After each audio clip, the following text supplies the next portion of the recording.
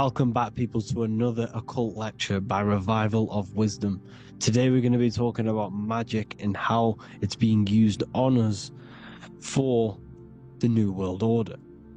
Magic has the word mag within it, which is magnetism. Magnetism is the force. Magic is influencing forces, natural or supernatural forces, and using it for a certain agenda to gain something out of it. Now, magic is not what everyone's being thought. It's not some sort of fantasy thing. It's actually very common, and we all do it, whether you believe it or not. Magic is all to do with the mind. As I said, always say in my lectures, your mind is what creates matter. Your mind is what creates your external world.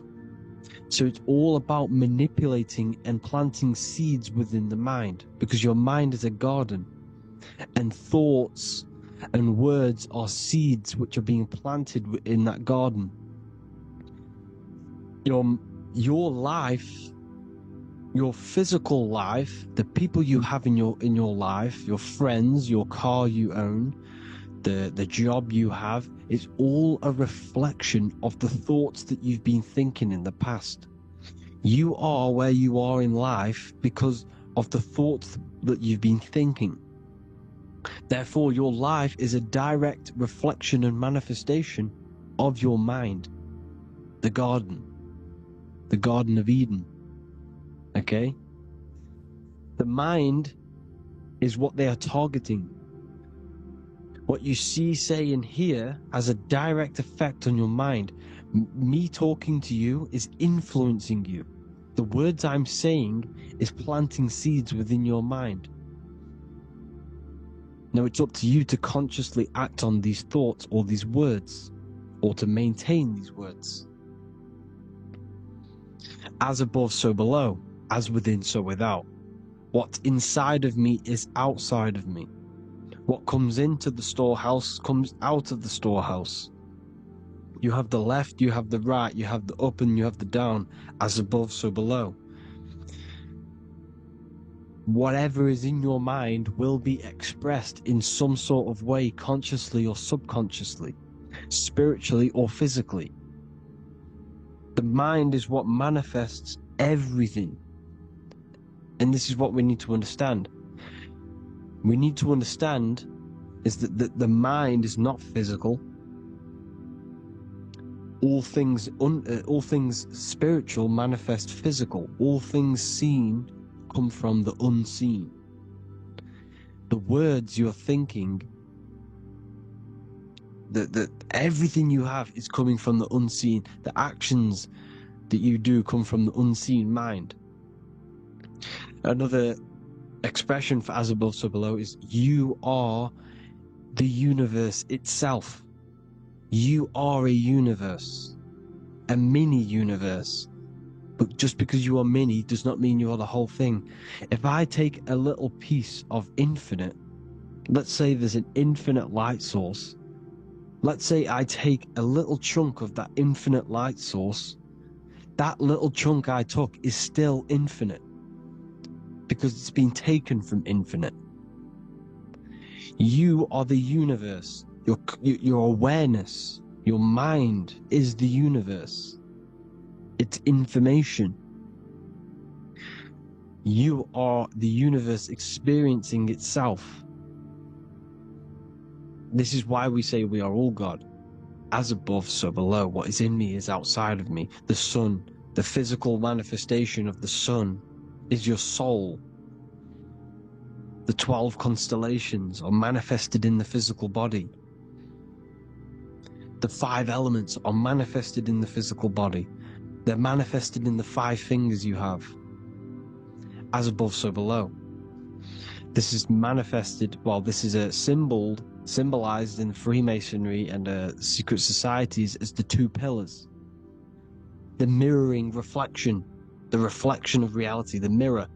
As above, so below. What happens in the mind, what happens in the astral, happens in the physical. This is Aleister Crowley. This is all symbolism. This is the two pillars with the all-seeing eye and the triangle at the top. Aleister Crowley was a master magician, very powerful dark magician, black magician. There's two types of magic. You have white and black, just like the checkered board, the Masonic checkered board. You have white and black. You have good and evil. White magic is influencing natural forces to gain something that will help the collective consciousness, help the collective, help the earth, help other people. Black magic is something you manipulate something so you can get something personal out of it. Doesn't matter if it's good or bad. It's still considered as black magic because you're being selfish. Everything you do should be contributing towards the collective consciousness and helping others. And this is why the ancients lived in a system where everything was in unity. We understood that I am you and you are me. What I do to you happens to me because I am you and you are me. We are the same mind substance on the inside. We're all the same mind substance being expressed in different bodies. So what I do to your mind will have a ripple effect on my mind because all of our minds are connected within the mental plane. So this is why they know all this knowledge. They know all this knowledge. So yeah, this is the mirroring effect of reality, the two pillars, or symbolizes the number 11. The number 11. We'll go deeper into that. The technology we're using is magic. It's a form of magic. Television is tell a vision. They're telling a vision into your subconscious mind, into your memory. And when you turn on the television, you get a program because they're telling a vision to create a program within your subconscious mind. You see, the conscious mind is only 10% of your mind, which is to do with your, what you're aware of, your five senses. What are you consciously aware of? Well, I'm aware I'm here, I'm talking. I'm aware of what I'm wearing, the five senses, what I can hear, taste, smell, hear. What I'm wearing, I'm aware of what I think of. But the subconscious mind is the 90% of your mind. It's the hidden part of the mind, which is telling your heart to beat, telling your body to breathe. It's storing all of your emotions. It's storing everything you see, storing all the belief systems that you have. It has everything. It stores all of the habits you have, the values. It stores everyone's name that you know. All the words that I'm speaking right now is all coming out of the subconscious. Everything is subconscious. And it literally manipulates 90% of your daily basis behavior. Most people don't know this. What you did yesterday is what you will do today because of these beliefs and mental programs within the subconscious, stored within the subconscious. So the subconscious is what they're aiming at. They're trying to create programs within the subconscious because the subconscious manifests 90% of your thought patterns, 90% of your actions and words. They know all this stuff. So the subconscious mind is the most powerful part of the mind. Another way the subconscious manifests and influences your life is, let's say you were in a car crash years and years ago, 10 years ago. Let's say you're in this car crash, right? And you really hurt yourself. The emotion you felt in that time when you were injured in that car crash had a great impression on your subconscious mind. You see, the stronger you feel something emotionally, the stronger impact it has on the subconscious. You can remember and recall that moment, and very vividly, because of the impact it had on the subconscious. Another, for example, you become that terrified of cars that it manifests into your life today, that you are wary to go in certain cars. You don't want to go into cars at all, maybe. because of that moment that is stored within the subconscious. And it will manifest into anxiety. It will manifest into not going into cars. It will manifest into depression, maybe.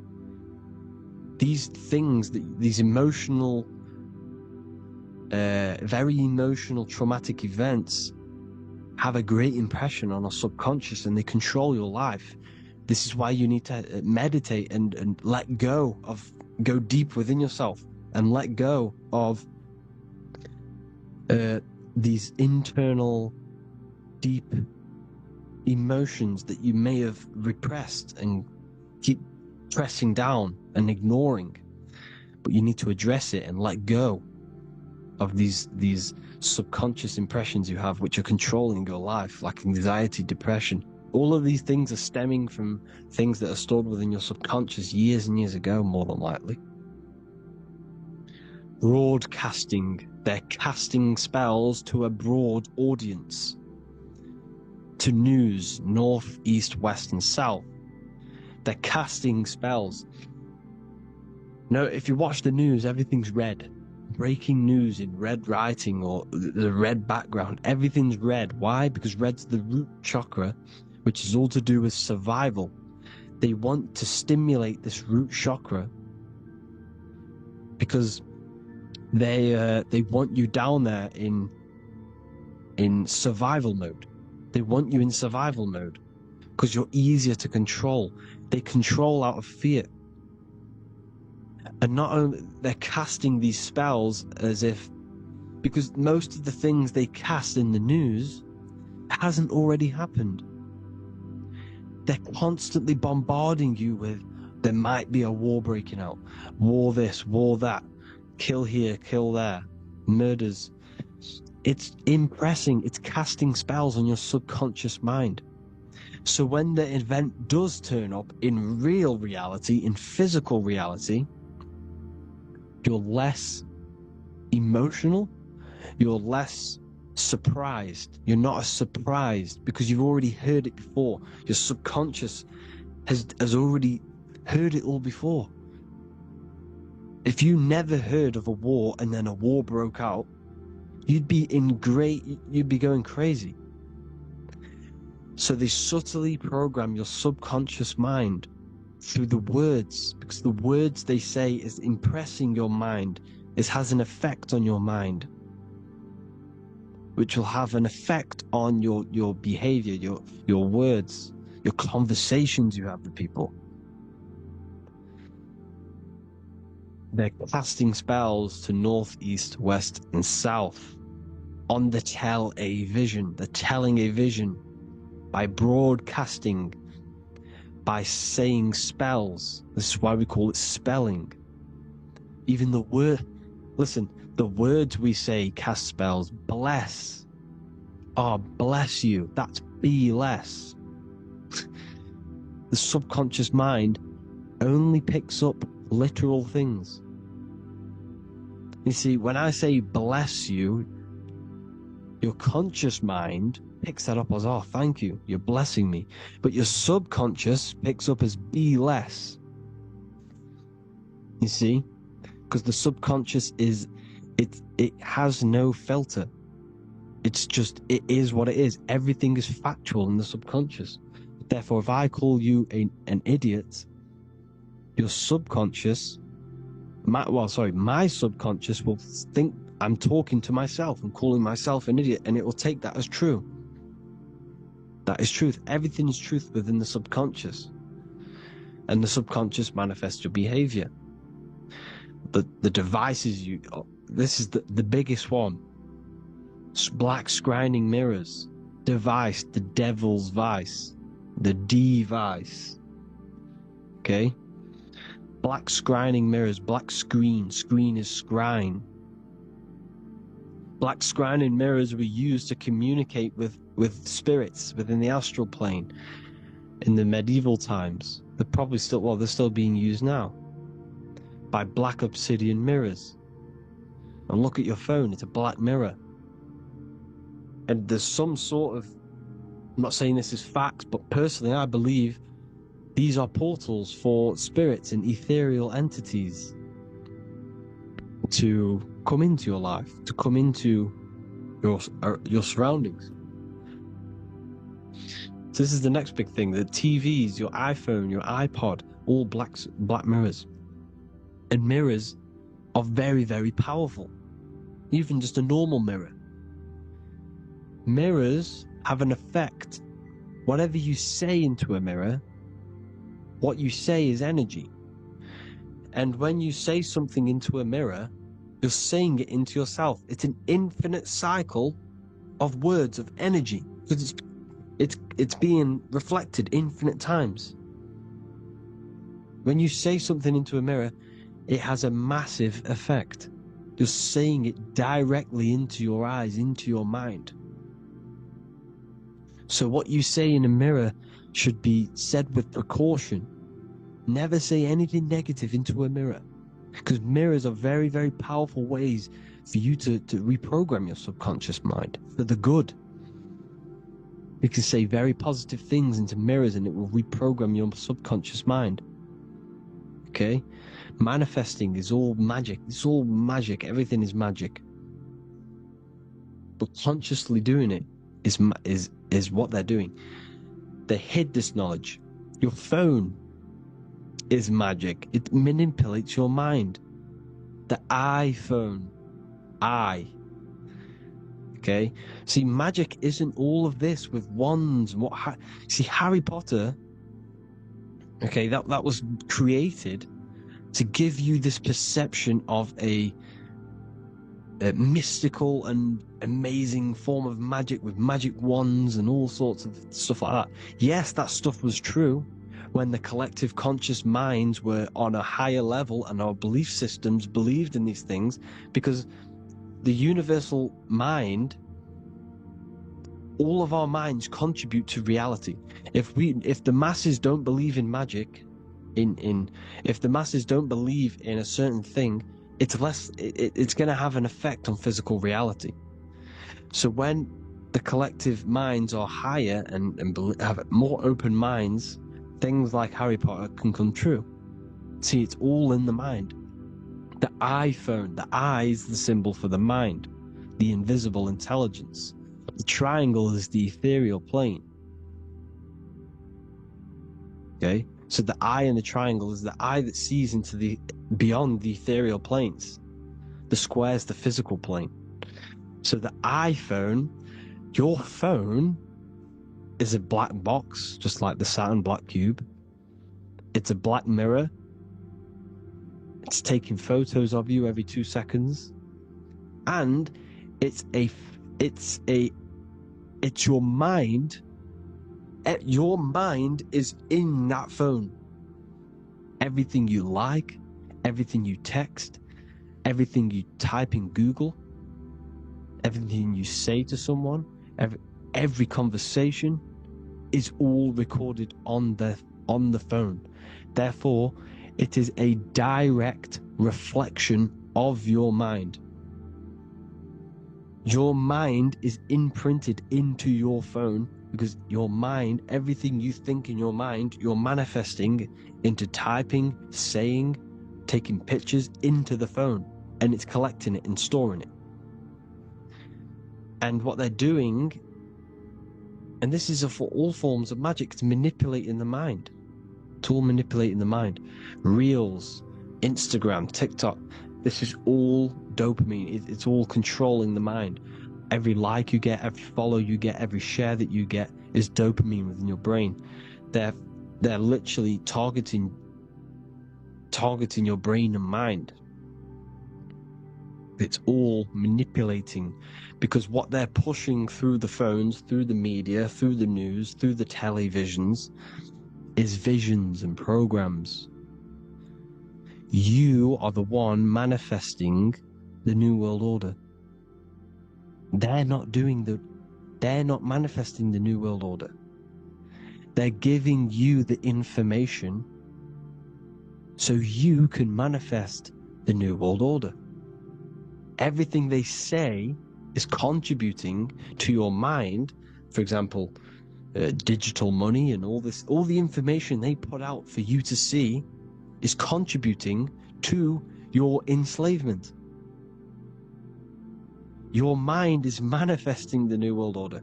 They know this. They don't manifest it. There's billions of us. We could easily run over them physically. But on a mental level, these people have the knowledge and they hide it from us, and they let us manifest reality because we are the collective. They give us the information which manifests their agenda. It's all magic through the phones, the media, the television. So your phone is a manifestation of your mind. It's a record of your mind. Hollywood, holly tree, holy tree. They used to make wands out of holy trees, because it was the most holiest wood, the best for casting and transmitting energy. So they used holly trees to cast spells. That's what Hollywood is.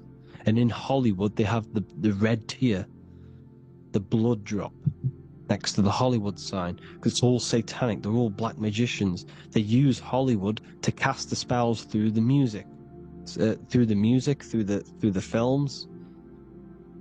You see, music is a form of magic. All of this is magic. Everything they do is a form of magic, because they want an agenda behind it. But it's not black magic. They're letting us create our prison. This is what you have to see. Yes, they're evil, but they're not doing anything evil, or else they would face the karma. They let us manifest this agenda through giving in the information, by telling you what's going to happen in the movies. Everything that happens in a movie, it's all there on purpose to program your subconscious, to plant a seed within your garden, your subconscious, your mind. Because when the mind has already seen something, when it comes up and turns up in physical reality, you will be less shocked and you won't rebel. So they lure you slowly. They make you aware of these things over time. They make you gradually think it's okay. Like the technology, we never used to use these phones. How did we become so addicted and reliant on them? Well, because first they gave you a little flick phone. Well, no, sorry, they gave you a phone in your house, and then once you got used to that, they say, oh, here's the newest version of a little flick phone. You started texting your friends. Everyone was loving it in high school. They could now meet up without saying, let's meet on the weekend at this point at this time, like your parents probably did. Or maybe some of you watching this, you probably had to tell your friend to meet on the weekend at a certain time because you had no way of communicating. So everyone got these phones and got addicted to them. Then they slowly got addicted to the new iPod with the touch screen. Now they invented touchscreen. Then everyone got addicted to touchscreens.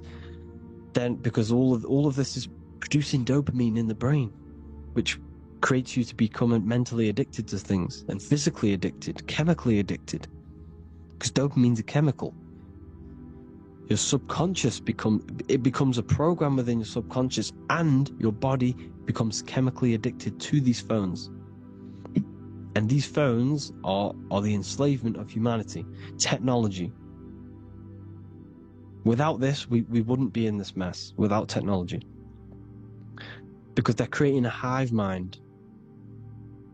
We're creating a hive mind. So back on track anyways, they program you. Look at the films, 9/11, all produced by Hollywood.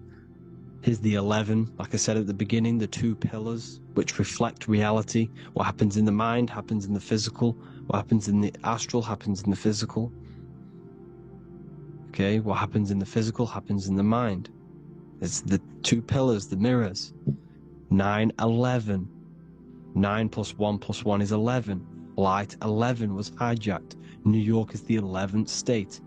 New York adds up to 111.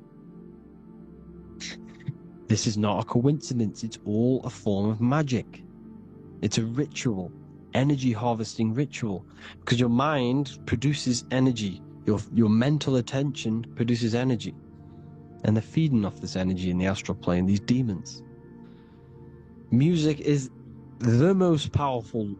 Personally, I think the music is one of the most powerful forms of magic they're using. Okay? Music is hypnosis. It puts your brain in a hypnotic state. It influences your electromagnetic field through vibrational energy. It reprograms your subconscious mind. Why do you think you remember the lyrics? You see, your subconscious stores all of the memories. Remember, the subconscious manifests 90% of your behavior. So therefore, the music you're listening to is manifesting your behavior. You wondered why some people wonder why they have drug addictions and they can't get out of violence and they can't get out of all this negative mind space. It's because the music they're listening to is creating a negative mind space. The words you listen to plant seeds within your mind. So the reason you remember the lyrics is because that song created a program within your subconscious. Yes, that is what happens. You can use magic to reprogram your mind, but you can use music to reprogram your mind because it's all forms of magic. It's using natural mental energy forces to manipulate the physical reality. You manipulate your mind, you manipulate reality, physical reality. Okay? So the music, another very, very big one. When you turn on the radio, it's just all talks about alcohol, drugs, and sex, because they want you down in the lower three chakras. They want your mind attached to matter when it's mind over matter. Your mind's not physical. You see, the word spirituality is the new trend. It's not about your spirit. It's not about your spirit. It's about your mind. It's not about, spirituality and looking after your spirit. And they've got you focused on your spirit. Why? Because they hide your mind from you. You see, a lot of people think their mind is their brain, but the mind is everything. There is no physical reality without mind. You can have a brain. Imagine if you had no mind but a brain. It wouldn't work. The mind is everything. The mind controls your avatar. It begins in the mind before it happens in the brain, then the brain manifests through the body. The brain's just an electrical computer. So that, they've got people scared, or do I have a soul or not, and all this stuff. Listen, if you have a mind, you have a soul, because you are not the mind. This is why everything is sort of an illusion, because beyond the mind is your soul. But what is the soul without a mind? You can't have a soul without the mind. But if the mind didn't exist, the soul doesn't exist. You are the person listening to your mind. I shouldn't say person, because you're not the body. You're the entity behind the mind. But if you didn't have that mind, you couldn't understand what you even were. You would just be an observer who couldn't think. So yes, we all have a soul. If you have a mind, you have a soul. Everything is mind. Everything has mind. Mind creates everything. God is mind. And they're manipulating your mind through TV, your phone, every little thing. The school, it's all about the mind, people. Control your mind, you control your reality. Just the last thing, here you go.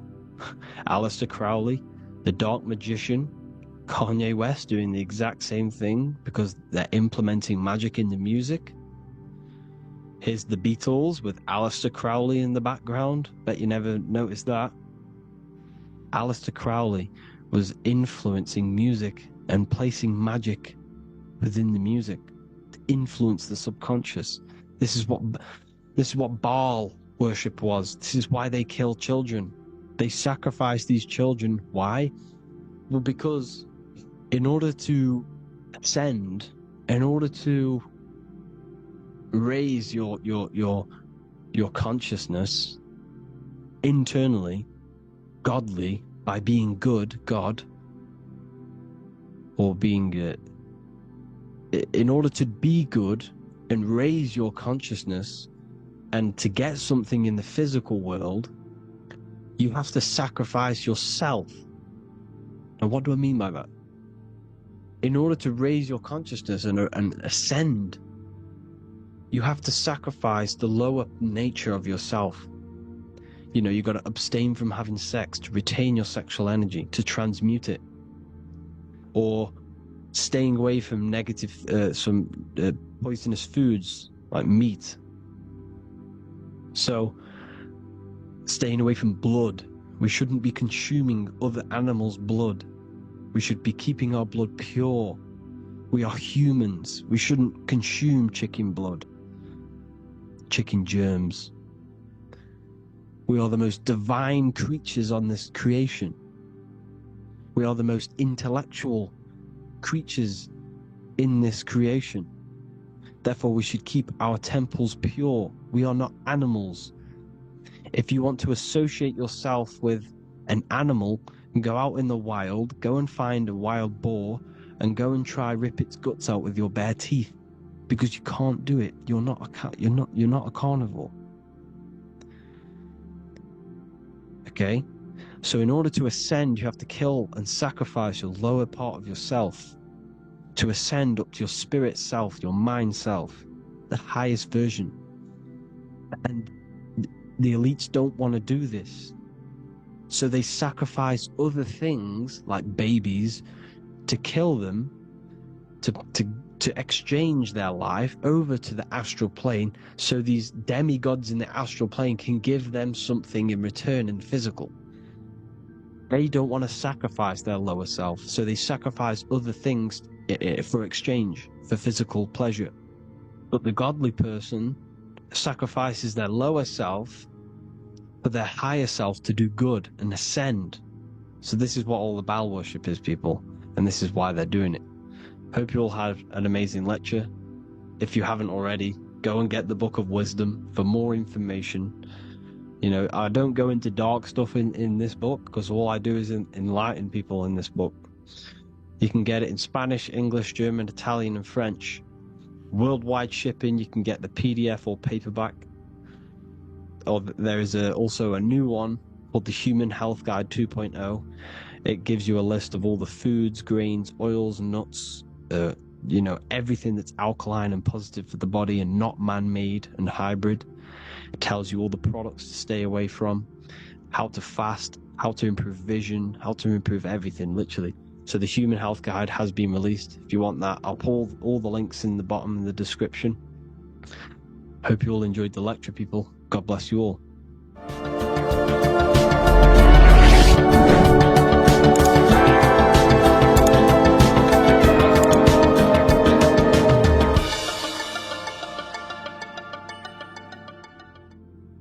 You are not breathing correctly. 98% of people only use a third of their lungs capacity, which is shallow breathing, which ages you, lowers your brain capacity, and also lowers your state of consciousness.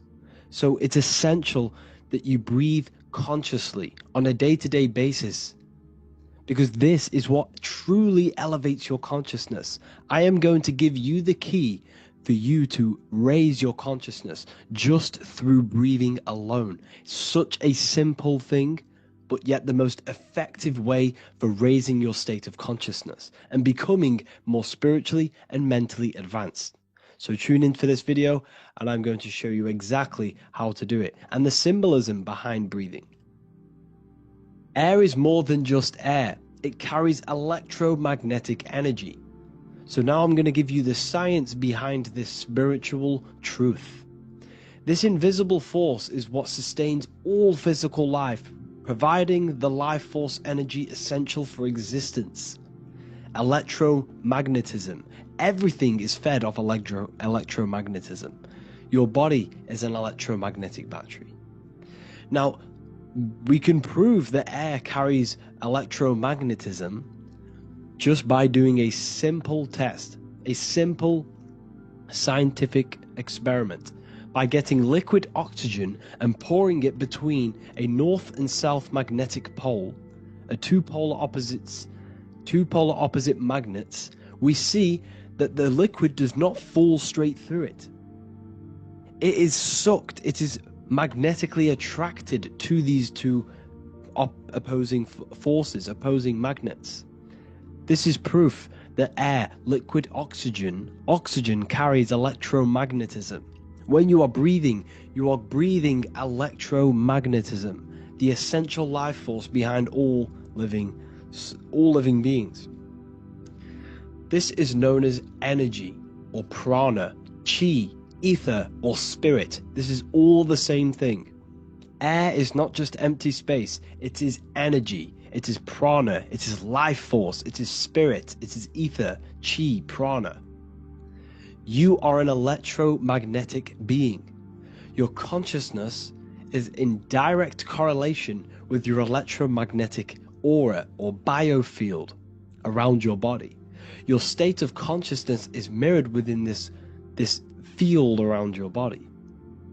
Now, your breath, when you breathe in, you're breathing electromagnetism or life force. Breath is the vital link between the physical and the spiritual, bridging the body with the soul. Through breath, we connect with both tangible world and deeper, the unseen realms of energy and consciousness. Breathing deeply and properly elevates our consciousness, enhancing the brain's functions, heightening the sensitivity of our five senses. It also brings a profound calmness to the mind, creating a state of clarity and inner peace. Like I said earlier, breathing properly is the fastest way to elevate your consciousness. It is the fastest way, because breathing, when you stop breathing, what happens? You lose physical consciousness. Your body will shut down if you do not breathe in this vital electromagnetic energy in the oxygen. If your body does not get this for 5 minutes, or however you can last without breathing, this makes you lose physical consciousness. Your body will not survive without this essential life force energy. Therefore, air is one of the most overlooked things. This is why we see the symbolism of Buddha having a big belly. Why does he have a big belly? Because it's symbolizing breath work, proper spiritual breath work, the certain teachings of breath work, of when you breathe in through the nose, you have to breathe in through the nose. You don't want to breathe in through the mouth, because the nose acts as a filter which catches dust particles and filters out the air before it enters the lungs. The mouth does not do that. The nose is for breathing inward. We breathe in through the nose, and when we breathe in, we breathe into our belly, not our lungs. When we breathe into our belly and our belly expands outwards, we are then moving this energy down from the nose down the spinal column. And when we breathe back out, the belly goes in, which is raising the energy up the spinal column, back out through the mouth. This is the true way of breathing, because when we breathe, we are moving energy. We are moving electromagnetic energy. When we breathe in through the nose, the energy travels down the spinal column, and when we breathe out, we are raising this energy back up the spine, some of it going out the mouth, and some of it reaching the brain, activating dormant brain cells in the brain. But when we breathe, we need to make sure we are using 100% of our lungs' capacity, because the lungs is what transforms this special energy into consciousness, physical consciousness. So this is why Buddha has a big belly. It's not because he was fat. It's not because he was overweight. It's symbolism. It's symbolism of breath work. So try this. Do this for 2 minutes while you watch this video. Breathe in through the mouth as hard as you can until you no longer can feel any more air into your lungs and belly.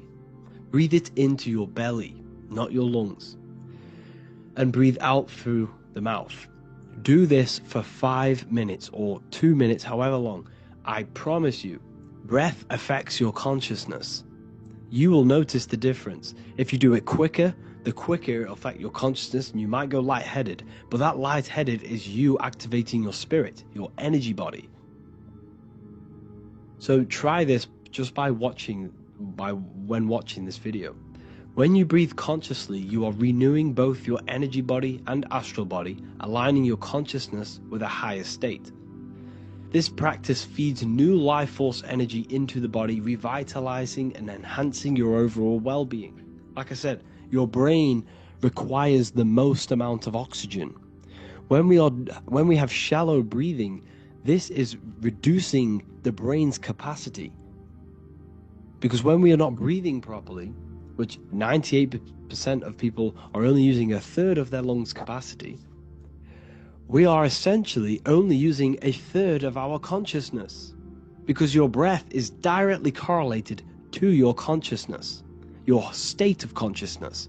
When you breathe in through the mouth, out through the mouth, in through the nose, out through the mouth, consciously and deeply for 5 minutes, you will notice that your senses are more powerful and sensitive. Your brain is quicker.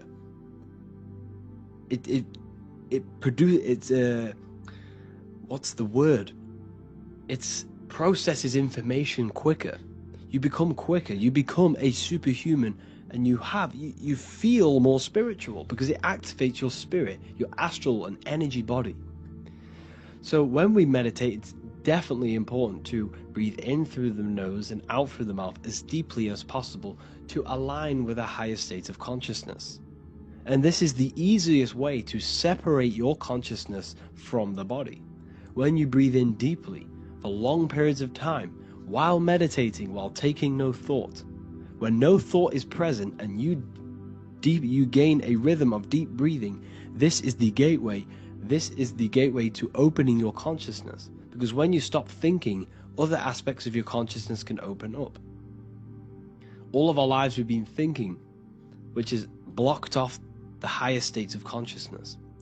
So breathing is very, very important. It affects our overall well-being. And this is Yahweh, the in and the out of breathing. When we breathe in, this is Yah. You can hear it. It sounds like Yah.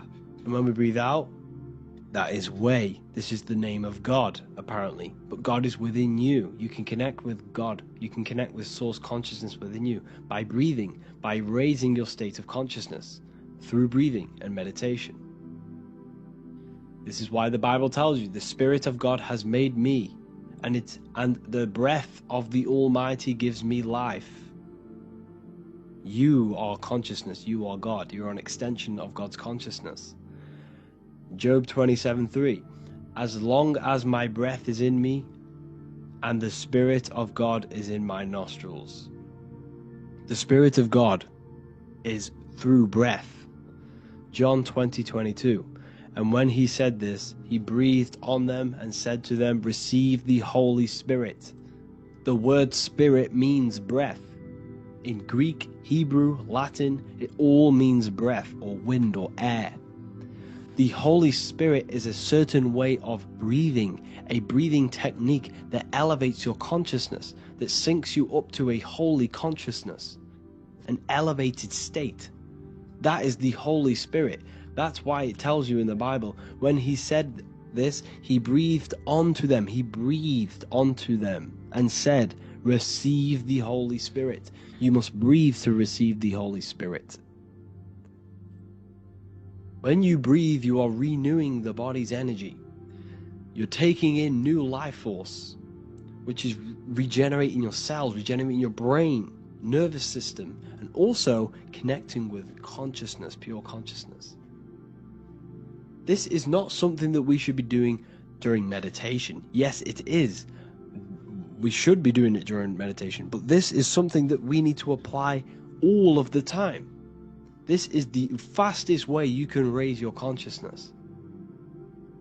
I just want to say, All of this knowledge is inside of the Book of Wisdom, Volume 2. Make sure to give a like and a comment on this video to help the algorithm. And let me know what you think about the last book or this book if you have read them, to let the new people know what they're looking at with this book. This is truly life-changing, the Volume 2 and Volume 1 is truly life-changing. You can get them in a bundle also. Learn hidden knowledge inside of the Ethereal University. This is where truth seekers belong. I'm not here to try sell you this, but this is the place for truth seekers. And if you are serious about your spiritual journey and serious about gaining knowledge, which gives you the advantage over life, join Ethereal University. This will definitely help you. Thank you for watching this video. Please leave a like and comment. Make sure to give me any suggestions on videos you want me to make in the future. Thank you all.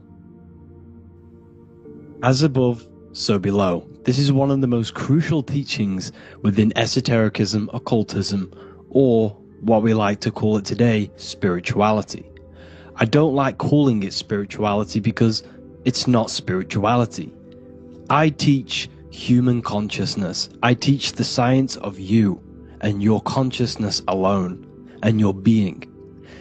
And in order to fully understand you and this world around you, you must understand this number one principle of as above, so below. There is many misconceptions of this, and there is many simple teachings of this, but I'm going to break it down today from the most simplest to the most complex, and you will see the connections between all things.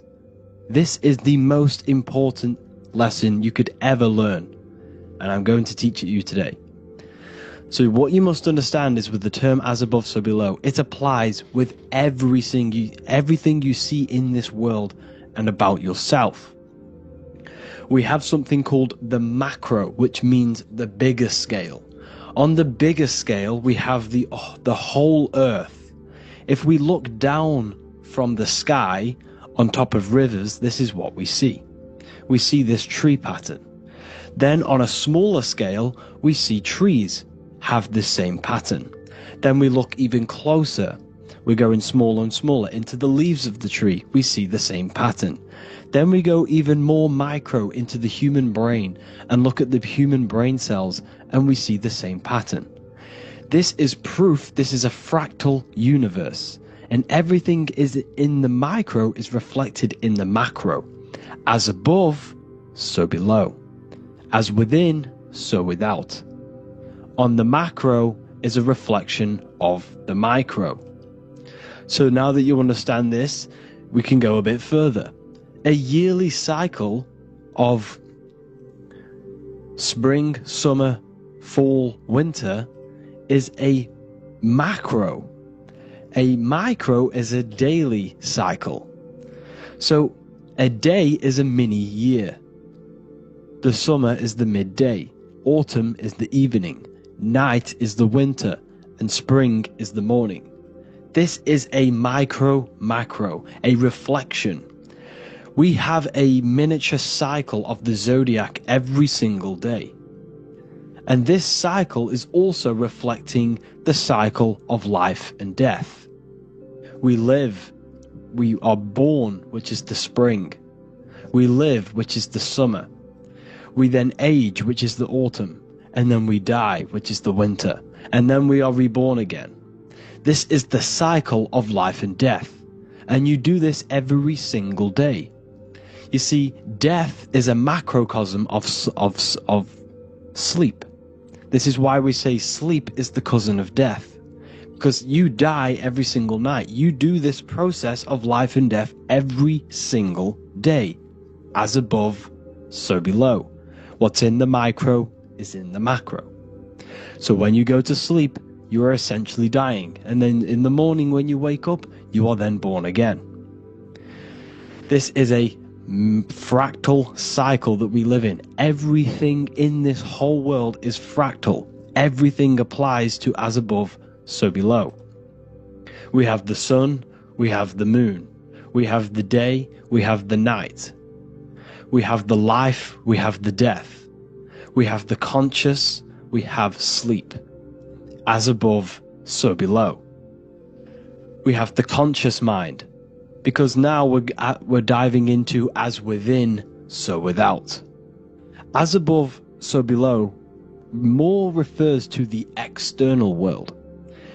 As within, so without is referring to your inner world and the outer world.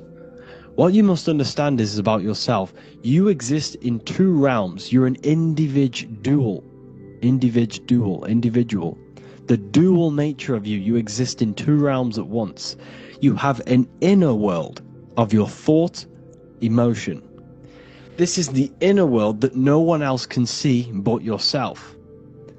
And you have an outer world with a physical body which everyone can see. So you exist in two worlds. You have the inner voice, you have the outer physical voice, which I'm speaking to you with now. But I also have an inner voice, which no one can hear, only but me. So you exist in the light and you exist in the darkness. The sun represents your external self, your physical, conscious mind. The moon represents your shadow self, the inner self, the psyche self, the spirit self. There is an as above, so below. The sun is within you. The moon is within you. Everything is within you. Now that you understand as above, so below, what is your body? Your body is a miniature earth. Let me repeat, your body is an earth. Your body is the earth.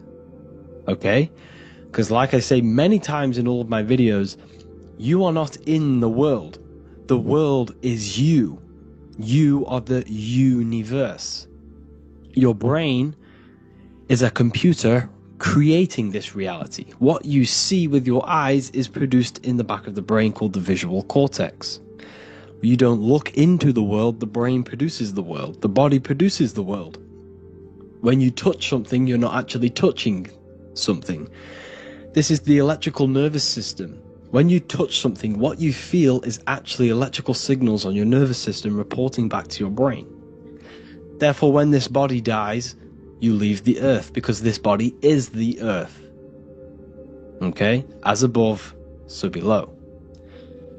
You have the mental plane, the astral plane, the etheric plane, and the physical plane. This is essential for understanding reality and the teaching of as above, so below. Everything in this material plane began in the thinking mind. For example, the microphone I'm speaking into, the phone you're watching this video off, or the laptop or iPad. Where did this begin? It didn't begin in the factory. The first ever place this item begun was in the mind of an individual. The invisible realms of mind is where all physical things and physical items begun. Essentially, this physical plane is the effect of the thinking mind. This world is the world of effect. It's the world of outcomes. When you see something, it is already manifest. It is already being manifested. It is an effect. And in the effect of the cause, which is the thinking mind. Therefore, the mind creates thoughts, which is the mental plane. Then after thoughts creates imagination, which is the astral plane. These two are spiritual. They are non-physical. So spirit kind of means non-physical. Then you have the physical planes, the etheric and the physical plane. As above, so below. What happens in the mind is manifest on the physical plane. Like I said, the phone that you are holding, it was a thought, and then it brought down into a physical reality. As above, so below. You change the mind, you change your reality. Your environment, the word environment has ment in it because your environment is mental. So now that you understand this, so what is the world around you? The world around you was created by the mind of God. It was manifested through God's thought. So you are living in the mind of God. You are a thought in the mind of God. God thought you into existence. But like I said, we are all fractals. Everything is fractal. If God exists, this means that you are God, as above, so below. God created you through the thinking mind, and he gave you a thinking mind. So God created the macrocosm. God created the macro, the whole world. He designed the whole world, the sun, the stars, the moving. He designed this. But then he gave you the thinking mind to design your own life and create your own life in his world. You are a microcosm of God's macrocosm. Just like God thought you into existence and the whole world into existence, you are a microcosm thinking your world, your reality into existence. You see this now? Everything is a reflection, everything is a mirror, everything is fractal.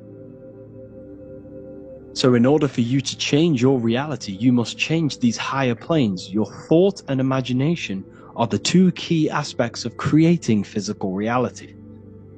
Every object you see around you was begun in these higher planes of the non-physical, and they were brought out of spirit into physical matter through the thinking mind and physical action.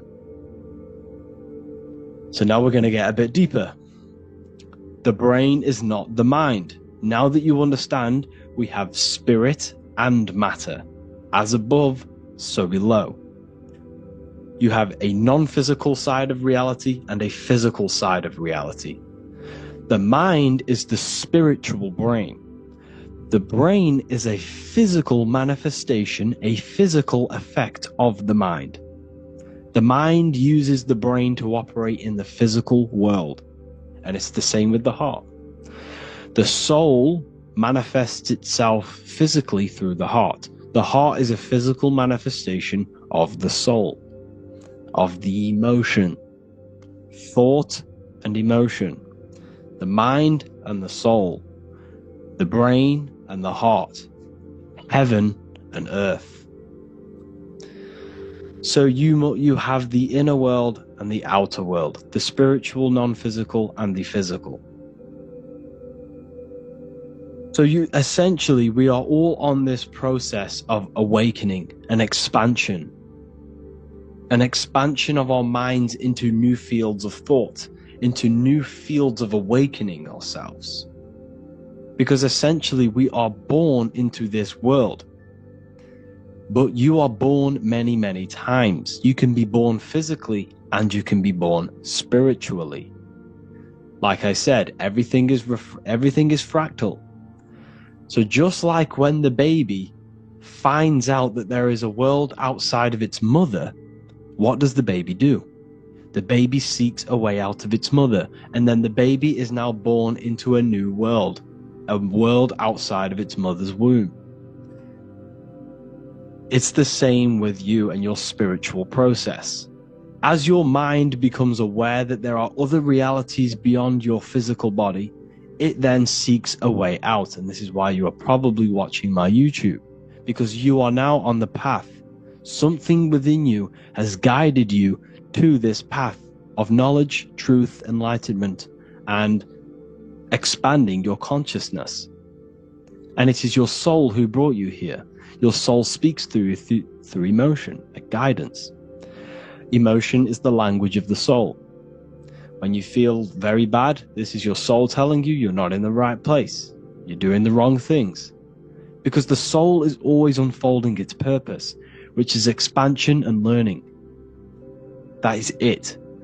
The mastery of the self and the learning of the mind is the only thing that counts in the end after this life.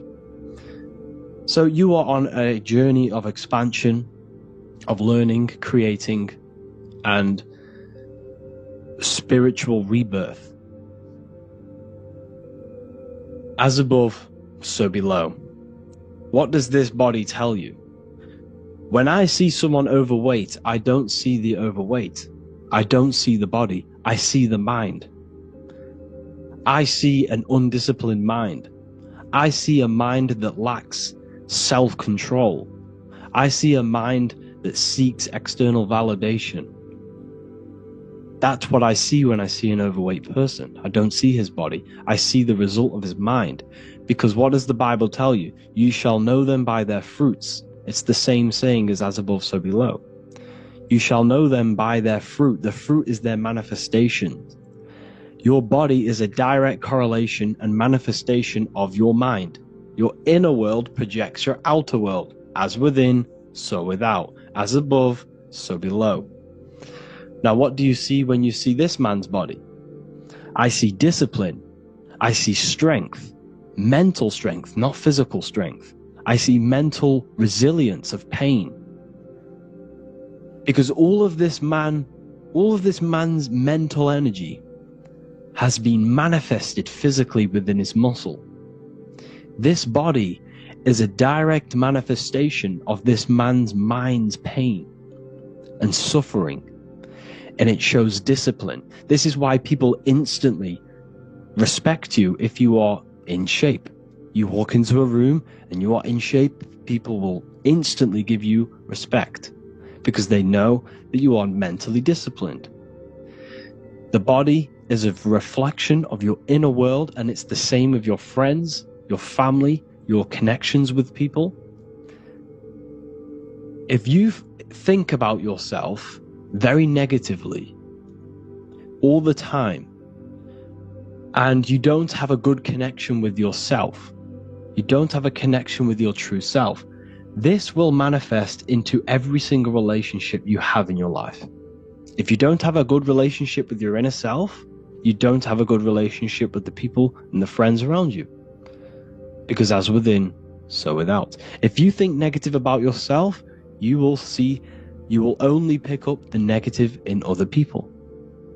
If I think very highly of myself and I think very happy and good things about myself, I will then see the good things in other people. Because it's as above, so below. As the inner world is, so is the outer world. It's the same with your life circumstances. Your life is a direct correlation of every thought you thought in the past.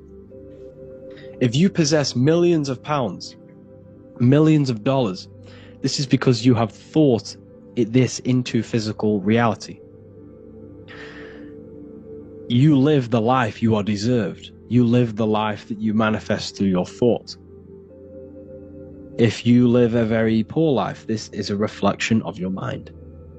This is a reflection of what you have thought into physical existence. Because like I said, everything begins in the mind. As above, so below. And this is even present within the body. So where is the head? The head is at the very top of the body. And where does all manifestation begin? In the mind. That's where the mind is, in the head. And then the thoughts we think travel down the body into the heart, which is the emotion. Every thought we think is in the emotion. Every thought we think creates an emotion. This emotion then drives the action. Where does the action come from? The feet, because the feet move our body. We move with our feet to take action. Our hands. You see, so the body is even a micro reflection. I can't even say it. Reflection of the order of manifestation. This blew my mind when I figured this out. You see, the head, the thoughts begin here. This is the beginning of all manifestation. Then it comes down to the heart. This is the emotion. Then you take the action. The thought and emotion then sparks the action, which is taken with the hands and the feet. And where's the lowest point on the body? The feet, and that's touching the physical earth. So the head is where the thought is, the non-physical, and the lowest point on the body, which is touching the physical earth. So the head represents spirit, the feet represent matter, spirit and matter. Your room, if I walk into your room and I see a messy room, I don't see the room, I see a messy mind. The room is a reflection of the mind. If you have a messy room, this is your mind. It's an externalization of your unsorted mind, undisciplined mind. So like I said, we are all God, and we must find the God self within us. And I teach all of this inside the Book of Wisdom, Volume 2. This is not just a book, this is a revolution. This is the beginning of a new age with this book. If you have read it, I congratulate you. You should feel very proud of yourself if you have an open mind. You should feel proud of yourself for watching these videos, because not many people have an open mind. Remember this, people. You are special if you're watching these videos. You have the mind. You have the ability to see through the illusion. And I take my hat off to you. You want to take this to the next step? Read the book. Or if you want to take it to the serious levels, join the university. The university, you gain access to every piece of my material that I've ever done, all of my books, all of my lectures that are hidden from YouTube, that are hidden from everywhere else, the lectures that give you real power.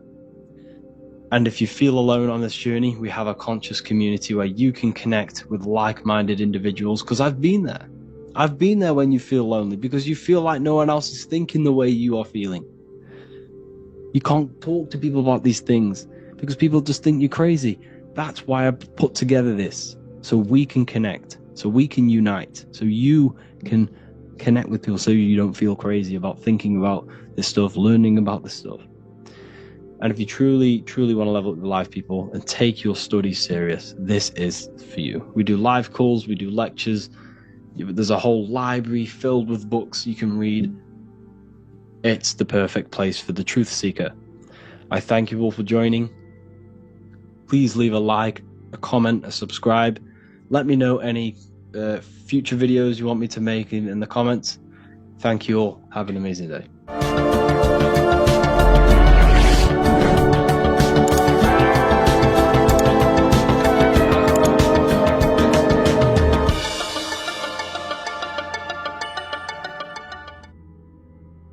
You don't just have a physical body.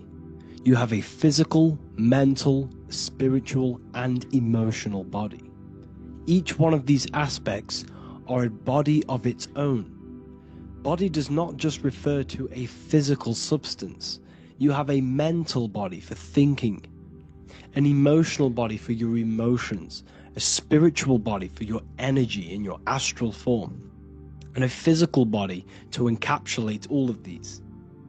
Each four of these aspects are essential for the human experience and essential to balance. Now, today we're going to be syncing the four aspects of your consciousness with the four seasons and the four elements, and how this ties into the Bible. So we have four physical elements. We have 5 elements in total, spirit being the most important, but spirit is pure invisible. We have 4 physical elements. We have air, fire, earth, water. Earth and water are feminine. Air and fire are masculine. Air and fire are active. Water and earth are passive. The air corresponds with the mental body of consciousness. This is where your intellect, this is where your communication, this is where your thoughts, intuition all comes from. This is the mental body of consciousness that allows you to think, allows you to process, figure things out, and have intellect and gain knowledge. This is your intellectual aspect of your consciousness, located in the head region. We have a fire nature, a spiritual nature. This is our astral body. Our astral body is all to do with the subconscious realms, the higher realms of consciousness. This is the body that allows us to be free from the physical body. Our spirit is more of our energy. Water is our emotional body. This is what allows us to feel things, that allows us to gain intuitive feelings of conscience. So emotion allows us to understand what is right and what is wrong. When we feel something bad, we know that this is wrong. When we feel something good, we know that we are doing good. Emotions are a creational force that allows us to feel certain things to bring them into existence. Our emotional body is a creational force and should not be reactive, and it should be controlled. Most actions are stemmed from emotions. Actions bring thought into physical existence. Emotions are the driving power. They are what drives your actions. The thought, then the emotion, then the action. Earth is your physical body. This is your physical state that allows you to take mind and emotion into action, into fruition, into physical matter. This is what your physical body allows your consciousness, your soul, to interact with the physical world and bring things into physical existence. The physical body, the physical world, is an outcome and an effect of the thinking mind. All physical substance comes from the thinking mind. The pen, the phone you're holding, the microphone I'm speaking into, all began as a thought in the thinking mind, then it was brought into physical reality. Earth is the most dense. So it goes in this order: body, emotions, spirit, mind. The higher you go up, the more lucid and fluidic it becomes. The lower you go down, the more dense and dull it becomes. Air is the mind, fire is the spirit, water is the emotion, earth is the physical body. So this is why you are a microcosm. You have these four things within you.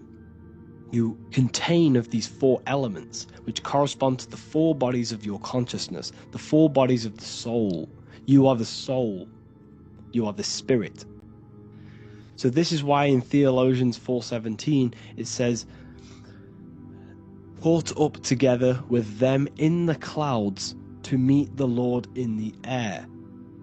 You don't meet God or the Lord in the physical air, in the clouds.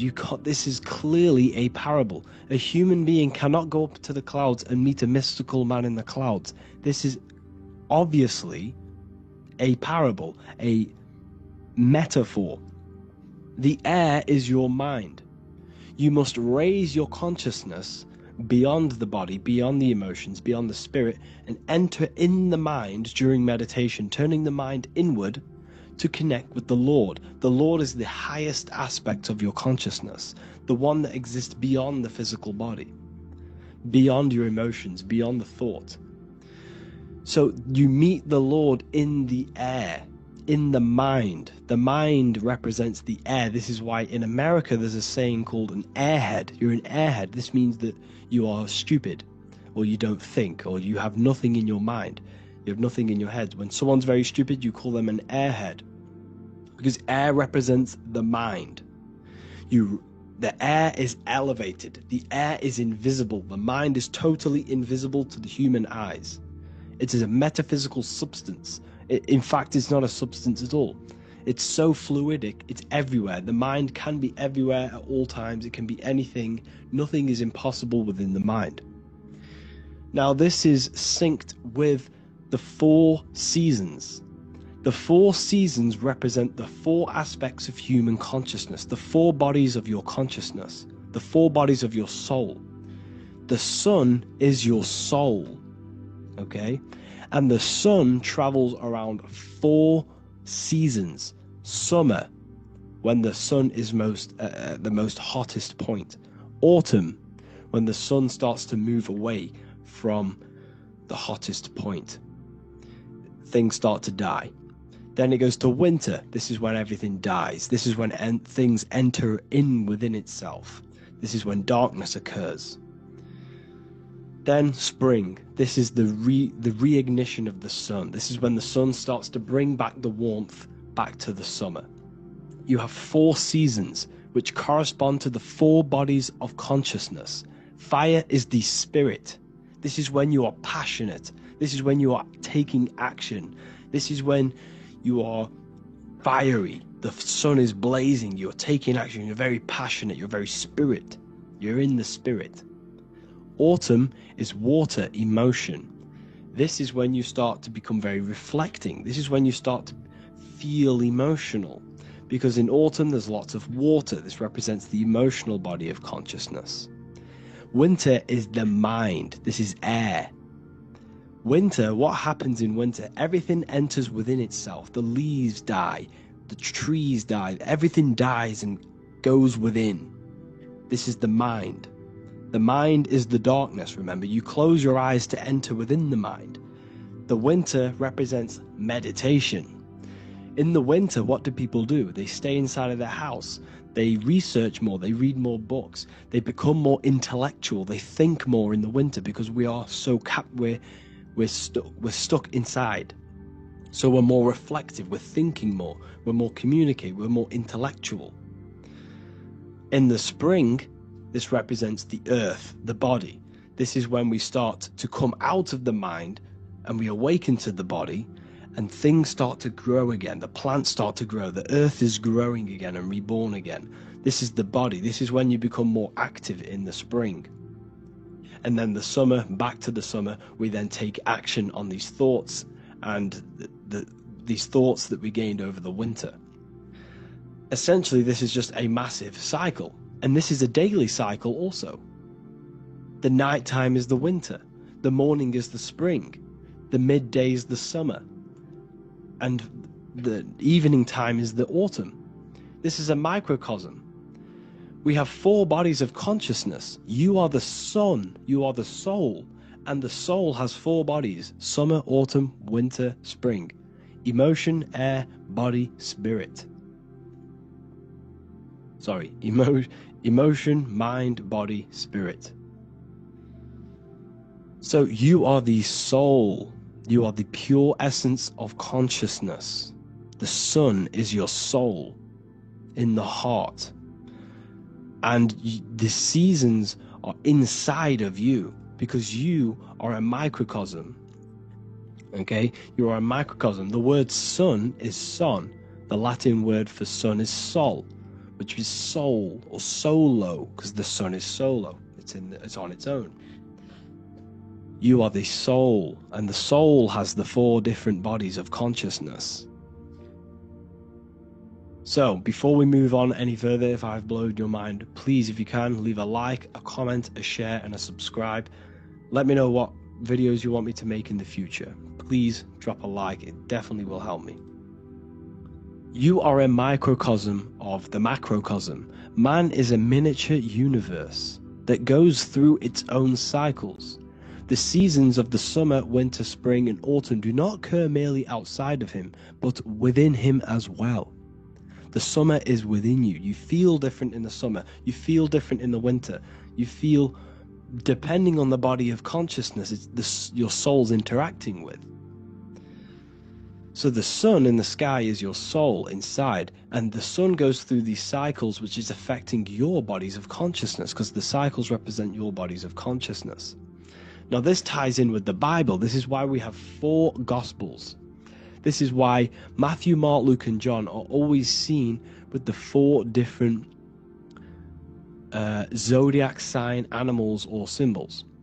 So you always see each one of the Gospels. If you just type in on Google Matthew, Mark, Luke, and John, type in ancient paintings or pictures of them, and you will find these 4 zodiac signs are always standing with each one. Taurus, the bull; Leo, the lion; Scorpio, the eagle. An old symbol for Scorpio was the eagle, and a man for Aquarius. Here you see very, very ancient paintings and artwork. Here we see Matthew, the man, Aquarius. Here we see John, the Scorpio. The same here. We also see it on the tarot cards, on the world card. We see the 4 fixed zodiac signs. Here we see it as well. These are called the 4 fixed zodiac signs. Now, when we look at the zodiac, we're no longer looking at the sky, because what you must understand is as above, so below. What is above you is inside of you. What is above is what is below. What is outside of you is within you. The zodiac is inside of you. The zodiac revolves around the sun. The sun is your soul. These are different energies of your soul. Like I said earlier, the 4 seasons are the 4 bodies of your consciousness. And in each body of consciousness, you have these different energetic energies that you can work with. Okay? So this is the true astrology. This is the true astrology, the internal esoteric astrology. You can't find much information on this at all. Very hard to find. So what we're looking at are the 4 bodies of consciousness. Obviously, when you look in the middle of each, when we look in the middle of each season, spring, the middle of spring is Taurus. The middle of winter is Aquarius. The middle of autumn is Scorpio. The middle of summer is Leo. These 4 signs are known as the 4 fixed signs. Okay? Scorpio is fixed. It's the middle of autumn. Scorpio is a water sign, emotion. Aquarius is the air sign, the mind. Taurus is an earth sign, the body. Leo is a fire sign, the spirit. This is why we see Matthew, Mark, Luke, and John with the 4 fixed signs of the zodiac, which represent the 4 bodies of consciousness. Leo, the spirit, fire. Luke, Taurus, earth, body. Matthew, Aquarius, air, mind. John, Scorpio, water, emotion. Each gospel is depicting Jesus and showing Jesus in each gospel. Each one of these gospels is showing and depicting Jesus according to the different body of consciousness. In John, this is when Jesus starts to turn water into wine. Water is emotion, wine is transmuted emotion. This is when he does miracles with his emotions, water into wine. Aquarius, which is Matthew, air, the mind. Inside of the Gospel of Matthew, this depicts Jesus as an intellectual person, a person who's communicating and using his mind, his mental body a lot inside of the Gospel of Matthew. Go and read it, and you will see this. Luke, Taurus, earth, the body. Luke shows and depicts Jesus according to the body of consciousness, the physical body. He shows Jesus as a human, being a human being, helping people physically and helping people's physical needs, like giving away food and doing all sorts of good things for other people. Leo, Mark, inside of the Gospel of Mark, this shows Jesus as a spiritual teacher, a passionate person who is taking action. Each gospel is showing Jesus according to the different body of consciousness, and Jesus represents you, the Son. That's why it's called the Son of God, the light of the world. Jesus represents your soul, and your soul has these 4 gospels, the 4 bodies of consciousness, the 4 fixed signs, the four elements, and the 4 seasons. These things all correspond to your consciousness. So this is Leonardo da Vinci showing you the exact same thing. Jesus is the I am, the Son, the soul, in the middle, on his own. Luke, spring, earth, body. There are 3 people in each group. There are 4 groups, and there are 3 people in each group. 1, 2, 3. 1, 2, 3, 1, 2, 3, 1, 2, 3. Fall, winter, summer, spring. These are according to the 4 bodies of consciousness. Here we see Aries, which rules the head region. He's on the head of the table. Gemini, he's holding up the 2 hands because Gemini rules the 2 hands, the 2 arms. Gemini is the 2 twins, which is the 2 arms and 2 hands, and the 2 lungs. Here we see the beginning of summer, which is Cancer. You see the big knife here? Cancer, him here, this grey-haired guy, holding a knife for the crab. Cancer, they pinch. You have a knife, symbolizing the crab. Leo, the middle of summer, showing dominance. The sun is very dominant. He's got his elbow on the table, showing dominance. Virgo has no Adam's apple. Cancer here is pointing at this woman's neck, saying there's no Adam's apple. This is Virgo, the virgin, the only woman. Jesus, the sun. This is Libra, the balancing. He's holding his arms out, balanced, showing the balancing of the sun, because when the sun enters Libra, the sun is balanced between winter and summer. So it's balanced. This is all astrology, but this is internal. Okay? This is Ezekiel's vision.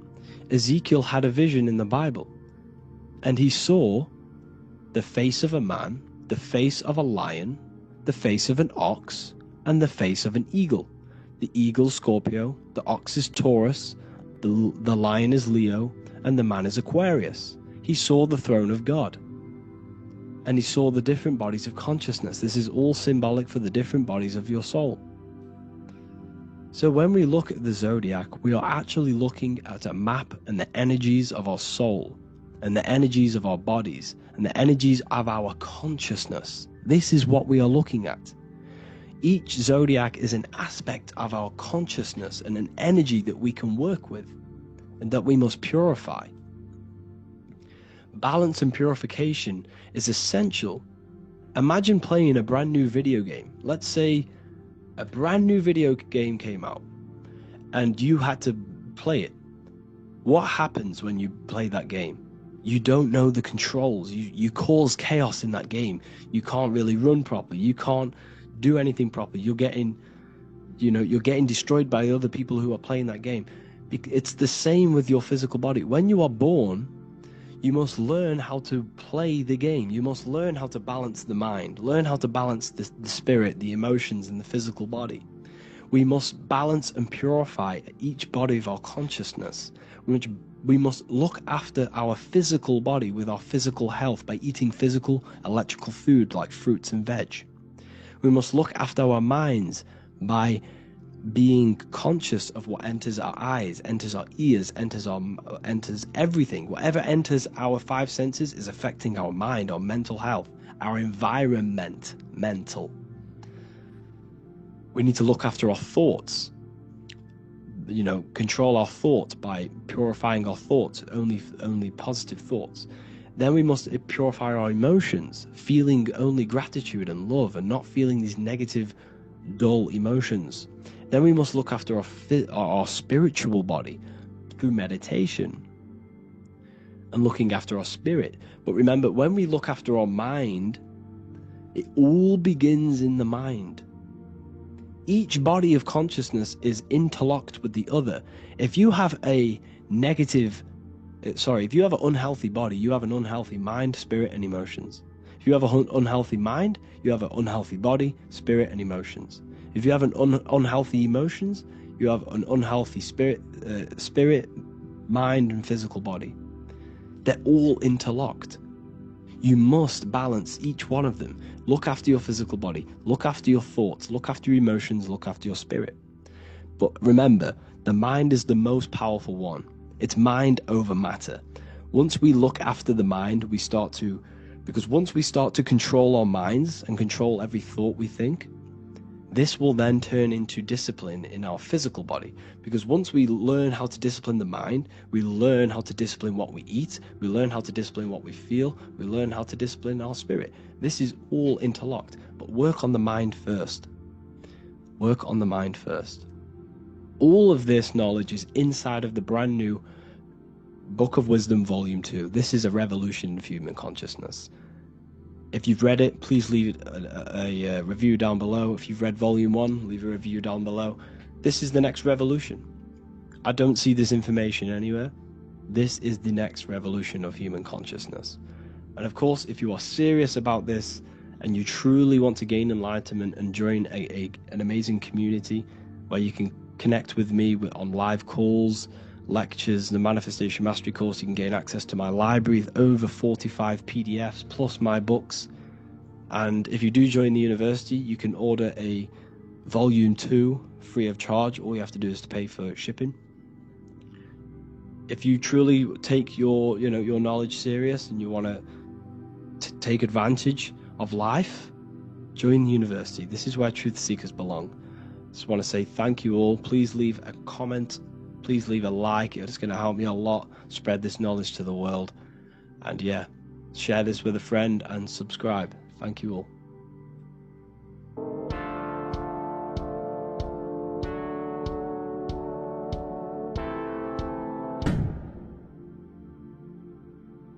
How are we all doing today, people? It's Revival of Wisdom, and today we're going to get real deep. This video is going to get real deep. A lot of people are not going to be ready for this sort of knowledge. Okay? Midgard is the mid-garden, the middle garden. This is why the Masonic symbolism on the floor is always a black rearranged spells heart. Because we're in the heart of the system, of whatever it is, a super quantum computer, whatever you want to call it, simulation. Now, in the Quran, it talks about the 7 layers of heaven. All of these ancient artworks are depicting these different layers of outside of the firmament. Boats travel on water, and this is exactly what the Masons are doing. So they're still using the same symbols. Why? Because it's the same knowledge, just hidden. The Egyptians have the same knowledge as the Freemasons. It's just hidden.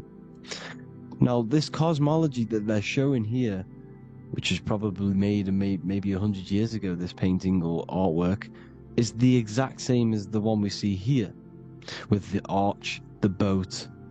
You know, it's similar. Because the boat is symbolizing traveling these other worlds, because the ether is also symbolized as water. Because if you look up at the stars through a telescope, it looks like it's water. It's shining through water, because there's each sides to everything in this world. Front, back, left, right, up and down. 6, which is the cube. Let's get a bit deeper. Now, the cosmology of this reality is the sun, the moon, and Polaris, always in the Masonic art. The sun, the moon, and Polaris, the all-seeing eye.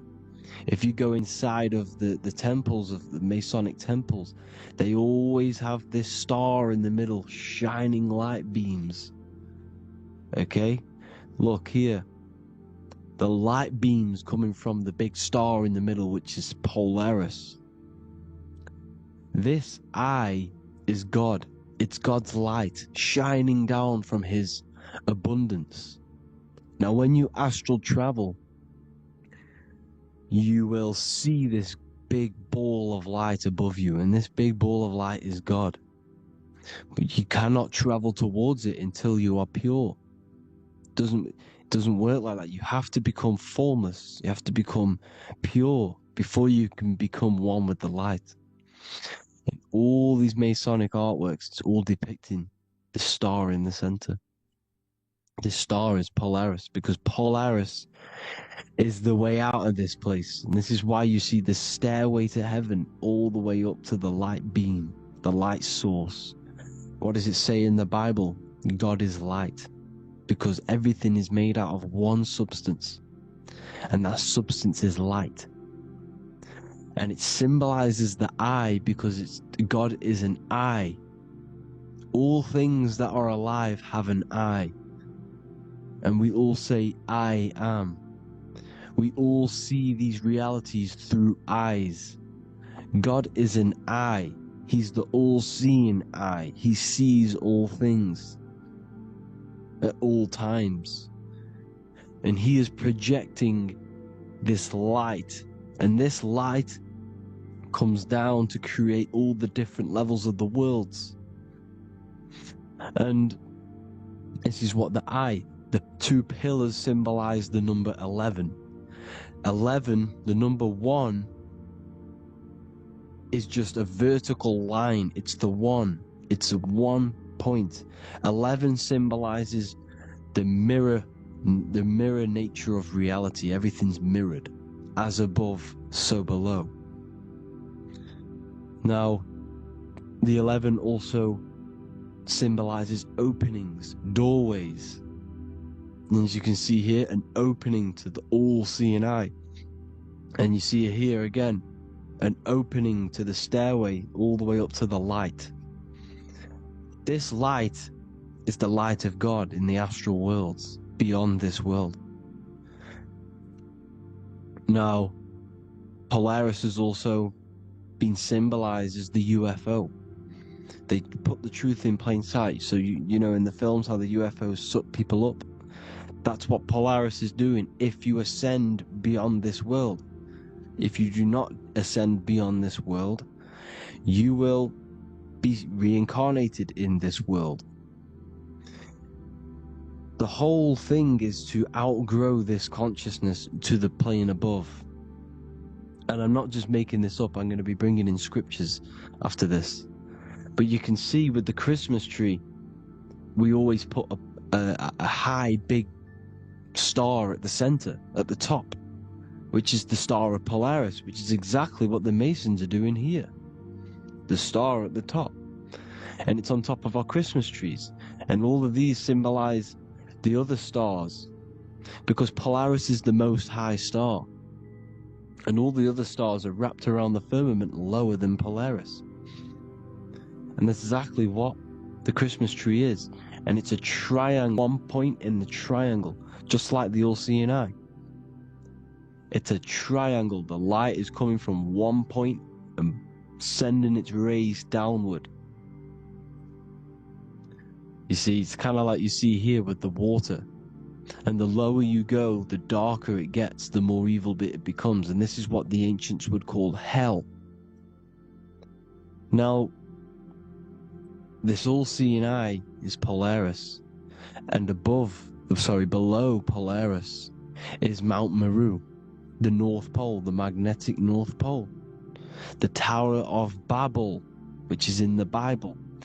The etymology of the word Babel, Ba meaning spirit, which gives the ability to move the soul through the worlds, which is that's the ancient Egyptian description of the word Ba, meaning of the word Ba. You have the Ka, the Ba, the Ak, but the Ba is the one that gives the ability for the soul to move through the worlds. Your soul can't speak into a world without incarnating into it. Now, the Tower of Babel symbolizes Mount Meru because it's the word Ba is the spirit which gives the ability for the soul to move through the worlds. The Tower of Babel is the magnetic North Pole, Mount Meru, which gives the ability to move through these different worlds. And you can see the ancient Tibetans always showing this depiction of these different worlds coming from the center. Because we have to ascend. You expand your consciousness, you expand your mind. So they teach now that you have to be good in order to reach to heaven. It's about expanding the mind, expanding your consciousness to these different planes, these different realms. So that's what it's about. And Jesus was known as the fisher of man. Now, Jesus is a massive part of this. He was known as the fisher of man because he was fishing. He could have been fishing. He could have been one of these deities that had come down from these different higher realities and pull people up. So they called Jesus the fisher of man. And he says unto them, follow me and I will make you fishers of men. So these deities that we see in the past, like Buddha, Krishna, Hermes, Thoth, Jesus, could all be these entities who were coming down to pick up the minds that were worthy enough to see the higher planes of reality. And this is why they called him the fisher of man. Now, when Jesus walks on water, there is a parable with Paul. And he says, but Jesus immediately said unto them, take courage, it is I, don't be afraid. He's talking about astral travel here. He's talking about leaving the body. Because when you leave the body in astral travel to see these alternative realities, you can't be afraid because fear is a bondage, which is what the Emerald Tablets talks about. Lord, if it's you, Peter replied, tell me to come to you on the water. The water. Come, he said. And Peter got down from the boat, walked on the water, and came towards Jesus. But when he saw the wind, he was afraid and began to sink. When you become afraid in astral travel, you sink back into your body. Lord, save me. So this is talking about Jesus pulling people up into different realities. And you can see the fish is the symbol of Jesus. Is another symbol of Jesus, a fish. Because fish symbolize deep occult knowledge. Because fish travel the depths of the ocean. And they symbolize us because we are fish underneath the ethers. And Jesus was pulling people up. You see, so the Bible is a people today believe the Bible is a book telling you how to reach to heaven, how to become godly and reach heaven. But you've got to become the Jesus Christ to see these alternative realities. Now look at the Emerald Tablets is a massive part, and it speaks so much about these different realities. Look what it says here. This is in Emerald Tablet 3. Then in my heart grew a great longing to conquer the pathway that led to the stars, which is exactly what the Masons depict in all of their art. Look, the ladder to the stars. And then he goes on to say, years after years I sought after wisdom, seeking new knowledge, following the way, until at last my soul in great travail broke from its bondage and bounded away, broke from the bondage of the body. Free was I from the bondage of earth men, free from the body I flashed through the night. The stars. The stars are a massive part in the astral world. Each star is a different reality. And the true astrology is the star that you came from. You came through a star to reach this, to reach here. There is a reason why you are here. There's a reason why you have the personality traits, because your soul came from a specific star. This is why we call them stargates, because they are gates in and out of this reality, and Polaris is the way out to the higher worlds. Now look, far into space, my soul traveled freely into the infinite circles of light. Beyond knowledge were some planets and great gigantic beyond dreams of men. Then he goes to say, lift up your flame from out of the darkness, fly from the night and ye shall be free. Lift up your flame. Your flame is your soul, because it has to be lifted up out of the darkness. This is the darkness, this world, this body is the darkness, because it's a bondage. You need to break free. You need to learn how to astral travel, people. You have to learn this. If you want to get out of this world,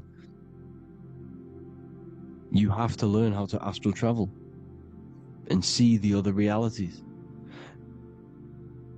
Traveled I through space-time, knowing my soul at last was set free, knowing that now I must pursue wisdom until at last I pass to a plane hidden from knowledge, known not to wisdom, extension beyond all that we know. So he's talking about he went to a place where we cannot even comprehend here, a place that is not even known to earthmen. He's telling you he's ascended out of this world to the planes that are beyond.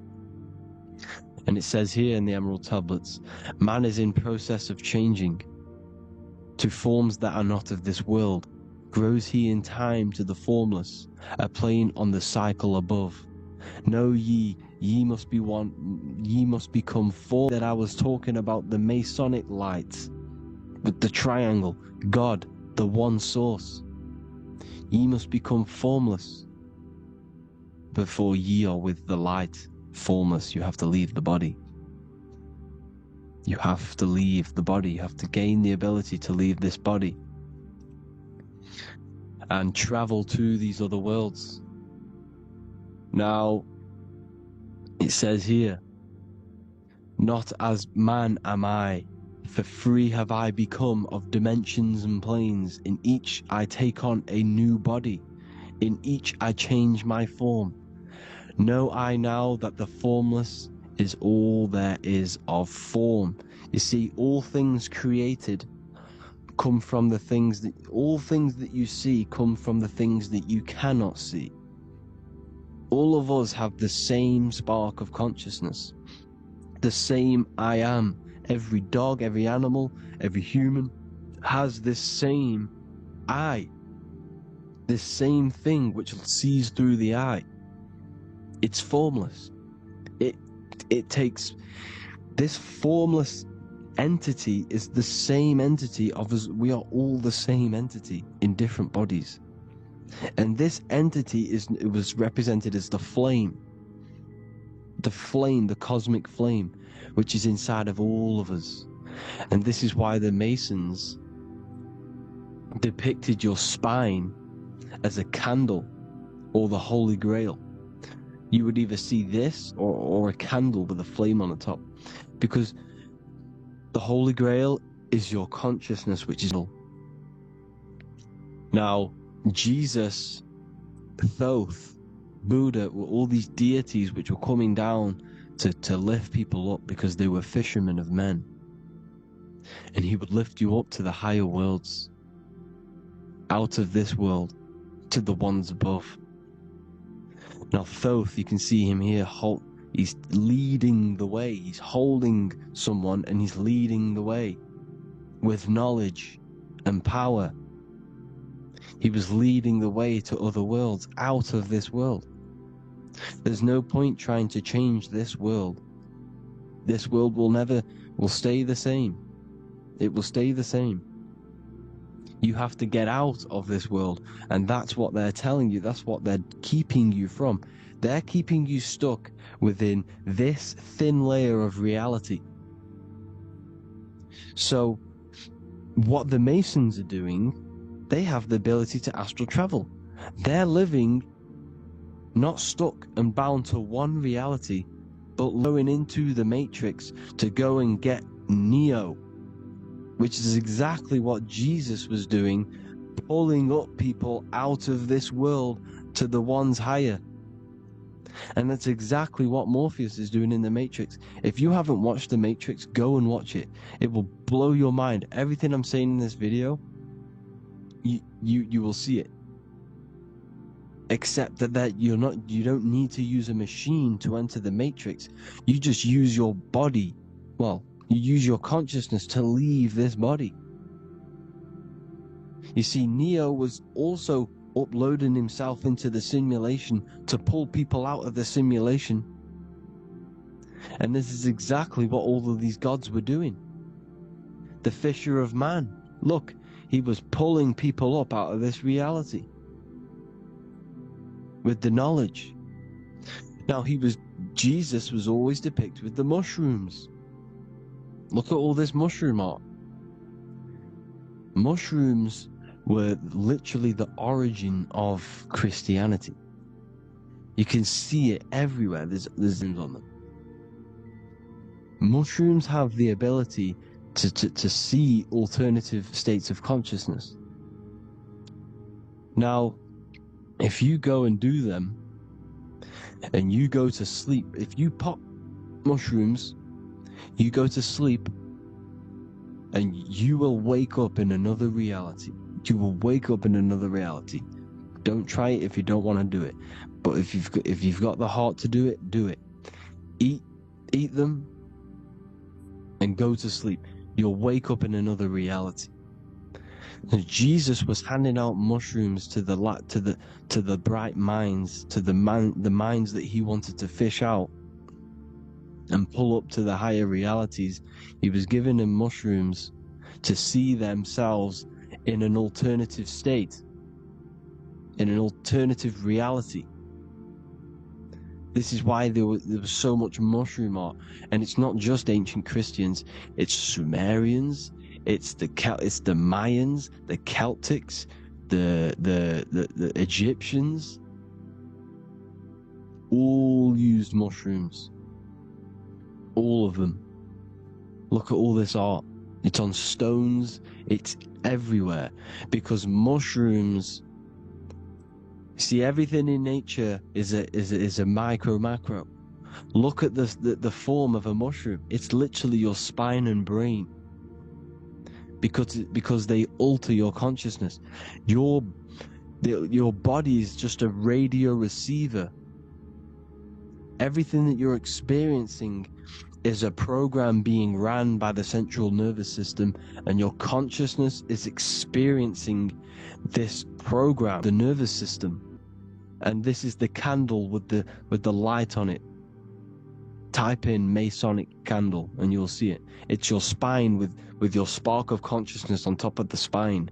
And it's a mushroom, because this sends you to alternative states of consciousness, alternative realities. Now, they were all doing this, the Egyptians, the Mayans. Now, there's more symbolism which goes into this. Look at the Christmas trees we use. The Christmas tree with the presents underneath them. Magic mushrooms grow under trees. And these are the presents under the trees that we symbolize today with Christmas. Santa's red and yellow for the red and yellow mushrooms. The same mushrooms Mario has to collect.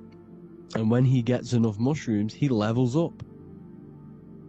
And then what does he do when he go past the world? When you win that world in Mario, you go to another reality. You go inside of another world. It's truth in plain sight, and it's using mushrooms. It's using mushrooms. Everything, all of the characters in, the symbolism never lies, is what you need to understand. And it's as above, so below. Now look at the Sumerians. The Sumerians were also multi-dimensional beings. Okay? Look at how they have the double faces. They had 1 foot in this reality and 1 foot in another reality. And look at this one, a double-headed god inside of like a portal. Because the soul is a bird, it flies to different worlds, it flies around the cosmos. And because you exist in infinite realities. You exist in infinite realities. Now look at the 33rd degree Ordo Ab Chao badge. You get this badge when you become a 33rd degree Freemason. And it's a double-headed eagle. Double-headed, bird. You can see it here as well. And the Masons are still using this symbol today. And when you become a 33rd degree, 33 vertebrae on the back of your spine, above the vertebrae is your consciousness, and it's a double-headed eagle. One reality in you become a multi-dimensional being in the 33rd degree. And I've heard many interviews of Masons say it becomes Luciferian. You see, they speak in code. These Masons can't tell you about what they learn about, but they will speak in code. They said it becomes Luciferian. The word lucid and lucid is lucid dreaming, alternative realities, dream worlds. You become a god. Luciferian means you're becoming your own god, pretty much, because you are becoming a more. And they reach high, they fly high, just like the soul wants to fly high to these. There's the god of doorways with keys, always got a key, because keys open doors. That's why the janitor holds all the keys. And Janus always has double head, a Luciferian, living between the different layers of reality, except from instead of being stuck in one like we are. Well, a lot of people. And that's the whole point. You see, all of this stuff is about like changing the world and stuff like that. This world will probably never ever change. It's probably been like this forever, well, forever, for a long time. But moving out of this reality to the higher states. And the Masons always depict the ladder to the luminaries, the stars, with a key, the same key of Janus. The Vatican. They're keeping you stuck within this reality, keeping you stuck as identifying yourself with the body, identifying yourself with this world.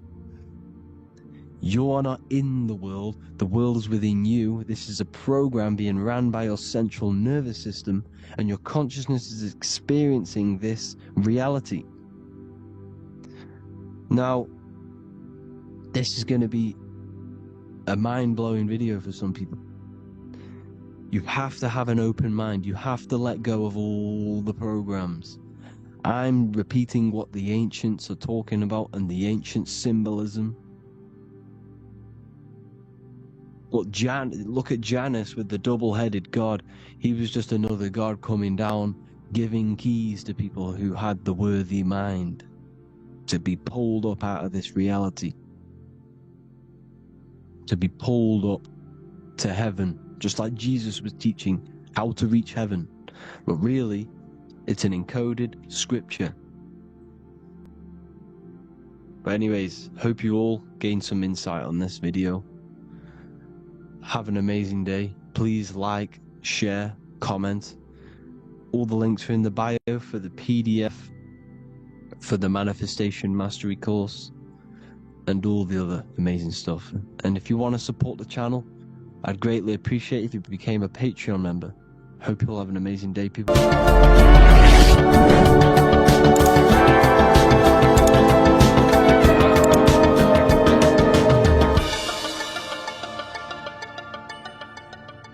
Welcome to Revival of Wisdom. Welcome people, we're back with another video. In this video we're talking about how Jesus Christ and Christianity is all sun worship. The Holy Bible of Christianity is not meant to be taken literal for history.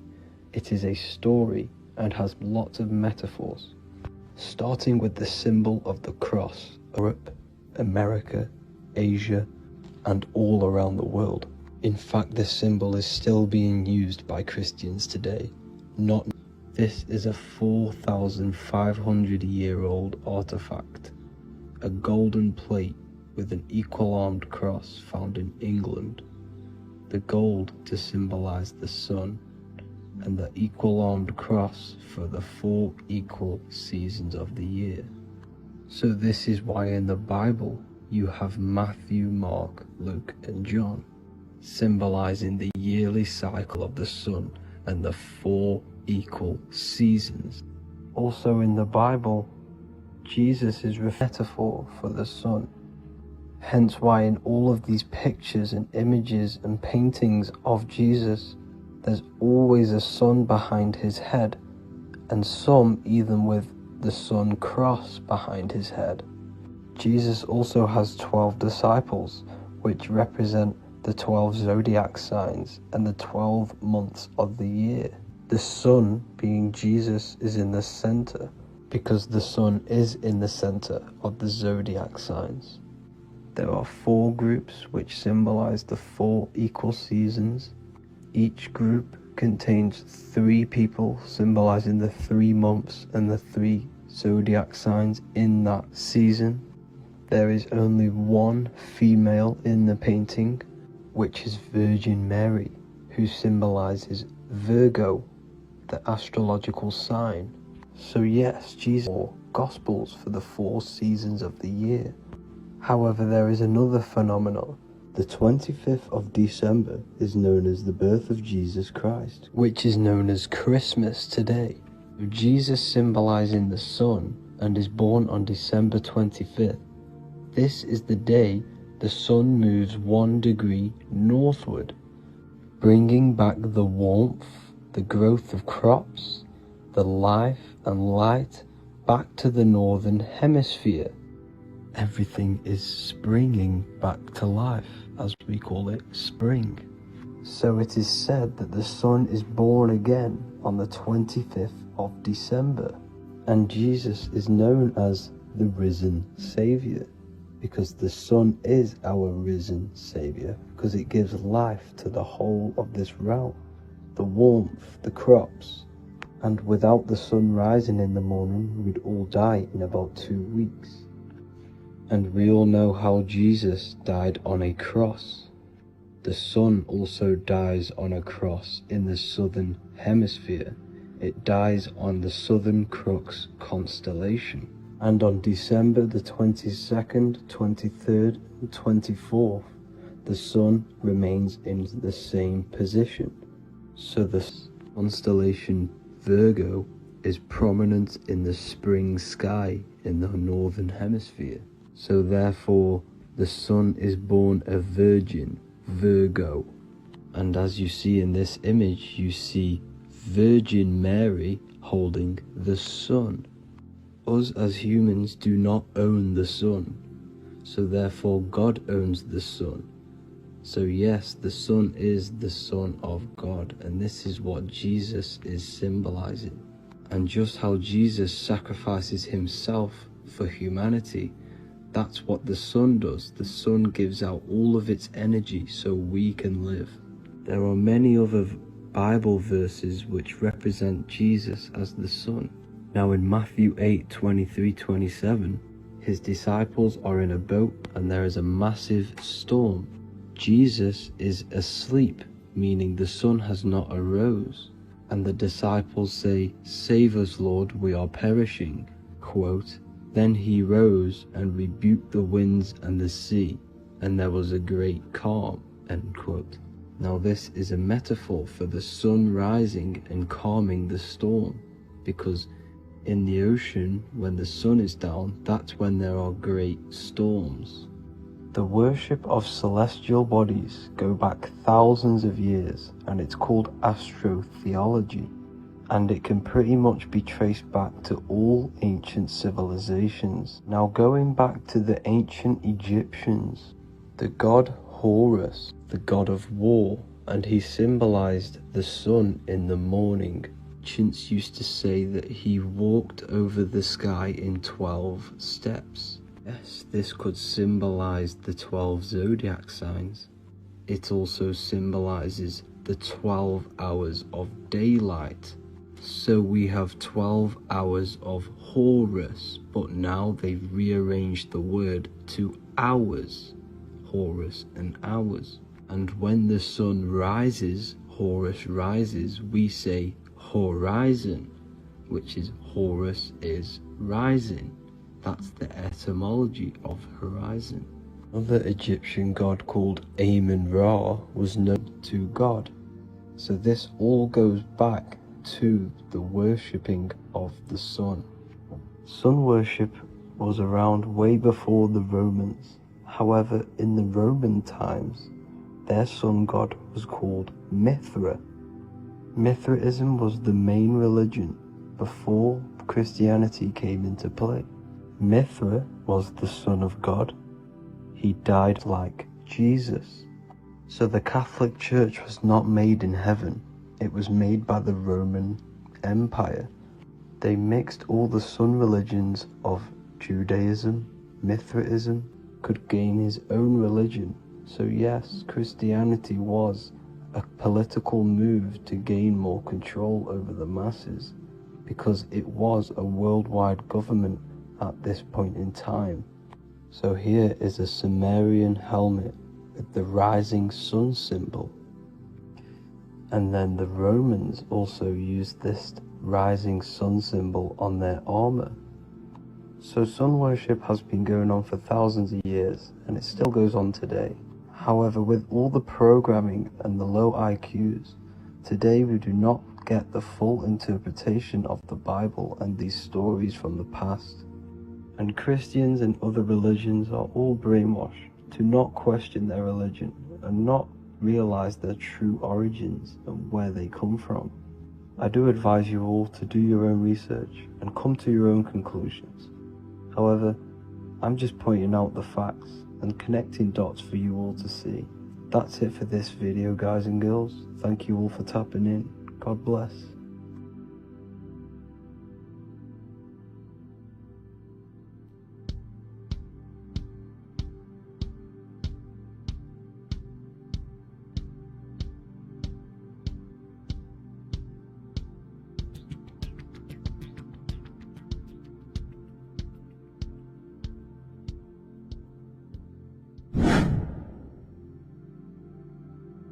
What is good, people? How are we all doing? Today we're going to be talking about the different planes of existence, the occult side of the world, the things they don't teach you in school. And of course, you can only find that on this channel, so welcome.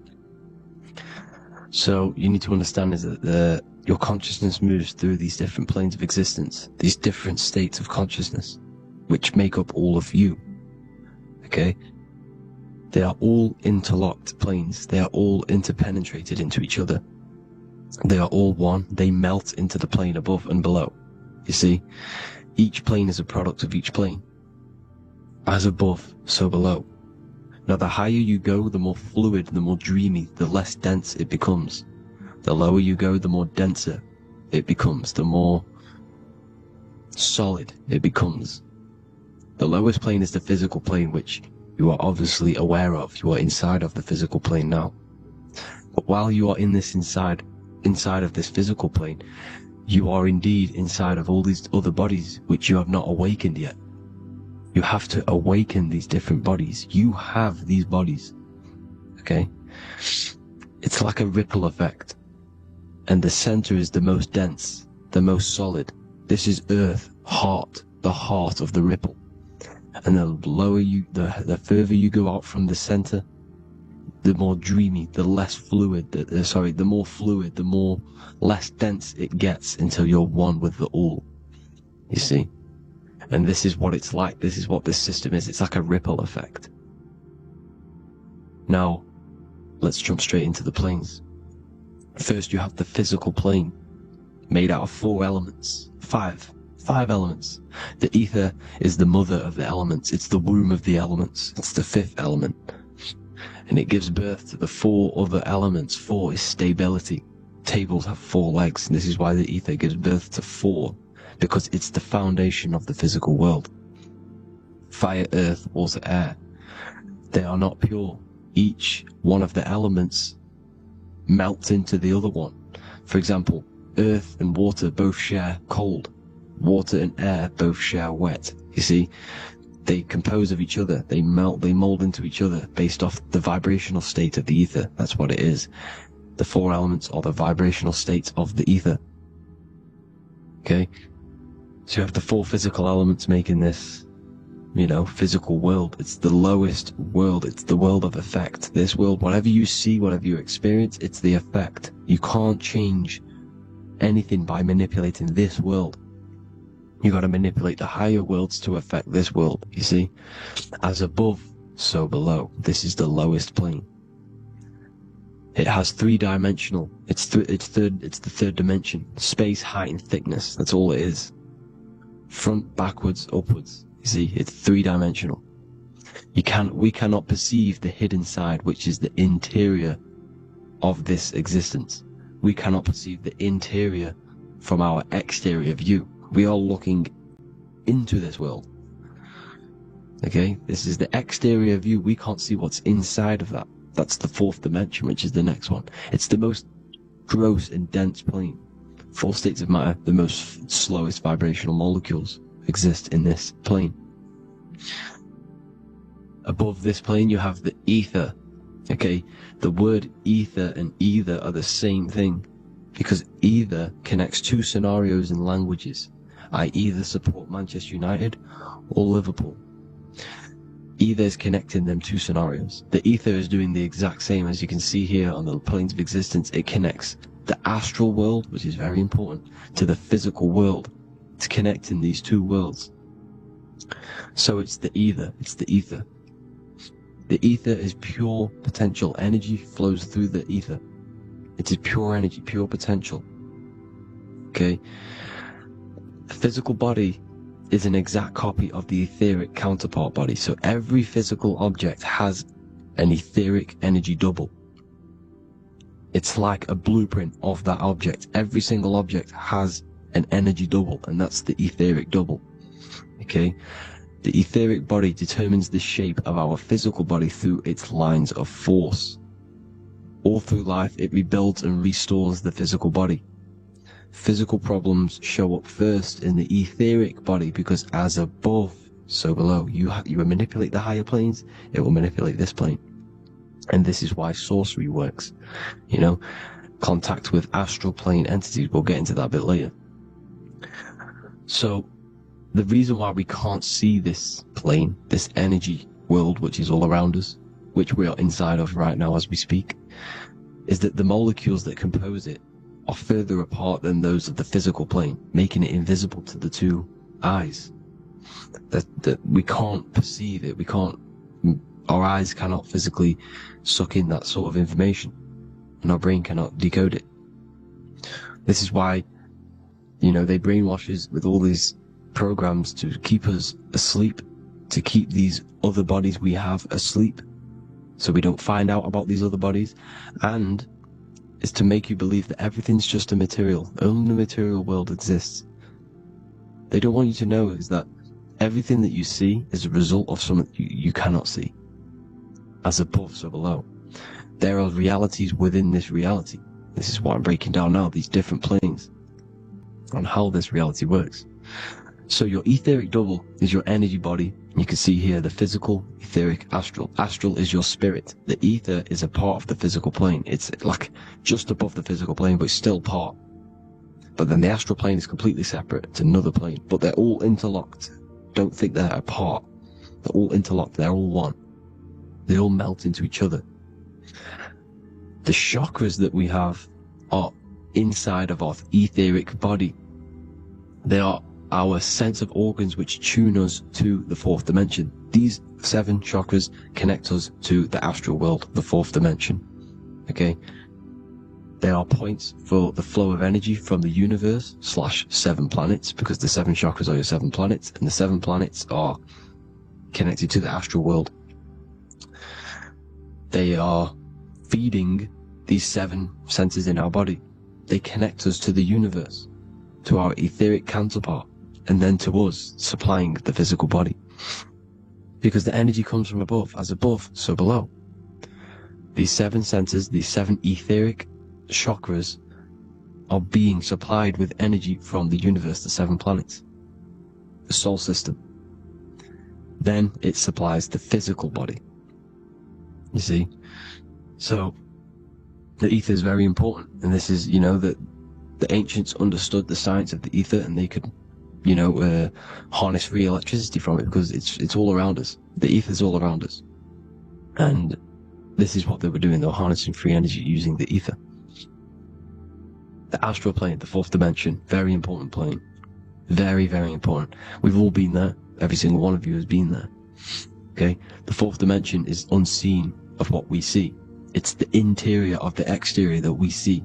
We see the third dimension, but we cannot see beyond what's making this third dimension. This is the fourth dimension. Okay? It's the dream world. This is where you go when you dream. Okay?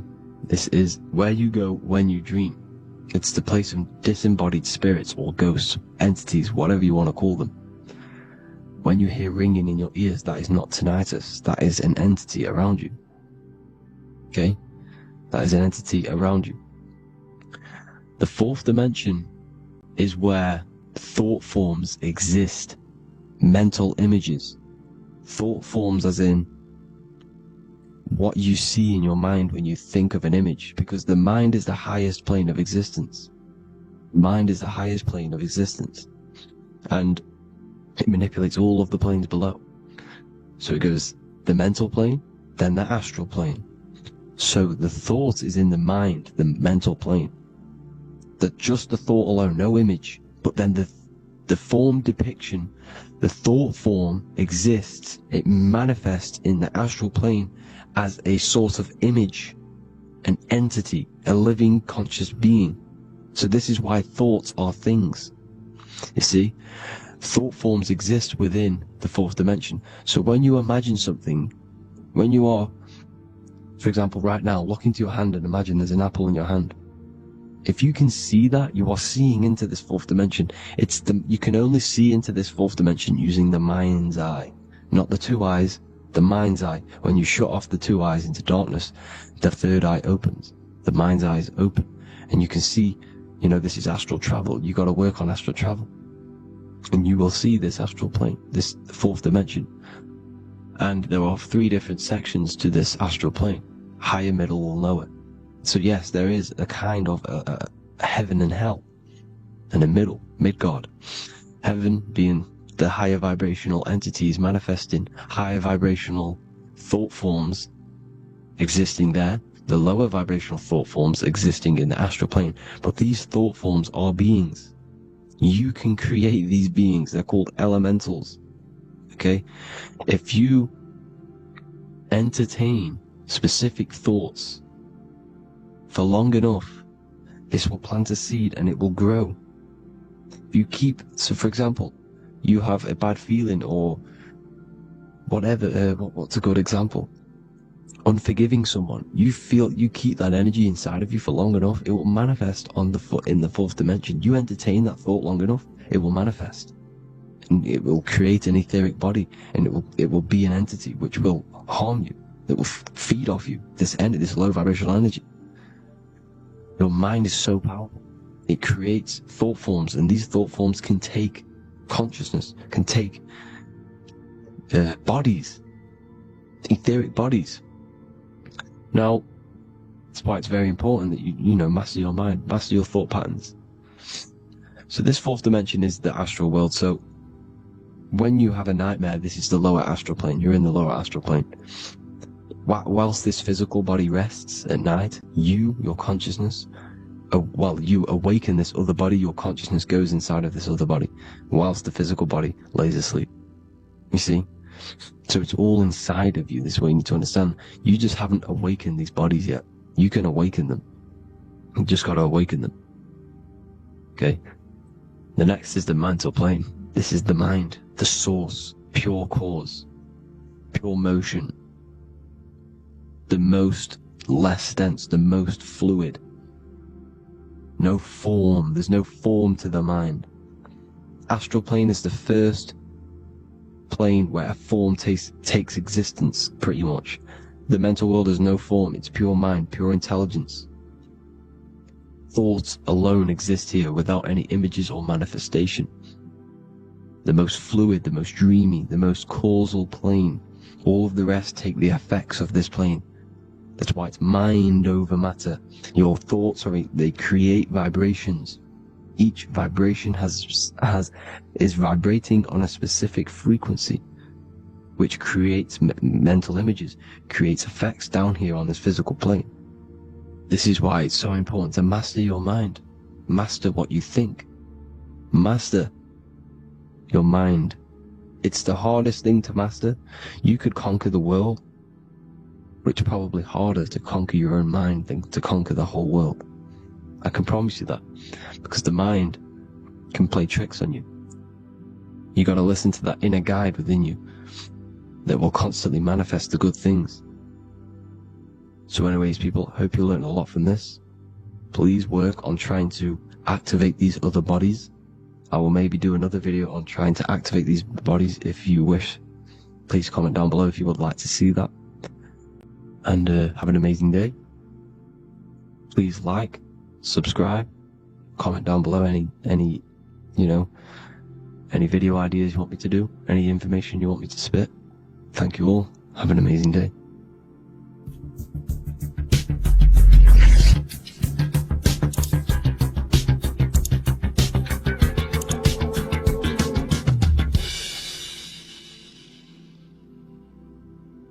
Welcome to Revival of Wisdom. Today, we're going to be talking about portals, portal symbolism, what portals are, okay? and how they show them to us, because they have to tell you the truth, guys. This is the thing with the universal law. They have to tell you the truth. And they tell you through symbols, they tell you through movies, and different things like that. But let's jump straight into this. So first I want to talk about the Freemasonry symbols. Okay, so first we got, obviously this is some Freemasonry art, but notice how you've got the ladder with a key. Okay, so this is ladder symbolism with a key. So maybe this is talking about ascending. Okay, because look, because this is ascending into the heavens, because it's a ladder with humans going up it with a key. In order to ascend, you must have the key. Okay, so what else do we have with a key? Well, the Netflix show Lock and Key, which is all about portals and keys. Because what the keys do, they open doors, gateways. Okay, so what's interesting about this is that they've got this key here, which represents the Kundalini energy rising up the spine. Okay, but we'll come back to this. But it's that same portal key symbolism. We've also got the Vatican. The Vatican is in the shape of a key. Okay, so you can see the start of it here and the end. So this is key symbolisms. Keys open doors. And notice how it's got the 8-pointed star. Okay, what is the 8-pointed star? Okay, we'll come back to this. This all ties in, guys. I'll break it all down for you. But then you've also got the god Janus. Janus, okay, is known as the god of the doorways. He's an ancient god of Rome, and they worshipped him. However, he's not a god, he's more like a high-level ranked demon. Because he is the god of the doorways. And notice how he's got two faces. Because doorways always have two sides. You're going into somewhere, there's always two sides of a door. And he's always depicted with two sides of a face and a key. Because he holds the key to the doorways, to the portals, to other worlds and realms. Okay, as you can see, he's always got two faces and a key. Okay, so now we have the Sumerians, the Anunnaki, and they are always depicted with the two faces. Why do they have the two faces? Because they're symbolizing doorways, and the Anunnaki come to Earth through doorways and portals. So these are what these gods are symbolizing in their artwork. But they always have the 8-pointed star. Okay, what is the 8-pointed star? You see how they always have, look, let me try to find another one. It's the 8-pointed star. This 8-pointed star is Polaris. Okay? Polaris, just like the Vatican, has the 8-pointed star with a key. Polaris is the center star. Polaris is a fixed star, it doesn't move. Okay? So the Anunnaki symbol is also the 8-pointed star. So this is symbolizing the portals and doorways that they come through in order to get to the earth. But Polaris is that center star which does not move. It's always symbolized with the 8-pointed star, just like a compass. Why is a compass the 8-pointed star? Because at the center of our realm is where the most electromagnetic energy is stored. as you can see, we have an aura field, an electromagnetic aura field. So does the Earth. And in the center, so like our heart, for example, is where the most energy is stored. And like the center of the Earth, this is why all compasses point to the center, because this is where the most electromagnetic energy is stored. It's at the center of our realm. Okay. So like I was saying with the lock and key series, see this here? The Kundalini energy rising up the spine, just like your Kundalini energy rising up the spine.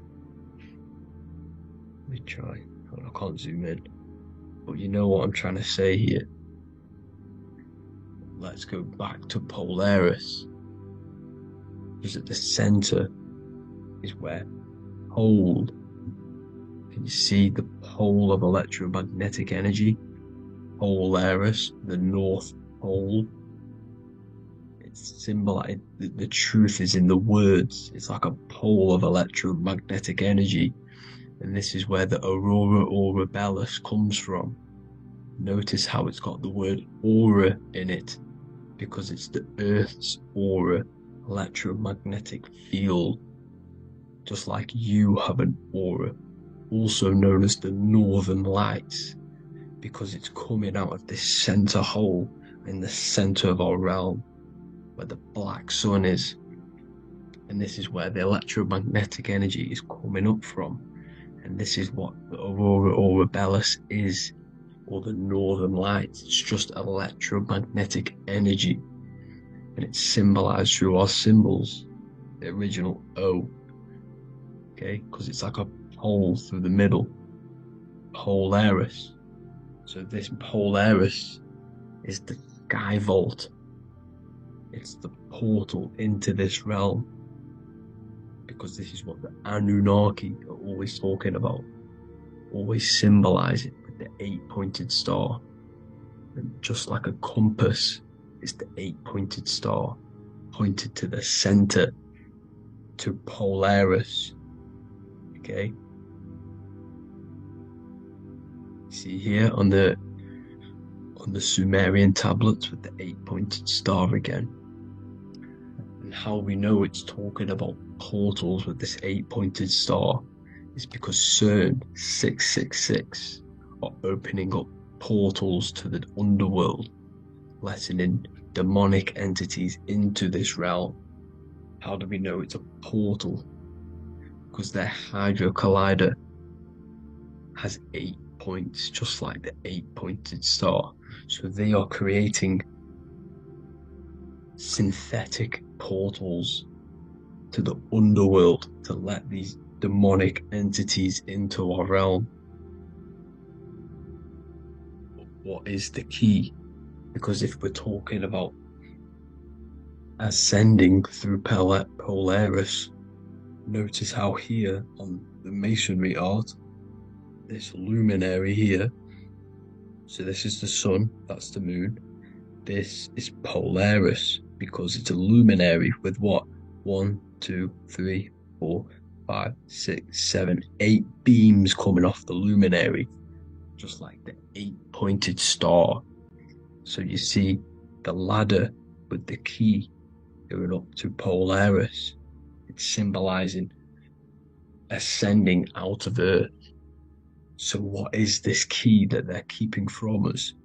Because it's a human holding a key going up the ladder to Polaris. Well, chakras. We have 7 chakras. Okay, so this is what they are telling us in the lock and key symbolism. The Kundalini energy rising up the spine. Okay, just like they have 33 vertebrae on the back of your spine. Okay, this represents the Kundalini energy going up your 33 vertebrae, just like in masonry has 33 degrees. Okay, so what is the key? Your chakras. Your chakras have to be unlocked. Okay, you have to unlock your chakras, and you can't unlock this one without going through this one. You have to go through them all. It's like a ladder, just like Jacob's ladder. You can't go from the bottom to the top. You have to unlock each one. Okay, just like you have 7 chakras, you have 7 layers of your aura. Okay, you have to unlock your chakras to the highest point in order to reach Christ consciousness. And this is the key that they're talking about. They're symbolizing the organic portal within each and every one of us to ascend out of this realm. Okay, so this is the key that they're talking about, and they're holding back this knowledge to keep us trapped in this 3D realm. Okay, so like I was saying with the 33 vertebrae and the Kundalini energy coming up the spine, 33 vertebrae, you can see this sort of symbolism going up to the light, because it's the light. You see here, your crown chakra turns on and becomes enlightened, just like the Illuminati symbol. Can you see it? But also Jesus also died at 33. So this is symbolizing, okay, they're symbolizing the death of the ego, the body. So once you open up your chakras and reach Christ consciousness, which is your 33rd vertebrae, once your Kundalini energy goes up your 33rd vertebrae, your body technically, not physically, but spiritually dies, because you then become formless. You reach Christ consciousness. So then you can travel other worlds. Okay?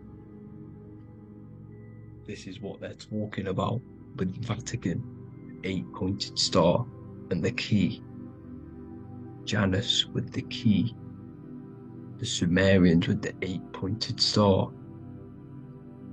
Anunnaki, the 8-pointed star. Polaris, 8-pointed star. So Polaris is the way out of this realm, which is at the center. Pole, North Pole. Okay, so the key is that they're hiding from us is the knowledge to unlock our chakras. Okay, and without this knowledge that they keep from us is trapping our souls in this reality to keep reincarnating. Okay, well, thank you all for tuning in. I'm going to leave you all there. Make sure to leave a like and a comment in the comment section.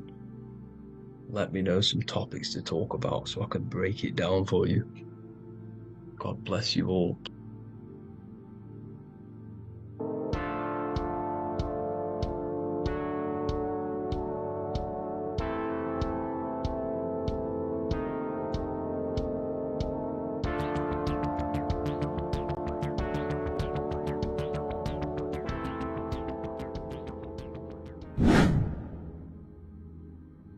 How are we doing, people? It's Revival of Wisdom. We're back today talking about sun worship. Okay? And please enjoy. Sit back and enjoy the video. First thing we need to understand is that the sun is the risen Savior. It's the light of the world. Without the sun, we have nothing. Now, the sun is the Son of God. We didn't make the sun. No one owns the sun, but who created the sun? Obviously, the Creator created the sun. Therefore, it is the Son of God. And that is what Jesus is symbolizing in the Bible. The Bible is a metaphorical story. That's why it's called the greatest story ever told, because it is a story about the sun, the zodiac. It's about you, the systems in the body. It's about everything that is sacred in this creation. Now you can see the suns behind Jesus' head in all of the ancient portraits, even the ones that are more modern. You still see a sun on the back of his head, because he is the sun. He's the light of the world, our risen Savior. And this is what Christians are lost, because our risen Savior, the sun, is the soul. It's the soul of this creation. Because what is a soul? A soul is pure life force, pure energy. Whatever a soul inhabits, it gives life to. Like our soul feeds our body. The sun feeds the earth, because the sun is a soul, and that's why the ancients called it Sol. Because it's the soul, and it's in you, and it's the light of the world. It's the light of everything. It gives life to all things. Here's Jesus and his 12 disciples. The 12 disciples symbolize the 12 zodiac signs. Aries, it rules the head region, because the 12 zodiac constellations rule specific regions of your body. Aries, the ram. Gemini rules the arms and the lungs. The two twins, Gemini, he's holding up 2 hands for the 2 hands and arms. The twins. Cancer has a knife in his hand. It's not so clear, but he has a knife in his hand. Cancer is the crab. Crabs have claws. And he's pointing at Virgo's Adam's apple, saying there's no Adam's apple there. It's a woman. Who's the 6th sign? The 6th sign is Virgo, the Virgin, the only woman in the painting. Now notice how there are 3 people in 4 groups for the 4 seasons and for the 3 months and 3 zodiac signs in each season: spring, summer, fall, winter. Matthew, Mark, Luke, and John with the suns on the back of their heads, because it's the 4 states of the sun. The 4 states of the sun. Now, 6th sign, Virgo, the Virgin, the only woman in the painting with no Adam's apple. Then we have the sun, Jesus, red and blue, red shift, blue shift. Electromagnetism. The ancients knew this. He's got one hand open, one hand down, because the sun gives and retrieves. The sun rises and it falls. It gives, then pulls away. That's what the sun does, and that's what he's doing. His arms are out, symbolizing the rays of the sun, casting down onto the earth, giving and then receiving. Libra, his 2 hands are equal, he's holding his arms out equally, because Libra is the 2 balanced scales. Libra is when the sun is balanced between the summer and the winter. It's being judged. The sun isn't balanced. That's what Libra is, the 2 scales. Capricorn is the goat. Goats have 2 horns, and you can see the 2 horns on his head here. See? So this is astrology. This is what Leonardo da Vinci is depicting here. It's astrology. He knew the story of the Bible is all astrology. It's all based on astrology. The Son of God, the real sun. Now here are some Bible verses. I am the light of the world. Obviously, that's the sun. What other light is there that lights up the world? The moon can't do it. It's the sun, the one and only Son, our risen Savior. Because if the sun didn't rise, we'd all be dead. So it's our risen Savior. And it dies for our sins every night, and then gets reborn every day. Now Jesus calms the storm. Mark 4:35-41. The disciples are all on a boat and there's a heavy storm, but Jesus is asleep. The disciple says, Jesus is asleep, we need to awake him. They wake up Jesus, and Jesus got up and rebuked the wind and said to the waves, quiet, be still. Then the wind died down and it was completely calm. Well, when Jesus was asleep, this is the sun not being risen. It's not risen yet. Because in the night times, that's when the storms happen on the sea, in the ocean. And when they awake Jesus, Jesus rises, because he's the sun. He rises and everything calms. Because when the sun comes, the storms go. You see? So it's the sun. It's all about the sun. Here's another, Luke 22:10. A disciple asked Jesus, when will we know it's the end times? And Jesus says, as you enter the city, a man carrying a jar of water will meet you. Follow him to the house that he enters. Well, this is clearly talking about astrology, the topic that Christians think is satanic, when they don't realize the whole thing's based on astrology. Because the end times is the end of Pisces, which is the two fish, which is the age we've just gone out of. And you can see all these ancient churches here with two fishes, because they knew it was the age of Pisces. There's an ancient artwork with the two fish, Pisces. And the end times, as it talks about in the Bible, and Christians think the world's going to end or something, but no, it's just the end of Pisces. As you enter the city, a man carrying a jar will meet you. Follow him to the house. The house is the zodiac sign that he enters, and the zodiac sign is Aquarius, because that's what it is, a man carrying the water. We know this is astrology because a woman, that is a woman's job in the ancient times. In the ancient times, the woman used to get the water. You would never see a man collecting water back then. That was the woman's job, whilst the man builds the houses, for example. You see, so we know it's talking about astrology because astrology is the man holding the bucket of water. It's the end of Pisces. Now we are in Aquarius. And of course, Luke 24:36, the risen Savior, the Son. Now, the Son is also born on the 25th of December, a virgin, just like Horus, Mithra, Buddha, Krishna, Hermes, and thousands of other gods, all born on the 25th of December. Well, it's because the sun moves 1 degree northward on the 25th of December. And on the 22nd to the 24th, it stays in the same degree because it's moving south. But then on the 22nd, it stays in the same degree on the Southern Crux constellation, and the ancients called this the sun dies on a cross, because the cross is the Crux constellation, the Southern Cross. And it stays on that same degree for 3 days on the cross. The sun dies on a cross, and then on the 25th, moves 1 degree northward, bringing back the summer, the light, the warmth, the growth of crops. And this is the sun reborn again, a virgin, because it's pure. And here's Mithra, another sun god before Jesus was around, before Christianity. It was Mithraism, and Mithra, Ra is Ra, the sun god, Egypt. It's all about Ra, the sun. You see the crown of thorns on Jesus' head, symbolizing the rays of the sun. And here are the worship of the sun. And we should worship the sun, because without the sun we are nothing. The sun feeds us, feeds the earth, feeds everything.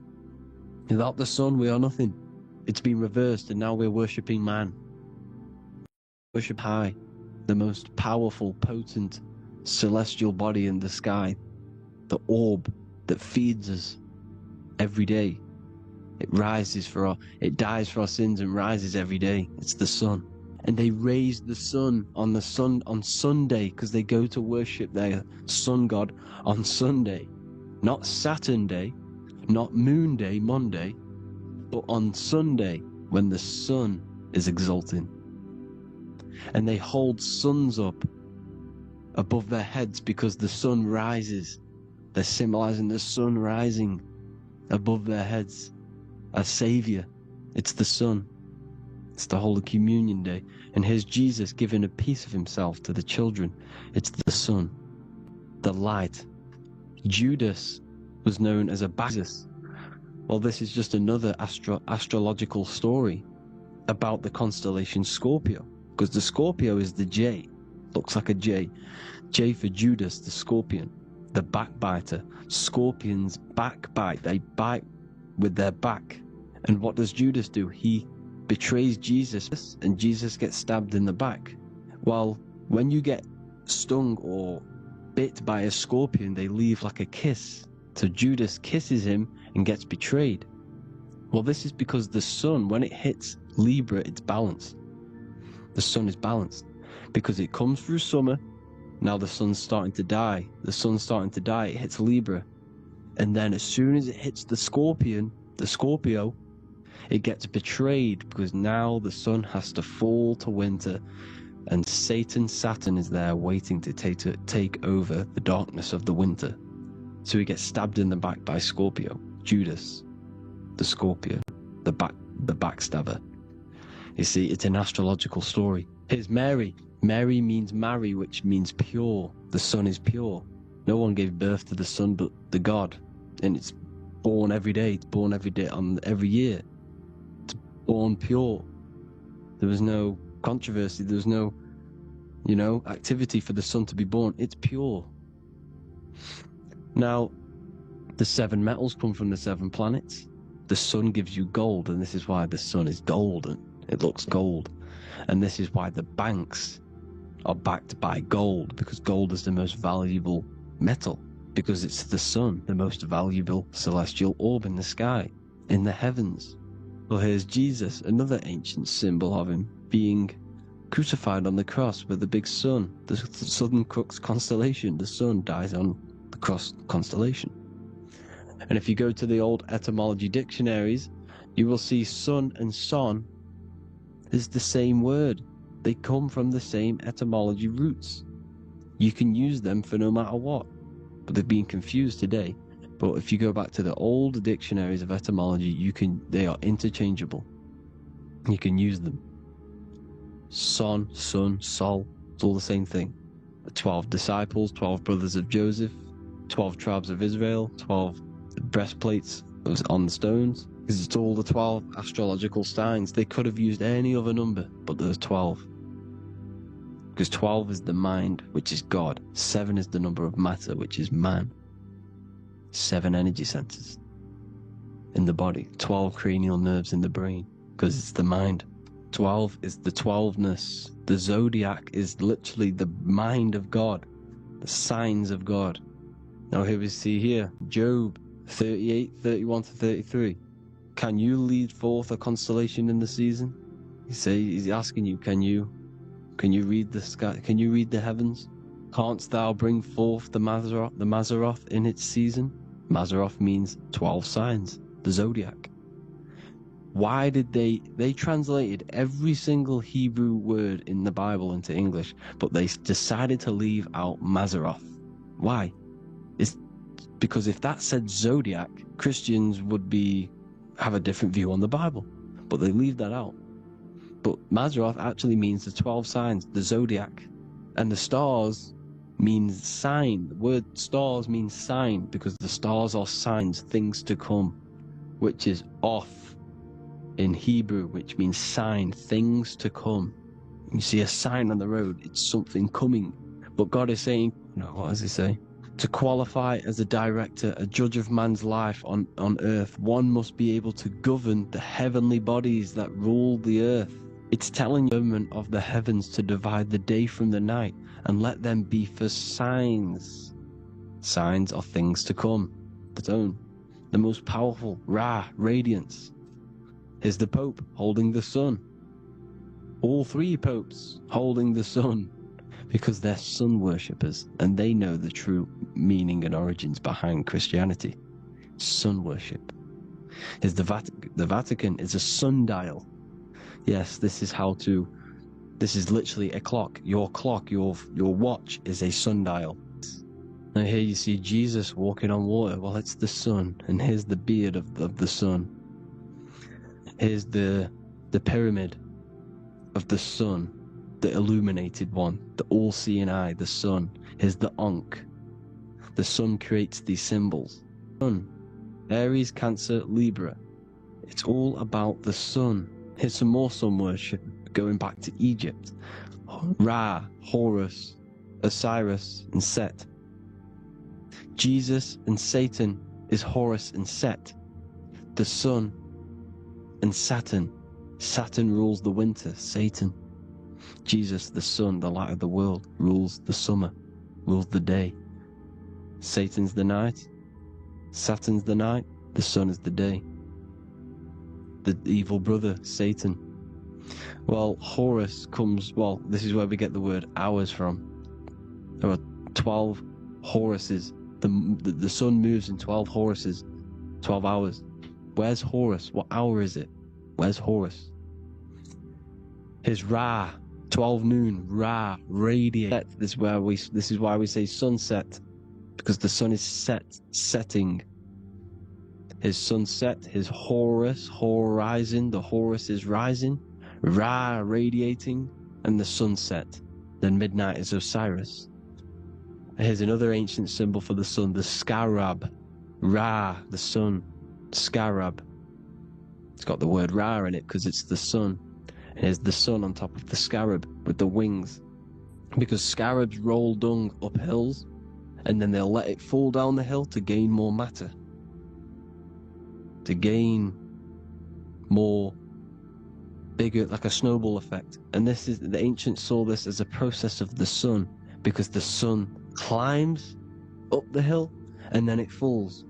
So they used the scarab to symbolize the process of the sun. The sun climbs and falls after nighttime.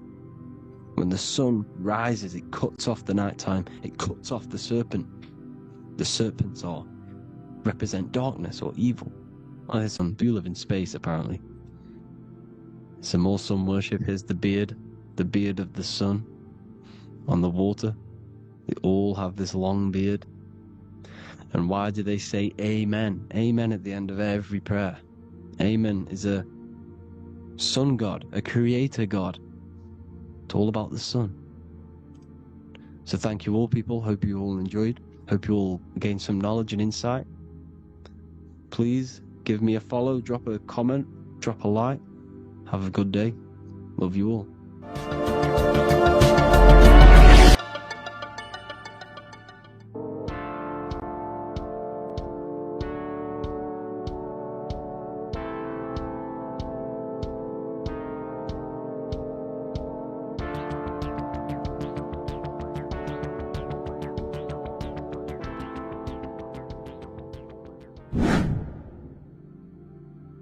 People, how are you all doing? It's Revival of Wisdom, and today we're going to be talking about your birth certificates and how we are slaves to a system and how they have trapped us into this system. Okay, so the first thing you need to understand about this system is there are two types of laws. You have the law of water, which is Admiralty law, and the law of the land. So the Admiralty law is the law of water, and this is what money is. Money is water. This is why we say liquidity, currency, the current. The current is water, something moving through something. Cash flow. And this is why banks are called banks, because a river bank is on either side of the water. Over water, overseas, international banking with cryptocurrency. You see, that's the law of the land, but the law of water is the same, because water is everywhere. Now, this is very important to understand when it comes to, you know, these birth certificates. So, Pope Gregory, this is where we're going to start off. Pope Gregory in 1582 took the Orthodox Eastern sunrise calendar and changed it to his own Gregorian timeline, not a calendar, a timeline. Timeline that we are using today, 2023. They own it. They own the title of this Gregorian calendar. Okay?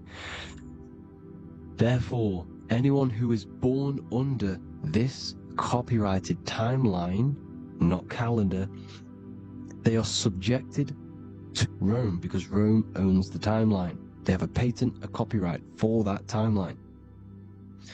What is on our birth certificates? That timeline. We are born underneath, we are subjected to the Vatican. This is why all birth certificates go to the Vatican. They own every single birth certificate. Okay? So when we use this timeline, we are subjecting ourselves to this timeline, okay, which the Vatican has a claim over. This calendar or timeline is set to sunset, not the sunrise, which is associated with death, darkness, and the moon, lunatics. You see, so this is a sunset calendar timeline. Okay, this is now, they've changed a couple things, right? They say that the new year is January the 1st. Okay? When we know this is in winter. January is winter, which is associated with darkness, death, the death of nature. So this is a death cult, people. These people are evil. They're so evil. The Vatican. And this is why we use April Fool's Day, because April is in Aries, and Aries is always the start of the zodiac. This is why Aries rules the head region. 12 zodiacs, 12 systems of the body. Each zodiac is associated with each part of the body, and this is why Aries is the head. Cerebrum, cerebrum. But we're not going to talk about it in this video. But yes, that is what April Fool's Day is. They're putting it in your face. April Fool's Day is the real start of the year, when the sun starts to rise again, when the risen Savior is resurrected, when it's born again. This is when the Jews celebrate the Passover. This is when the Christians celebrate the resurrection of Jesus, and they eat lamb. The Jews eat lamb because we're in Aries, the new year. The sun is now born again, our risen Savior, the light of the world. So yes, this is what April Fool's Day is. It's the first day of the year, which they changed. Pope Gregory changed. So you need to understand is that you are in the womb. You are inside of a ship, because every ship, literally a ship, every ship is female.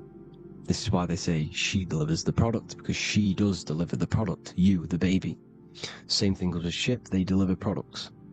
They are a she. And when they pull up to the bay, like you can see on this picture, they're pulling up to the bay. This is now called the birth canal. The ship is now in birth, on paper. Okay, this is law. And when they pull up, they tie up to the bay, and now they get a certificate of manifest certifying all of the products which are on the ship and what they are bringing into that nation. Okay, so you're bringing in this many of that, everything's on the certificate of manifest. And this certificate of manifest is also your birth certificate, because you are traveling through water when you are in the birth canal of your mother, because you are in water when you are in the womb. And you travel through the birth canal, and when you arrive, you get a certificate of manifest with the name, how many, the quantity, that's your birth certificate. Okay? And this is what it is. We are a we're not a corporation, but we represent a corporation, which is your name in full capital letters. That is your corporation. You cannot physically tax a body, but you can tax a corporation. This is why we get charged. This is why we get taxed, because it all goes down to the corporation which our name represents, which we are subjecting ourselves to. We are my name, I am subjecting myself to this name, and that name has a corporation which I represent, which I subject myself to. You see, this is how we are attached to this straw man, this character that they have built on paper. So it's a character which is on paper. This is what we represent. So when the woman gives birth, she delivers the baby, and then she has another substance. Now I'm going to break down how they attach this name to us, how they do it. Okay, our mother is carrying us the product in the womb, the water, and it goes, for example, it goes from the United Kingdom into a state-owned, corporate, federal-owned hospital, which is government-owned. She does not declare the package when she enters the building. Aha, so keep that in mind.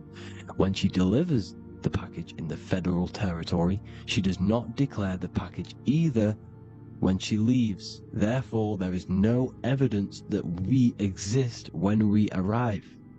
On paper. On paper, there is no evidence that we came into the building or left the building. We have not been declared. So we do not exist on paper at this point. When the woman gives birth, she delivers the baby, and then she has another substance, which is called the afterbirth material. Okay? This afterbirth material has the same DNA as our physical body, with the body, mind, and spirit. Okay? This is how they get this corporation. Hold on. The afterbirth material does not get claimed by the mother nor anyone. Therefore, they salvage that substance because we are under the Vatican. Every state is all Catholic. Your birth certificate is Catholic. No matter what religion you think you are, every single birth certificate is Catholic because we are subjected to Rome. All roads lead to Rome. Rome runs all of this. Okay, we're still under the Roman Empire. Okay, so Rome are Catholic and they believe in salvation. This is how religion comes into this. This is how they use religion to get this. So they salvage the afterbirth material and they claim it and they salvage it and give it and charge it to Rome. And they give it a name. Here's the legal term, born alive. Here's what it says. Each product of such birth is considered live, born, and fully recognized as a human person. So each product of such birth, so that could be anything. The afterbirth, the person who actually comes out, the baby. So your afterbirth, which we do not take with us, we take the baby with us, they keep that in the hospital, they collect the afterbirth, and they salvage it, and they give it the name, which, it is us, we are a representative to that afterbirth material which they put the name on, they claimed, which is subject to Rome.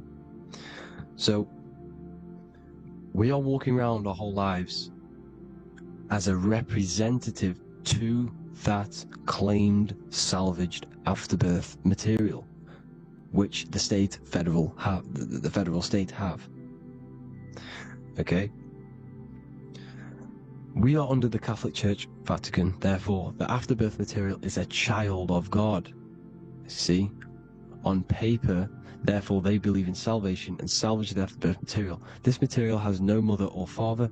The state pick it up, it becomes a war to the courts and gets charged to the state.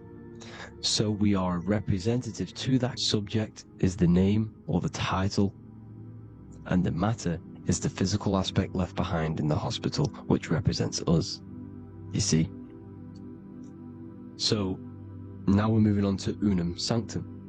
Unum Sanctum was in 1302, a very, very important year. Very important year. Unum Sanctum says this is basically how they claim everyone in the world. So the Vatican had all this power, all this gold, all these people under them. They need to get a claim for them so then they can rule over them and make them slaves. So what they did, they created Unum Sanctum. Pope Boniface VIII did this. And it says, the spiritual man judges of all things and he himself is judged by no man. The spiritual man, keep that in mind, unless he invent like Manichaeus, two beginnings which is false and judged by heretical, since according to the testimony of Moses, it is not in the beginnings, but in the beginning that God created heaven and earth. Furthermore, we declare salvation that every human creature to be subjected to the Roman pontiff. So they are claiming us in Unum Sanctum, and it's in the vaults in the Vatican. They will put a spell on it because they are sorcerers, they are magicians. They put a spell on it, they lock it up, and whatever goes on that piece of paper goes. And this Unum Sanctum is claiming all of us. So what does it say in the beginning? The spiritual man judges of all things, and he himself is judged by no man. The spiritual man, the man with the body, mind, and soul, the first baby that comes out the birth canal. That's you, your body, you, body, mind, and soul. You have the Christ, which is I am, which is grace. Grace means here, now, in the present. You have the Christ, which means I am. Therefore, you have a soul. If you can say I am, you have the Christ. You have a soul. But a creature can be anything with no soul. You see, so no man can judge the man with the soul. However, as it says in the second part, we proclaim, we define that it's absolutely necessary for salvation that every human creature to be subject to the Roman pontiff. So they are subjecting the afterbirth, not the man with the body, mind, and soul, but the afterbirth to the Roman pontiff, to the Roman Catholic Church.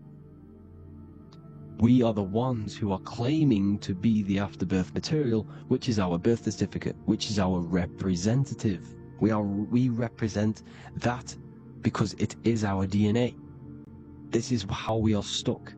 We are stuck because we represent this DNA, which is on paper, recorded. You see? So we, being untaught, uneducated in these subjects, we are subjecting ourselves to this system, to this slavery, because we just want to live. We just want to live happily, just peaceful. Think about it. Where's all this coming from? Where's all this war, all this killing, deaths coming from? We just want to live. It's coming from the Catholic Church, these evil death cult, which has subjected us, which has used us as slaves, and we are still slaves, and it's just going to get worse and worse and worse. So this is how we have subjected ourselves to be the slaves to this system. It's a lot to take in, and there's a lot more deeper stuff which goes into this. I'm just going over the surface. I'm going quite deep, but there is little details that I still need to learn myself. But this is the general how that we've been stuck to this slave system. So we are batteries, okay? This is why we get charged. When you go in a court, okay? Because you're a biological battery. This is why cities look like motherboards, because we are feeding energy to this matrix. Okay? When we look outside of ourselves, when we give power to so-called Jesus Christ, worshipping idols outside of ourselves, however, we are subjecting ourselves to this system. We're subjecting ourselves to this system, and they're feeding off our energy. So what we need to look for the future is that, think about it, with the end goal is to change our DNA, is to literally make us robots, transhumanism, slaves, cities, and all of this is going to be connected by the smart grid, which is 5G. You say the wrong thing online, they'll turn off your car, they'll turn off your phone, they'll turn off your smartwatch, they'll turn off your TV, because it's all going to be connected and controlled by the smart grid. And this is what the Great Reset is, people. But they're going to trap us inside of these 15-minute smart cities, so we can't leave the area, because they're going to use climate change as a tool to enslave us, to not travel, because of this, to push these new cities addicted and using this technology. First, they got on the body with the smartphone. Well, first of all, we use the technology. We get used to it with it in our hand. The next step for them was to get on the body, which is the Apple Watch, as you see down here. They have now successfully got onto the body. The next thing is to get inside of the body. This is the brain chip. You see how they've slowly lured their way in, slowly got you addicted to this technology, got you dependent on this technology. And what they're going to do is that they're going to mold society to be dependent on the brain chip. So in order, for example, if you want to go and pay for food, you're going to have to get a chip to pay for the food, because it's all going to be digital money. And that digital money will be connected to the chip, and you'll need the chip to pay for things. You see? Mason means traveler, because they travel the depths of the mind. They understand human consciousness. They understand the brain. They understand the mind. By the deepest root cause, they understand it. This is what Masonry is. It's the occult. So these technologies is designed by these people. This is why they're so addictive, because they understand how it works. They understand how to get people addicted, because they understand human consciousness, the brain, the body, and the mind. So this is the advantage Freemasons have over us. And these secret societies, which have gone through the orders of Freemasonry and progressed onto these secret societies, which are the evil side, because I'm not saying if you can go beyond the 33rd degree into these secret societies, and they use this knowledge for the bad, to enslave people. And this is what's going to happen. Transhumanism. So I hope you all learned some insight for today. Please do a bit more research on, Earth certificate and stuff like that, the straw man. And have an amazing day, people. Please like, comment, and subscribe. Peace.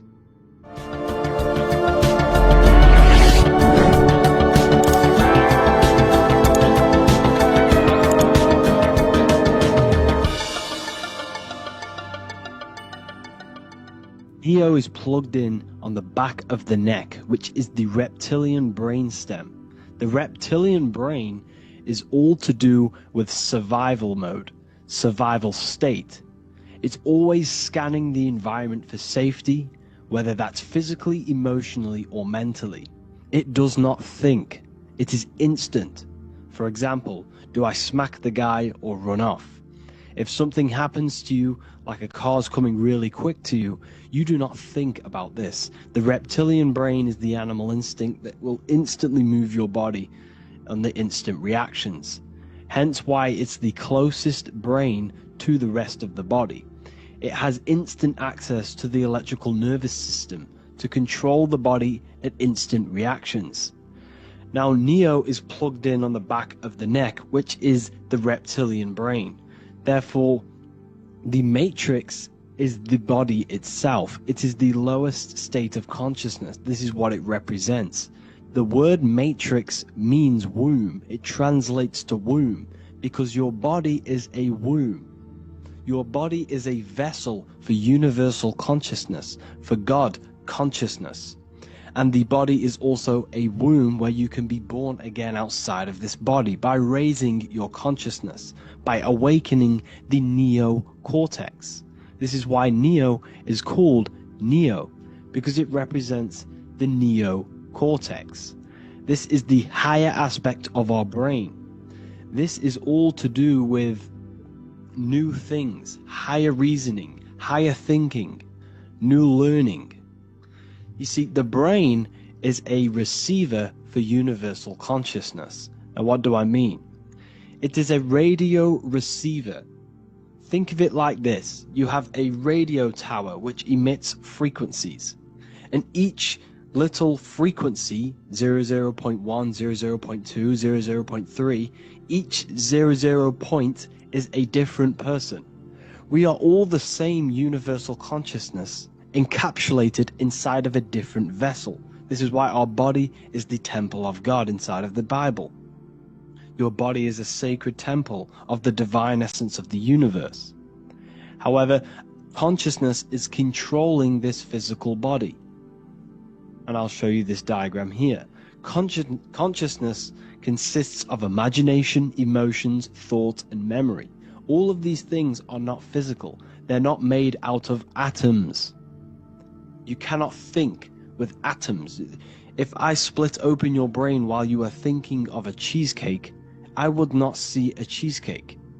It's because these things exist metaphysically within consciousness. They are not physical. The body is physical. It's part of matter. It's part of time. You see the Leonardo da Vinci, the circle and the square.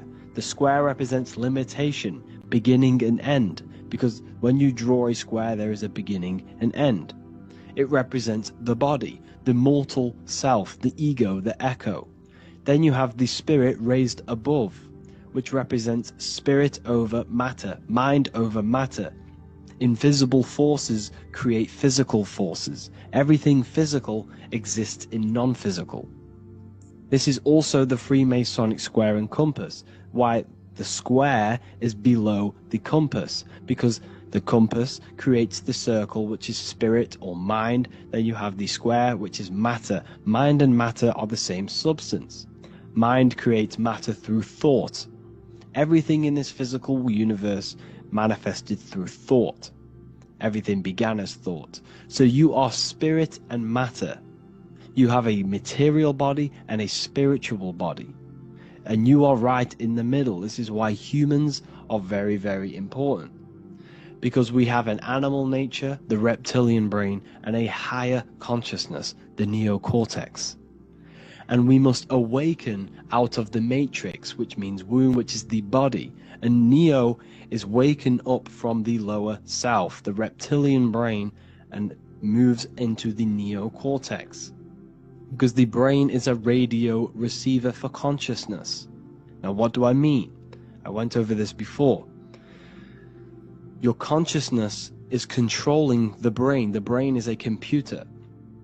And when our consciousness, our imagination, our emotion, our thoughts, and our memories are all contributing towards just survival things, food, safety, fear, all of these things, and our consciousness is locked into a survival state, we are using the reptilian brain. We're no longer thinking. You don't think with the brain, but the consciousness is thinking, which activates the different parts of the brain. When we think for higher reasoning, we use the neocortex. It stimulates the neocortex. When we think about survival, we're using the reptilian brain. So therefore, when Neo wakes up, he wakes up to the higher aspects of consciousness, which is only utilized by the neocortex, by learning new things, an expansion of the mind and expansions of consciousness. Okay? So the whole matrix is to keep you designed, well, the whole matrix is designed to keep you in a survival state, in the three-dimensional awareness. They want you constantly scanning for safety, scanning for food, scanning for emotional safety in relationships, in other people. You see, they do not want you to think. They want you stuck in that reptile, that animal state, that beastly state that most people are in. Most people, all they do is eat, listen to music, consume, have sex, lust, desire. This is all the reptilian brain. So when we say the world's being ran by reptilians, it's symbolic. There is no physical reptilian humanoid beings controlling, manipulating human consciousness. We are all the same consciousness. However, there is a corrupted state of consciousness running this world. And this consciousness worships the physical plane. And they control the physical plane. So by doing that, they keep you stuck in a reptilian way of thinking, the animal state, to keep you stuck in the lowest state of consciousness. Now this is the god Osiris, which represents the reptilian brain. None of the Egyptian gods ever existed. They are all symbolic for the brain and anatomy of the human body. Osiris represents the reptilian brain. As you can see, this anatomy compare to the brain stem and Osiris statue found in Egypt. And we also see an ancient artwork of Osiris with green skin and two reptile crocodile alligators next to him, which also symbolizes the reptilian survival state of human consciousness and the activation of the reptilian brain. This is what it symbolizes. Now, this is what the Matrix is all talking about. It's talking about the awakening, the expansion of consciousness. The word divine is dive in, because you connect with the divine by diving inward. There is no man in the sky going to save you. You must connect with the self. Know thyself. Truth comes from within. All of these things I'm telling you comes from within you. I'm just pointing it out. All of this is self-realization. A lot of people say, well, what are my sources?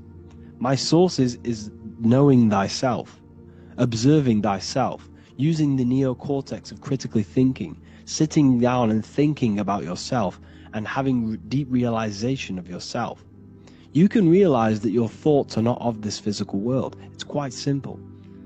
The brain does not think. The brain does not imagine. The brain does not hold memory. All of these things exist in consciousness, the one consciousness, but we are all fractal, infinite parts of. This is the eye on the triangle, consciousness being given down to the rest. This is separate. Consciousness is separate from the rest of the pyramid. The pyramid is your body. Neo is the one consciousness. This is the Egyptians symbolizing the one consciousness giving Ankh, which is life, to all the different life forms. However, you can see that the central sphere is giving a big Ankh to the humans, because humans, like I said, possess the advanced consciousness, an advanced brain that allows us to turn above our reptilian animal self. For example, we can go against our reptilian lower animal nature and turn to our godly nature. Animals cannot do that. They are stuck in instinct. They are stuck in a reptilian animal way of thinking and operating. Everything they create is to survive. We can turn against our lower nature and create for amazing things like buildings, architecture, beyond this animal state that they try to keep you in through fear, consumption, food, and the reptilian brain. We must awaken, start to think critically, and awaken to our divinity, because the mind, the consciousness within you has infinite potential to expand. There are infinite fields of knowledge that you can explore. The mind can never be filled. It can never ever be full of knowledge. It always expands, and that's why you are alive. That's why you are part of this universe. That's why the science always says the universe is always expanding, because the universe exists in your mind, and the mind is always expanding into new fields of thought, new fields of knowledge and information. And that is your whole sole purpose, of expansion of mind and expansion of consciousness, and the exploration of the mind of God. We are living in the mind of God. You are a thought in the mind of God. You must awaken out of this body. This is why Jesus says you must be born again to see the kingdom of God. You must be born again. You must raise your consciousness beyond physical limitation and awaken to your divinity. And this is pretty much it for this video. I hope you all understand this, that this is all symbolic for consciousness.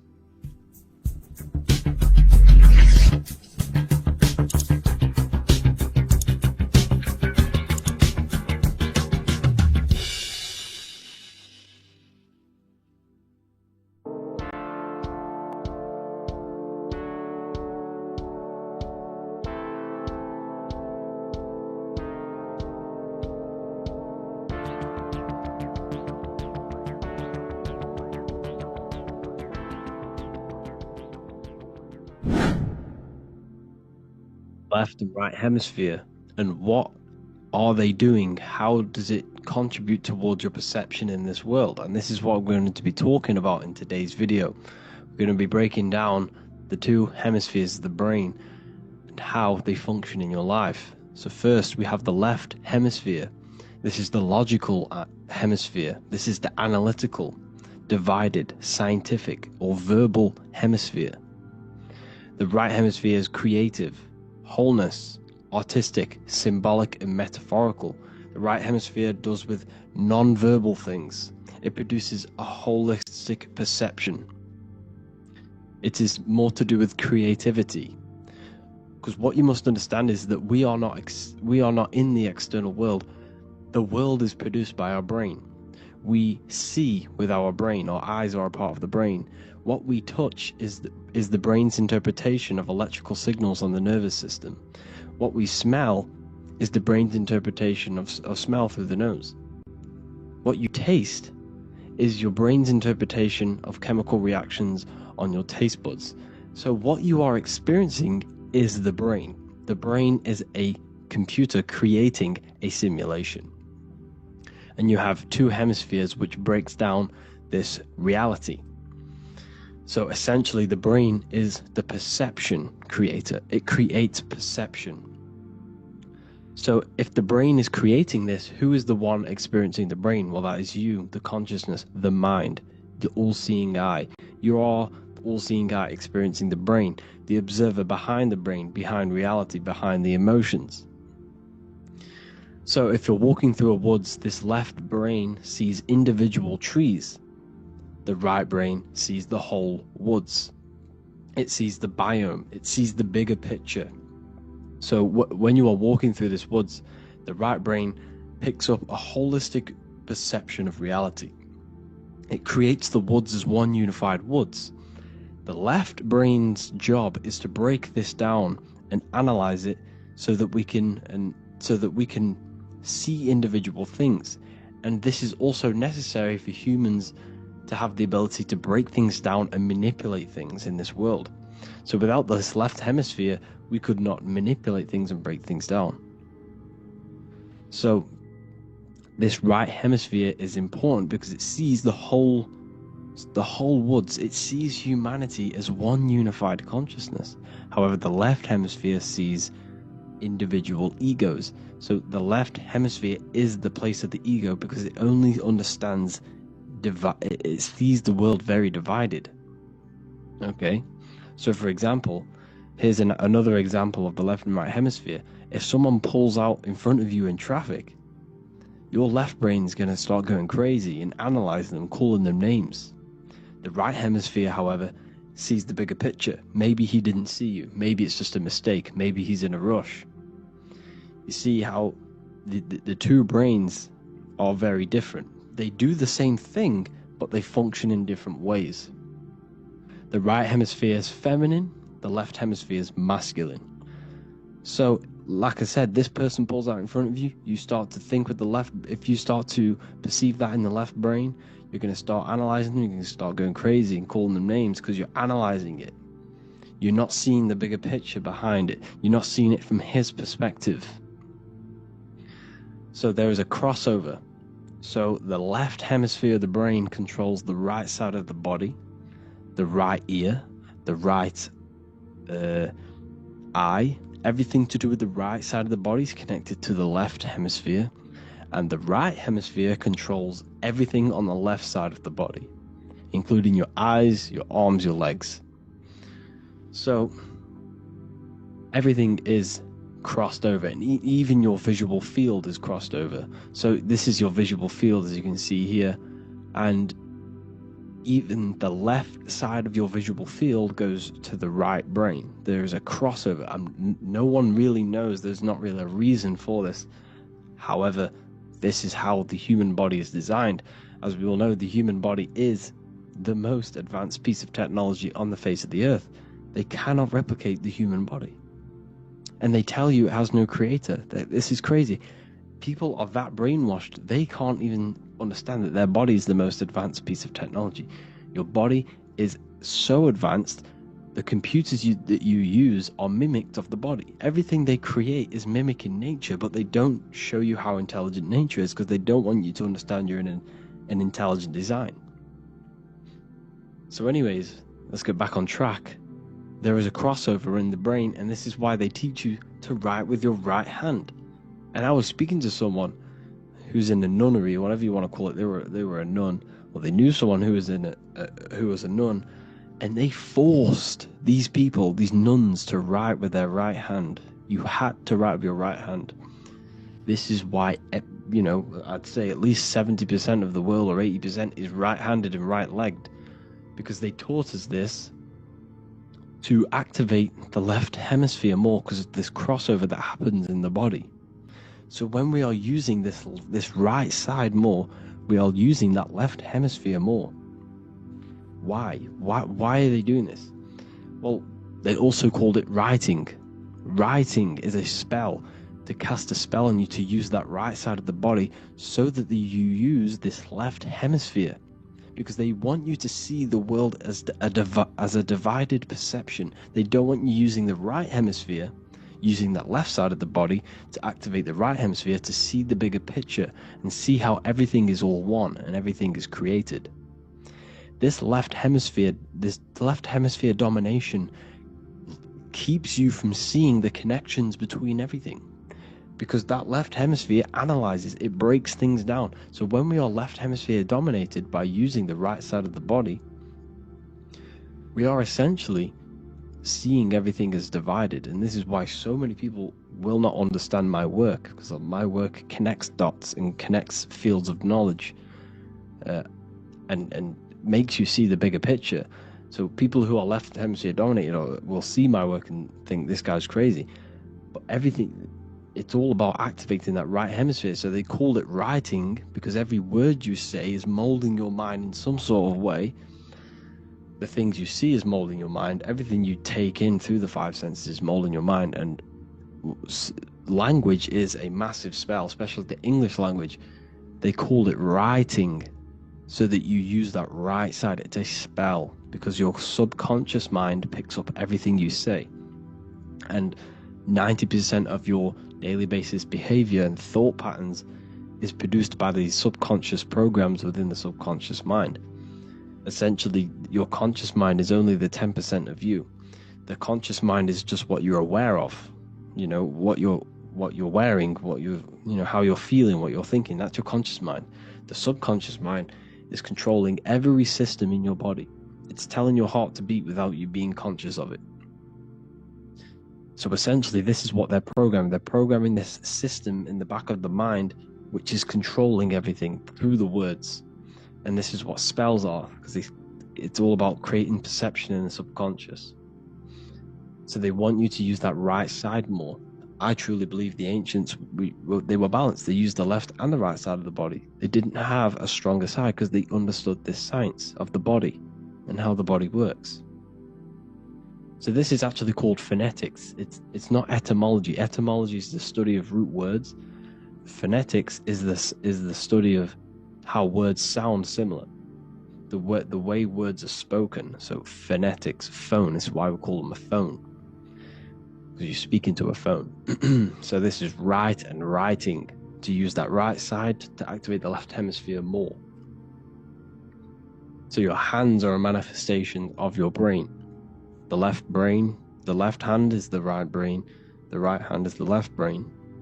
And as a child, we were always taught that when you place your hands together like this is the size of your brain, which is true, because your hands are a part of your brain. They're an extension of your brain. Every part of your body other than your brain is an extension of the brain. Everything's working and feeding back information to the brain because you're experiencing the brain. So another trick that you can do, or another exercise, is looking in the mirror and closing one eye at a time. If you close your right eye, if you take your top off, for example, you'll analyze your body if you close your right eye, because you're using that left hemisphere. Sorry, other way around. If you look at yourself through your right eye, you'll use that left hemisphere, which will analyze yourself. You'll see individual body parts. If you close the right eye and use the left eye, you'll see your body as a whole. You won't really analyze it. This is how you can analyze yourself, using these two hemispheres. So this whole system is created to keep you thinking logically, and to restrict you from creating, and restrict you from understanding symbolism, allegories, metaphors, and teamwork. They want you stuck in a logical way of thinking and a logical way of seeing the world. This is why when you go to school, you are told exactly what to do. You're told to think this way and no other way. You're told to do orders, do this.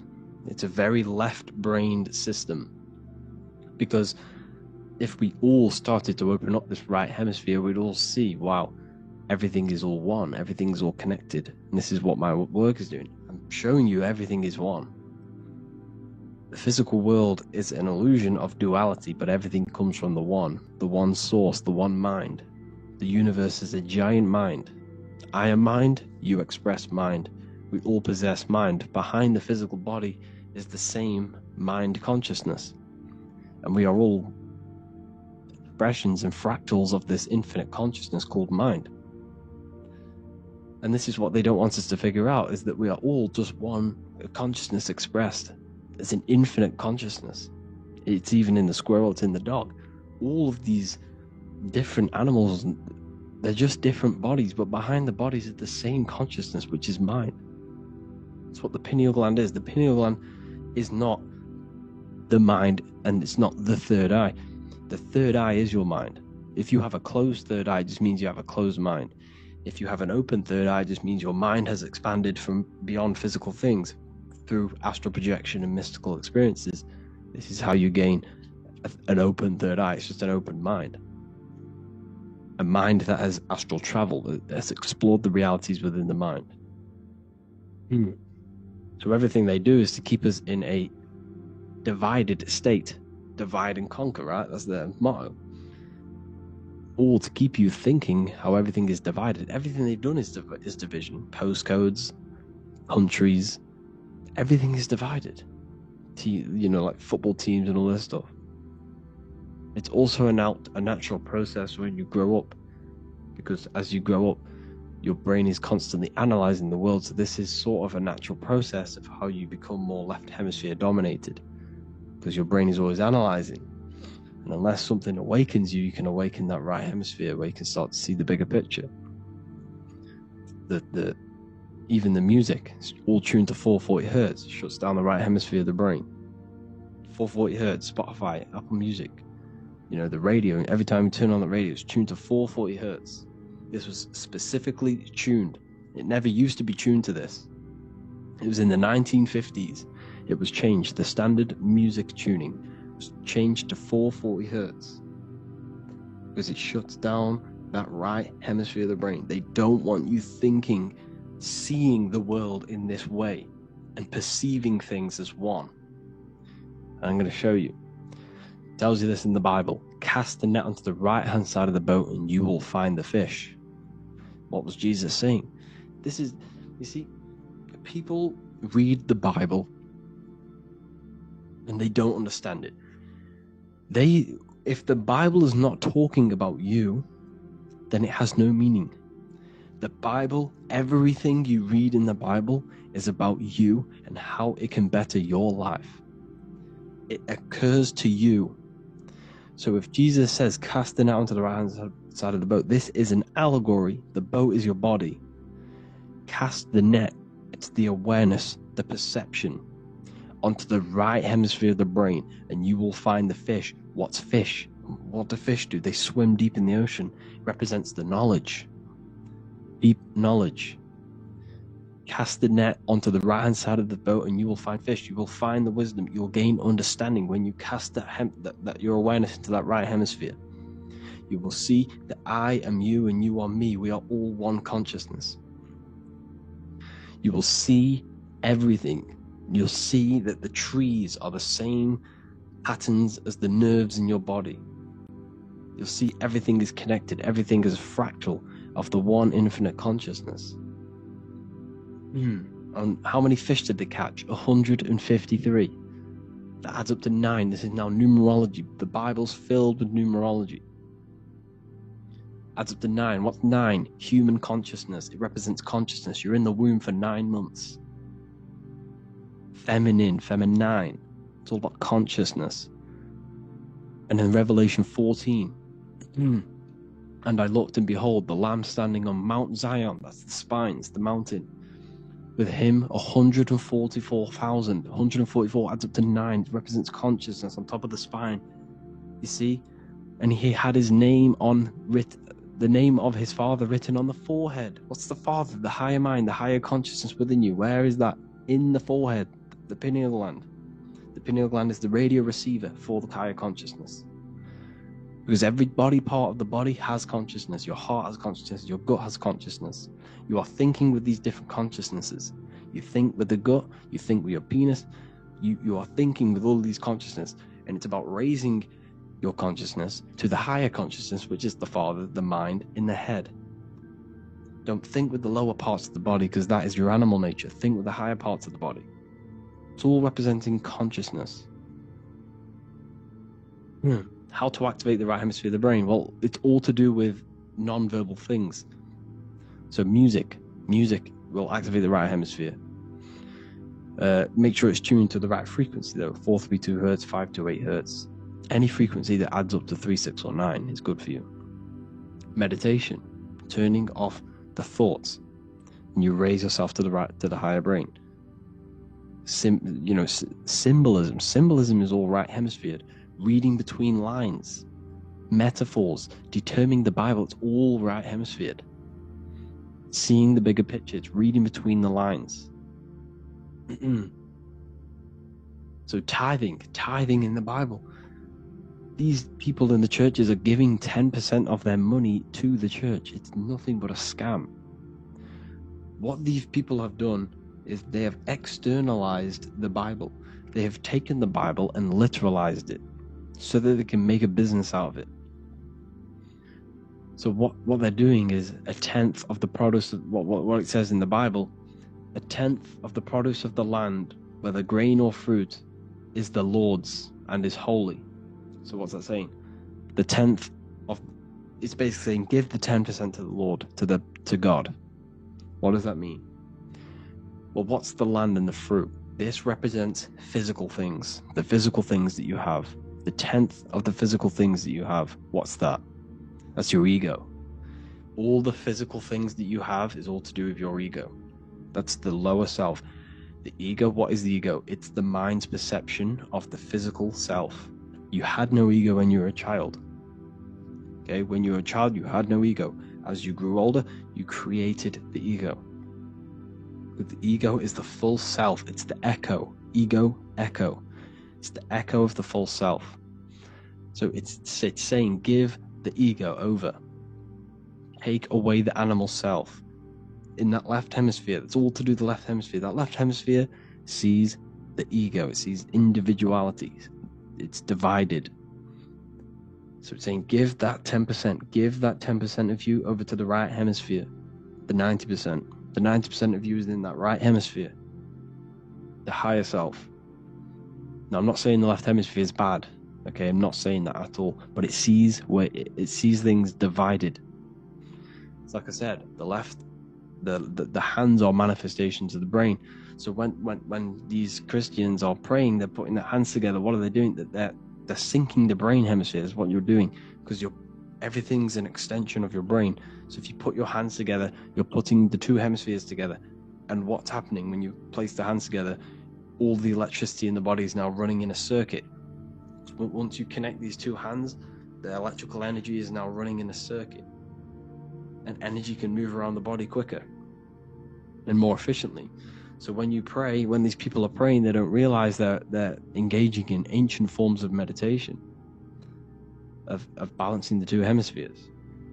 So now we're talking about balancing the hemispheres, not the right hemisphere.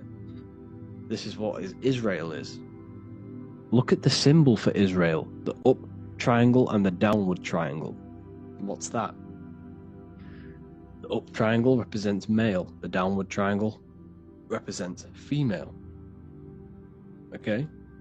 This is talking about the brains. Israel is Ra, Isis, which is female, the Egyptian god, Ra, El. El means God. Electricity. That's the force of the physical world. It's the force that runs this world, electricity. It's the force of God. El, consciousness. It means God. Israel. Isis, Ra, and El. It's the two hemispheres of the brain, the holy land of Israel. It's the holy land, it's the brain. Once these two hemispheres are synced, this is how you unlock your consciousness. This is the easiest way of astral projecting. Hemisphering, I forgot the word for it. Hemisphere syncretization, something like that. It's about syncing the hemispheres. This is how you unlock your consciousness. Once the brain is running as one electrical system, this is how you balance the two masculine and male opposing energies. Once these opposing energies are no longer in war with each other, the brain, they come together to work as one. You unlock your consciousness. You are born again. What happens when a male and female have sex? It creates a new child. It becomes one. you are born again. Once the two hemispheres of the brain, you are born again. You can then have an out-of-body experiences. So this is why the symbol of the Holy Land, Israel, is the up and down triangle back combined together, because it represents unification of the male and female, unification of the hemispheres. You're born again. You unlock consciousness. And you can get this for free. It's called the Gateway Tapes on my website. Basically, it's a audio track from the government, and they did this in the Gateway Experience. It's a CIA document, and what they do is there are different forms of meditations you go through. I think there's about 5 waves of meditations you do, half an hour each one. And it will teach you, it will sync your hemisphere, because what does it do? They understood that playing one frequency into one ear and another frequency into the other, they understood that the right ear is connected to the left hemisphere, the left ear is connected to the right hemisphere. So when you play 2 different frequencies into both ears, what happens? The brain picks this up, the 2 hemispheres of the brain picks this up, and it syncs it. It syncs these 2 hemispheres, these 2 frequencies together. So now the brain is working as one to sync this frequency. So this is how you can sync your hemispheres, through listening to these frequencies. Okay, you can get them for free and do the meditations yourself. This will definitely help you. This is an easy way to astral project. So it's all about syncing the hemisphere and seeing reality from a unified perception. We should all aim to get out of that left hemisphere. I'm not saying don't use it, but we should now start to read between the lines of the Bible, read between the lines of the symbolism they're showing. Study symbolism, study allegories and myths. What are they trying to tell us through these allegories? And this is how we start seeing things in a better way. Once we understand that we are all microcosms of an infinite consciousness, we can all come to one, because love is the unifying force of this infinite consciousness. We are all divided. We are all disconnected from our hearts. Once we all connect with our hearts and see that everything is one, we can all start to love and come together as one, because love is the unifying force of consciousness. So if you haven't already seen, I now have launched the Ethereal University. I will be doing lectures like this one, but even better, deeper, and even releasing knowledge that I can't talk about online, as they are censored. I'll be doing lectures every single week. I'll be doing live calls every single week. You also gain access to my library, which is filled with over 45 occult books, filled with knowledge. Okay, I'll show you now. Plus, you get my book, The Book of Wisdom, PDF form, and the Human Health Guide, PDF form. You also get all of this stuff, the health section, Q&As, ethereal meditations. We've got some celestial studies, cosmology, and numerology coming soon. You also get the brand new Manifestation Mastery course, plus the library. And there'll be new books, new lectures, new live calls every single week. Or you can get the Book of Wisdom. Use the code WISDOM in all capital letters to gain 40% off. This sale will be ending very, very soon. So if you're watching this, be very quick to get yourself a physical version or a PDF of my book. You can get it in all these languages. Hope you enjoyed this video, people. I'll see you inside the Ethereal University, the real university. Have an amazing day.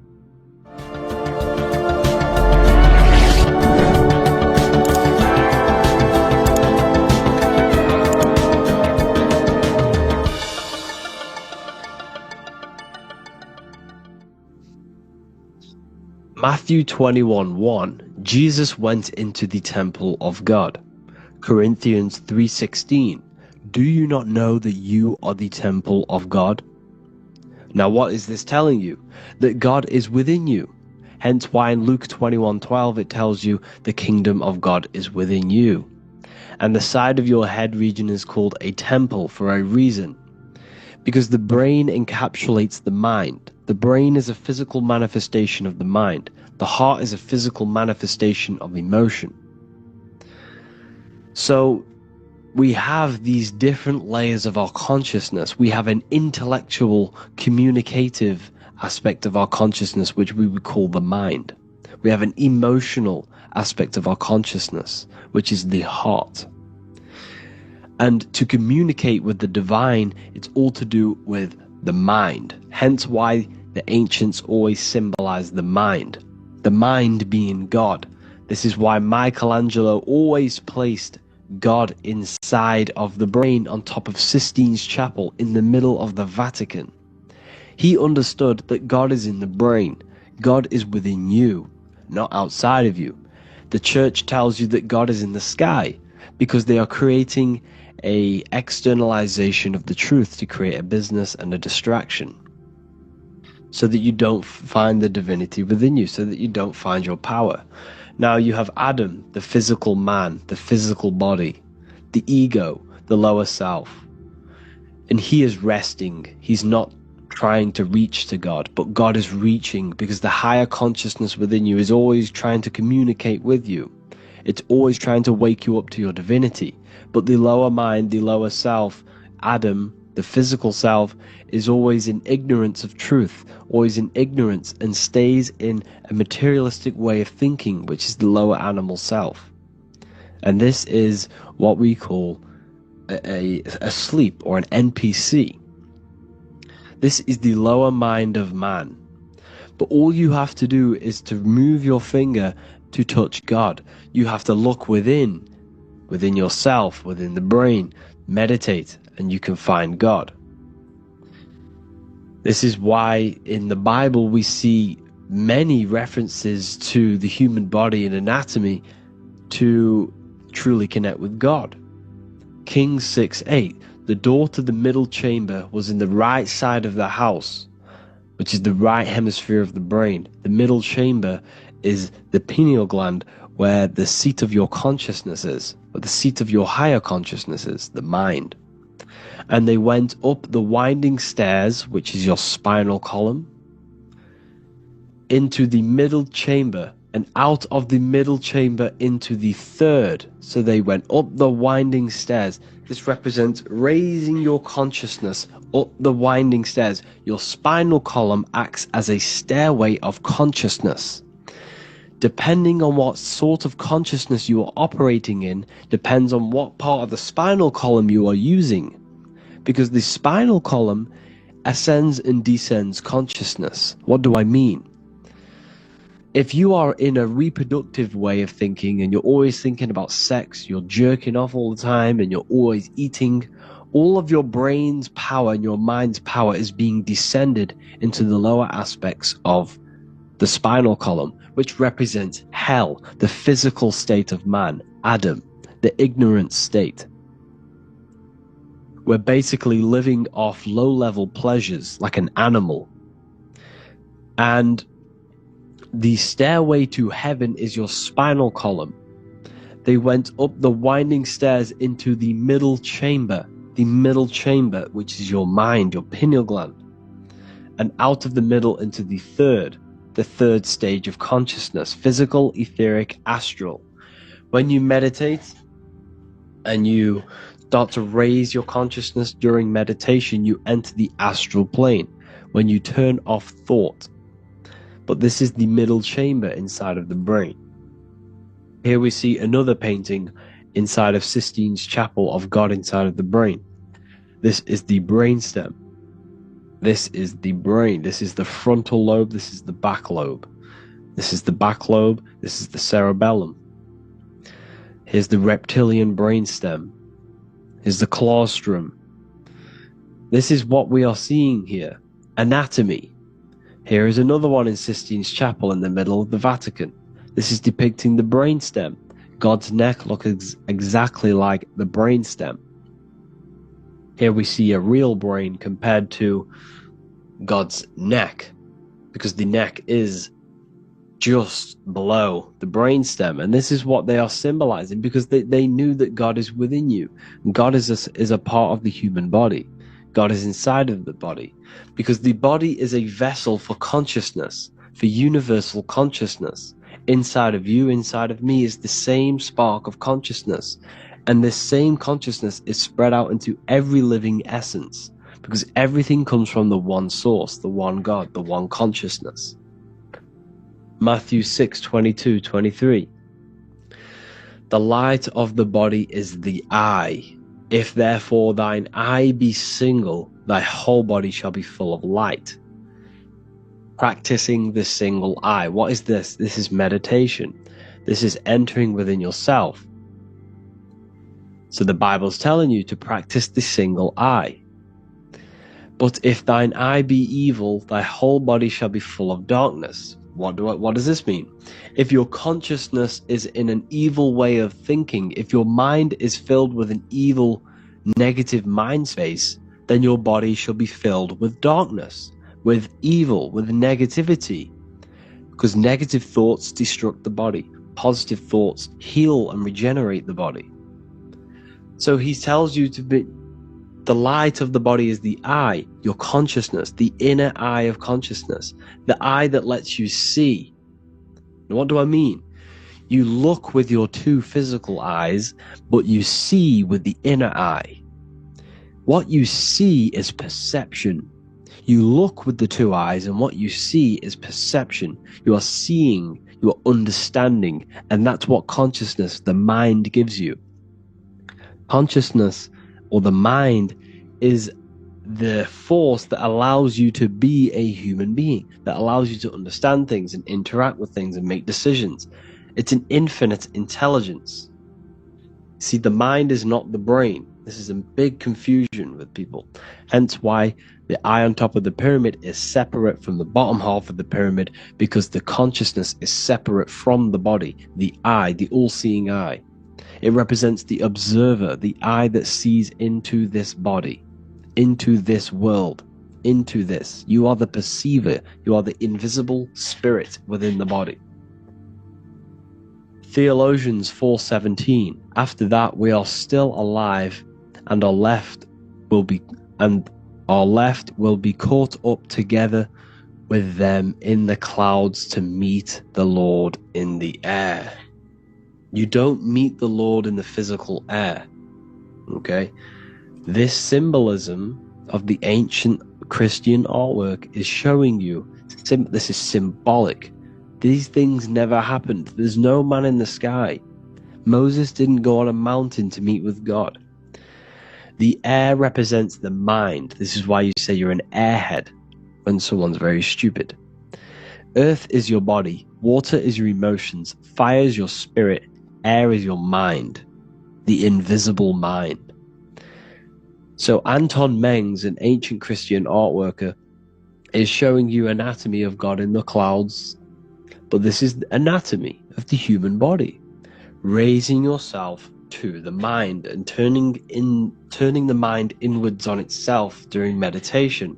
And that's how you meet the Lord in the air. You meet the Lord in an elevated state of consciousness. The air represents an elevated state of consciousness because the air is up. You have to raise your consciousness to meet the Lord in the air. This is why Moses went on a mountain to meet with God. The mountain represents elevation of consciousness, raising the mind up the spinal column, taking all of the mind's attention away from the reproduction and the physical aspects of self and raising it to the brain and turning off the brain and going inward into the air. It's talking about raising consciousness. It's allegorical, it's a spiritual metaphorical text.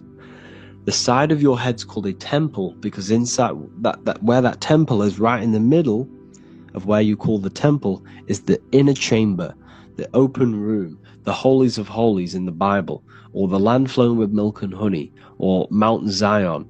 There's so many different names for the brain, or the upper room where Jesus meets his 12 disciples, the 12 cranial nerves in your brain. This is the temple of God. Your body is a temple of consciousness. It encapsulates the consciousness. It encapsulates the mind and soul. John 10:30, Jesus states, I and the Father are one. Psalms 46:10, be still and know that I am God. He's talking about the I am within you, not within Jesus. Everyone refers to ourselves as I. I am God. When you say I, you're referring to the highest aspect of yourself. The aspect that is above all thought, above all emotion, and above all things. When you say I, you're referring to your pure awareness, your pure consciousness, the highest aspect of yourself. And anything after I is egotistical. I is God. The letter I is the Roman numerals for one, because there is one God, one consciousness. The letter I is one line, just like the number one. Matthew 6:3-4, take no thought. Therefore take no thought. Take no thought. He says this 5 times because you must turn off the 5 senses and take no thought to connect with God. Be still. This is telling you to meditate and know that I am God. The I am within you. I and the Father are one. I and God are one. You, who you think you are, is a completely wrong. The body is matter. Your name isn't you. Your job isn't you. Your reputation, your trauma, your memories, your friends, family, worries, bills, interests, dislikes, goals, passions. Anything to do with the thinking mind is not you. Who you think you are is a part of your thinking aspect of consciousness. But once you remove thought, you are no longer your name, you are no longer your body, you are no longer your reputation. You are the I. You are pure awareness, pure consciousness. Pure consciousness. And this pure consciousness has latched on to this name, this job, the body, and your traumas. Your pure consciousness has attached itself to this character who you're playing in the physical world.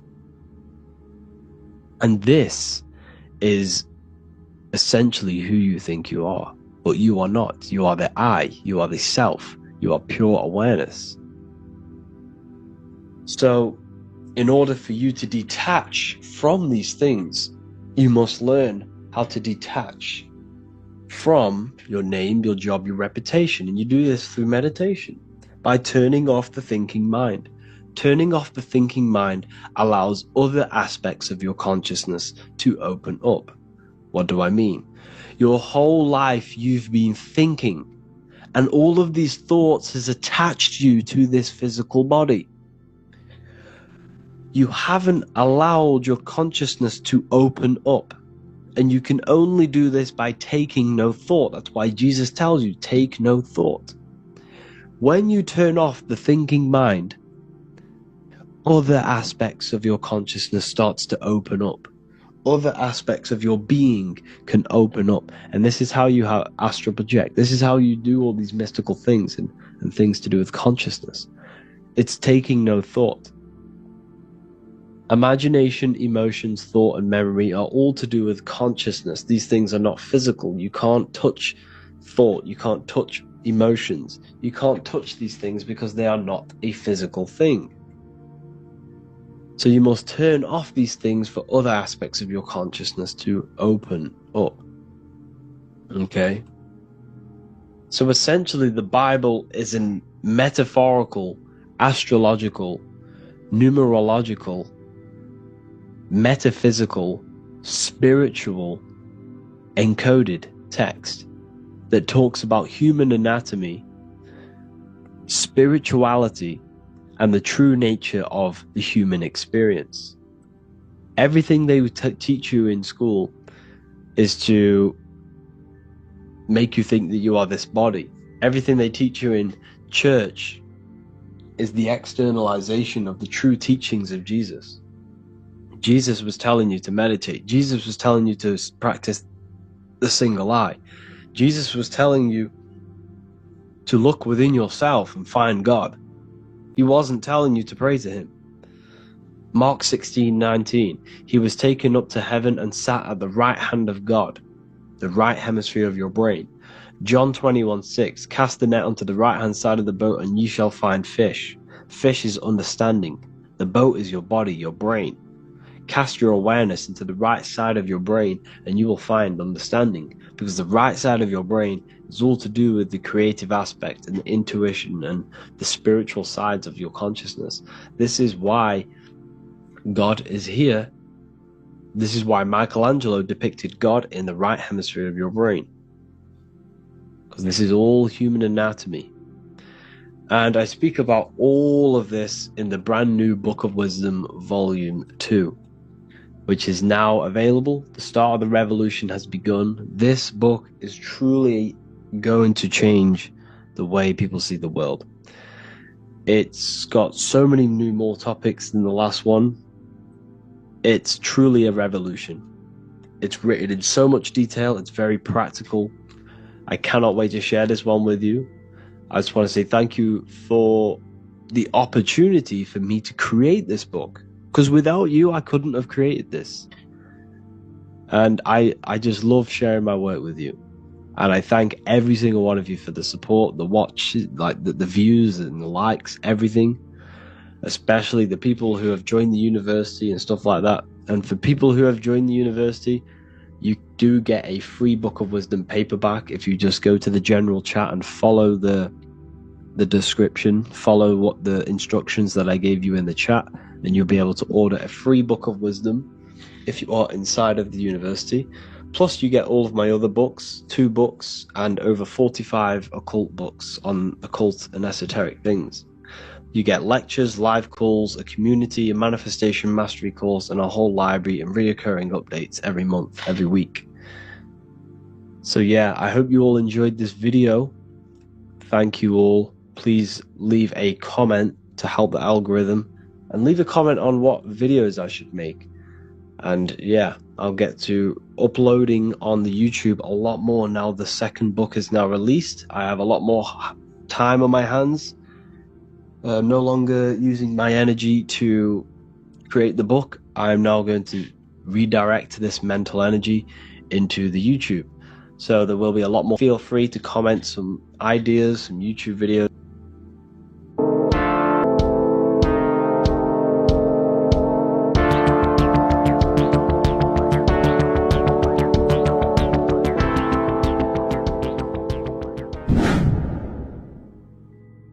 What is good, people? It's Revival of Wisdom. I hope you're all doing well. And this video is how to raise your... So this is a monthly cycle. Every month, when the moon is in your zodiac sign, this oil is released. Now, the moon is in control of monthly cycles. For women, it's the menstrual cycle. And as well, this holy oil cycle. The moon changes sign every 2 and 2.5 days and passes through the zodiac signs in 27 days. So the moon tells the day, the sun tells the time, the stars tell the month. This reality is a massive clock, if you like to say. It's a cycle. Okay? The moon controls the night, emotions, water, fluids, and the mind. Okay? So, this oil is produced in the claustrum. It's produced in the claustrum, which is here, right? This is where you get Santa Claus from. Now, the claustrum is at the center of the brain, and it is next to the pineal gland and the pituitary gland. Once it starts in the claustrum, this is the holy present. This is the present that Santa gives to us, Santa Claus. And it goes to the pituitary gland and the pineal gland. And what's connected to the pituitary gland and the pineal gland is the Ida and the Pingala. The Pingala is the pineal gland's nerve, which is the honey, which is the positive charge, electric. And the pituitary, it travels down the spine using these 2 nerves, these electromagnetic charge. And this is what the ancients symbolized with the 2 serpents wrapped around the spinal cord. the Ida and the Pingala. And this travels down to the sacrum or the solar plexus. Okay, so of the brain. So the spine is pretty much the brain. It's an extension of it. And it's kind of a microcosm of how we descended from heaven to physical reality, to physical matter, which is our consciousness has done. Our consciousness has descended from heaven into physical matter, and this is a microcosm of it. Okay, so once we're in the sacrum bone, this holy oil, like I've just explained, this holy oil starts in the Santa Claustrum, goes down the chimney to the sacrum. This is the sacrum, the solar plexus, and drops the present off at the sacrum. Now, once we're at the sacrum, we need to raise our vibration to take this oil back up the spine. Okay, and the River Jordan symbolizes this in the Bible. King Herod wants to kill Jesus in Nazareth, which is here, this is the River Jordan, is Nazareth. He goes to be born in Bethlehem and then goes back up to Nazareth to Joseph and Mary. Joseph and Mary, the pineal gland and the pituitary gland. The Bible is huge symbolism. It's all metaphors for this sacred process which goes on inside of your body. You are the Temple of Solomon. You are the Holy Land. The Holy Land is your brain. Once this oil is at the sacrum, you need to raise your vibration in order to take it back up. Once this oil has gone back up to the pineal gland, it activates the crystals which are wrapped around your pineal gland. Your pineal gland is this tiny little beam here. This is the claustrum. This is the pineal gland, and it's wrapped in crystals. And when this oil travels back up the spine by raising your vibration back to the upper room where Jesus met the 12 disciples, or the 12 cranial nerves in the brain, and it activates and it turns on this pineal gland, and once it's turned on, it illuminates all the cells and the nerves in your brain and turns them all on and activates the higher God man, the God consciousness, Christ consciousness. And it regenerates the whole body. This is the secret to regeneration. It regenerates all the cells in the body. And this is how the ancients lived for thousands and thousands of years. As talked about in ancient texts. They lived for hundreds and thousands of years because they knew this secret. And this fluid, this brain fluid, the secretion, or the Christos in Greek, which means gold, because this is the alchemical process from turning lead to gold. Your body is the alchemical furnace. Now the ancients knew about this center of the brain because they symbol it. This is the Eye of Ra, and it's the brain, and this is what's wrapped around our consciousness. Our consciousness isn't wrapped around the brain. The brain is built around the consciousness. We are the consciousness. You don't have a soul, you are the soul. Okay? Now, the head, heaven, hell, heel at the bottom of your foot, that's hell. Head is heaven and hell. Simple. Now the pineal gland produces DMT, which is dimethyltryptamine, which is known as the spirit molecule. So, let's move on. Now, when this oil travels up, back, the spine, the chimney, it crucifies at the top, which is called the vagus nerve. So when it reaches here, the optic thalamus, it crosses and crucifies once it's raised back up. And this is why Jesus dies at 33. He was crucified at 33. Because you have 33 vertebrae on the back of the spine. And then it's crucified by the cross of the vagus nerve. When this oil crosses the vagus nerve, this is the crucifixion at 33. And it symbolizes the death of the physical consciousness. You then become spirit. You then become God consciousness. activating the Kundalini, regenerating the body and the mind. Okay? The Garden of Eden. You are the Garden of Eden. The land of milk and honey is upstairs. The pituitary, which is the milk, the pineal gland, which is the honey, which is DMT. It even says this in the Bible. As he brought us into a place, and he has given us this land, a land flowing with milk and honey, which is also symbolized as the sun and the moon. The Bible also says, the light of the body is the eye, not the eyes, the eye. If therefore thine eye be single, thy whole body shall be full of light. This is the activation of the pineal gland by raising this oil back up to the pineal gland, to the center of the brain. Neither shall they say, see that here, or see there, for behold, the kingdom of God is within you. So he's saying, don't look out there. Nothing is out there. It's all inside of you. Everything's inside of you. You're the universe. Now, how to raise this oil back up to the pineal gland? Every month, like I said. The moon controls the cycle. The moon controls monthly cycles.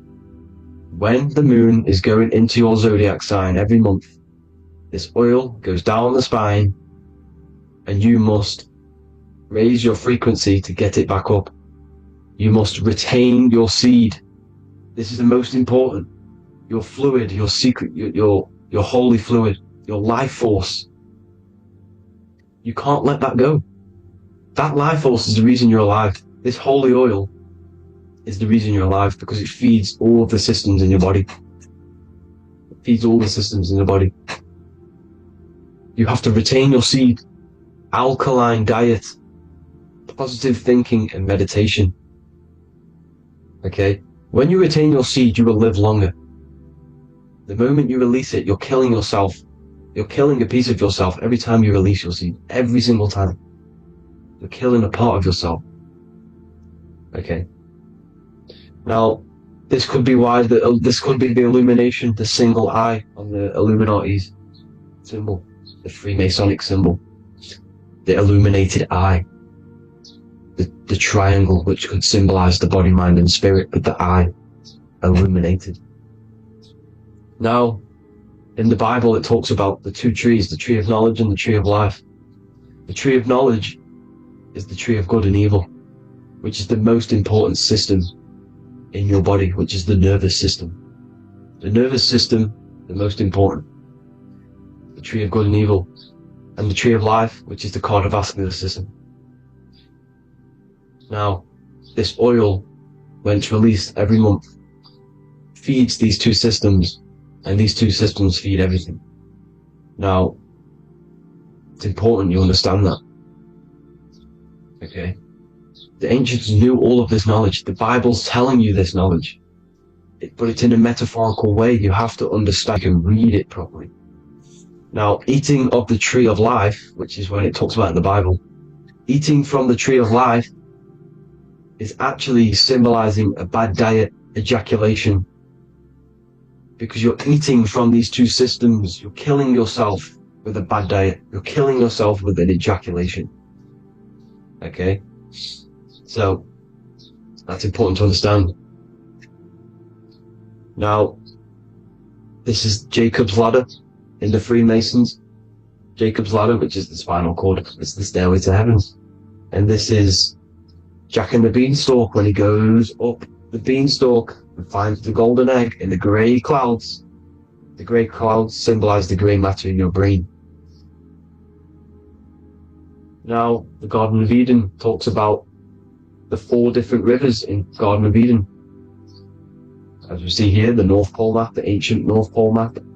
Because the center of the earth is the center of the torus field. Everything's the torus field. Atoms are torus fields.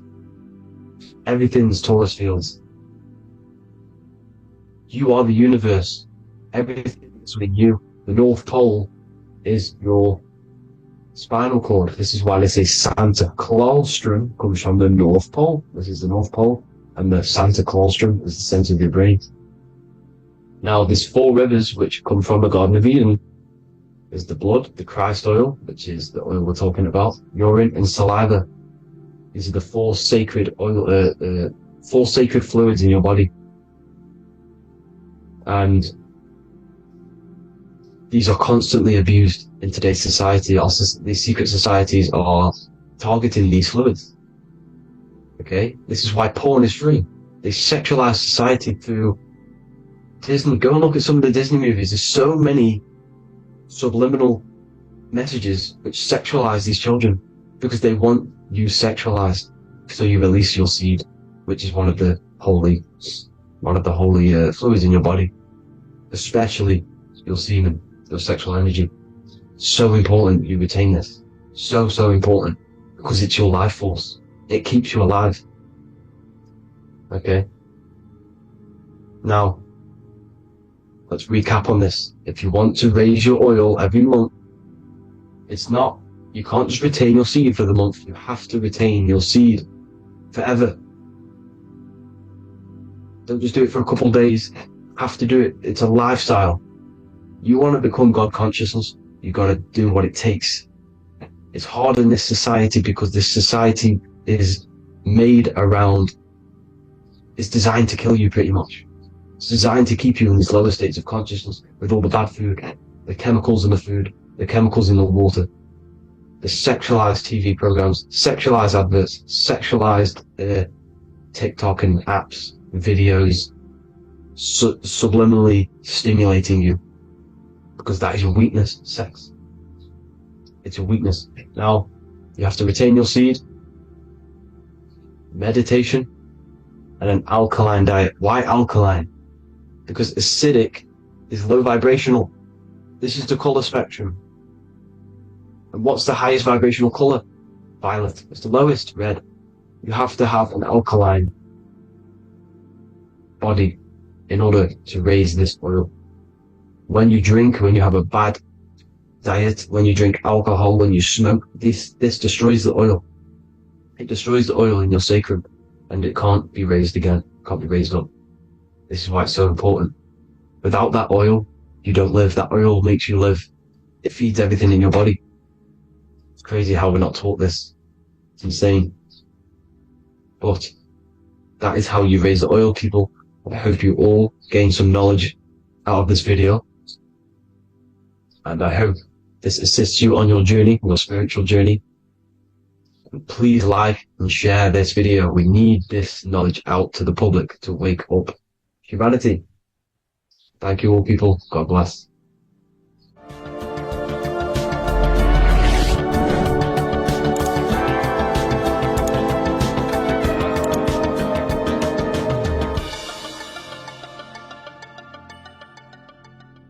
Geometry. This is the study of nature, of the codes, the mathematical codes behind physical reality. So today we're going to be going deep into geometry and the true esoteric internal geometry, the geometry that no one really talks about, and how geometry relates to human consciousness. So essentially, what we must understand when it comes to geometry, the basics of geometry is everything is vibration. And this vibration is vibrating on a certain frequency. And this certain frequency creates a geometric shape, which is why in nature we see all of these different geometric shapes. All matter takes form in shapes. So if we put sand on a plate and we vibrate the plate on a specific frequency, we see that the sand goes into specific geometric shapes and patterns. So essentially, matter is energy condensed.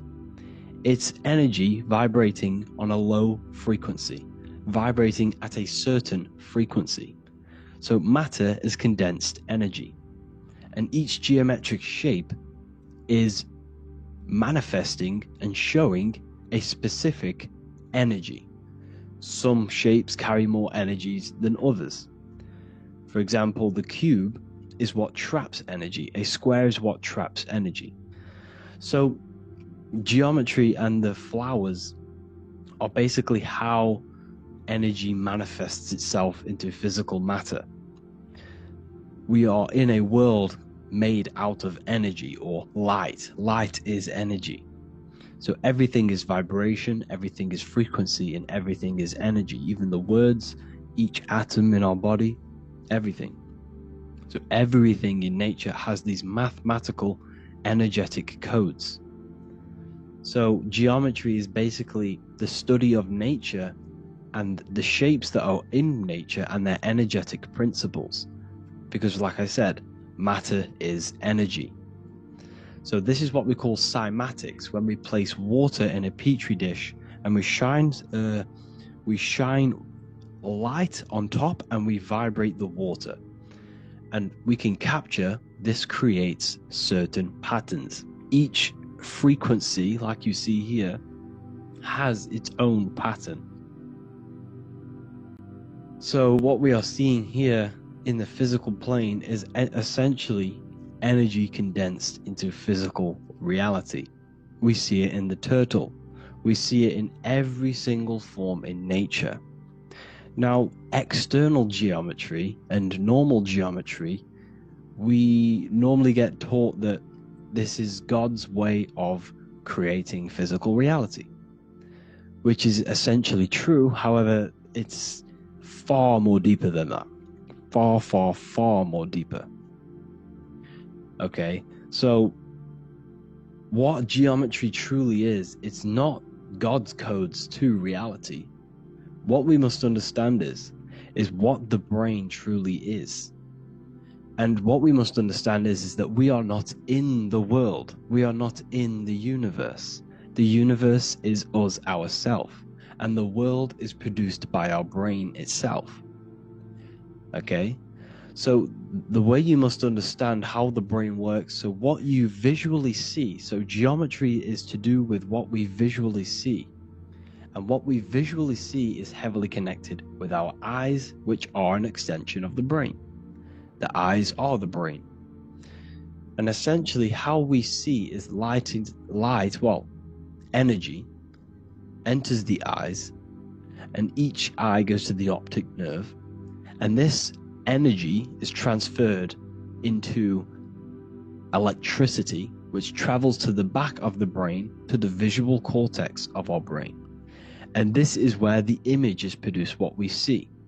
Therefore, the world outside of us is truly inside of us. It's a projection from within the brain.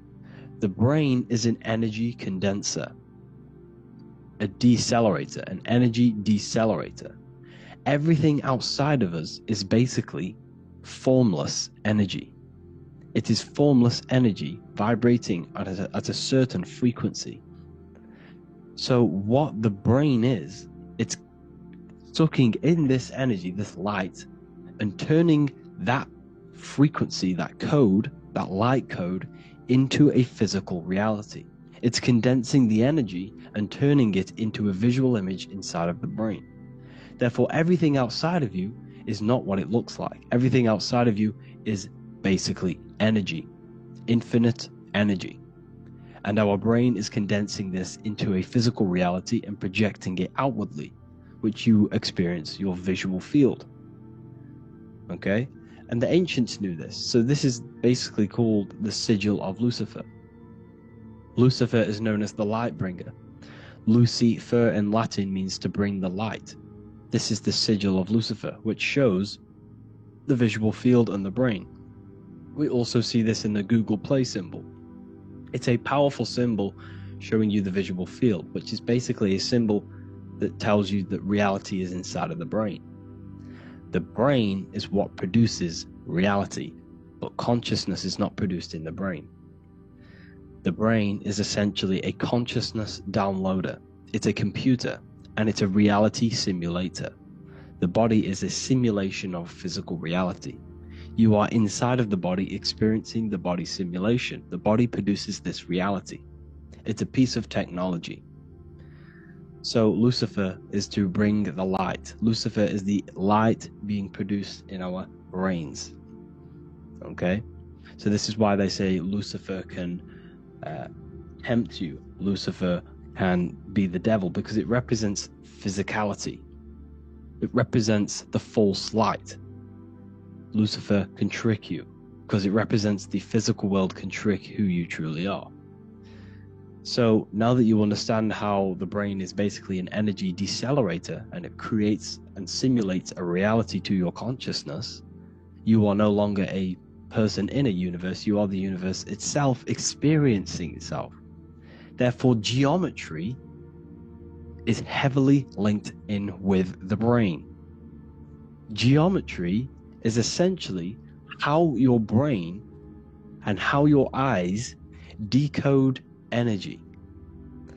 So what you are seeing is the mathematical codes of your brain creating reality.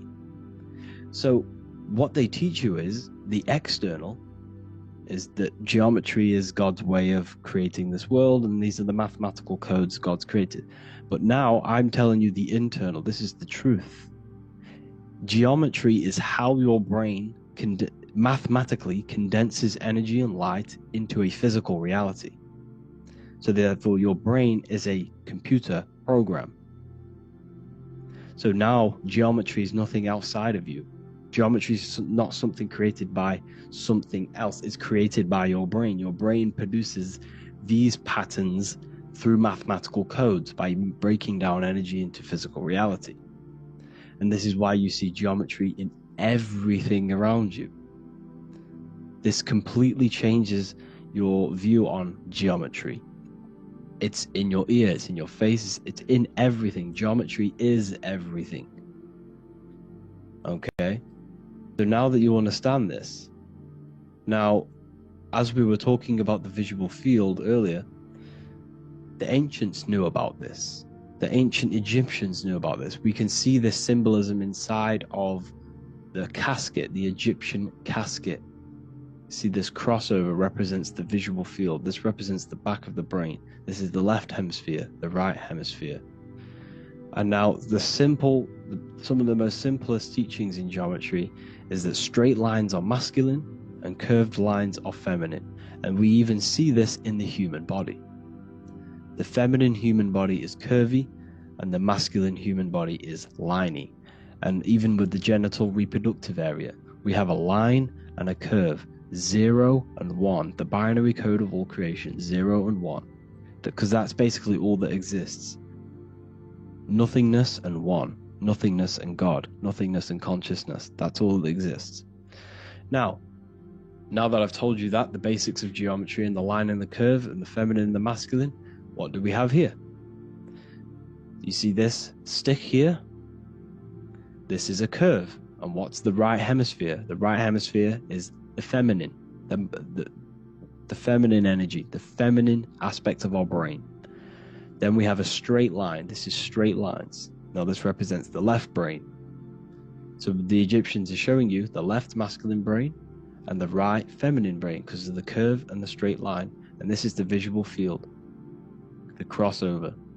So there's a crossover in the brain. The left eye is connected to the right brain. The right eye is connected to the left brain. Okay, so the left eye is connected to the right brain. The right eye is connected to the left brain. The solar and the lunar. So, like I said, everything outside of you is basically energy. Your body is basically a holographic avatar, condensed energy produced by your brain. There's nothing actually outside of you. Your 5 senses are electrical threads of light. And when you touch something, this is basically electrical signals in your nervous system, which are reporting back to the brain. Therefore, what you touch is actually, you're not touching. The feeling that you feel when you touch something is not the true feeling. That's your nervous system you're feeling. You're feeling your nervous system in the brain. It's electrical signals to your brain. So the 5 senses do not decode, well, what you're experiencing as the 5 senses is not outside of you. This is your brain interpreting electrical signals. You don't experience the world, you experience your nervous system and your brain.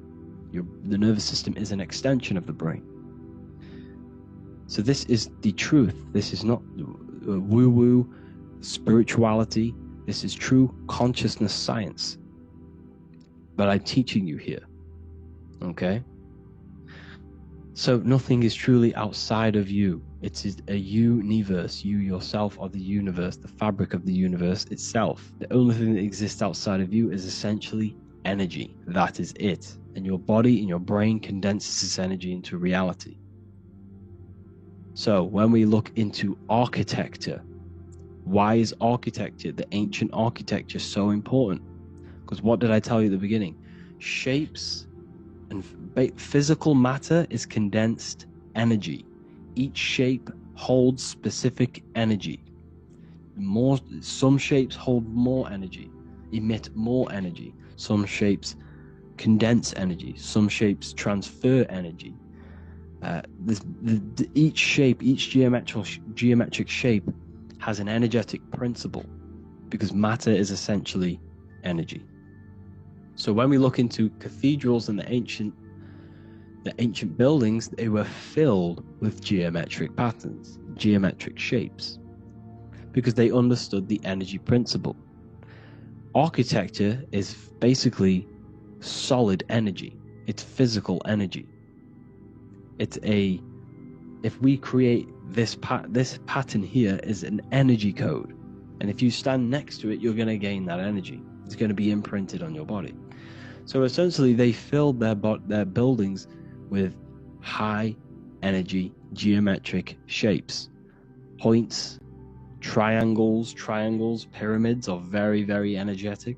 This is why you have crystal pyramids made, orgonite pyramids. They're always in pyramid shapes. That's why the Egyptians built in pyramids, because pyramids hold high energy. They emit high energy. So this is why you see all these different geometric patterns. Okay?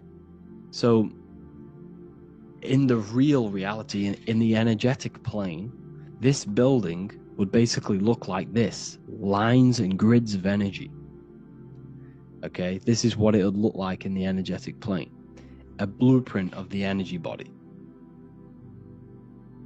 So, as you see here, these are the different frequencies in a petri dish, of water in a petri dish.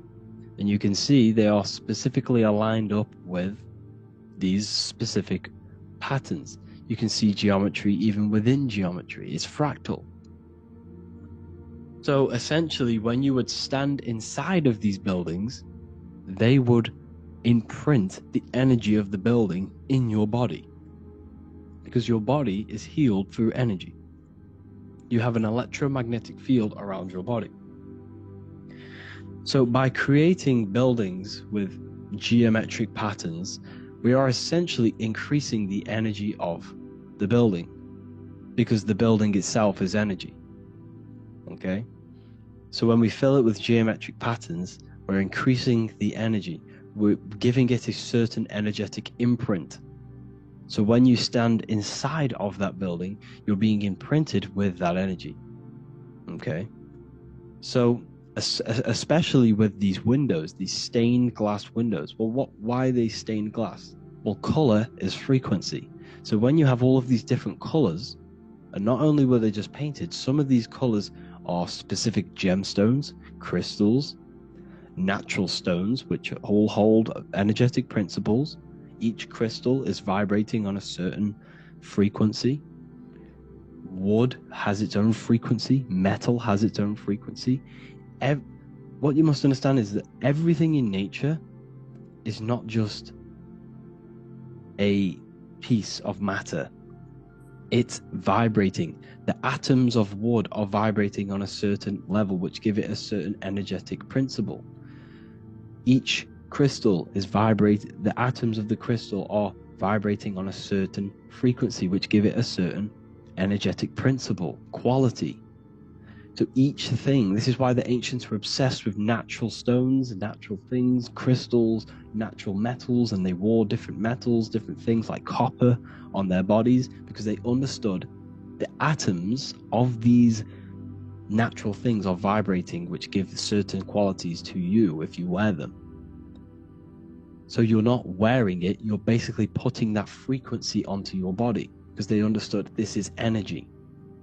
If I put copper on my body, I'm not putting copper on the body, I'm putting the frequency and the energy of the atoms onto my skin, and that frequency of them atoms are going to vibrate my skin that frequency and heal my body. So this is why this is so important. So each building is an energetic code. Okay, so when you stand in these buildings, it can heal your body. This is why when people walk into these ancient churches, they feel like they've met God. They feel a certain way. They feel so amazing when they enter these churches. They feel holy, for example. It's not because God's there. It's not because these man in the sky dwells in these holy places. It's because the energy of these buildings affect our consciousness. They increase your energy. They raise your vibration. They heal your body, they heal your cells, they imprint the water in your body, especially with these stained glass windows. Like I went a bit on a tangent there, but these stained glass windows were encoded, well, they use different gemstones, different lights, different colors. And when the sun would shine through this window, well, what's the sun? The sun is light. Light is energy. The sun's light would go through this filter of the window, of the crystals and the different gemstones and the different colors, and the sun's light would be encoded, imprinted with these crystals, with these colors and these natural glasses which have healing energetic principles.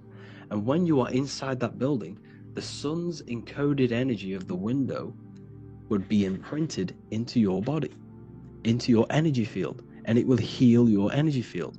And it would heal your body, your cells on a cellular level.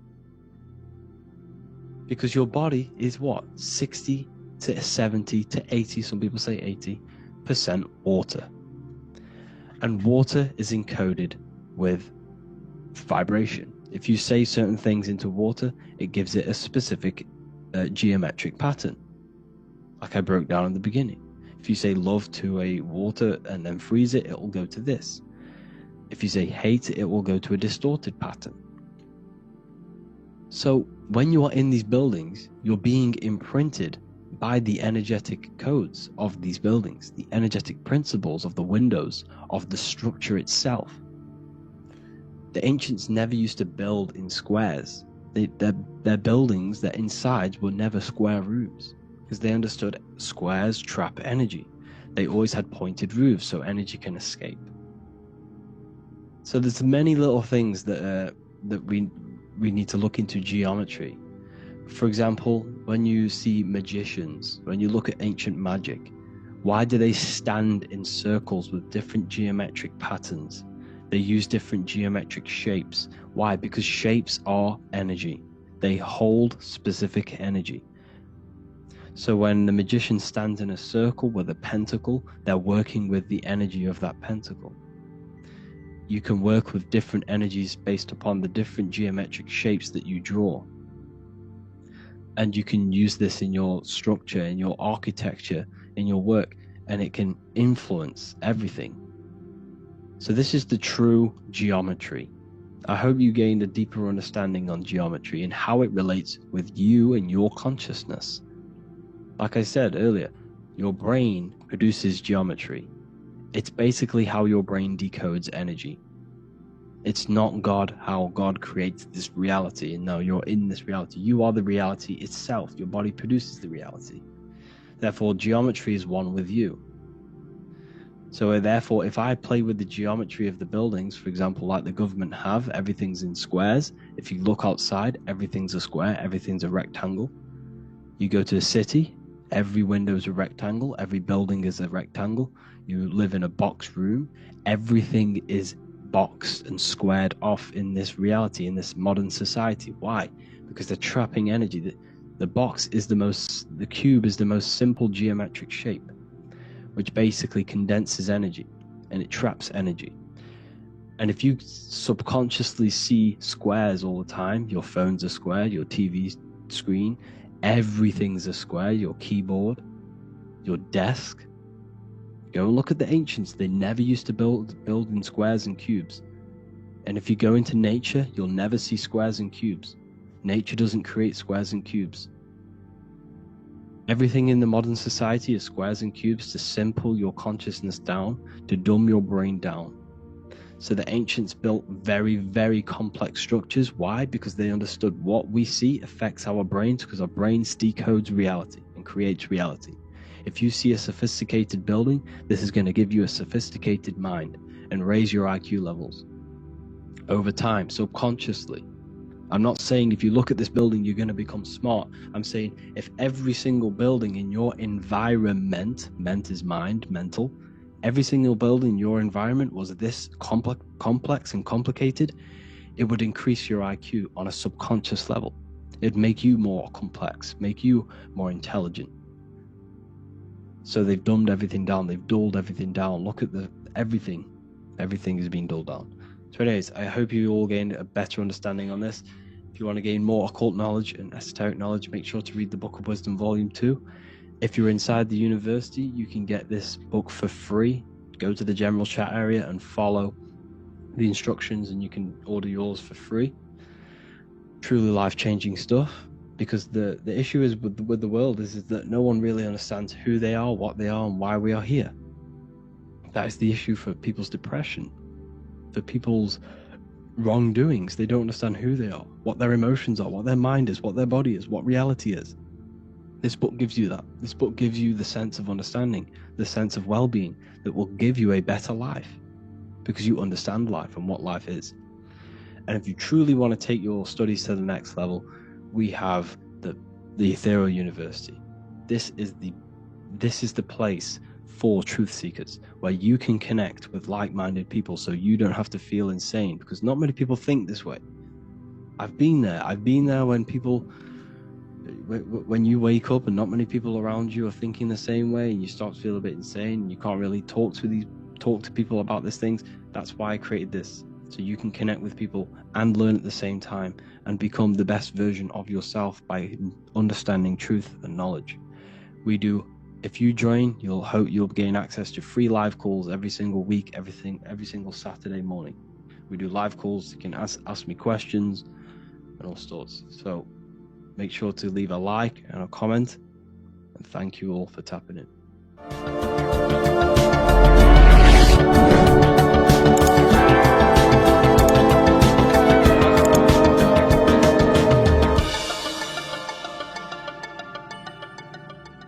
Welcome to Revival of Wisdom.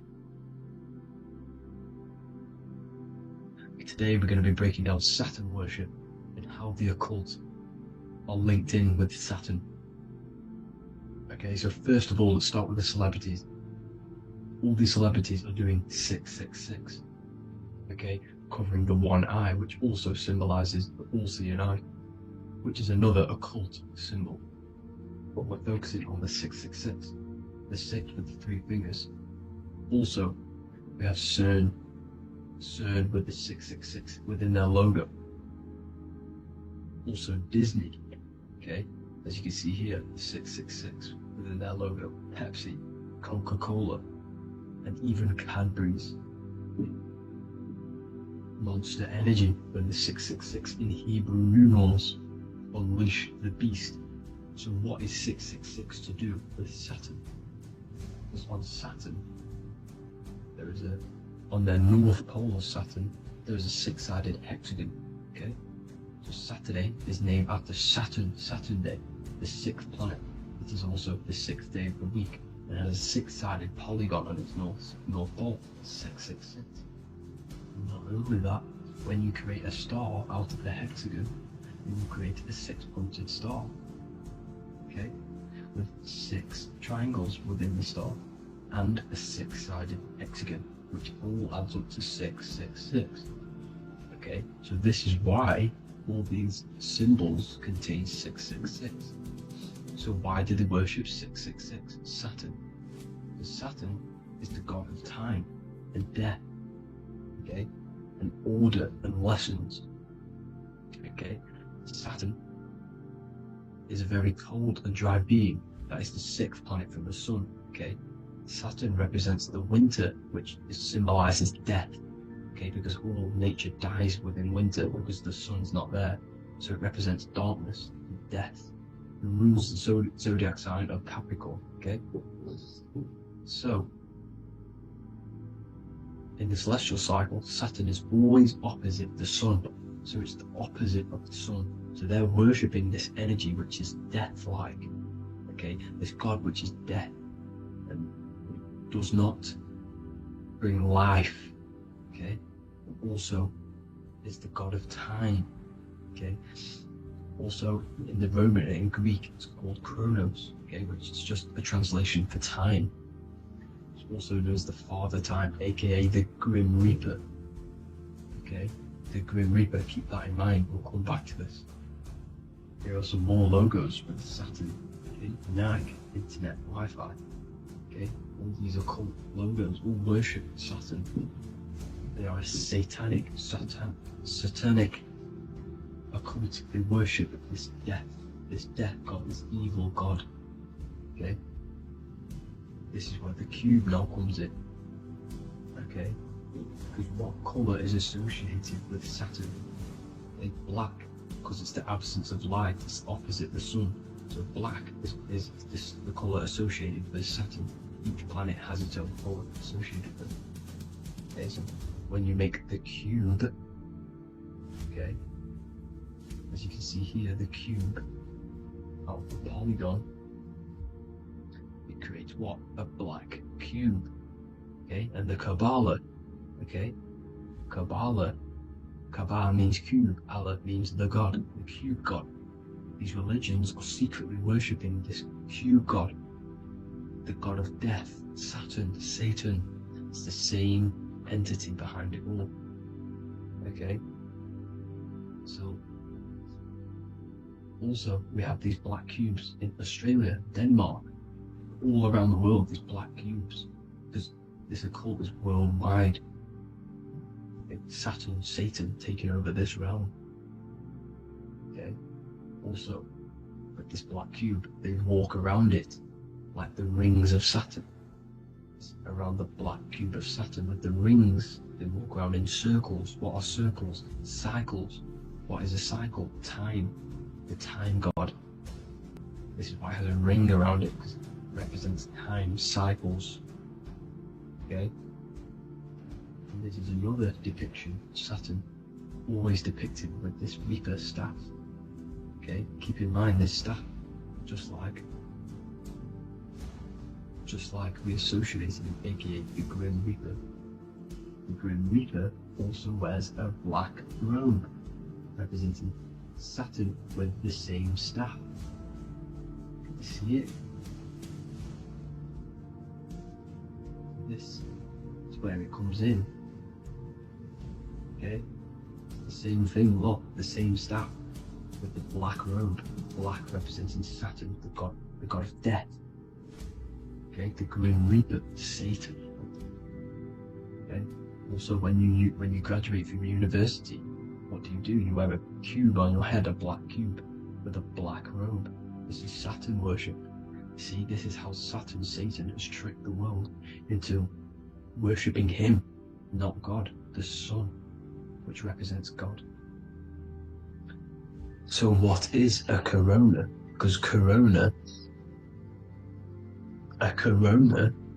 is a crown, a circle, okay? A set of concentric circles of light seen around a luminous body. So Saturn, so this is why they used to worship Saturn by wearing crowns in ancient days, and we still do to this day. The king or queen has a crown, a corona. Also, corona, the drink. Corona adds up to 666, just like Saturn is 666. But like you see in the corona, you see the staff. You see this staff, just like the staff of Saturn, the Saturn god, like the Grim Reaper, with the black robe and the staff, just like the Saturn god. What is the Grim Reaper? It's a killer. It represents death, just like Saturn, the god of death and time. So all these occults and secret societies all worship the 666 god, which is Saturn, Satan. All of our energy is being put into Saturn. Okay, and Saturn, Satan, is harnessing all of this energy. So gradually, this is what the mark of the beast is. Like it says in the Bible, the mark of the beast, or the name of the beast. Here is wisdom. Let it know that you have to understand and count the number of the beast, for it is 6. It is the number 6 of a man, and is 6. 600, 666, 666. So this is what the mark of the beast is. They are going to eventually put green chips, just like Neuralink, which is what Elon Musk is pushing. Okay, so this chip is the mark of the beast, and it's going to be implanted to our hands or brains. Okay, and they will manipulate our consciousness, and it will manipulate our DNA, and it will directly connect us to AI, and AI is linked in with Satan, as the demons and the people who rule this world are in love with AI. They want to connect humans to AI. And this will control our consciousness completely and give all of our energy back to Satan, this deity that they worship. Just like when you get married, you wear a wedding ring, the rings of Saturn, over the finger, which represents the sun. So you're basically seeing Saturn over the sun. The sun is the Son of God. It represents the sun, represents God. So you are putting Saturn over the sun. So thank you guys all for tuning in. I'm going to leave you guys here. Please leave a like, comment some topics that you want me to talk about, and please subscribe for more amazing content. God bless.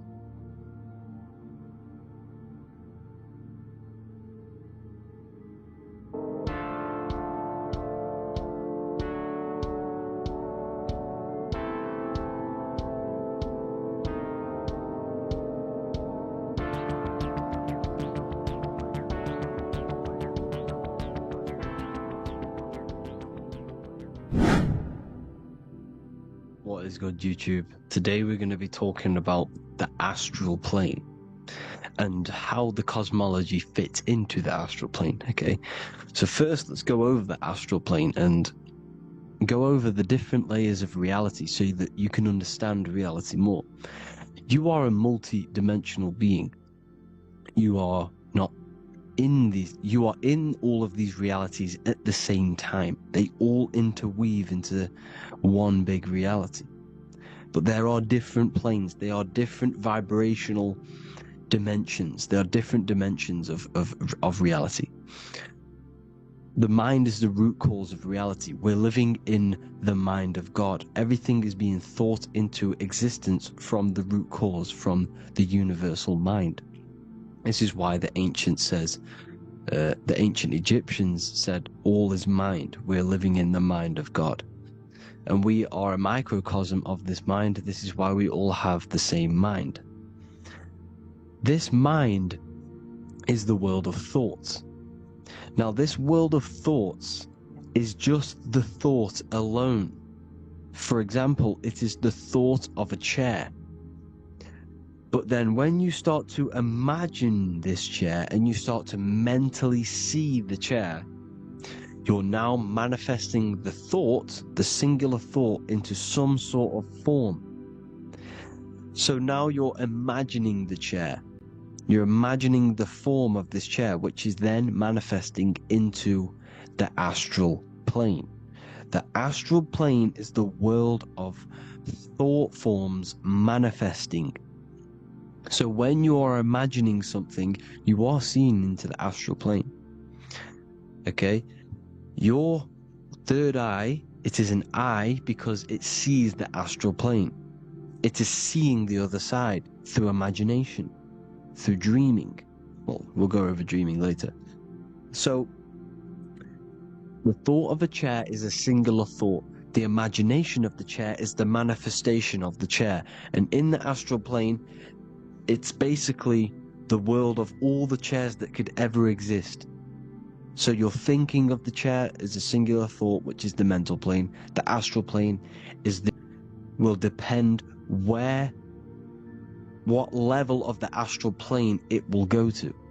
For example, if you're thinking about a chair to torture someone on it, it's going to go on the lower astral plane.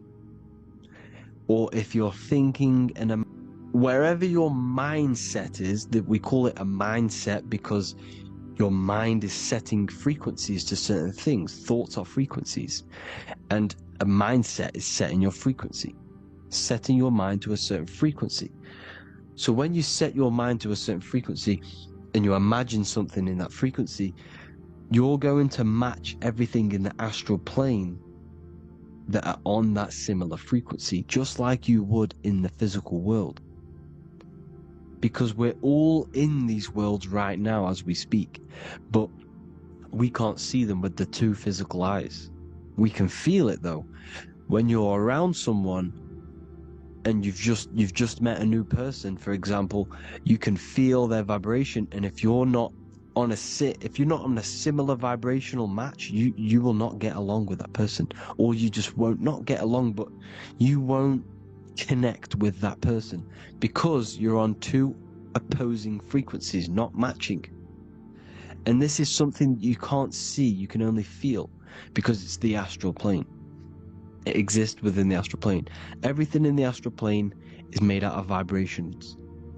So if you do astral project, and if you already know how to astral project, you will see beings and people and things that are on the same frequency as you. This is why before you astral project, you need to sort your vibration out before you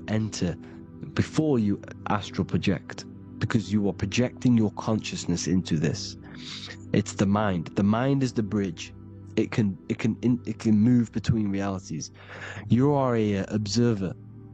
You are a observing soul which observes different realities. And the mind is the bridge between all of these different realities. The mind can choose. If you want to project into the astral, you set your mind to it, you can. Okay? So, let's not get off track. The lower astral plane is where demons are. The higher astral plane is where heavenly beings are.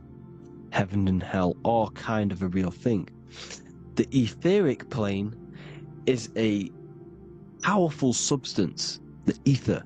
The fifth element that they don't tell us about.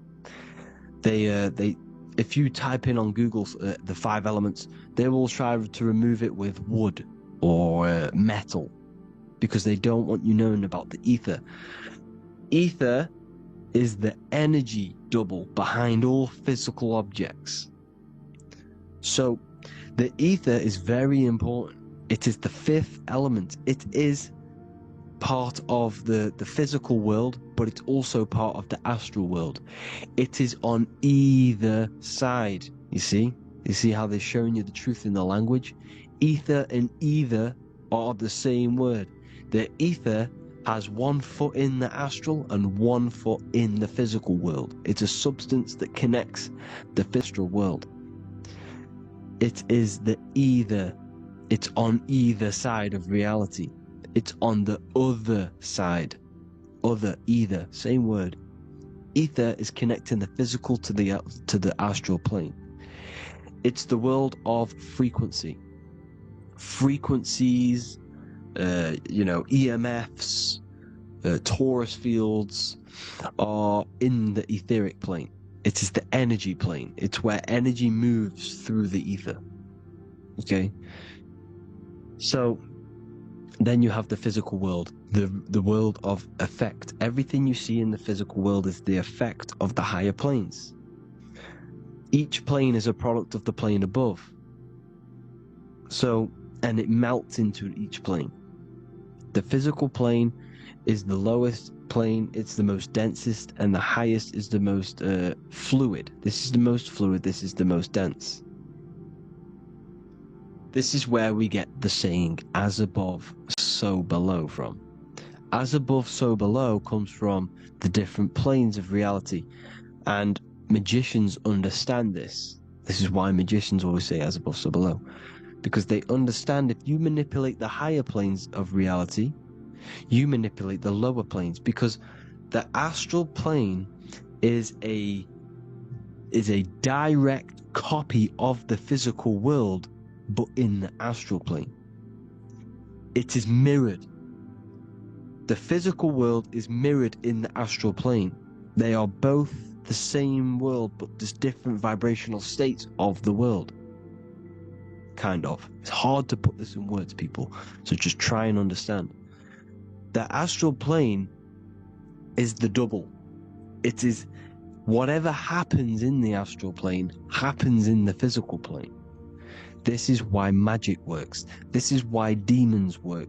This is why spirit communication works. Because if you manipulate the higher planes, you manipulate the lower planes. As above in the astral, so below. Leonardo da Vinci showing you to look up, pointing up. You gotta look up. He's telling you to change the mind, you change the physical world. You change your emotions, you're on the astral plane, you change the physical world. You change your reality by changing the higher planes. This is the Masonic 11. The two pillars. This is the 11 also symbolizing the two hemispheres of the brain here. But the 11 symbolizes the two mirrors. 11. 11. 9, 11. 9, 11 adds to 11. 9 plus 1 plus 1 equals 11. The Twin Towers were in 11. Flight 11 was hijacked. Because it's a mass ritual within the astral plane. Now, in order to manipulate the astral plane. So, this is what the 11 is. It's the mirroring of reality. If you contact spirits and conjure spirits, you can either summon or attract demons and spirits. Summoning is creating a spirit. You create demons.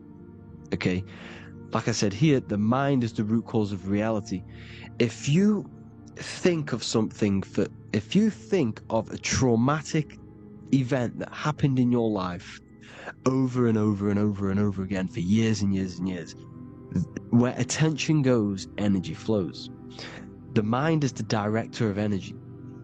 If you are directing energy into the specific emotion, the specific thing that is torturing you in your mind, that will manifest as some sort of being in the astral plane, which is called an elemental. And this elemental being that you have created through your thought forms and emotions will latch onto you and feed off this energy. So it's important that you get your mind right, okay? It's important that you sort that you file the mind and you discipline the mind. Make sure it's only entertaining positive things, because you are quite literally creating your own demons. The word demon has the word mon in it, and if you've watched my videos to know, mon means moon. The moon is your mind, the sun is your soul, the earth is your physical body.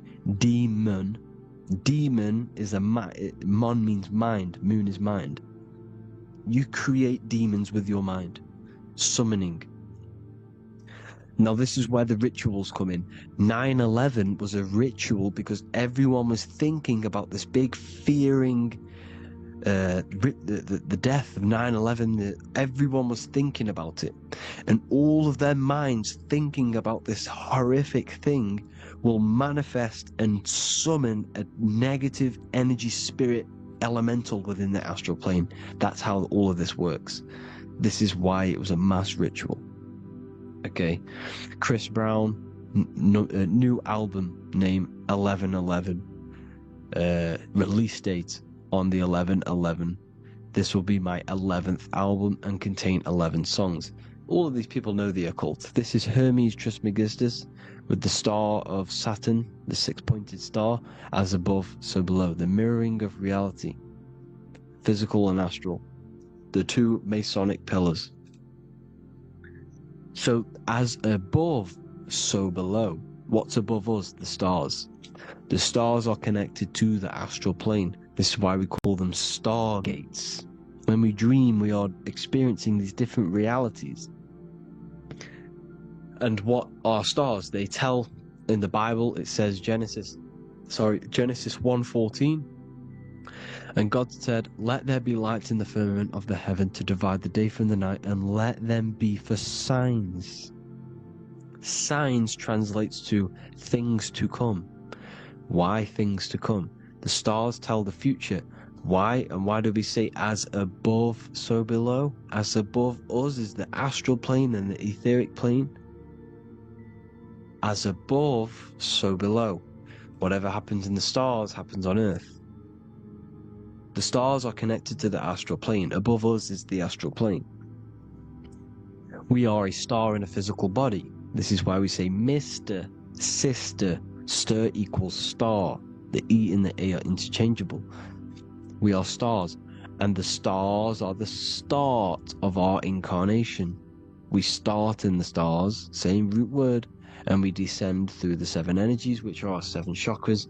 Then we enter the heart of the soul system. The heart rearranged spells Earth. And this is the true cosmology. Here's the Masonic cosmology. This is Masonic now. Here's the firmament. Let there be a firmament in the midst of the waters to divide the waters from above from the waters that below. Genesis 1:6. The firmament, firmament comes from the word firma, Latin, I'm pretty sure, which means firm. When something is firm, meaning it's stable, it does not move, it is firm. The firmament is firm. So, is the firmament Genesis 1:6. What does it say? Genesis 1:3, sorry. Let there be light. This is before the sun and the moon was created. Let there be light. Before the sun and the moon was created, light was appeared. So what's that tell you? This is a holographic projection from some sort of light being, some sort of projector. And that projector is the all-seeing eye you see in the Masonic cosmology. This is the all-seeing eye projecting the light beams. Let there be light. Everything is made out of light. The universe is created out of light waves. The torus field is one unit of light. The light projecting... No. What else? Then we have after let there be light in Genesis 1:16, and God made the 2 great lights. This is the sun and the moon, electric, magnetic, male and female. Then we have the Masonic checkerboard, the black and white symbolizing dualities within the dualistic reality we're in, spirit and matter, light and matter, rest and motion, positive and negative, good and evil. Everything's dualistic here. Okay? And it's a dance. The universe is a dance between flickering of white and black light, which is the torus field. We're not going to go over that, but this is all connected to the astral plane. This is the true cosmology. The astral plane cannot work on a spinning monkey ball in the middle of space. Does not work. Cannot work. It's impossible. Okay? Impossible. So, even in the Quran, it says, Allah spread out like a carpet, set there on mountains, firm and immovable. It is immovable. In the Quran, it also says 65:12, it is Allah who has created the 7 heavens of the earth. The 7 heavens meaning the 7 layers of heaven, the 7 planets. Never be moved. Never. So, here you see in Isaiah 40:22, he sits enthroned above the circle of the earth, and its people are like grasshoppers. He stretches out the heavens like a canopy and spreads them out like a tent to live in. We live in a tent. This is the tent. The projection of light. Here you see an ancient picture here. Here you see the ethereal barrier, meaning the firmament, the etheric barrier, and here you see his head popping out. Why is his head popping out? Because your head is heaven, your heel is hell. Your head has access to the astral plane. This is why your head is heaven. The pineal gland, when stimulated, has access to project itself, project consciousness into the astral plane. Here you see another ancient picture here with the Masonic Royal Arch, with the zodiac here. the zodiac on the top, arching, because there's a firmament above us. Here's God in the brain. Consciousness is God. Here you see the Masonic Royal Arch, symbolizing the firmament. George Washington above the Masonic ancient paintings. All depict if you go and look at the ancient paintings, they'll all depict the firmament, the arch above us. This is where we get interesting. The Masonic Royal Arch has the 6-9 is associated with portals because CERN is the 6-9. Okay? CERN is opening portals. They're trying to create a portal to the other side. Cancer has the word CERN within it. So there is a link between Cancer and the opening, the firmament opening above us to ascension. Here you see the Masonic art with the Royal Arch and the light and the opening. Here you see the light and the opening. This is the opening of the firmament. Here's the Hebrew cosmology with Sheol, the underworld, and the opening. So Cancer is definitely some sort of portal in and out of this reality. I'm just connecting dots here. Now, we're going to go change a bit now. These celebrities that you are seeing they have not sold their soul to Satan, okay? They have not sold their soul to Satan. Satan is a demonic, low vibrational energy that has been summoned over the thousands and thousands and thousands of years of evil occult arts. So since Babylon was summoning this demonic energy, and this demonic energy in the astral plane will grow and grow and grow. It has no form. It has no physical form. Okay? But you can see it in the rappers. If your third eye is open, you can see clearly that these people are demonic. You can sense the energy that they're manifesting. Gaining, because your soul is pure love, okay? Your soul does not want to do anything bad. So when you sell your soul, you're gaining physical wealth, for example. Like for these rappers, they will be given millions of pounds because the people in control of the music industry, which is the dark occultists trying to brainwash the masses, the people in charge, they're dark occultists. They understand Satan and the energy.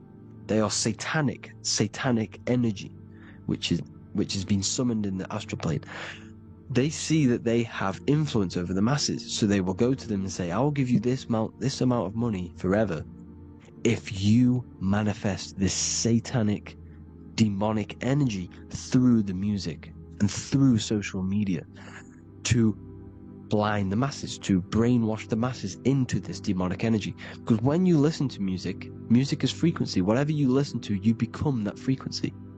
So if you're listening to these people, they're throwing energy, this demonic, satanic energy that they sold out to. Soul, same word. When you sold something, you've got your soul involved.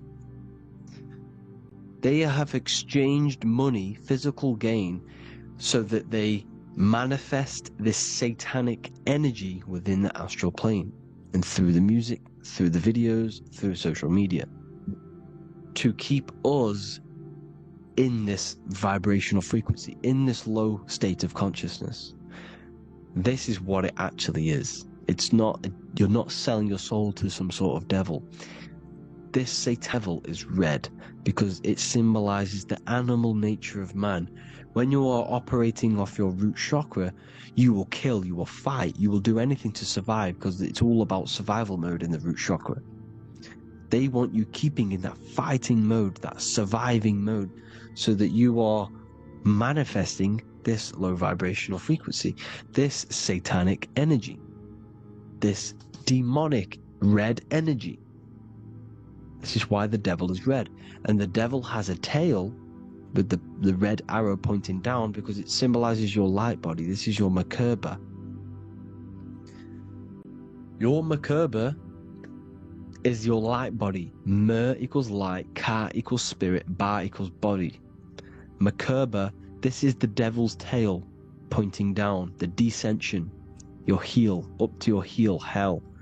Ascension to heaven, head. You see?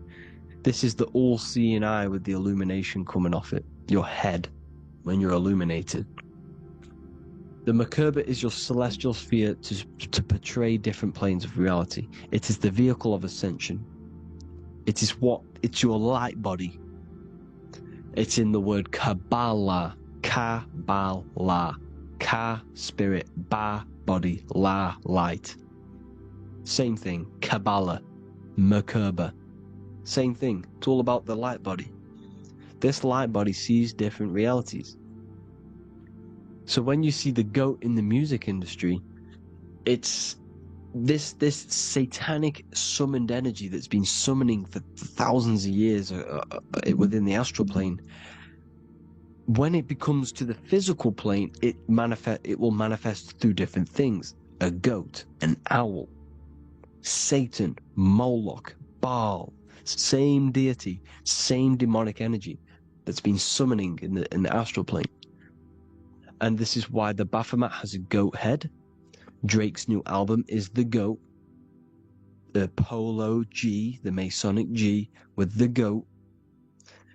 And here's Ryla Rodriguez in the mirror, with the goat in the mirror and him in his physical body. It symbolizes, the mirror symbolizes the astral plane, because he's manifesting the goat, the demonic energy. He's sold out to the demonic energy, and in the physical plane, he's his physical body.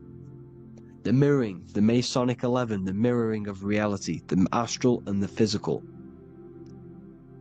And what do you call them when they're an amazing rapper, the best rapper? You call them the GOAT, because the GOAT, you're the GOAT because you're manifesting the GOAT energy, the satanic, demonic energy within the astral plane. So Baal, Moloch, all the same thing. Because in the astral plane, if you want to gain spirits to come to you and communicate you, in the physical world, if you want to communicate with spirits, you have to gain their attention. You can either gain their attention or come together and agree to create some sort of being, which is Satan. Okay? You can, like I said earlier, you can create these beings, you can summon them or attract them. One way to attract them is sacrificing. In order for you to become God-man, to turn to God, you have to sacrifice your life. You have to sacrifice, sacrifice yourself to become the light. However, if you want quick, instant gains in the physical world, you can sacrifice something else to communicate with these spirits, because these demonic energies feed off demonic energy, your demonic energy. So these dark occultists will give away babies, they'll sacrifice, torture babies so that they gain, so that they can communicate with these spirits for physical exchange. Yes, you can do this. These powerful spirits, these powerful demons can give you powers. They can give you certain things. And this is what they are doing. They're summoning and attracting these demonic energy. This is why, trafficking is one of the most, Balenciaga. Baal is the demonic energy in the astral plane, which requires child sacrifice for his presence. Balenciaga, and they were trafficking children. They were trafficking, killing them, and offering them to the spirits. This is what they are doing. Balenciaga. It's in the name. Here you see, you can see here a stick man with two horns. The goat, obviously, it's all the same deity. Baal, the goat. Moloch is Moloch, the owl, the Egyptian owl, because it comes from the owl of Moloch, which is Baal, which is Satan, all the same demonic energy. And it's on the dollar bill, a tiny dollar bill, tiny, on the $1 bill. All the same thing. Behemoth, all one big demonic energy which has been summoning in the astral plane. and it's trying to take over Earth, the physical plane. That's what it's doing. So I hope you all gained a deeper understanding of the astral plane and what's actually going on in the world. Please leave a comment if you can to help the algorithm. Drop a like if you like this content. And hope you all learned something today. And God bless you all. Thank you all.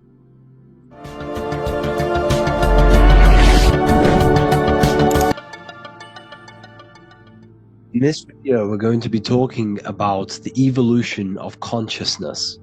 You are born human, however you possess consciousness, which is the awareness behind your being, the awareness behind your thoughts, the experiencer behind your five senses, the experiencer, the observer behind your thought, emotions, and senses. You are an eye, an invisible consciousness looking through a lens which is your body. Your body produces this physical world that you experience. Your brain produces this world. Your brain and body is a technological computer. However, you are an infinite, ever-expanding consciousness behind this physical body. And there is an evolution of consciousness, a cosmic journey of expansion. And this is why we see so much pyramid symbolism in the occult and esoteric world, and especially within Freemasonry. Because the pyramid represents climbing, an evolution, a raising state of consciousness, a journey. Steps symbolize a journey upwards. This is the raising and the evolution of consciousness, our inner world. The transmutation of our inner selves, of our souls and consciousness and our minds. So when we see this pyramid, we're seeing a evolution, a way up to source consciousness. And the eye in the pyramid represents your source consciousness. It represents illumination. It represents divine guidance through this evolution of consciousness. This is why we see the ladder. Consciousness is ever expanding on an infinite journey of evolution. Each individual is a part of this cosmic process, contributing towards the ongoing expansion of both mind and awareness. As we evolve, we collectively explore deeper levels of existence, expanding the boundaries of thought and consciousness. The mind has the ability to expand infinitely into new realms of thought, into new dimensions of mind. The mind cannot be filled up. It is not a physical substance. The body can be filled up because it is a physical thing, but you cannot fill the mind. Therefore, the mind is constantly expanding, ever expanding into new fields of thought. So what we see in Freemasonry, the ladder, is again a journey, an elevation of consciousness. When we are born young as an infant, it's because our consciousness evolutes, it changes, it alters like water. So just like this evolution of your own consciousness as growing up, there is consciousness of beings existing in cycles beyond our own. And their consciousness is unimaginably different from ours. They operate on a higher level of understanding and knowing, experiencing reality in ways that transcend our current comprehension. Our minds right now cannot comprehend the highest states of consciousness. There are entities, there are beings beyond our own, existing in higher dimensions of consciousness that we cannot comprehend because they have expanded. They are on a further way up the ladder of consciousness. However, we are all on the same journey. None of us can take the same journey. There is one ultimate goal, reaching source consciousness. However, this is always ever expanding. However, we are all on a different journey. There is one truth, one source, one goal. However, there are billions in different ways of reaching it, and we are all on these different paths to source consciousness, to this ladder, this evolution of universal evolution. Okay? Their awareness is attuned to new dimensions of existence, reflecting a more advanced stage in the cosmic journey of consciousness evolution. So when you take DMT, you are shot into these higher realms of consciousness where you meet these beings who look similar to these images. They are not speaking to you physically. They don't speak to you three-dimensionally through vibration and words. They speak to you mentally. If you have done DMT, then you know this. And if you have met these beings, then you know this. You might have even met some of these types of beings on mushrooms or any psychedelic drugs. Because ultimately, when you take these mind-altering substances, it's altering your consciousness. It's merging your consciousness with the spirit of that substance. And you are essentially attuning your mind to higher dimensions of consciousness. That's why we say we're getting high when we take these substances.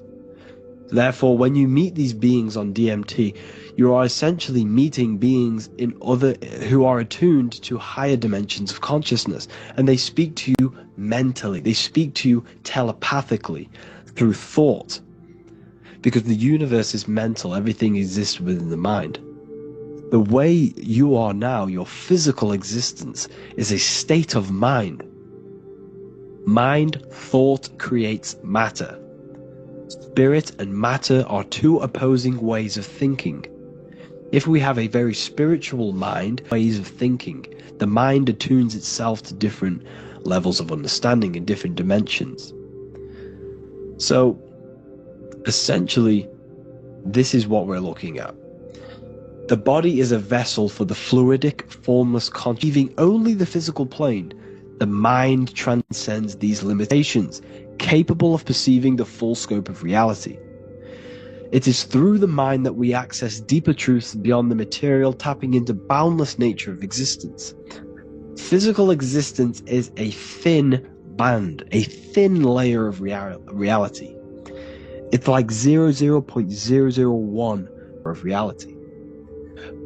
But the five senses are, by design, only allowed to perceive physicality.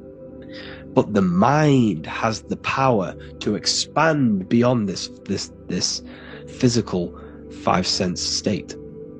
The mind has the power to expand and evolute.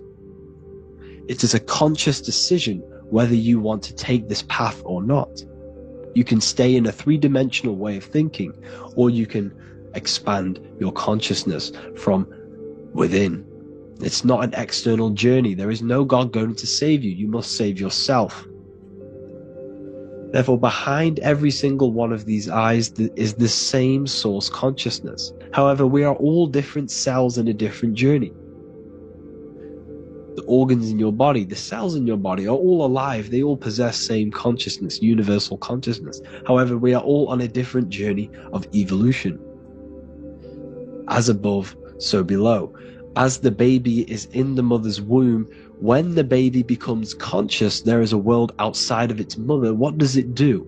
It presses and seeks a way out, aware that there is realities beyond the immediate surroundings. It seeks a way out, and this is exactly what I'm doing to you now. I am now expanding your mind and telling you there is other ways of reality. There is other dimensions of consciousness which you can access through inner transmutation physically, and then you must be born again spiritually, awakening your inner consciousness. So like I said, as the baby is in the womb, you were a baby, you were in your mother's womb, and you figured out there is a world outside of your mother, so you seek to weigh out your mother to be born in another world. It's the same now. You must do this now. This is your spiritual evolution. This is the evolution of consciousness. It's ever expanding. When you die, this is a transition. You must learn to not fear death. This is another part of your spiritual journey. For, like I said before, the mind has limitless capacity to expand into new realms of thought, continuously exploring uncharted ideas and concepts without boundaries. The mind can ever expand. It can never be filled. It can never ever know everything. There is infinite fields of knowledge, infinite fields of thought. Your current state is just one stage on an infinite pathway. You won't remain human forever. The human experience is a crucial phase where we learn to balance polarities, master the fundamental laws of the cosmos. It is a period of growth and transformation, preparing us for the next stages in our cosmic evolution. The goal is to strive for perfection, yet the true perfection is unattainable. It's like a tunnel, and there is a light at the end of the tunnel. And as you walk through this tunnel, the light is ever moving backwards. You should forever seek to meet that light, but you will never meet that light because consciousness is ever expanding. You should strive for perfection, yet knowing that perfection is forever unattainable. The journey is endless, with each step revealing deeper layers of understanding and experience. The pursuit of growth and expansion is itself the essence of our evolution. You can find all of this knowledge in the amazing book that I have read for years. I have read this book, The Emerald Tablets of Thoth, the Atlantean, by M. Dorial, translated by M. Dorial. I'm telling you now, this book, now that I've told you this, you have some context on the book. The whole book is about evolution of consciousness. He's talking about higher dimensions beings. He's talking about how you can transcend this physical plane. It is truly the most amazing book you will probably read. One of the best spiritual texts you'll see. It's hard to understand over again, and the more your mind progresses, like for me, I read this every couple months, and the more I learn about consciousness, the more I expand my own consciousness. And every time I read this book, I pick out something new that just completely blows my mind, because you can only understand this book to your level of consciousness, to your level of understanding. So now that I've told you all this information, go and read this book and it will absolutely blow your mind. And so will the Book of Wisdom Volume 2, which is now available. I released it the other day. I'm just going to read a page out now. This page is called Spirit and Matter. The Earth is not merely a dense, lifeless rock drifting through space. It possesses spirit, a living essence that animates its form. But what do we mean by spirit? Spirit in esoteric terms refers to the energy, the life force, animating the principles infused in matter. So essentially, what this page is talking about is how everything has spirit, consciousness within it. You are the middle, you are spirit and matter. You have the ability to expand your mind to the God self and raise above our animal instinct, our material self, and know the divine and expand. Animals cannot do this. Animals are not self-aware. Humans possess self-awareness. We can observe our consciousness. We can say, why do I exist? We can look in the mirror and know that we need growth. And this is what Anunnaki means. Anu means above. Anu was the supreme god of the sky, which is a metaphor. He represents spirit above, heaven. Anu came down to earth and married Ki, the goddess of the earth, which represents matter. It's a myth, it's an allegory. Anu married Ki and gave birth to the Anunnaki. Spirit came down and infused with matter and gave birth to the human, which is you. You are spirit infused in matter, Anu and Ki, Anunnaki. You are the Anunnaki. And this is just one of the teachings in my book. Honestly, this book is absolutely amazing. If you truly, truly want to expand your consciousness, give this book a read. And obviously, if you're inside the university, I give you this book for free. A paperback version. If you join the university, follow the steps inside of the general chat, you'll be able to download this book. Sorry, not download it. Order a paperback for free. All you have to do is pay for the shipping. You'll also gain amazing knowledge inside of my library, where your mind will just be overblown with the amount of esoteric books. There's over 45 rare occult books, plus you get a PDF of the Volume 1 and Human Health Guide. You get reoccurring updates where I expand on symbolism, occultism, where you will just feel absolutely amazing once you understand esotericism in yourself.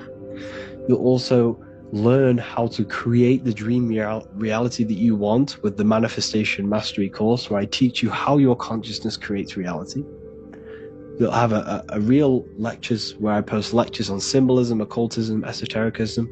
There's a conscious community and live calls and Q&A where you can ask me questions and I'll answer your questions. I just want to say thank you to everyone who has joined the university. Thank you for even liking and watching this video. Any support I just appreciate every single one of you. Please, if you can, leave a comment and a like on this video and let me know any videos you want me to make in the future. And I will start uploading a lot more to the YouTube. So yeah, thank you all for tuning in today. Have an amazing day.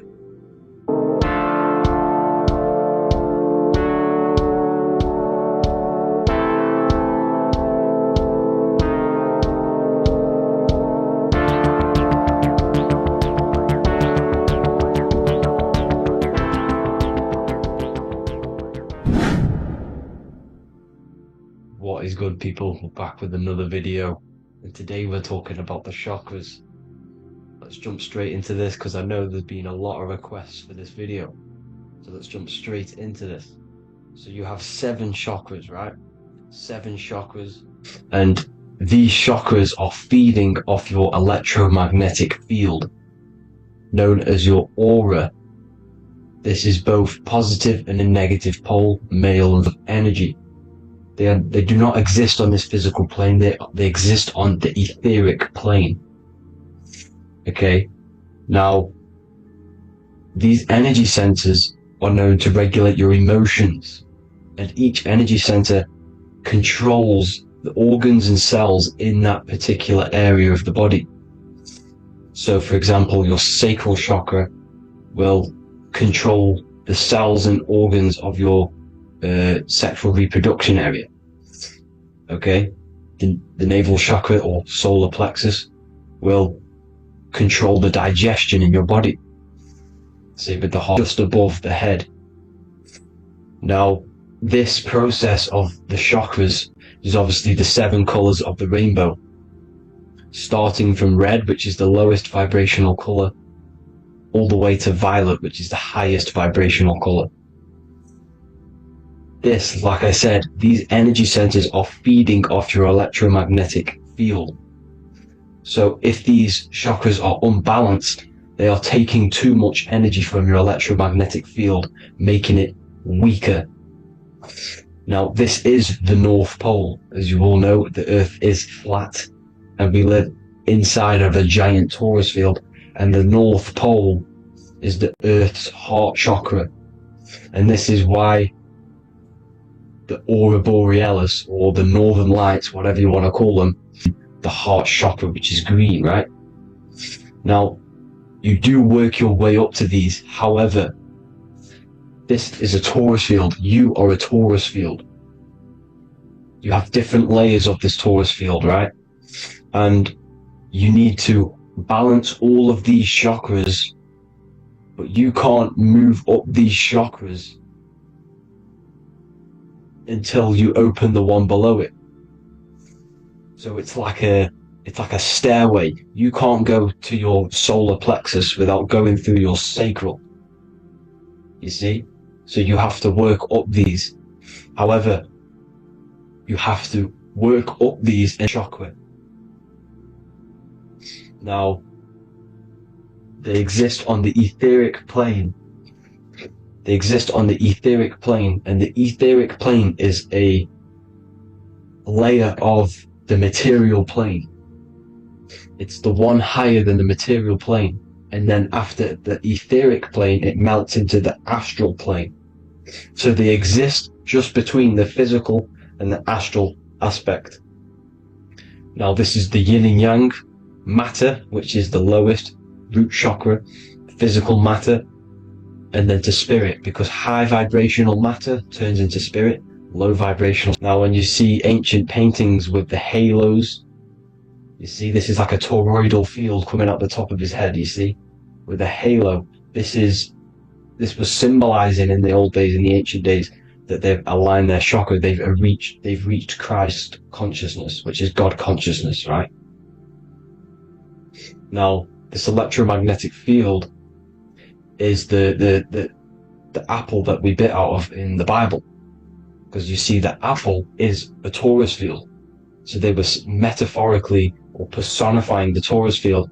That's what the Bible is. It's a massive personification. It's all metaphors. You have to read it properly. It's got a greater meaning behind it. Now, when we bit from the apple, we ate from the tree of knowledge, which is good and evil. Our lower mind took over, so we materialized to feed our physical bodies. We materialized through Saturn. That's what Saturn does. Now, if you don't understand that, go and watch the video previous to this one called Occult Secrets of Saturn, and that will show you how Saturn is the materializer. Now, this is one of the secrets behind the Masonic compass: electric and magnetic, male and female, duality, positive and negative. Now, like I said, they teach you about the torus field, about a magnet in school, but they don't teach you about your electromagnetic field. Everything alive has a torus field. It is the building block of this creation. Absolutely everything has a torus field. There's not one thing without it. And as you can see here at the center of the apple, that's where the seed is. That's where the life is. The reproduction of that organism. As you see, this is where the most electromagnetic energy is stored, in the center, because this is where the two duality, this is where the field meets, at the very center. This is why the seed is at the very center. Now, your spine is a elongation of the brain. The brain is heaven, and the bottom of the spine is hell. So this is Saturn, which is the root chakra. The 7 planets are associated with each chakra. Moon equals mind. Okay? Now Saturn is physical matter, as I've just explained. This is the lowest vibrational color. And they want you trapped down here, which is your hell state, your animal nature, your physical nature. They want you to identify as the physical body. They don't want you to reach these higher states of consciousness. Okay? Now, in the brain, you have 12 convolutions. Now, this is what they were symbolizing in the Bible with the 12 disciples. And obviously in the Bible, it says the upper room where Jesus met with his disciples. This is heaven, the brain, the higher states of consciousness. Now, this is your North Pole. This is Jacob's ladder. Okay? This is why you have 33 levels of Freemasonry, because it's symbolizing the 33 vertebrae, which are these little things here on the back of your spine. Because once the Kundalini energy from the bottom of your spine rises to the top, this is when you get enlightenment and opens your third eye. Spiritual enlightenment. As you can see here, this is Jacob's ladder. This is the Kundalini symbol, right? And they're even showing you this in the medical symbol. They're putting it in your face. But the serpents are wrapped around the spine. Now, the serpents symbolize how the energy moves around the spine, because it's a torus field, you see? At the center of the torus field, it wraps around the center pole. It wraps around it, and this is how the energy moves up. So they're symbolizing it with the serpents. Okay? Now, every religion has for Christianity, it's the Jordan River, right? This river is the canal, the energy canal at the center of your spine, all the way leading to heaven, to the Holy Land. This is the chamber which the energy rises up, right? Now, they used to say the gods descended from heaven to man. This is just heaven. This is the mind state. And they said the gods were connected by a rainbow bridge. That's the chakra system, the rainbow bridge. Okay? Now, the ancients called this place Midgard, Earth, where both evil and good live, right? Midgard. But you can go to heaven, which is a pure mind state, because once you're in heaven, nothing negative can ever bother you. That's completeness, pure Christ consciousness. Now this is why Jesus dies at 33. He didn't actually die, but it's symbolizing the death of the physical body. Not the death of the physical body, but his consciousness rising above the physical body to, as I said here, matter to spirit. Matter died off and he came spirit consciousness. This is symbolized by the 33 vertebrae, which is obviously the 33 levels of Freemasonry. And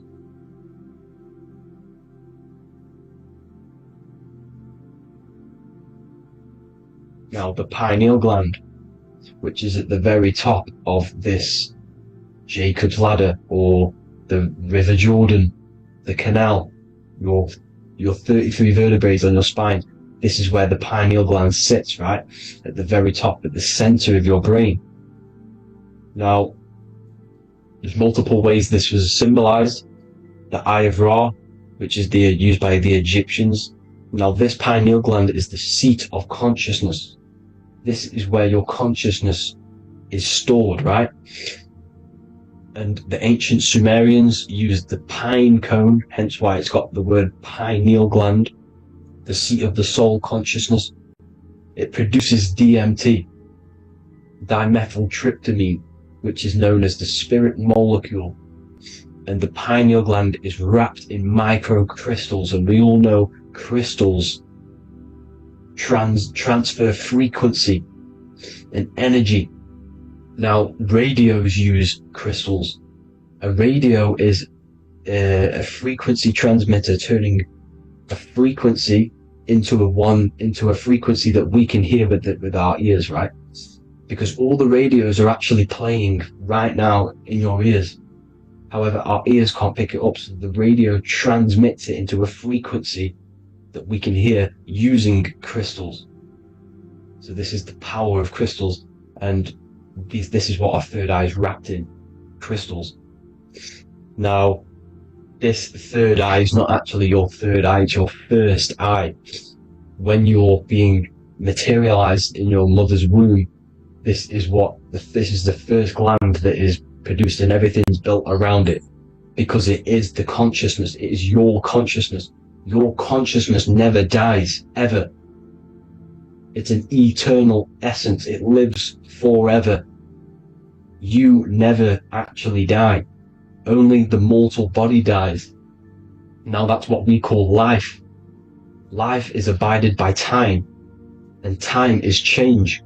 And change is what we call life, because everything's constantly moving and transforming into different things, right? Now let's not get off track. The pine cone is obviously, this is in the Vatican here. The pine, don't get confused, people. These gods were not gods. They are human beings just like you. They reached Christ consciousness. They are nothing more special than you. They just had the ability to reach Christ consciousness. And obviously their knowledge was far more intelligent than ours, far more advanced than ours. They knew the truth about this reality to the depths.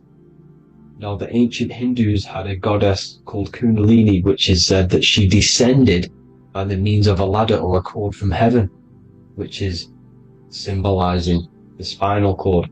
Now, this is what Hickory Hickory Dock, the mouse went up the clock and came back down. This is all these stories, like Santa as well. Santa comes up and then down the chimney. This is symbolizing the Christ oil. There's an oil which is produced in your pineal gland, right? And this oil travels down the spine.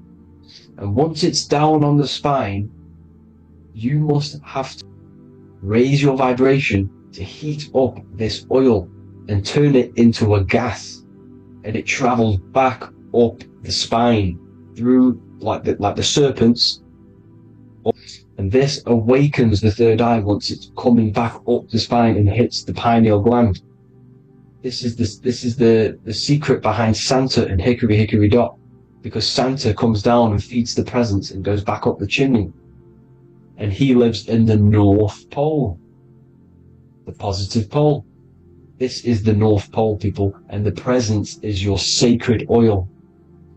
This oil Your physical body is the furnace, it's the spiritual furnace, which you have to heat up this oil by raising your frequency and turning it into a gas to rise up this chamber, the River Jordan, to your third eye, right? Now, this is an alchemical process. Your body is the alchemical furnace. It says in the Bible, if therefore thine eye be single, thy whole body shall be filled with light. I shouldn't have symbolizing the pineal gland, enlightening the body, the spiritual body, filled with light. Now, as I said, they want you kept down here, which is the root chakra, which is your animal nature, which is obviously mind, matter over mind. This is the symbol of Saturn, right? As you say, we're built of body, mind, and spirit, the Holy Trinity. That is the sun, moon, and earth. The sun's your soul, solar. Moon is your mind. Earth, which is the cross, which is your physical body, the 5 elements, right? So body, mind, and spirit head, because it's symbolizing your animal nature, which is evil. Not evil, but you're more likely to do evil things, right? Which brings bad karma. That's your animal side. This is why the Baphomet has an animal goat head. As you can see here, he's got the Kundalini energy here. So when you see the inverted cross, the cross is your body, as you can see here. The inverted cross means your chakras downwards, down here, your head's down here, your mind is down here, but your mind needs to be up here, which is the upwards cross, which is Christ consciousness. And as we all know, 7 colors of the rainbow, 7 planets, 7 chakras range. The moon being the crown chakra, which is high frequency. This is why the moon moves around the quickest. The moon is your crown chakra, which moon in mind. See, so there are multiple ways of your chakras becoming blocked. Now, each chakra has a specific intelligence. It has a specific thing that it's doing for the body, right? Now, this can be overused. It can be abused. For example, masturbation. That keeps you down here in your sacral chakra because you're abusing that energy center. You're abusing your sexual energy, which is then becoming unbalanced. So this is how energy, this is why these centers are pulling more energy out your electromagnetic field, because these centers are wheels. The chakras just mean spinning wheel of energy. So when you're abusing these certain centers, you're pulling energy out of your electromagnetic field, which is making your field weaker, which is making your frequency lower, which makes you prone to diseases, prone to lower negative energy, right? So you need to align these chakras. You need to unbalance them. And as you can see here, you can screenshot these to see how they're blocked. I'm not going to go over each one because it'll take me forever, but have a little read yourself. This is why they're blocked. Now, the ancients used to say Aum when they meditated. Now, these are the 7 vowels. There's not 5 vowels, there's actually 7. Now, when they say Aum, they're aligning all their chakras by saying this when meditated. This is where the Aum originated from. Now, emotion is energy in motion. So if you're feeling a certain way, that's the energy you've put in motion. It's a reflection. We live in a mirror reality. Everything's mirrored. Everything's mirrored. As within, so without. As above, so below. Everything's a reflection of some sort. So whatever you're feeling, you're doing something wrong. It's telling you you're doing something wrong from the root cause. Because your energies are the effect. You're feeling the effect of something you've caused. The law of cause and effect, nothing escapes it. Now, the Jehovah's Witness believe that exactly 144,000 faithful Christians go to heaven or be resurrected, right? This is not true. This is symbolic. 144,000 go to heaven. Now, the petals on the chakras, this is the root chakra, this is the crown chakra. Now, if you add up the first 5 chakras, the petals, add up the petals on the first 5 chakras, you get 48. And then you get to the third eye, which has 2 petals. 48 times 2 equals 96. 96 plus 48, which you got from here, equals 144. The last chakra has 1,000 petals. Times 144 times 1,000, you get 144,000. This is a frequency. This frequency is the frequency of the ascension up your chakras. As it says in the Bible, the kingdom of God is within. It's not out there, people. You must look within yourself. You are God. You are a spark of His consciousness. Infinite consciousness, right? So 144,000 is a frequency, and you must achieve this. Like I said, these people in the past, they're not gods, people. These were just... Now, they keep you in these lower vibrational states with the food, right?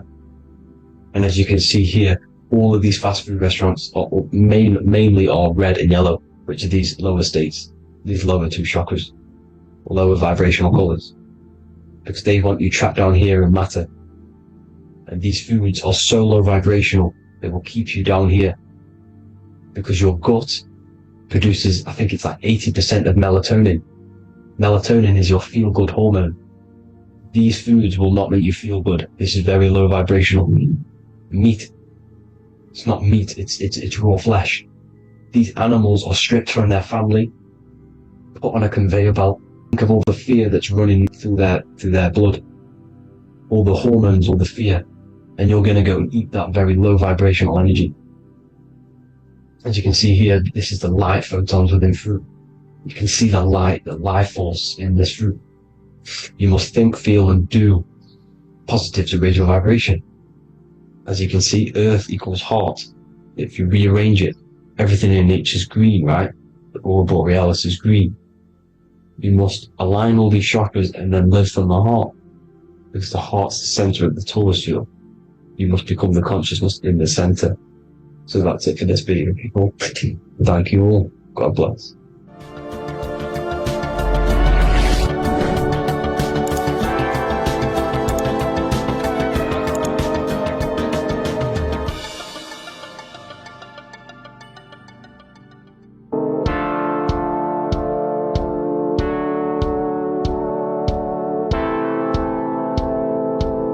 What's good, people? We're back with another video.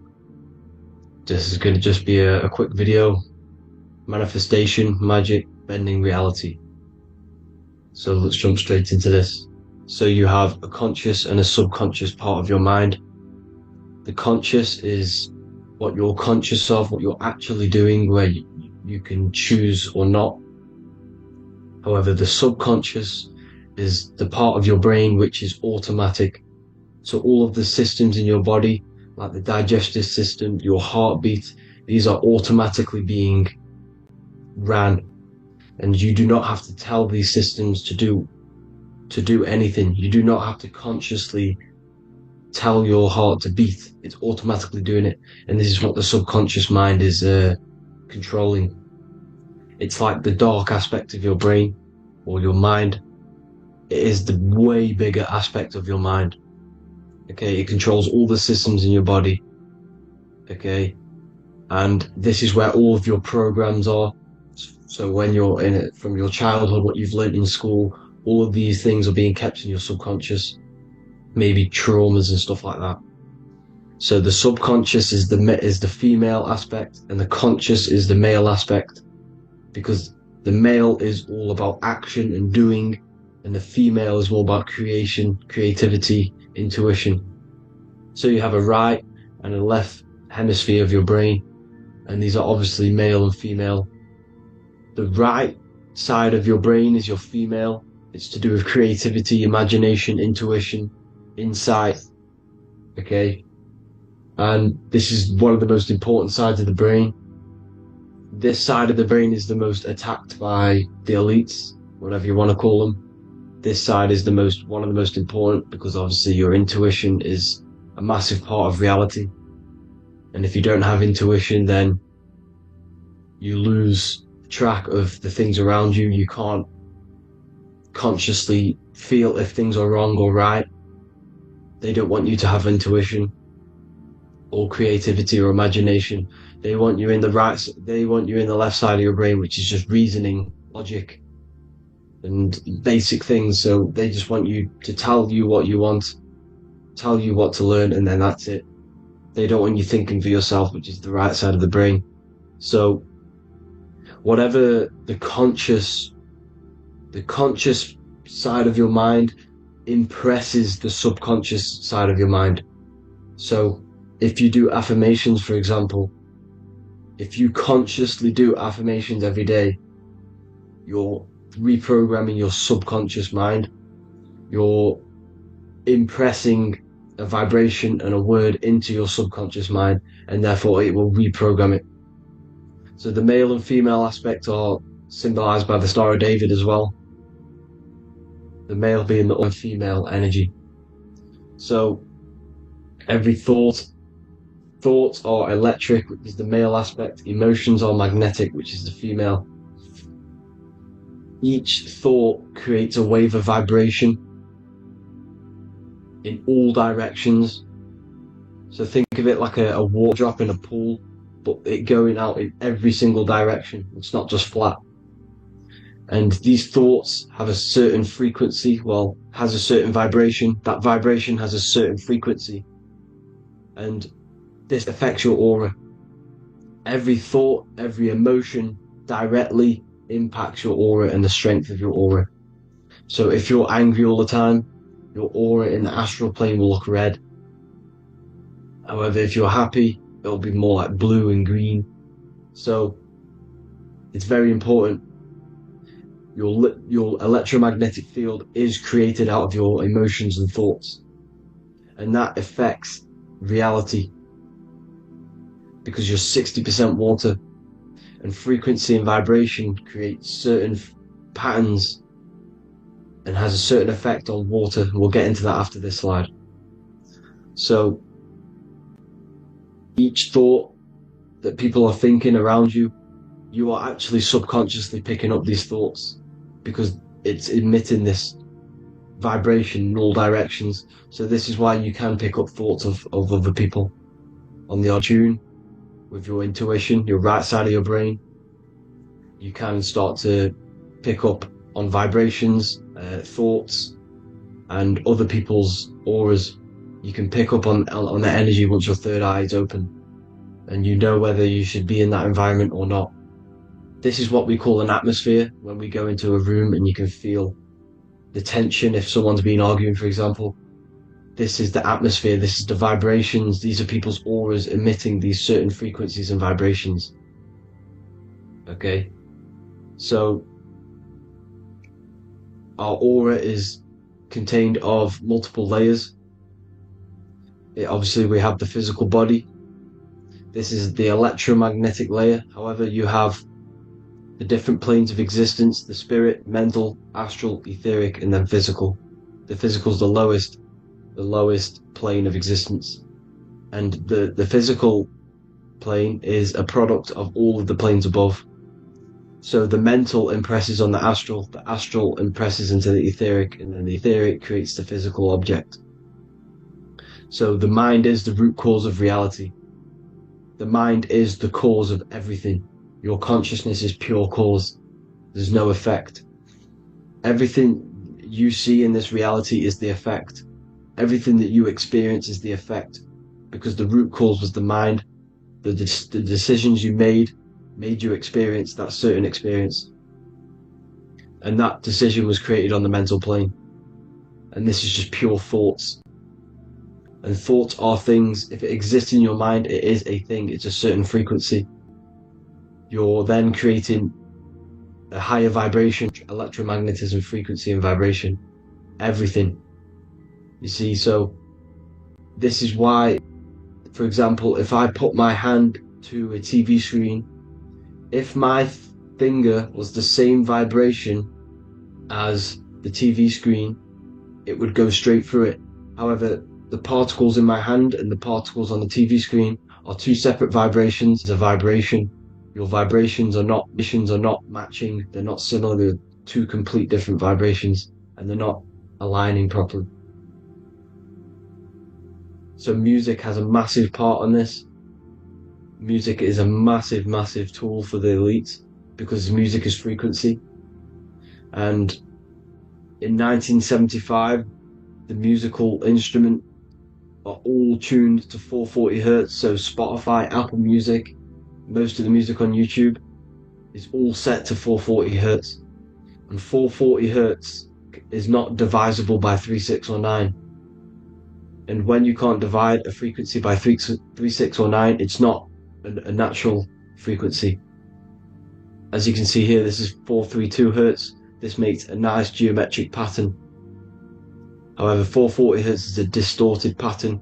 So when you listen to this, this actually shuts off the whole right side of your brain. Like I said at the start, this is the most attacked side of your brain. It's to do with creativity, imagination, intuition. When you listen to 440 hertz, it shuts off the whole right side of your brain. And obviously shutting off all of these forms of your brain. Music is a very, very powerful tool for the elites because it's the only thing which can enter your soul or your ears without consent, your body without consent. Everything else has to be through consent. You choose whether to eat something, you choose whether to drink something, but frequency, you're going to hear it no matter what.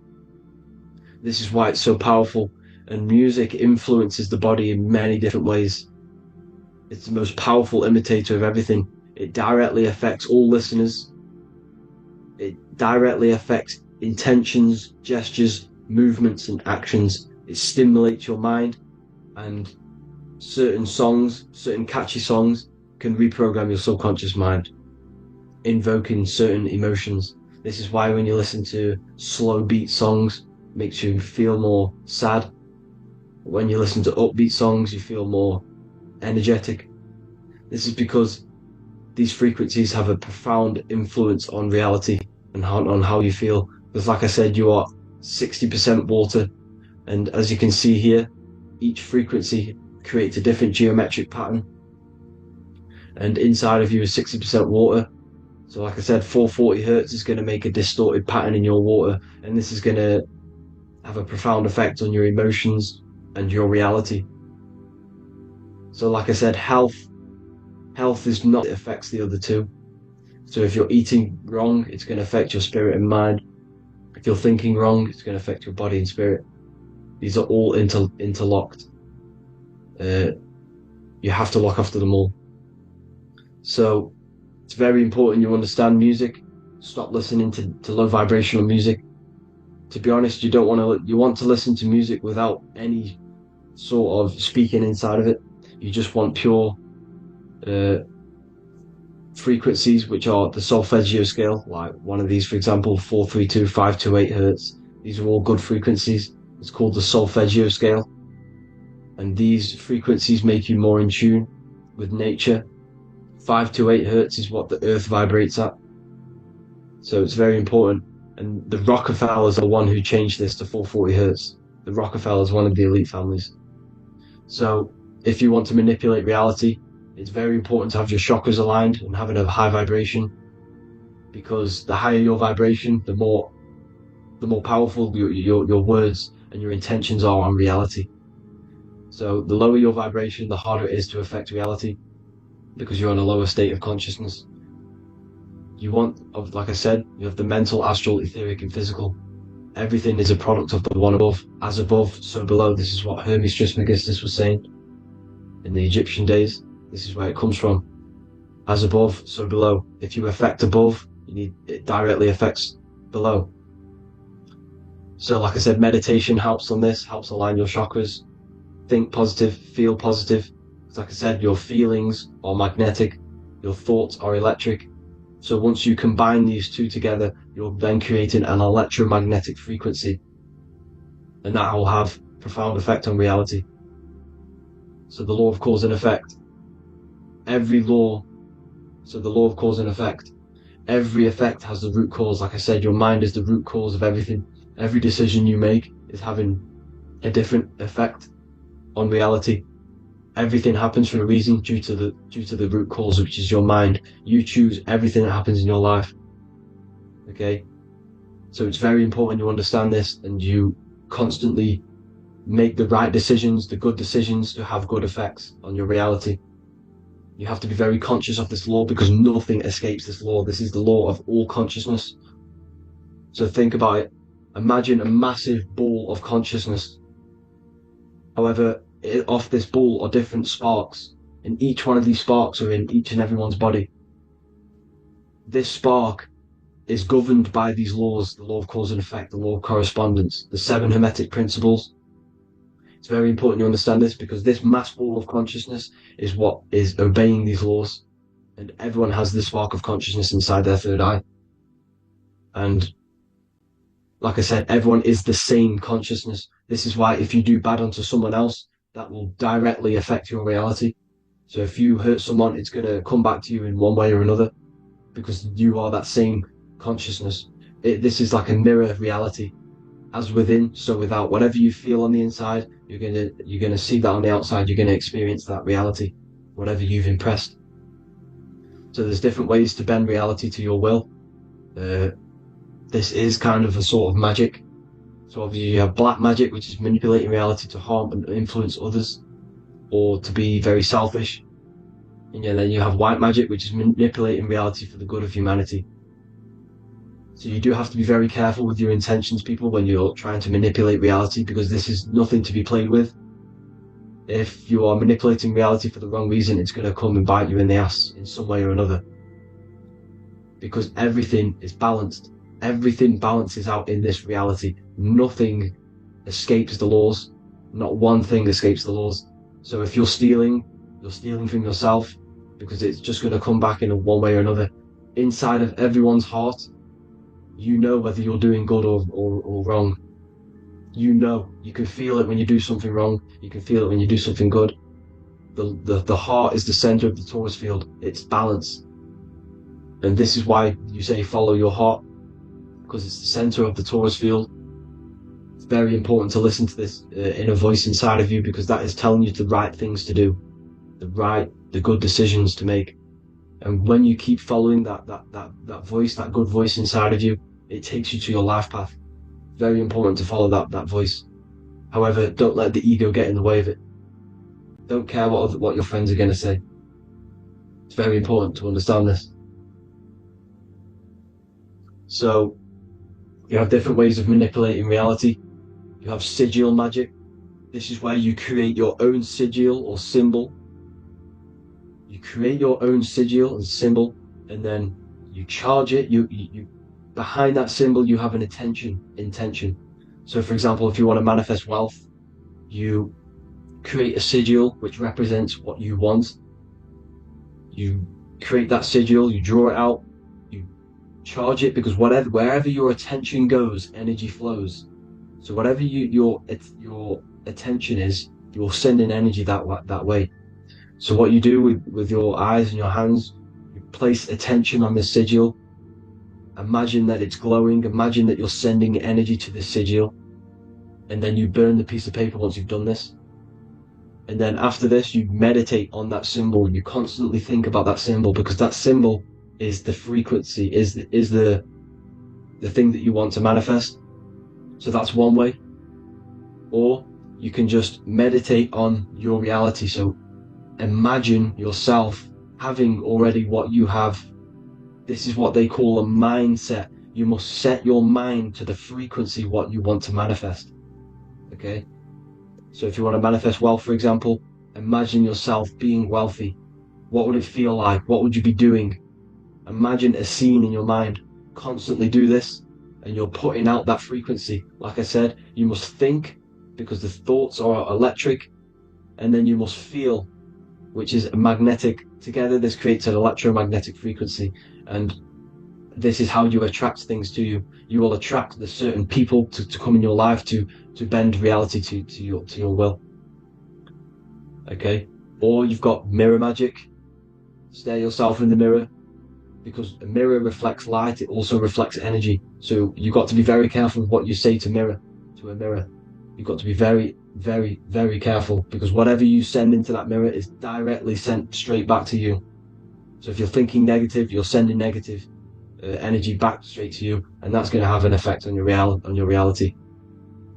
Affirmations are very important because your words are frequency, your words are vibrations, and each word you say has a certain frequency. If it's if it's positively charged, it's going to affect you positively. If it's negatively charged, because like I say, your brain and your mind is like the director of energy. That's what your brain is, and it directs energy into certain things. You can either positively charge it or negatively charge it, and this brain is creating your reality constantly. It's manifesting your reality constantly in the present moment. So this is what the government knows. The government know your mind is the root cause of reality. This is why they call themselves a government. The New World Order is not being manifested by them. They are controlling the information. They are controlling your perception of this reality. And they know the mind is the root cause of reality. Therefore, if they control your perception of reality and your information, what you believe, you're going to manifest that information, that perception. So we, the people as a collective consciousness, are the ones manifesting this New World Order. You see, so this isn't black magic. They're actually tricking us into manifesting their own their plans, this New World Order. You see, this is how smart these people are. They know how to get around the laws of reality. They know how to bend reality to their will without facing the consequences. They're getting humanity to do it. You see, there is a collective consciousness. As like I said, we all have that same spark of consciousness, right? So as a collective consciousness, we are on a very low vibration at the moment. However, we are waking up rapidly. There are more and more people waking up at the moment, and light always chases away the shadow. Light is a lot more powerful than darkness, you see. So one person waking up has a massive effect than one person being asleep. It has a profound effect. Because like I say, the light always chases away the darkness. It's more powerful. The light is always more powerful. High vibrations are more powerful than lower. So that's it for this, people. I hope you all enjoyed. This is a short, quick video. God bless you all.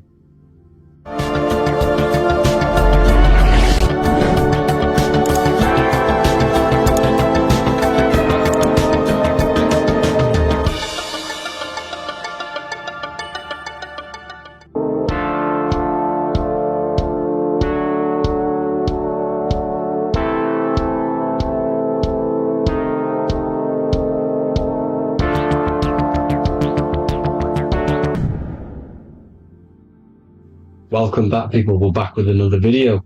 Let's jump straight into this. Make sure to tune in till the end, because this has got so much information in this video. So sit back and enjoy. So everything's torus fields. The Earth's a torus field. Everything's torus, which is electromagnetic field, plane of inertia. Okay?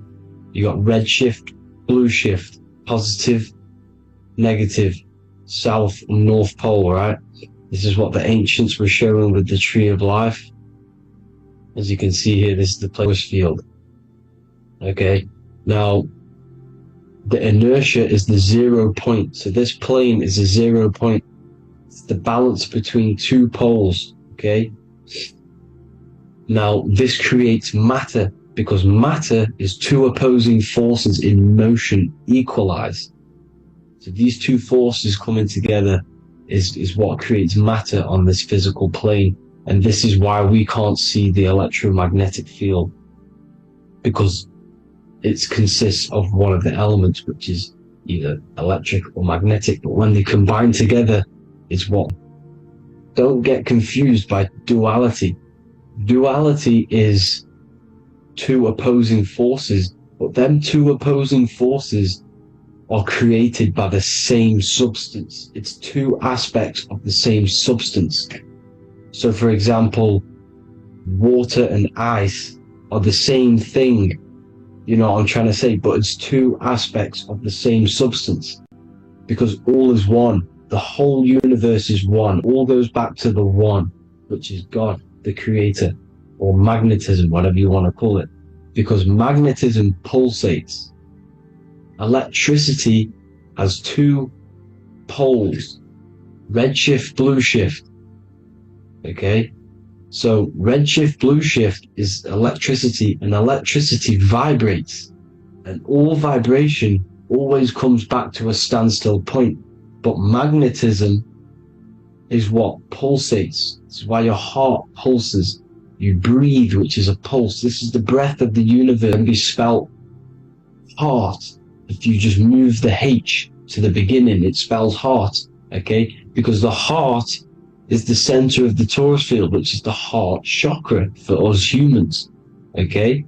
We consist of the same field, as you already know. Heart being the center, which is green, which is the center of the 7 colors. The center of the 7 colors. This is the most powerful chakra in your body. People think it's the crown chakra, but it's the heart chakra because it's the center of the torus field. You must align them all and combine them all into one, which is the heart chakra. Now, Earth is green. Nature's green. Okay, this is because we live on heart chakra, the plane of inertia. It's the center of the torus field. Okay, and this is what the Egyptians called Isis, which is nature. Nature is balanced, and nature is female, Mother Nature, because it looks after us with the fruit it grows with abundance, and the water. It's a female energy, Mother Nature, and this is the symbolism of an equal, balanced arms. This is the scales, it's balanced. Mother Nature is balanced. Now, Mount Meru. Mount Meru was known as the center of the earth, okay? North Pole. But when I say Mount Meru, it's not an actual mountain. They weren't saying there was a real mountain in the center of the earth, a magnetic rock. No. The plane of inertia, okay? There's something called a hyperboloid. That's what it's called, a hyperboloid. And this is the center of the torus field. And this hyperboloid is what is in the shape of a mountain, you see? So if I go to this next one, they say Hyperborea on this map. Why do they call it Hyperborea? Because this is the hyperboloid in the center of the torus field. And this is the electromagnetic mountain, a metaphor. Mountain, what they're metaphorically saying, this is the electromagnetic mountain at the center, the double vortex, the center of the torus field, which is the North Pole. Pole of electromagnetic energy. So this is why they call it Hyperborea. It comes from the word hyperboloid.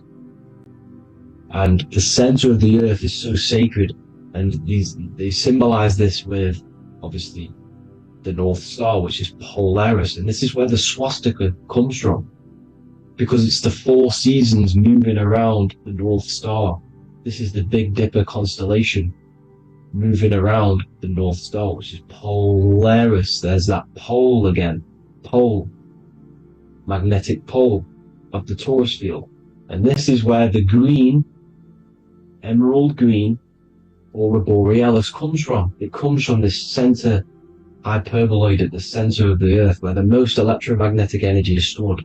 The center of the plane of inertia, the center of a plane of inertia.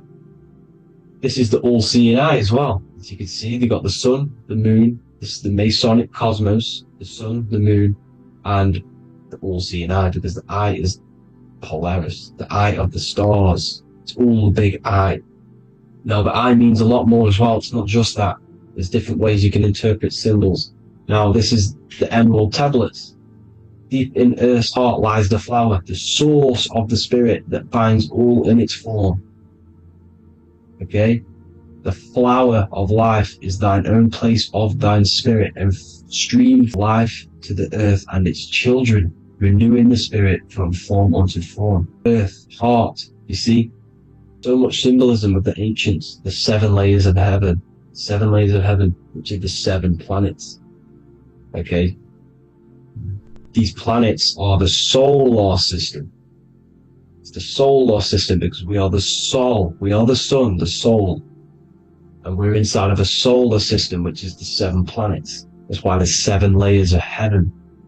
okay? The rings of Saturn, the rings of the planets are moving around us, okay? So this is what the ancients were depicting in their cosmology. Now this is the Hebrew cosmology of the earth. This is the Mayan cosmology of the earth. You see, it's all an enclosed system. We live inside of a giant torus field. All is atom. It's what the ancients said with the current model of an atom. It's completely wrong. They're hiding the torus field. They're hiding the electromagnetic field, which is in everything. Absolutely everything is in motion, and motion comes from this field. And you see, this is upside down, but this is I think it's pretty sure it's candles, but the 7 candles, the 7 planets, the 7 Elohim. You see? It all goes back to the stars and the heavens. Now, this is how the earth really works, with the stars on the outside of the cosmic egg, and then the torus field spinning around the sun and the moon, the positive and the negative charge. The sun gives you energy, the moon takes your energy. The moon controls monthly cycles. Moon is mon. This is etymology. Mon, month, money, demon, monster. Stir is star, moon star. We are all Hollywood star. We're all stars. We come from the stars, which is heaven. Our soul comes from the stars. You see? We are the universe, the image of man made in the universe. We are a microcosm of the universe. The universe is a macro. We are micro. We consist of everything. The body, mind, and spirit. The sun, the soul. Moon, the mind. Earth, the body. Body, mind, and spirit. We have 12 systems in the body, which are governed by the 12 zodiac signs. Starting at the Aries, which is the ram of God, all the way down to Pisces and Capricorn, kneecap. It all goes back to the stars. We are the stars. We are the universe. Everything is inside of us. Everything. I would say the Temple of Solomon, the Temple of the Soul, and man. The soul, the temple is the body, mind, and spirit. We consist of the 5 elements: air, spirit, water, earth, and fire. We consist of everything. We are the universe. We're made in God's image, which is the universe. You see? Now, everything goes back to the stars. The ancients worked with the stars because the stars govern everything. They govern the systems in the body. They govern your life. This is why your zodiac is so important, your sign. Each zodiac has a specific Lamb of God, the Lamb of God, which is a fire sign. Fire first. Fire first. F-I-R, this is etymology. The cerebrum, ram, which is in the brain. Aries, the ram, controls the head, the face, and the nose upwards. So it controls them from the Taurus field. You see? Everything's inside of you. It all goes back to the Taurus field, and the Taurus field is everything. Now, like I said, 12 zodiac signs, 12 systems, 12 cranial nerves in the brain, the 12 disciples of the Bible. All symbolic. Have to read. This is what's stirring the ether, and the ether consists of the 4 elements. Because there's 5 elements. Spirit can be called ether. People call it spirit or ether. Ether is pure potential, pure energy. It's what connects the astral to the physical. It's the dimension between the physical realm, which we're on, and the astral. So it's all there. It's connecting 2 scenarios. That's what the ether is. It's connecting the 2 worlds, the astral and the physical. The center is like the cosmic womb. There's a black hole in the center. This is the center of the Taurus field. This is the womb of creation.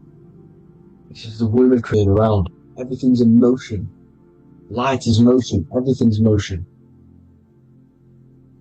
Now, like I said earlier, light crystallizes into physical matter. They are the same substance. Spirit and matter are the same substance, but different variations, different aspects of the same substance. Low vibrational spirit turns into matter. High vibrational matter turns into spirit. or light, whatever you want to call it. Matter is light crystallized. This is where we get the 7 metals from. The planets are light, specific frequencies and vibration of light. When these lights, or the planet, materialize, material metals materialize, they turn into the 7 metals. Saturn turns into lead. That's why lead is red. Saturn is red. The sun turns into gold. That's why the gold is yellow and the sun is yellow. You see, Saturn is the time god. What happens in autumn? The leaves turn red and they die. This is why Saturn, Satan, time god, the reaper, everything is crystallized till its death and then reborn again. You see, rust, when things rust, it turns to red. Because it's Saturn. Saturn crystallizes everything. He's the reaper who comes around in winter. You see? He's Satan.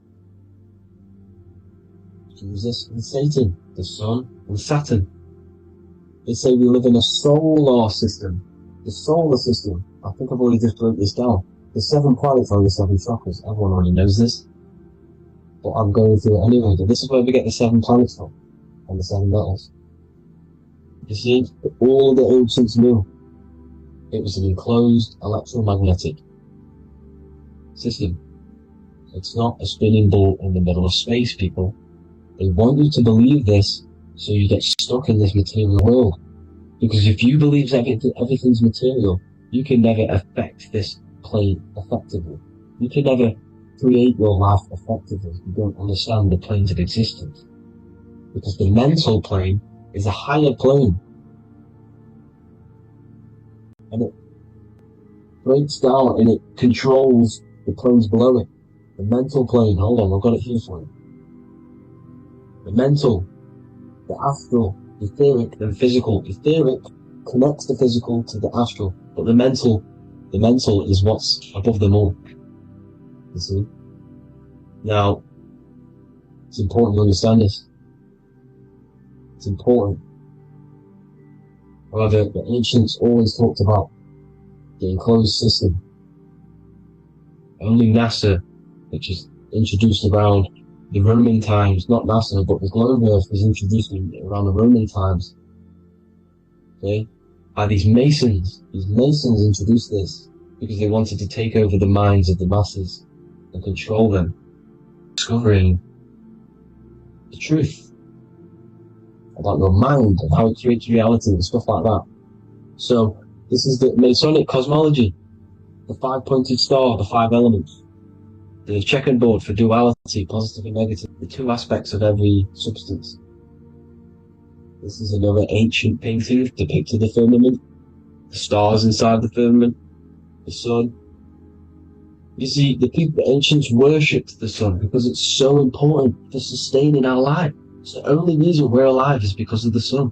Cancer, when it's the #1 source of all life, they want you to believe it's a big, spinning, dangerous ball in space. It's not. It's here to give us life. It's God's Son. That's why Jesus is known as God's Son. It is the Son of God. God created that to sustain us. You see? So it's important you understand the true cosmology of where you are. Because if you don't know where you are depleted of all of your morals. You're depleted. You're demoralized.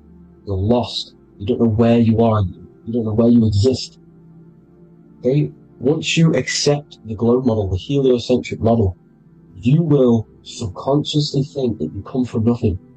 This is why they implemented the evolution theory just after the globe model was introduced by Charles Darwin. Charles Darwin came in after the globe model. The true cosmology, the truth will set you free. You will understand things better. You will feel better in yourself when you know the sun is here for you. You'll feel better in yourself that you know that you didn't come from a monkey. You were created as a human, a manifester. Love yourself. Find the truth. Spread the truth. Nothing dies. Nothing in this creation dies. Everything's energy. Everything's light. Light can never die. You're a light being. That's why it says Q. Q man. Q is light in Hebrew or Latin, either one of the two. You are light. You're a light being. You never die. Ever, ever, ever die. Ever. Stop thinking you're going to die. This body will die because it contains electricity. And electricity always goes back to a standstill point because of vibration. Electricity vibrates. You are pure light. You will never ever die. Thank you all, people. God bless. Make sure.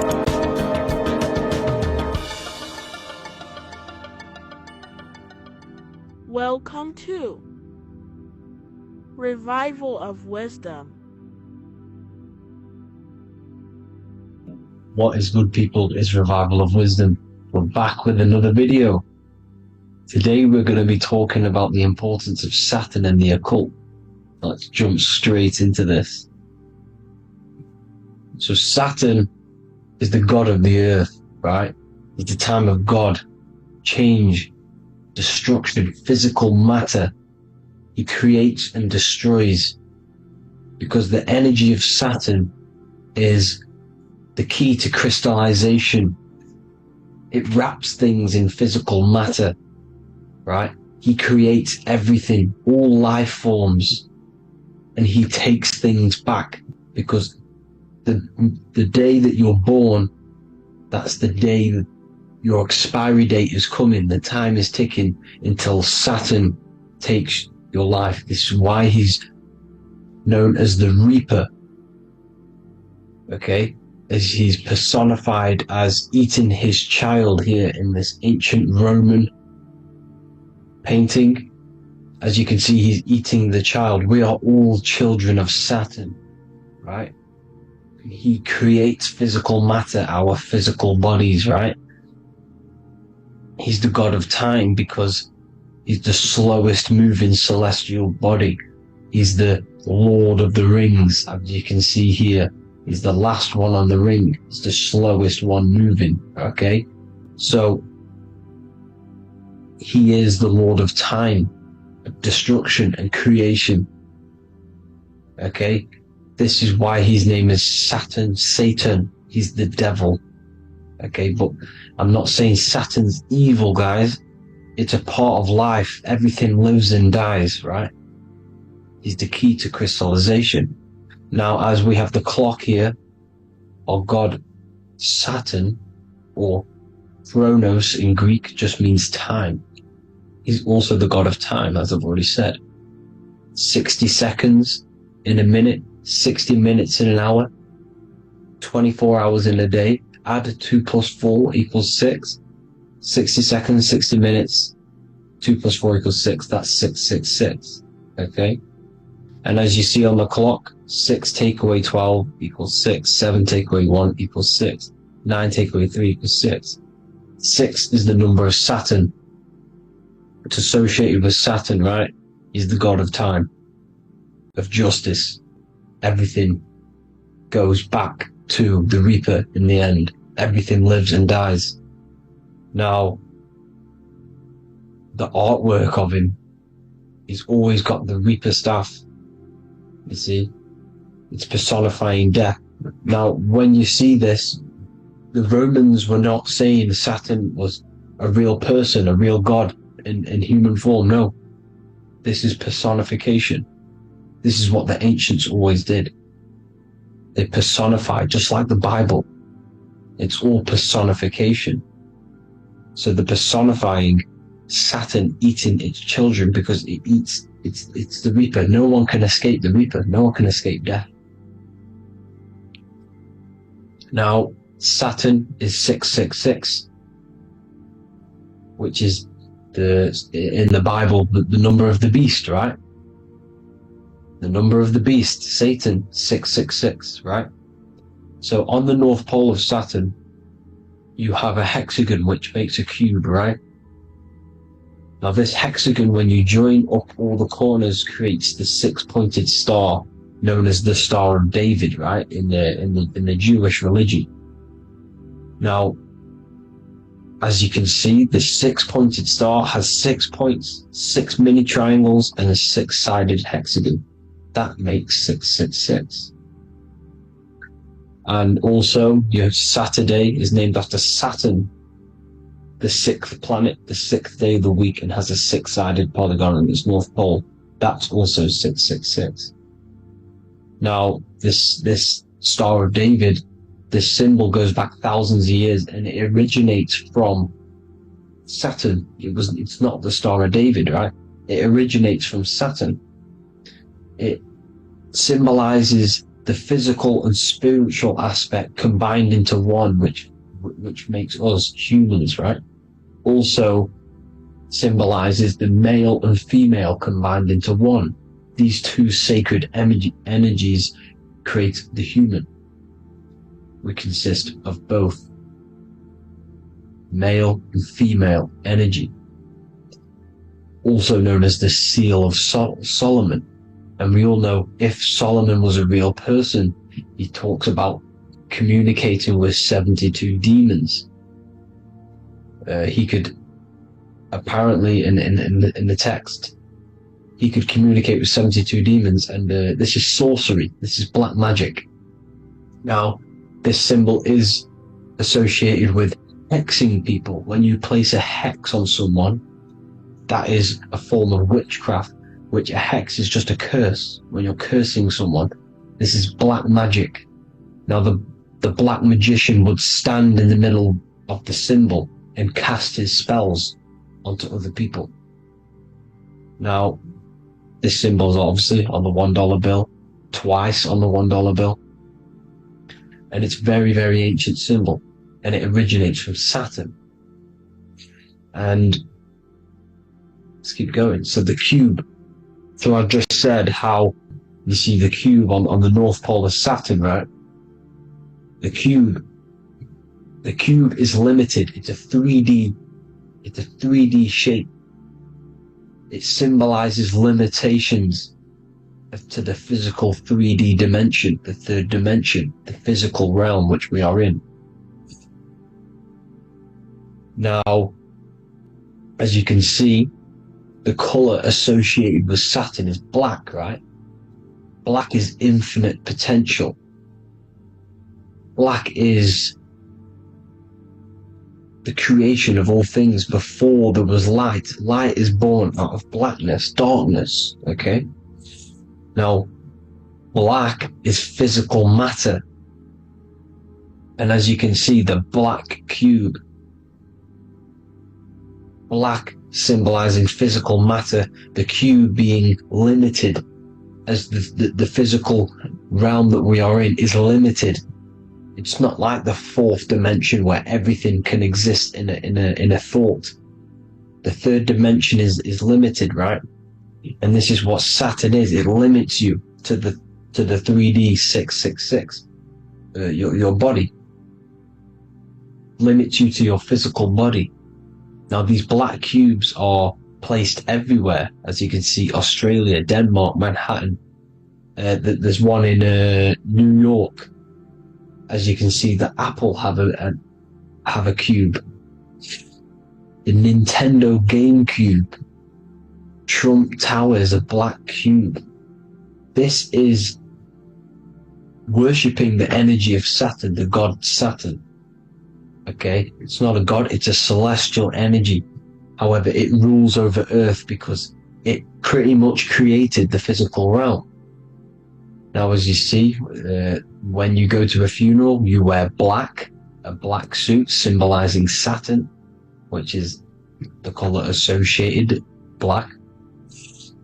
And as you see in Mecca, they walk around the black cube in rings. As you can see here, they're stood around in rings, like the Saturn, the rings of Saturn.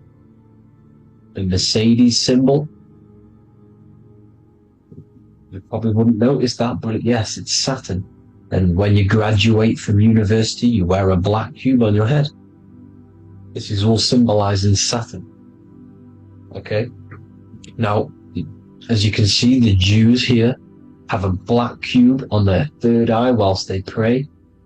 Notice how he's shutting his eyes into blackness, darkness, and he's wrapped around a black strap around his arm.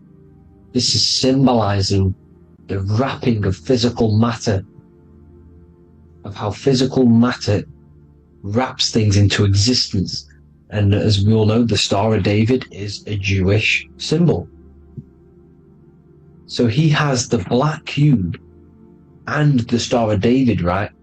So all of these religions are secretly worshipping Saturn. Okay, this is all Saturn worship, Kronos, the god of time and destruction, the physical reality. Now, as you can see, it's symbolized everywhere in all major corporations. Pepsi, internet, that's obvious. NASA, of course NASA. NASA means to deceive in Hebrew. Universal, Walkers, that one's so obvious. Nike, Toyota.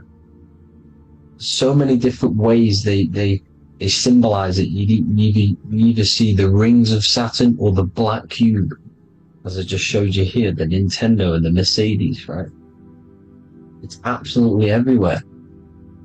Now, they also use 666 to symbolize it, as I've just broken it down to you. 666, the World Economic Forum. We all know how they're trying to enslave us into this new world agenda. Google Chrome, CERN, Disney, Coca-Cola, Cadbury's, all of these have 666. Now every UPS barcode has 666. And even www. Is Hebrew for 666, as you can see here. Monster. It's the same Hebrew letter that means 666. Drake, 6 god. That's his god, Saturn. Why? Because they love physical realm. They love the physical dimension, the third dimension. Because they can rule here through riches. They can build an empire here. It's not like the fourth dimension. They don't want to ascend. They want to stay down here in the physical realm. Okay? Now this is why they're cloning. They can move their consciousness into other clones to live forever. This technology exists. This is why they love the third dimension. As you can see, all of these sellouts here, Drake, Leonardo DiCaprio, you know, all of these people doing 666 because this is their god. This is their god. They love the physical realm. They sold their souls for wealth and fame in this physical realm. So why would they leave? You see? Now, this isn't all just evil, okay? So you have 7 chakras, right? You have 7 days of the week, 7 solfeggio scale notes. These are frequencies, the solfeggio scale. Now, it's called the Saturn Moon Matrix because the moon symbolizes your mind, because you're created out of the Holy Trinity, which is body, mind, and spirit, right? That's the triangle, the equal triangle, body, mind, and spirit. Now, the 3 main celestial bodies are Earth, Moon, and Sun. The Earth being your physical body, the Moon being your mind, and the Sun is your soul, hence why it's called solar. It's a solar, soul. Now, these symbols are alchemical symbols, so when you're doing alchemy, you use these symbols to obviously symbolize what we're talking about. Now, as you can see, these are all the symbols of the planets. Of Saturn is created out of the moon on top, the moon on the bottom and the earth on top, as you can see here. You see? And this creates the number 5. Now, with the moon being your mind and the earth being your physical body, this is mind over matter, because the earth is your body's matter. This is a matter over mind. You don't want to be matter over mind. This is low states of consciousness. You won't be mind over matter. You see, to manipulate matter, to create your own reality. Now, obviously, we all know Saturn is associated with the lowest chakra, which is the root chakra. This is to deal with your animal instincts. When you're down here, you identify as the physical body. You don't know anything spiritual. You're pure a physical, you have a pure physical mind. You don't believe in anything spiritual. This is survival mode, consumption. They want you trapped down here, which is matter over mind. They don't want you to create your own reality, which is mind over matter. You see? Now, that's what Jupiter is. Saturn is the moon on the bottom and the earth on top. But Jupiter is the moon on top with the earth on the bottom. That's mind over matter, you see? So, these chakras are an ascension process from spiritual, from matter, physical matter to spiritual. This is the ascension. This is the stairway to heaven. This is Jacob's ladder. You see? Now, the number 5, which is obviously associated with Saturn as well, which create the symbol for Saturn, created the number 5. You have 5 senses, 5 elements, 5 physical elements. As we all know, Saturn crystallizes everything into physical matter out of the 4 elements. 5 fingers and toes, 5 points of man. Okay, the number 5 is the number of justice. Saturn holds things back. He restrains things from you, makes you learn the lesson. Now, 666 is not all evil. 666 is the atomic structure of the carbon atom. 6 protons, 6 electrons, 6 neutrons, right? We are carbon-based life forms. All life forms are based on the bonding properties of the element carbon. Because Saturn crystallizes everything into physical matter. Now, the Masons symbolize this with the checkered boards. They have the black square, which is obviously matter, as I just said, the black cube, and spirit is the white square, because white is eternal light. White and light, you see? Black is physical matter. Now, this is what we are. The point of our soul is to transmute from matter to spirit, but these are interchangeable. This is the constant cycle between spirit and matter, spirit and matter. High vibrational matter turns into spirit. Low vibrational spirit turns into physical matter. You see?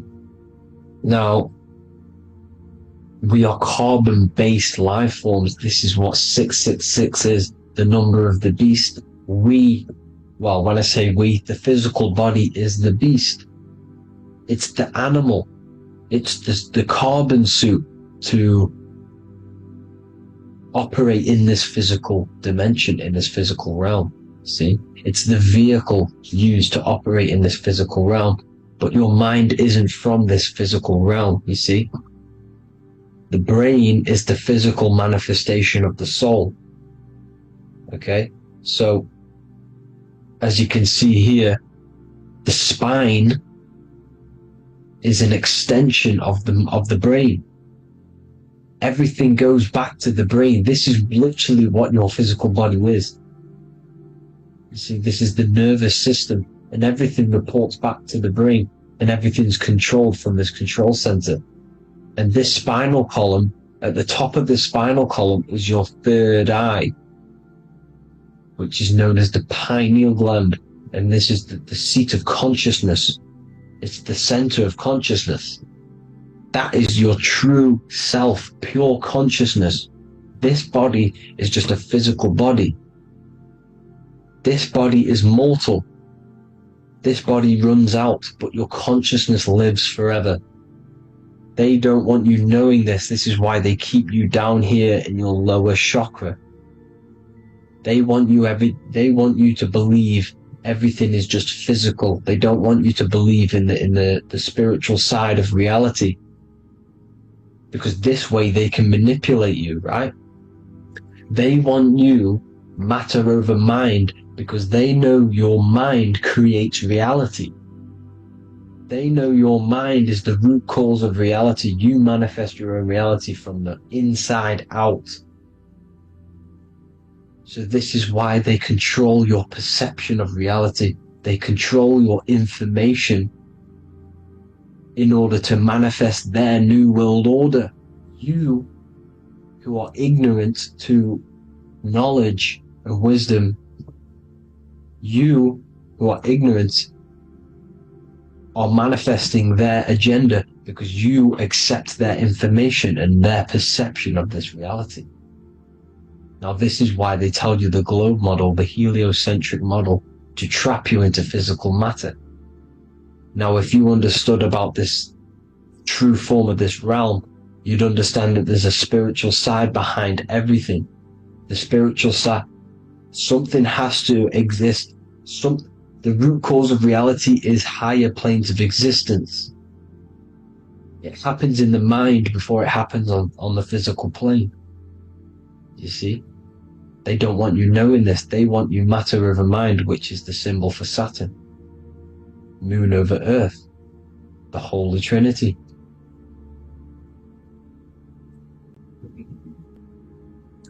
Now, as you can see, the cube also makes IXXI. This is Roman numerals. This is Roman numerals, and when it's translated from 9/11. Yes, 9/11. This is the secret code of the One World Order. The two twin towers, when the two become one. Okay, when the two become one, this is how you reach the higher states of consciousness, the physical and spiritual. Now, as you can see, the 9/11 memorial are two black cubes. It's two black cubes. This is all Saturn worship. Now, I'm not saying that Saturn is an evil celestial body, right? No, everything has a good side and a bad side, right? It's duality. The spirits of Saturn on the dark side are the most evil demonic spirits. Now, these are the spirits that these are invoking through these rituals, right? Yes, 9/11 was a massive ritual. It's a satanic ritual, okay? Now, we all know Elon Musk. Elon Musk is coming with the mark of the beast. In English gematria, this equals 666, right?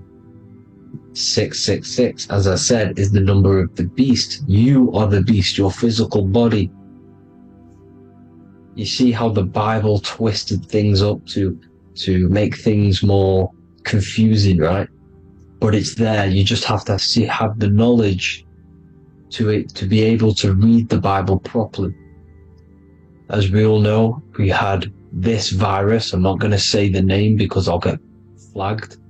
This virus adds up to 666 because this is all part of the New World Order. It's all part of keeping you in this physical dimension. Okay? Now, as you can see here, Novus Ordo Seclorum on the back of his shirt, on Elon Musk's shirt. This is also on the $1 bill. Novus Ordo Seclorum. This means New World Order. Yes, New World Order. This is on the back of Elon Musk's shirt. And as you can see here, he owns Neuralink, which is the brain chip which they're going to be putting into implanting this onto your brain. This is the New World Order, to connect you and merge your consciousness with AI. Neuralink and Meta, he owns Meta as well, which is the metaverse. These are going to be linked in, hence why they have the same symbol, but just in a different format. It's the infinity symbol. And the infinity symbol comes from the torus field, as you can see here, your electromagnetic field from around your body.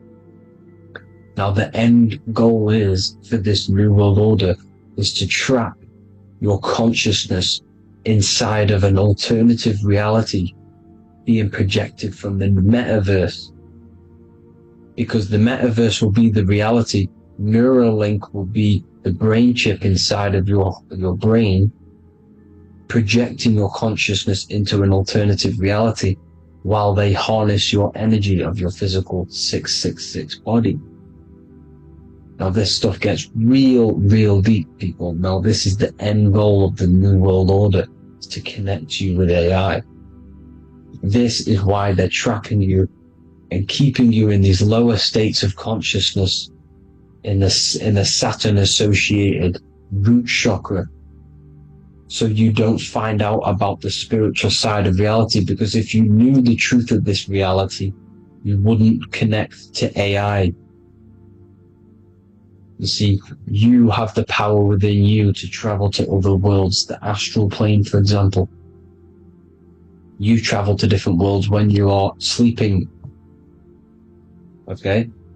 They want you to know it's just a dream. However, their end goal is to trap your consciousness and feed off your energy, spiritually and physically. Okay? I don't know why these people are just pure evil.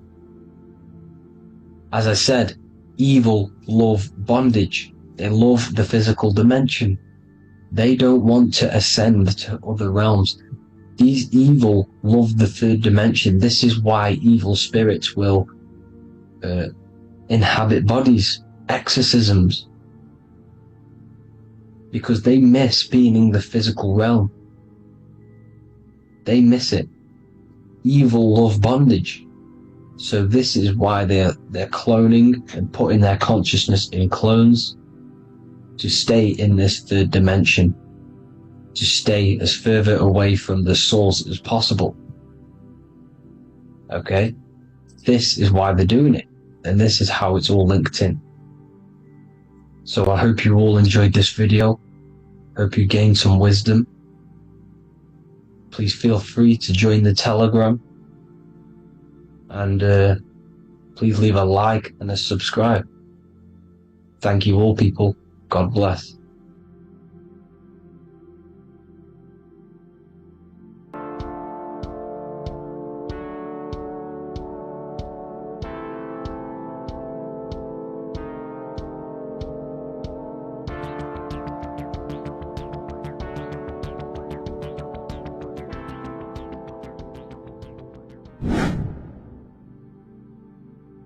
What is up, people? How are we all doing? Today we're talking about the flat earth cosmology. So let's jump straight into this. Please drop a follow and leave a like to help the algorithm. So we live in a total, it's a womb of creation. It's counter space. Now this is why the North Pole is magnetic, because the center of this torus field is the most magnetic part, the strongest part of the field. So this is why all compasses will point you to the center. And the Earth's magnetic field is spread across the whole of the Earth. And it's spinning, as you can see here, it's like a tornado at the center. And this tornado is the force which is spinning the sun and the moon around us. You got the sun, the moon, Polaris, just like in the Masonic cosmos here. The sun, the moon, Polaris, the all-seeing eye. Now we'll get into Polaris a bit later. But the sun is the magnetic force, is the electric force. Because every field is electromagnetic. Now, the sun is electric, it's positively charged, it's gonna give you energy. It's feeding energy. The moon is more magnetic energy, which is taking your energy away from you. And this is why you become sleepy when the moon comes out. Because it's taking away your energy. So, These two forces is the balance. It's the yin and yang.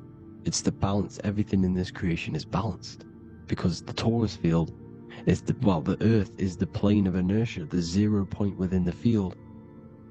Because physical matter is a result of two opposing forces equalized on the plane of inertia. And that is where matter crystallizes into physical results. And this physical plane is the plane of inertia, planet Earth. And at the center of this plane is the black hole, the womb of creation. And outside of this black hole gives birth to light. So the torus field is constantly rotating, going into counter space, the black hole, and then out of counter space gives birth to the white hole, white light. You see? So it's going around, black hole, birth again, black hole, birth again. And it just keeps going around. It's an infinite cycle of energy. And this is where the infinity sign comes from. This is the motion, this is the force which is creating everything to spin inside of this circle. Okay? And it's making the stars spin. It's making the sun and moon spin around us, around this center point. Now here you see Horus and Set. Horus and Set putting their feet inside of this dome. This is the royal arch, the arch of the dome above us, which is like you see in the Masonic cosmos, the royal arch of Freemasonry. This is the dome above us, the firmament that the Bible talks about. You see, they're putting their feet in because Set symbolizes the moon and Horus is the sun. Horizon, Horus. Horus is rising, the sun. So they're both putting their feet around this center magnetic pole, which is the pole, North Pole. And above the North Pole, you have Polaris, the pole of electromagnetic energy. You see? And this is how we get the sun and the seasons. Because the sun, for us, when it becomes summer, it's on the Tropic of Cancer. Then it spirals outwards, going out and out and out, then goes to the Tropic of Capricorn. That's winter for us. Then it comes back in and creates summer again. So it's constantly spiraling around this center magnetic North Pole. You see? So this roof above our heads is the firmament, and this is what they've taken off of us. They haven't physically taken it, but mentally they have taken this away from you. It's a female energy, and this is what the Egyptians called Nut, the sky god Nut. And this is the womb. We are inside God's creation, God's womb, and the woman's womb when she has a baby is a microcosm of this, because everything inside of this creation is macro. It's a reflection of the bigger things, as above, so below. So the dome above our heads is the dome we are in when we are a baby. And you can see the sacred geometry of it is the exact same. It's the dome. And when we are inside of the womb, the woman, the sacred maker, which is the M, the Masonic M, this is the G-male symbol. The Masonic M is maker, mason, matter, male. She delivers the male, you see. She delivers the male because it's the maker, the female, the magnetic. The woman is magnetic in nature, the male is electric in nature. So when we are in this womb, the female, we are being fed by the center umbilical cord, by the center of the mother's stomach. We're connected to the center of the woman's stomach, just like we are when we are in the earth. The center is where the aurora borealis is being emitted from, the electromagnetic aurora borealis, the northern lights. This is our spiritual umbilical cord, connecting us to counter space, connecting us to the realms beyond this world. Because at the center of every torus field is counter space. And at the center of the earth is our spiritual umbilical cord, and this is the earth's belly button, as you see. As above, so below. We had a physical umbilical cord, we have a spiritual umbilical cord, and this gets cut when we die, when we're cut away from the physical reality. You see, here's the ancient Egyptian tablet showing this female. You can see the hair, it's a female above us, because the female energy is nurturing, helping, looking after. And that's exactly what the dome is. It's protecting us. It's the Ark of the Covenant, the Ark covering us, you see? And this is what they've taken away from us. By you believing in space, it completely destroys the idea of this being a sacred creation. They've taken the roof off your head, whether if you believe in space, you believe that there's chaos, there's planets, there's asteroids that could kill us at any moment. But this isn't true. They've made you fear your own creation that you're inside of. They've made you fear what's above you. You see, and it's to hide the power of astrology, the power of the lights in the firmament, which are constantly flowing through the ether. These powers which are above us are sending rays down to the earth, which are influencing our psychology and how we behave. And this is what astrology is. It affects human consciousness. It interacts with our consciousness. And there's a different energy every day because the planets are in different houses, different alignments. And this is, we'll go into this a bit deeper later on. So the world tree, this magnetic north pole, the pole of electromagnetic energy, was symbolized as a tree. The great tree at the center of the earth. You see? And this tree is symbolized everywhere. You can see here how the center person, this Egyptian person, is holding up the sky. This is the North Pole, the hyperboloid, at the center of every Taurus field. And this tree was in the Mayan cosmology. This is an ancient depiction. This is the Taurus field. There's the plane of inertia. There's the center tree. Here's the tree in the center, the magnetic North Pole, the woman holding the stars. Is the Hindu, with the two birds symbolizing the sun and the moon revolving around this center tree. The Mayan tree, his Horus and Set around the North Pole. They all knew this flat earth cosmology. They knew these secrets. It's so sacred you understand the creation that you're inside of. Because if you don't, you'll be led astray. You don't know where you are. You're lost. You see? And here's the Masonic art, with the rays of the stars coming down, with the tree in the center. So it was personified as a tree. And we are in Asgard, Midgard, the middle garden, where there's good and evil. So the 7 layers of heaven, which is talked about in the Quran. Each planet has a different layer of the firmament, and this is the 7 layers of heaven, and these are our 7 layers of the energy centers in our body. So we start in the stars, so we are stars in a physical body. And this is why we say Mr., Sister, Fraudster, Sinister. Stir is star, and we are in the stars, and our star descends into the soul system, not solar system. And as we descend into the soul system, we enter Satan's kingdom, Satan's world. As it says in the Bible, Satan is the god of this world. Well, if you've been into my research for a while, you know Satan is Saturn. Saturn's world, because Saturn's the outermost ring. He's the Lord of the Rings. And you enter his kingdom, the kingdom of time, and this is why Saturn's the time god. As soon as you go past the rings of Saturn, you're now in the soul system, you're now in time, you're now bound by space and time. And you're bound to the earth plane, the heart. Earth is heart. It's a rearrangement, it's an anagram for heart. And the heart of the electromagnetic color spectrum is green, and that's why the earth is green. And above green is blue, and this is why the sky is blue. In order to go to heaven on the macro scale, you have to go through the blue sky, through the 7 layers of heaven. In order to reach heaven in your body, whilst you're here, you have to go through the blue chakra to your head, which is heaven. It's micro, macro. Everything is micro, macro inside of this creation. There's an ancient, I think this is a French image, piece of art from the ancient French, with obviously the 7 layers of heaven, which they all depict. And notice how it's like a dome. We'll go into this dome symbolization, the Royal Arch of Masonry, which is next.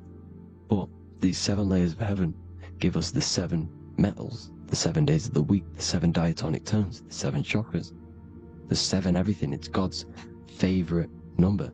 And this is why the Masons use the G inside of the compass, because the G is the 7th letter, and God starts with G. You see? So it's 7. God is 7. Here's another depiction of the heart, the soul system, the 7 layers of heaven. La fermente, la fermette. You see, la firmament, with the stars on the outermost layer. Here are the 7 planets: Jupiter, Mars, la Sophie, the sun, la Luna, the moon. So Saturn. So we are in the heart of this soul system. In order to ascend, we need to ascend up our chakra system, reach 144,000 hertz, God consciousness, the God man. You have to unfold God man, master of the mind, mastery of the mind. So, what are the stars? The stars make everything unique. The stars are constantly rotating around the center, magnetic North Pole, the tornado at the center, which is stirring everything. It's stirring the ether. The center is the ether, and the 4 elements are born out of this ether. There's 5 elements: ether, spirit, water, air, and earth. The ether gives birth to the 4 other physical elements, which the whole of creation are made out of. About them 4 elements. 4 is the number of stability. You know, a chair, a table has 4 legs. It stables things. It's a foundation, and these 4 elements are the foundation of this creation. You see, and this magnetic North Pole is stirring this, and the 4 vibrational states of the ether are the 4 elements. Now let me get back to the stars. I just wanted to give you that. The stars are being stirred around this center point, center. It's stirring everything, and they're always in different alignments. Every millisecond, they're moving in different placements of the stars. And the planets are called the 7 wanderers because they're not fixed. The stars are fixed, but the planets are called the 7 wanderers, the 7 layers of heaven, because they move faster and slower than each other. Each planet is slower and faster, has a different rate of speed it's moving. So these alignments are mixing in with the energies of the different 12 constellations. And this is why you have a unique characteristic. You have a unique look, a unique energy, a unique personality. This is because when you were born and you took your first breath, that energy which was in the ether, because the ether is all around you, and energy travels through the ether. The energy that the stars were casting down and the energy that the planets was mixing in with the 12 constellations was in the ether. So when you came out of the womb and your first breath, because breath is spirit, okay? So that first breath you took, that is the energy that is imprinted within your DNA, your soul. And you reflect that energy, you emit that energy. That's the energy that is with you forever. Until you die. Till this physical body dies off. And that's what the stars are. The stars are giving a unique energy, characteristic, personality to every living thing.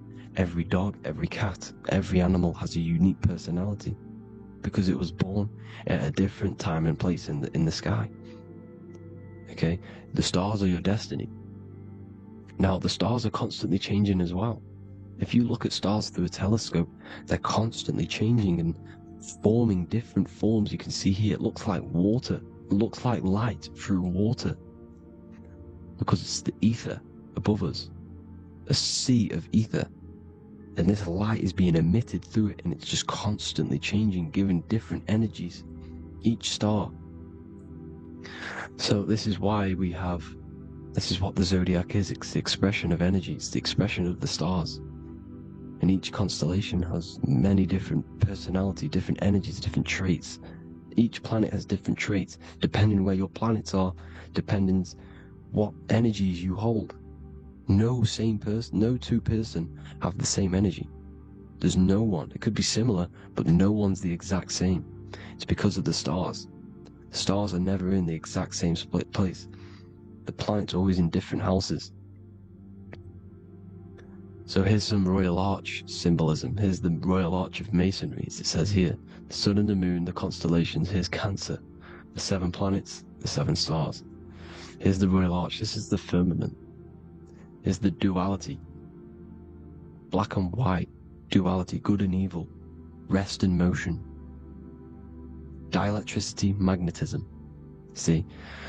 So this is what the Royal Arch is. It's symbolizing the cosmic dome above us. The womb we're in. We're inside God's womb. And here's George Washington, the Freemason, inside of the Royal Arch. You see? With the G, the Masonic G, God, 7.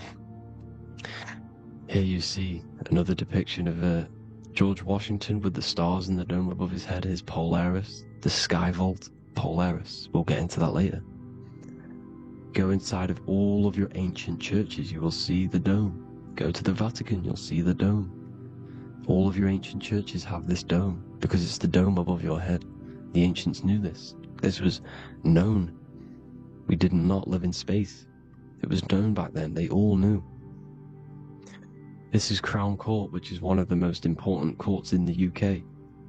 You can see it's clearly so much Masonic symbolism. You've got the 4 pillars of Masonry. The Royal Arch is like an arrow pointing upwards to Polaris. His Disney World is under a dome. In his Polaris, the sky vault. You see? And also 666 in the symbol. Here's more, 7 layers of heaven. Here's an ancient depiction. The firmament. Here's the astral plane outside of the firmament. The Royal Arch. You see? It's everywhere. Here's Polaris, the 8-pointed star. Polaris is in between the sun and the moon. It's at the center of the Taurus field. And Polaris corresponds with the pineal gland as well because it's the all-seeing eye. See? So, is Polaris, the 8-pointed star, which is at the very top. It's the very center. It's on top of the North Pole.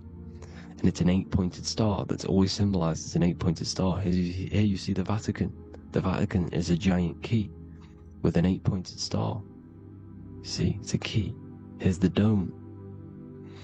Here's the Space Delta, the USA Space Delta logos. Here you see the Egyptian god looking from the center of the North Pole, looking upward to an 8-pointed star, Polaris. An arrow pointing up to Polaris. Here's another, the bear holding a key with an arrow up to Polaris, 7. Holds the key to Polaris. Here's an eagle holding a key above the North Pole to Polaris. Polaris, and here's another one. There's another bird, like a dragon, holding a key to Polaris.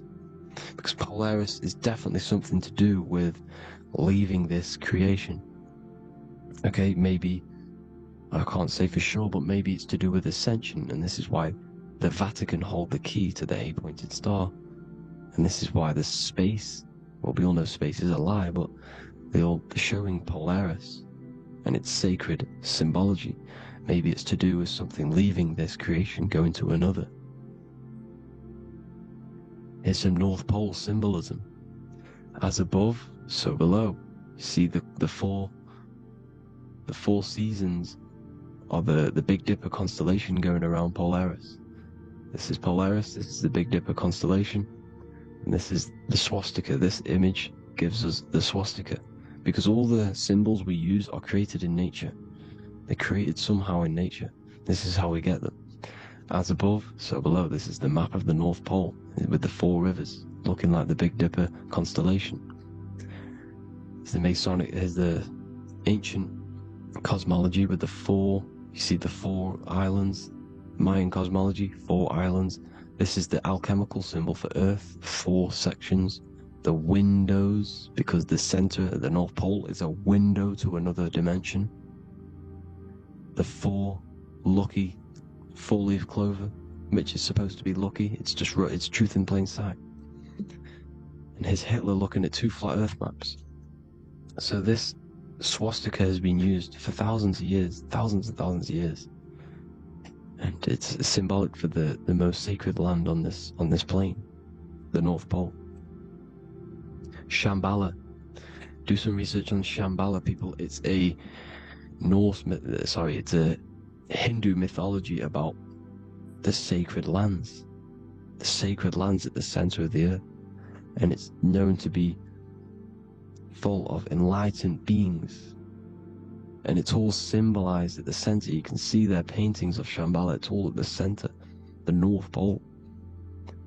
And it's known to be the most godly place ever, because it takes you to a portal to the higher places, and maybe this is something to do with Polaris, connecting you to this sacred land at the very center.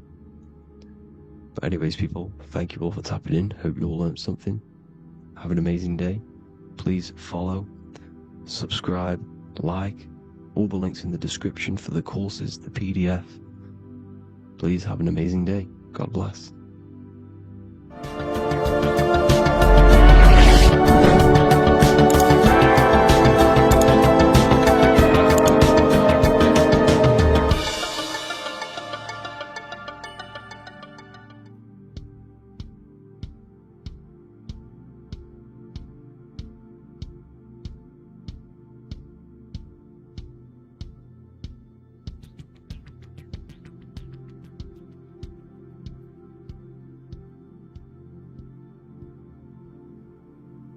Welcome people, we're back with another video. I will now be keeping track of my YouTube and trying to upload every week. In this video, we'll be talking about the chakras. The chakras are the 7 attributes of God, and they are the 7 planets. These are literally vortex portals within us that connect us to these vices and characteristics of God. Each one of these energy centers are a spinning wheel of energy which controls the cells and organs in that particular area of the body. For example, it's literally a mini brain for that area of the body. Each chakra has a vice which you need to turn to a virtue in order to climb up through the system. They work like a stairway system. You have to go through each chakra in order to unlock the one above. This process is turning matter into spirit, as you descended from spirit to matter. Saturn is Satan, that's why it's the lowest chakra, and that's why the devil is red, because red is the lowest vibrational color.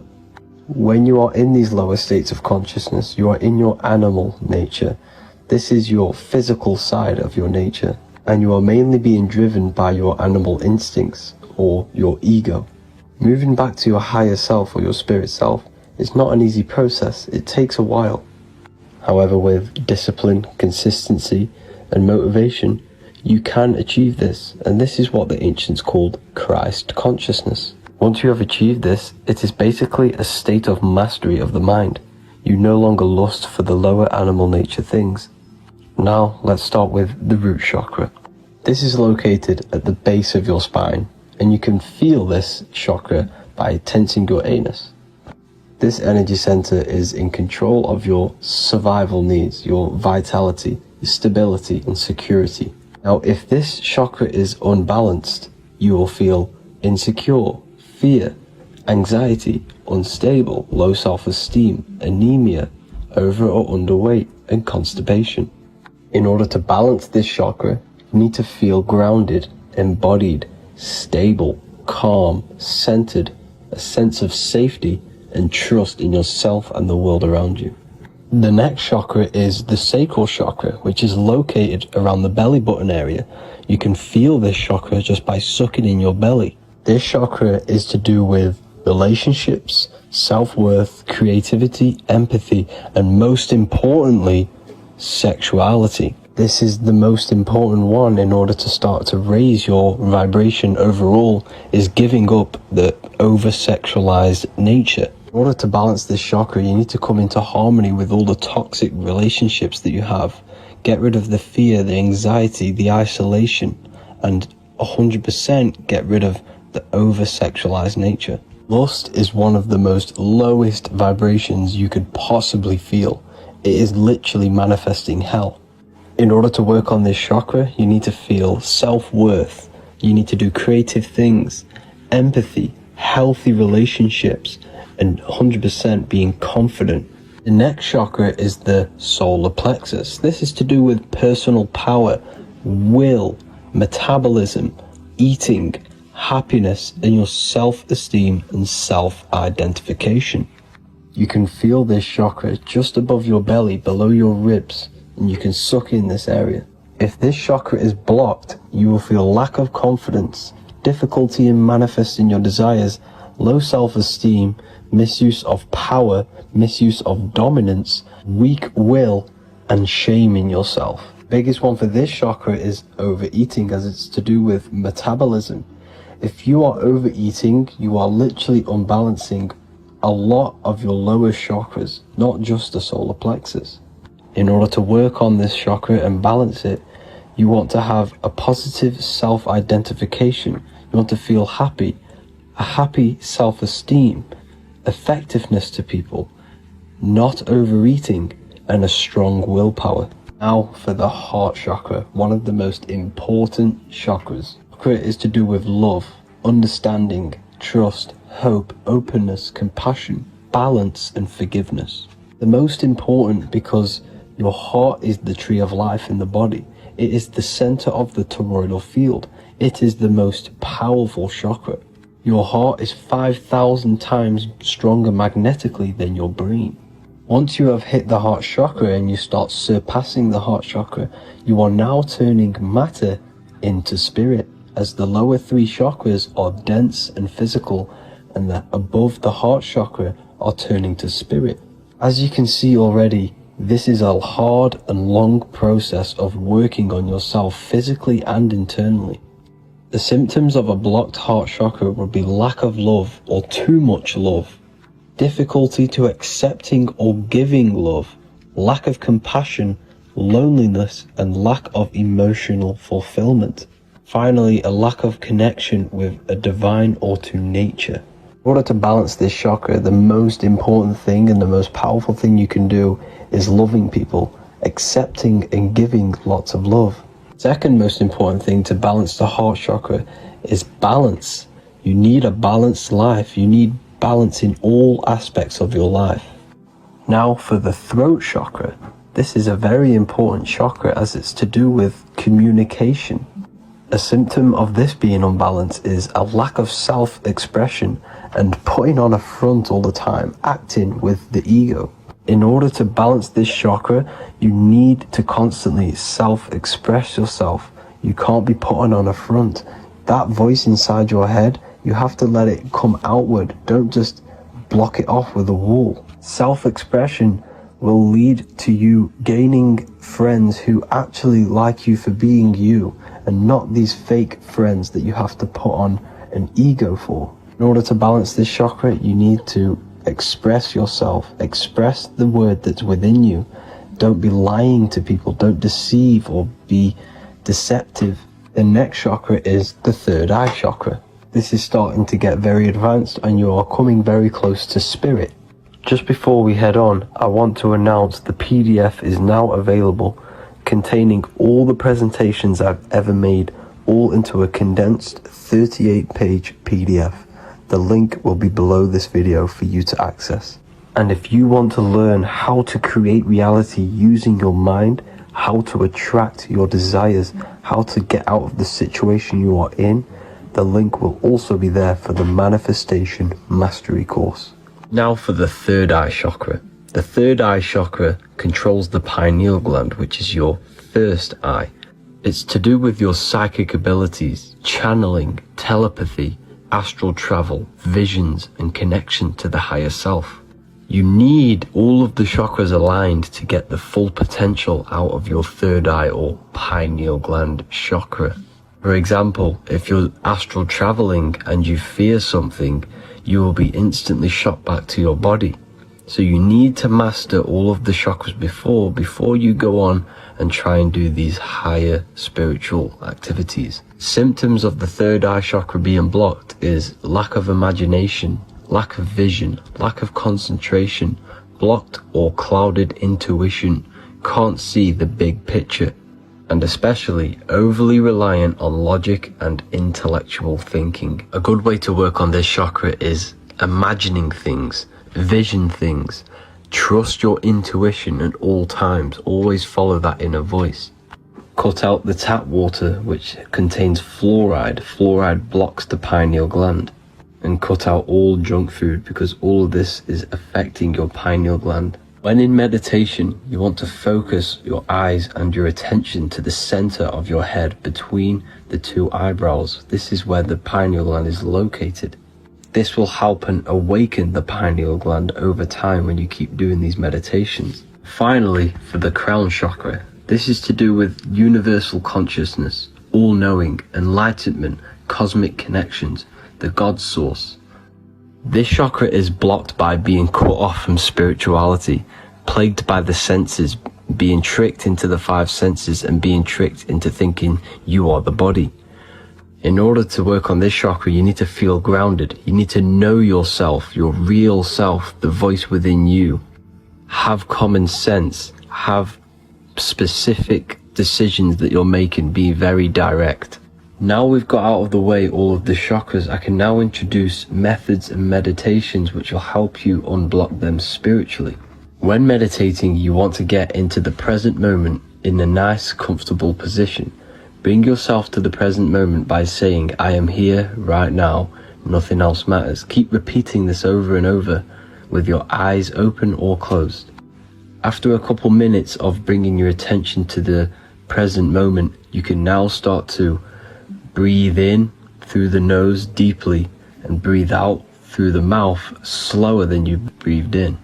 Place your attention on the chakra that you want to balance. Think of a high vibrational emotion like love, and think of this while placing your attention on that chakra. You can do this exercise every day for 10 to 20 to 30 minutes. The longer the better. Another practice you can do is by chanting the Bijis for each chakra. They are here starting from the root chakra all the way to the crown chakra. Or you can chant the 7 vowels. There are not 5, there are actually 7. A, I, A, O, U, M. A,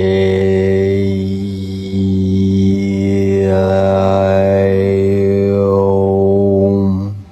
This is the proper way of pronouncing the 7 vowels. These are so powerful because these are the only things that exist. It is literally the sound of God. By pronouncing them right, you can actually create a lot of power within you and align your chakras. That's it for this video, people. I'd appreciate a comment and a like to help the algorithm. I appreciate you all. Love and light.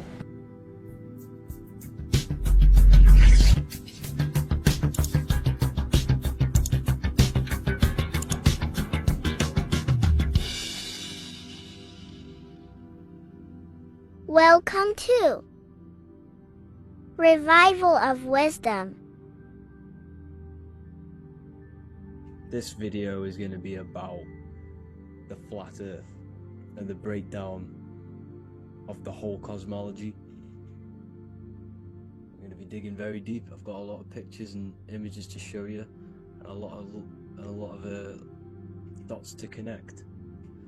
So let's start with the Freemasonry art. So this artwork we have here is the Freemasonic cosmology as they know and believe. So what is it symbolizing? Obviously have to start off with the 4 pillars representing the 4 corners of the earth. The 4 corners with duality. You see, there's everything on earth. There's good and evil. Good, evil, positive, negative. Good, bad. This is the checkerboard. This is what it symbolizes. Okay, obviously we have the sun, the moon. The sun gives you energy. It's the anode. The moon is the cathode. It's the opposite. It takes your energy. So therefore you become sleepy when the moon comes out. You see, everything on earth, everything in the universe is balanced. There's complete balance, symbolized by duality. There's always 2 opposites. We have the all-seeing eye, and obviously 7 stars representing the 7 planets, but not planets as in we know planets.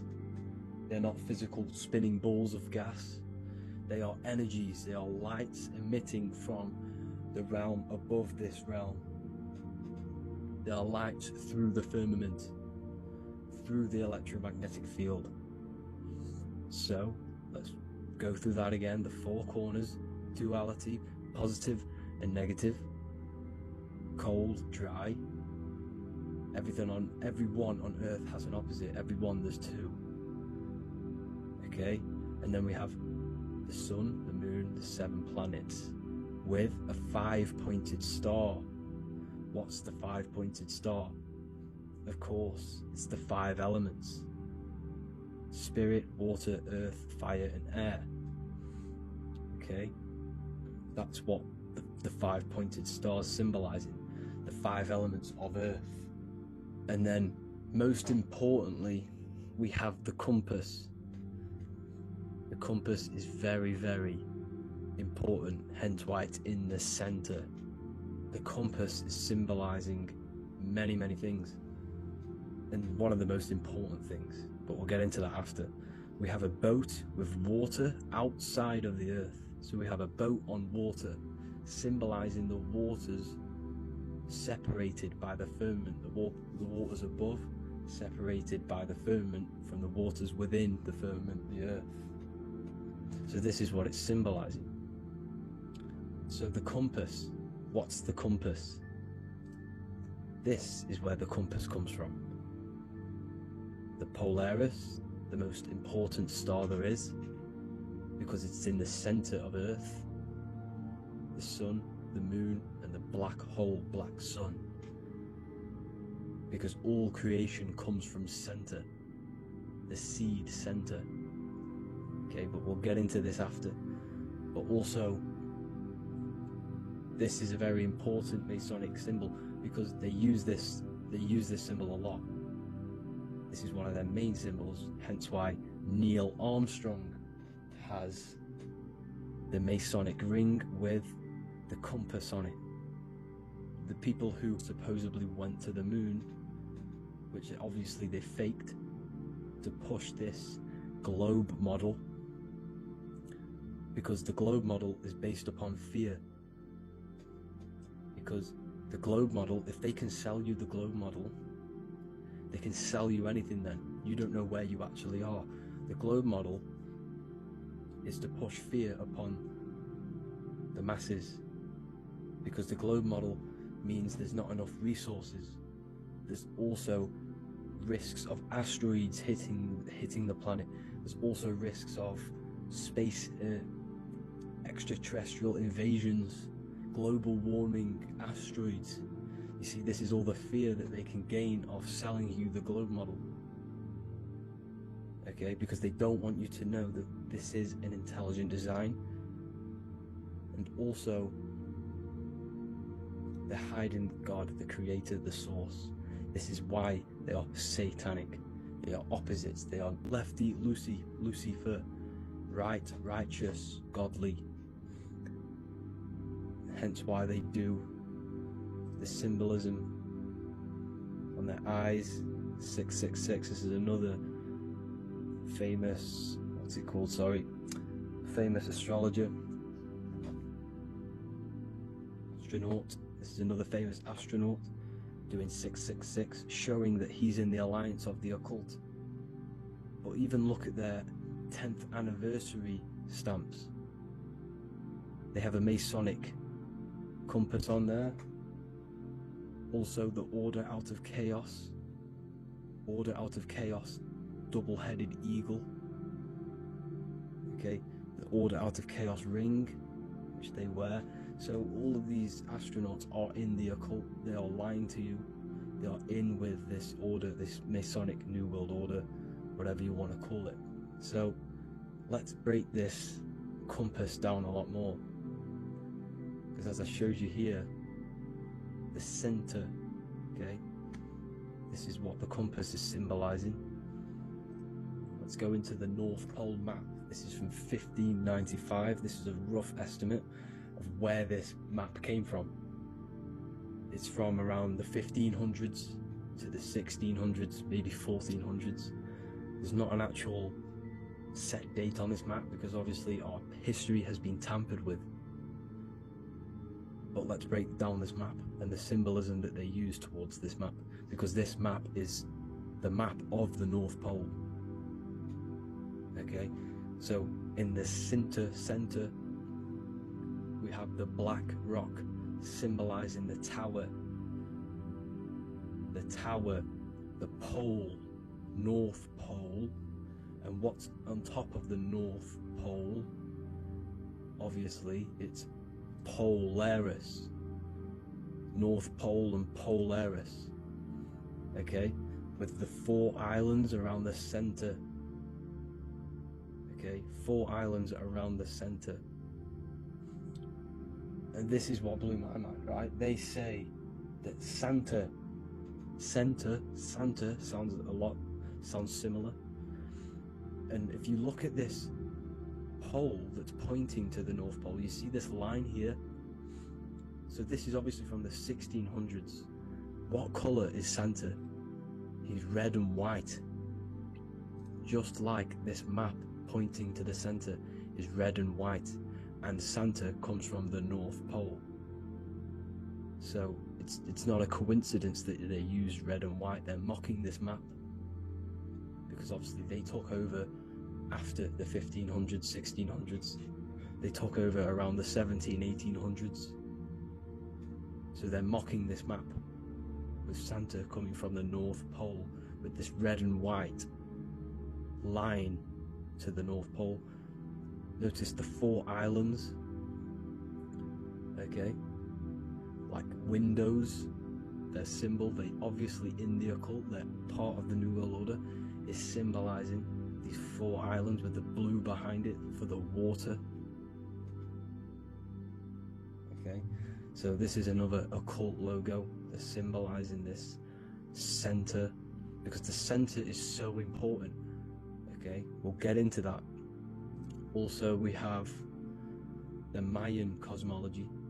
This is the Mayan cosmology. This is what they created. This is their artwork, with also 4 major lands around the center.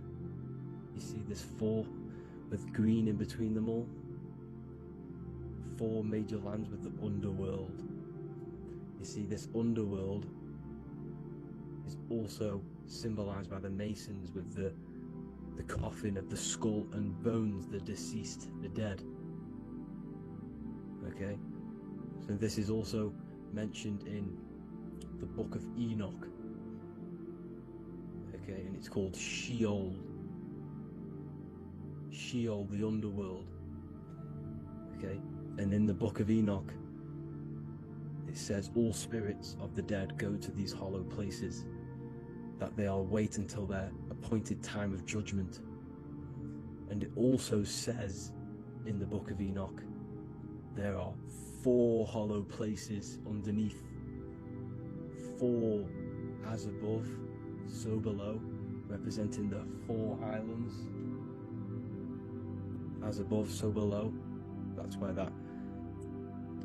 that could link in. Okay. The Book of Enoch is very important because it was found in a cave thousands of years ago. And there's a lot of truths about this realm and about this world we live in. So let's go back to the Mayan cosmology. So the ancient cosmology, they all must have had some sort of communication. They must all be in peace, at peace with each other, because all of their cosmologies link together. See the Greek, Babylonian, Indian, Celtic. Okay, they're all linked in together. They all knew that they were in an enclosed system with an underworld and obviously a firmament. Okay, so this is what they all knew. They all must have had some sort of communication. They were a lot more advanced than us. They knew the center of the realm.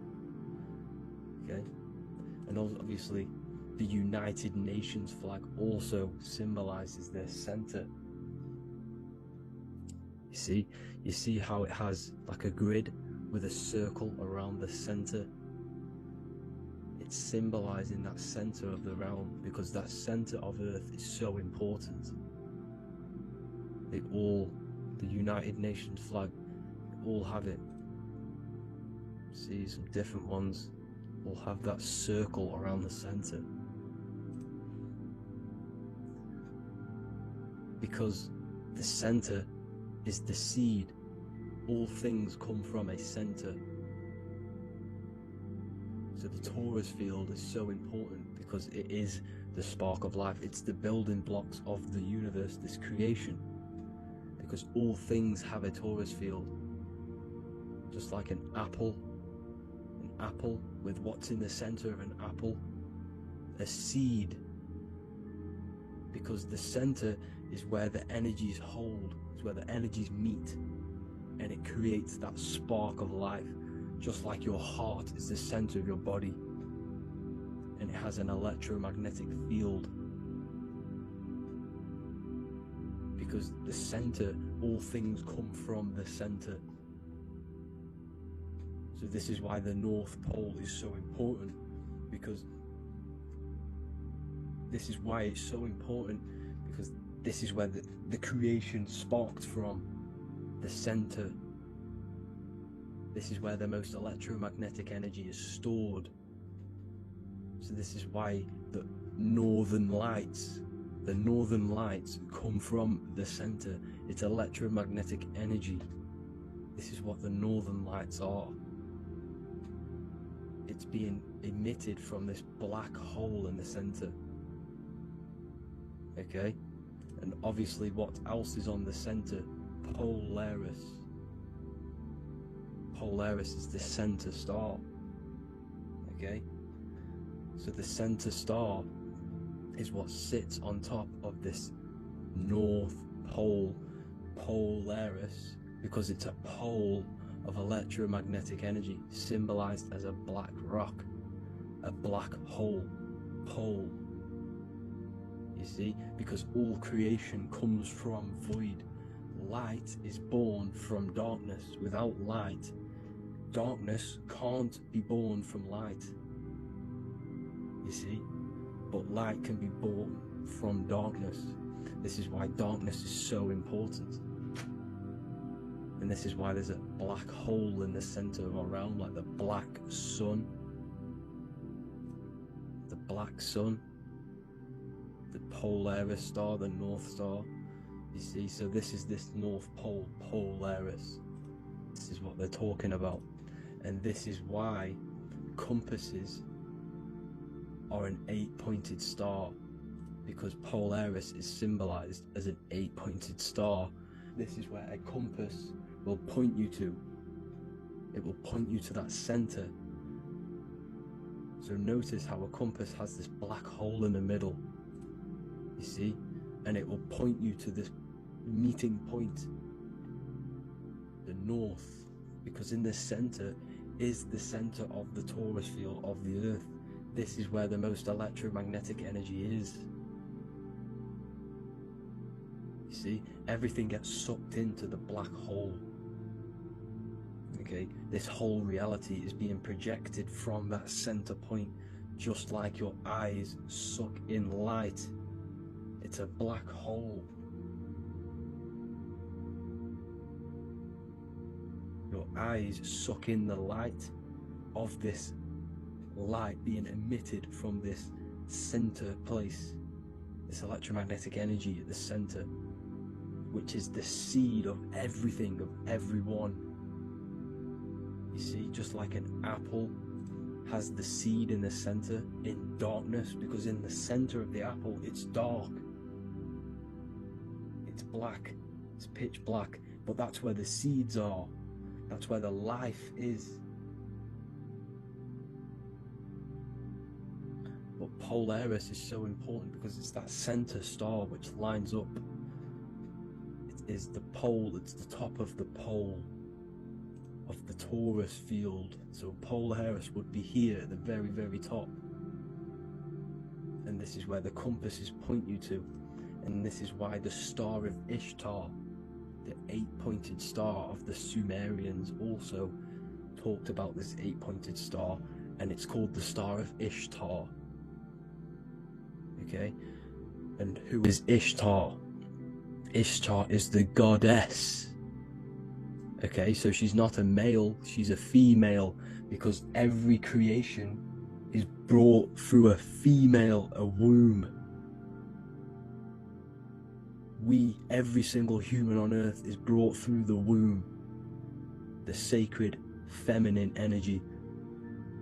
and the womb is pure darkness. There's no light in a womb, just like the center of our realm. There's no, it's a black hole. Okay, and guess what? She's the god of fertility and sexuality. She is responsible for all life. Okay, so the star of Ishtar is the star of Polaris, which is symbolizing the responsibility for all life, the center of our realm, the black sun, the black hole. Okay, so this is what that god of Ishtar of the Sumerians is talking about, the goddess, the womb, the seed of creation. So this would be the portal, more than likely the portal in and out of our realm, because it's the top of the Taurus field. And what's above this realm is the heavens. So this is where you get sucked in from the heavens. Your soul gets sucked in and brought onto this plane of existence called Earth. These are some space NASA symbols. Look how much Polaris symbolism there is, and notice how it's at the center.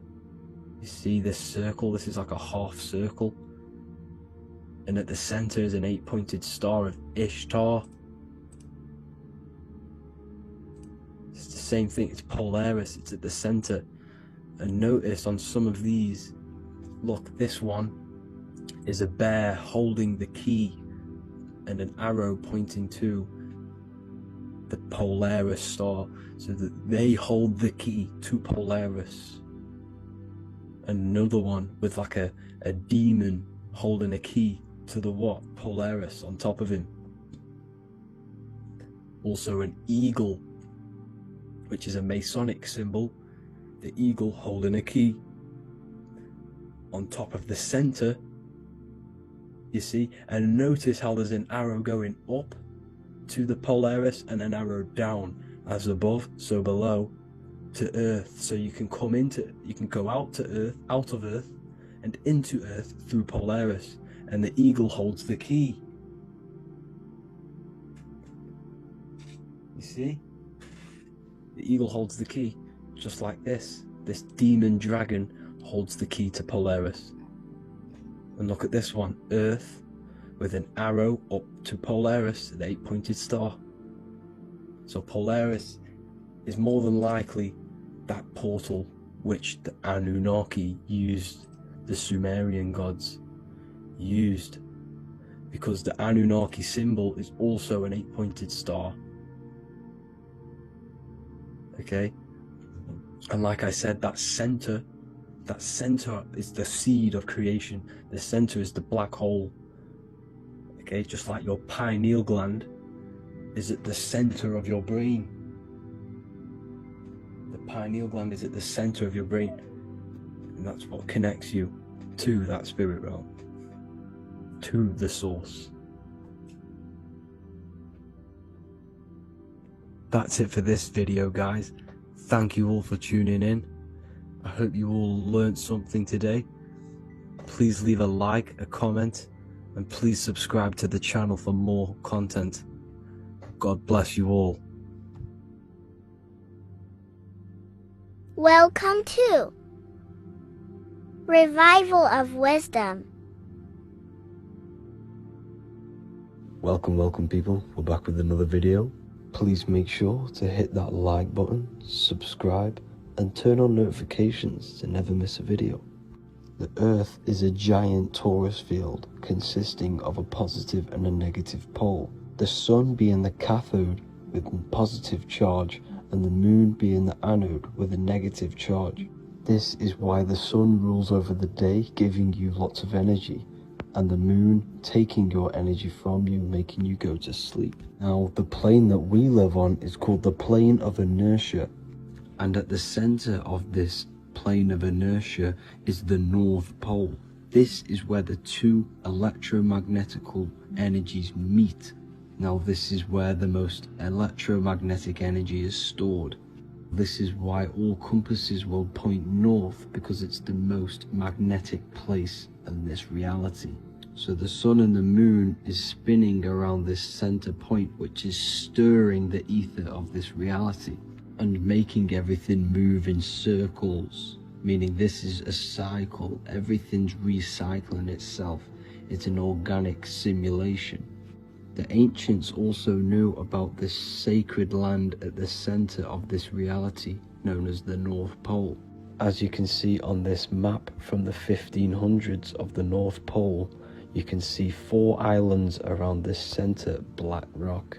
Ancient civilizations like the Mayans, the Buddhists, and ancient Chinese also depict these 4 islands. The endless symbology of these sacred lands at the center has been going on for thousands of years. These sort of secrets are now kept by the elites, but as always they have to show the truth in plain sight, and this is what they are doing with the Windows symbol and also the Wizard of Oz. Now in the Wizard of Oz, as you can see, there's something called Munchkin Land. Munchkins are these unusually short people. Then on the ancient 1500s map it says Pygmy, and then the Pygmy people in mythology are also these unusually short people. Just like Santa and his elves, they come from the North Pole, and elves are these unusually short people. These stories that we are told about Santa and Munchkins are putting truth in plain sight about this sacred land. This sacred land at the center of the earth is where the aurora borealis comes from and is being emitted from this black hole in the center, also known as the black sun. The aurora borealis is the earth's aura, hence why it has the word aura inside of it. It is the life-giving essence to all life within this realm. As this dualistic reality we live in consists of both physical and spiritual, the black sun is like our sun for the spirit. It's our spiritual umbilical cord, connecting us to the spirit realm. And the rising sun is the opposite. It's our sun for our physical 666 carbon suits, known as our human body, our physical aspect. As it states in the 40,000-year-old emerald tablets, deep in Earth's heart lies the flower, the source of the spirit. The flower of life is as thine own place of spirit, and streams through the earth as thine flows through thy form, giving off life to the earth and its children. So the North Pole is the core of this spiritual reality, and the closer you get to it, the more spiritual and lucid it becomes. So the elites have covered this up in order for us to forget the true nature of this reality. And they did this cover up by introducing the globe model. Nicholas Copernicus was around in the 1400s, and he introduced the globe model. As you can see, he is a Freemason. He depicts himself with a globe and a Masonic compass in all of his paintings and portraits. Galileo was also a Freemason, as you could see in all of his portraits with a globe and a Masonic compass. He was also a massive part of introducing the globe model after Nicholas Copernicus. So yes, the globe model was a spiritual and political move to gain more control over the masses. After the globe model was then introduced, they introduced the theory of evolution by another Freemason, Charles Darwin. See how these two theories go hand in hand? They both degrade humanity, and they make you confused of where we actually came from. By hiding the true form of this divine creation and hiding the true power of each and every one of us, they maintain control over the masses. Now this is order out of chaos, known to be the 33rd degree slogan of Freemasonry. Now this is the Masonic cosmology, and as you can see, you have the checkered board for the duality, the 5-pointed star for the 5 elements, the 4 corners for the 4 pillars, the all-seeing eye, which is Polaris, the sun, the moon, and the 7 stars. So even Freemasons are taught the flat earth cosmology and the true form of this reality. Now the true nature of the sun, the moon and the earth is shown and reflected through the Masonic compass.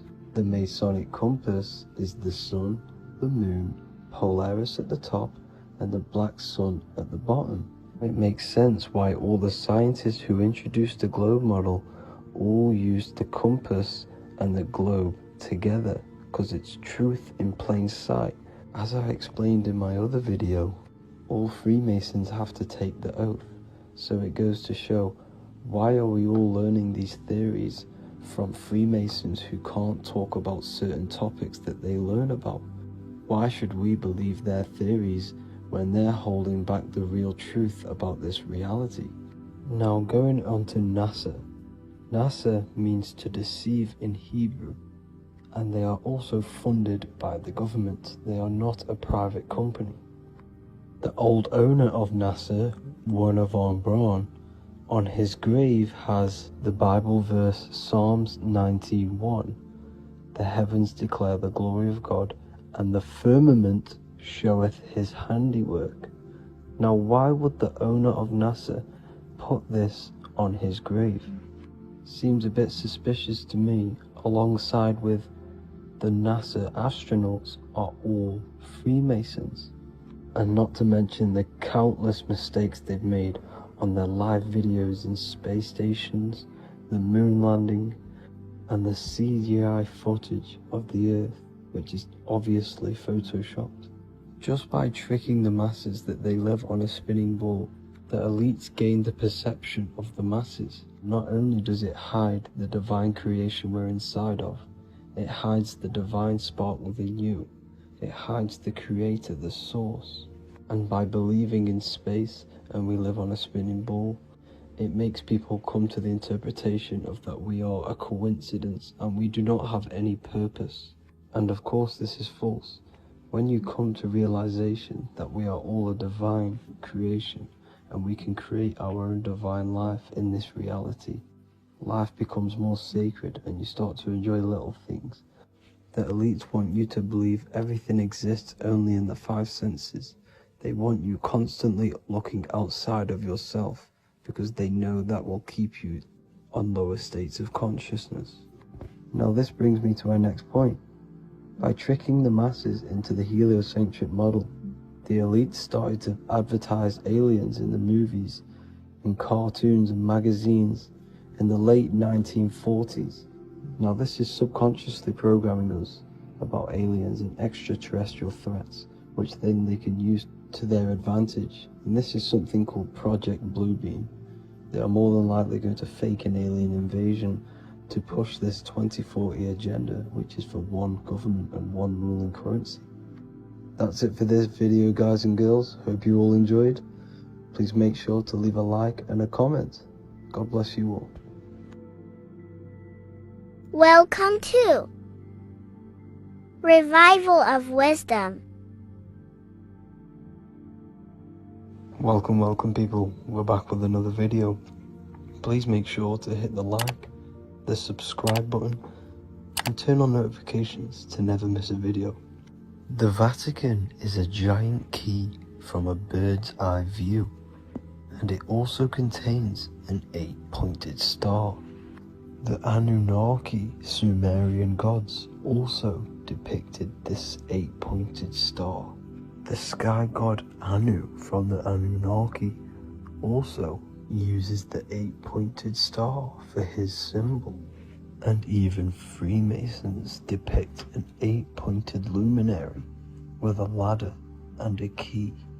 This is symbolizing the key to ascension up to the 8-pointed star, which is Polaris.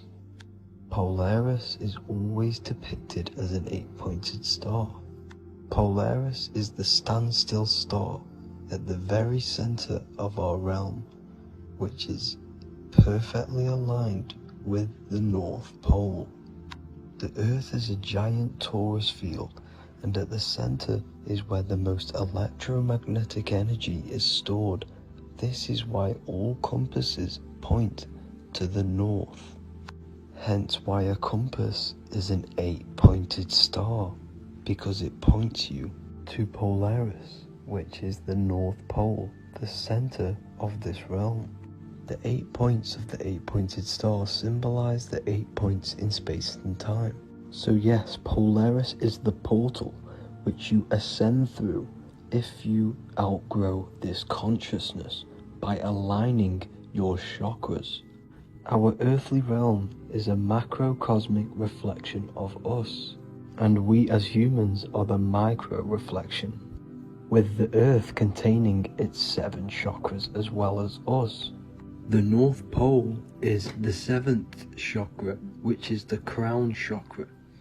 So the key to ascension is held by the Vatican, hence why it's a giant key, because they mislead the masses through their religions, which teaches the masses to look outside of themselves.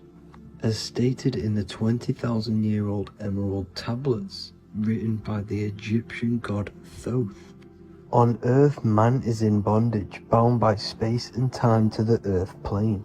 Encircling each planet, a wave of vibration binds him to his plane of unfoldment.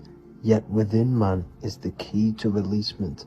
Within man may freedom be found. So the 7 planets are associated with each 7 chakras. The lowest chakra being the root chakra, which is associated with Saturn. This is why the elites love Saturn and reflect it in all of their symbols, because the chakras are an ascension of spiritual principles, starting from the material and ascending up to the spiritual, the crown chakra. However, evil love bondage, and they are trapping souls in the physical realm by stopping and provoking the ascension process. They do this by abusing the energy of Saturn, and Saturn is associated with the lowest chakra. The lower 3 chakras are associated with survival mode, which keeps the consciousness in a constant state of fear and only aware of its surroundings. Once you start to ascend up your chakras, you become more consciously aware of spiritual deeds. And this is the process of returning back to your true spiritual form. Going back to Polaris and its connection to ascension, Kanye West symbolizes this on his music video 24. As you see him rise up into the sky, you see an 8-pointed shape around him, which symbolizes the 8-pointed star, as you see the beam of light. And even NASA symbolized this in their Space Delta logos, a bear holding a key with an arrow up to Polaris, the 8-pointed star. Here's another NASA logo of an arrow from the Earth to Polaris. The series Lock and Key on Netflix is all about portals and doorways, and they have the Kundalini energy as one of their keys. Kundalini energy is the energy which rises up the spine, the 33 vertebrae, and activates the third eye. The third eye is the spiritual gland which connects humans to other spiritual realms. We are not the body. Our spirit, our soul inhabits the body. We exist physically, spiritually, and mentally. Therefore, we are multidimensional. The intellectual and spiritual inhabit the body. Therefore, this is just an avatar within this timeline. However, within each and every one of us, we all have the key to releasement, as says in the Emerald Tablets. This releasement is ascension up until higher states of consciousness. As stated in the Emerald Tablets, man is in process of changing to forms that are not of this world. Grows he in time to the formless, a plane on a cycle above. And another one saying, man is a flame bound to a mountain, but we in our cycle shall ever be free. Know ye, O man, that when ye have progressed into the cycle that lengthen above, Life itself will pass to the darkness, and only the essence of the soul shall remain. That's it for this video. I hope you all enjoyed. Please feel free to leave a like, subscribe, and comment any subjects you want me to talk about. God bless you all.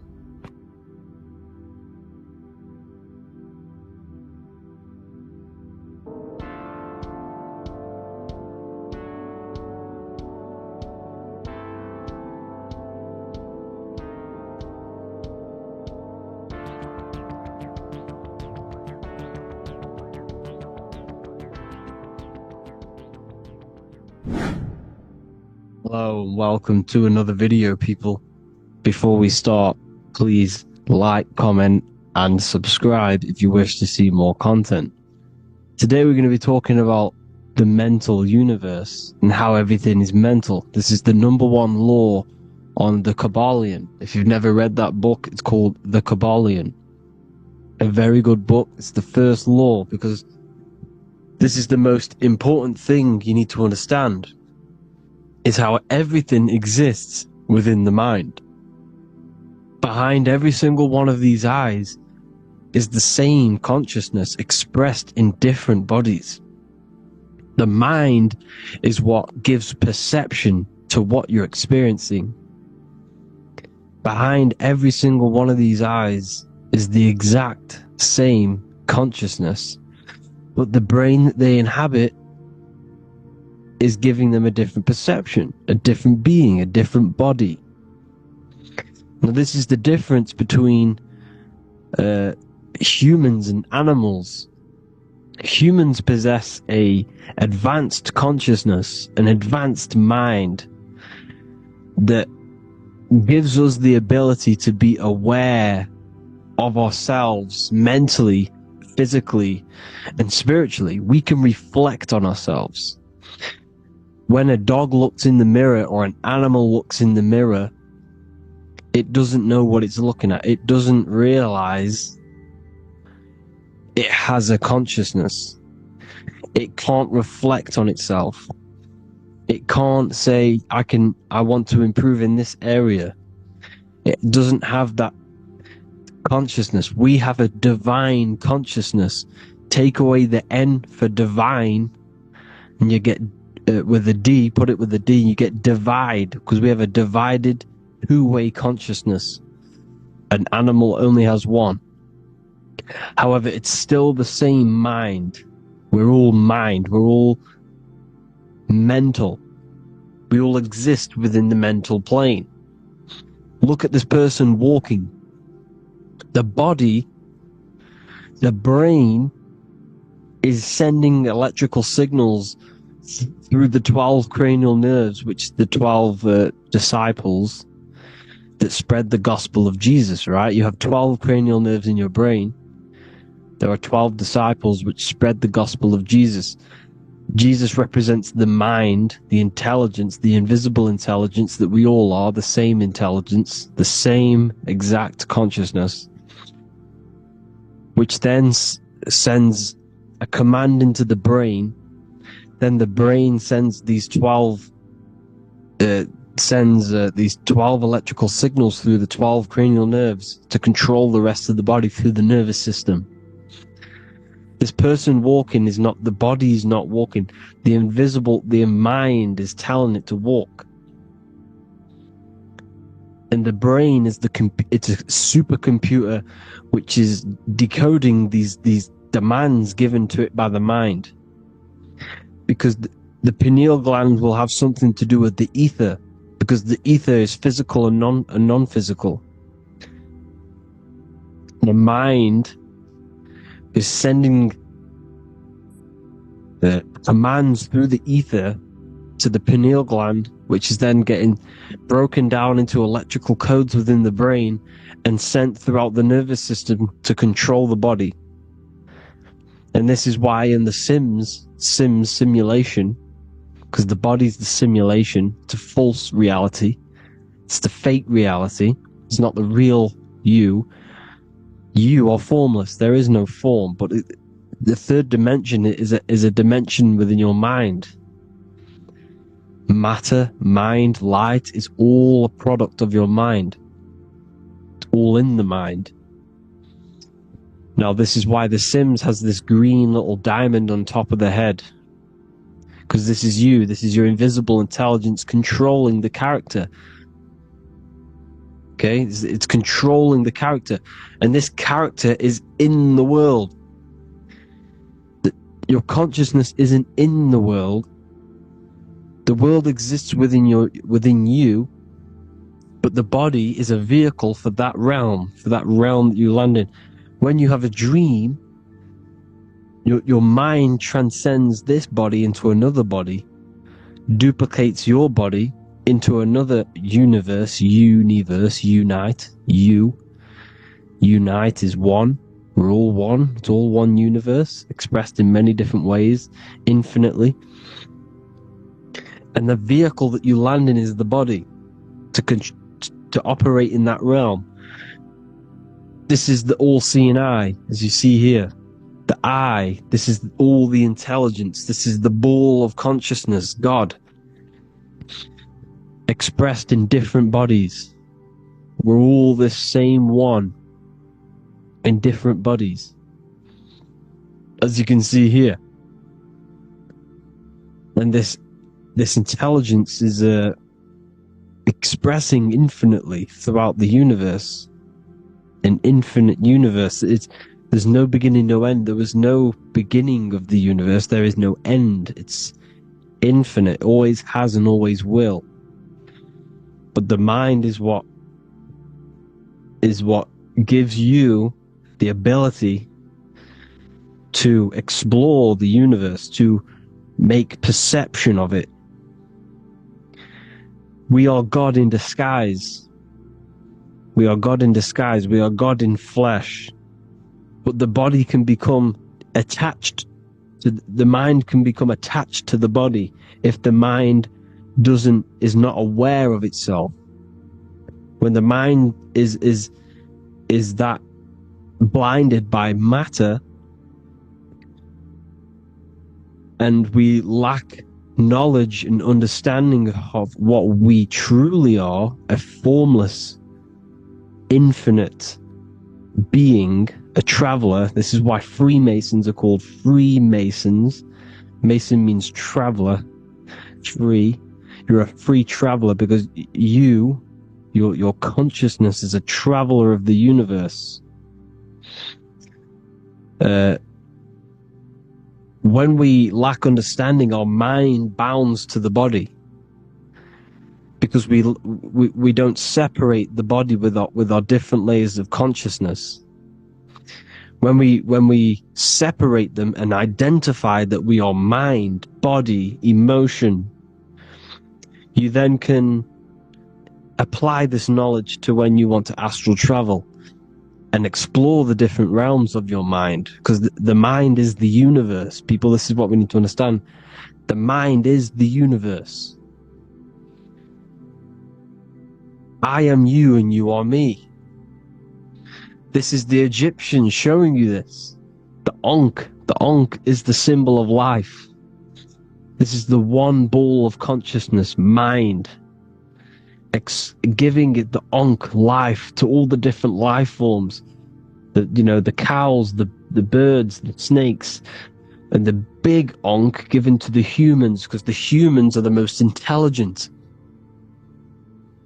We have the most advanced consciousness.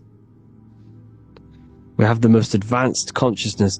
This is why the one is giving a big Ankh to the humans here.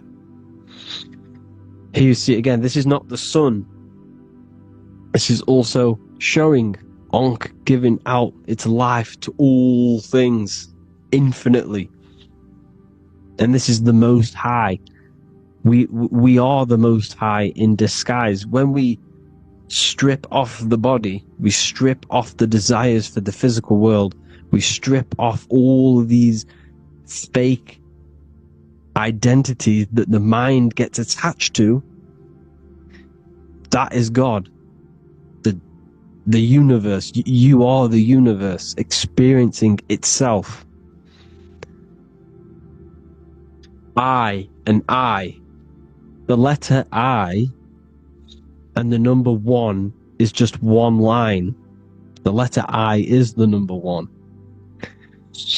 Because your I am, when you refer to yourself as I, every single one of you who's watching this video refers to yourself as I, which is the one. We are all the one. We are all intelligence. We are all invisible. We are all the one. 1 is the only number.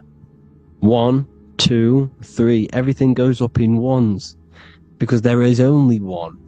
Doesn't matter how far you go down the line with numbers, all of their numbers are created by 1 because there is only one.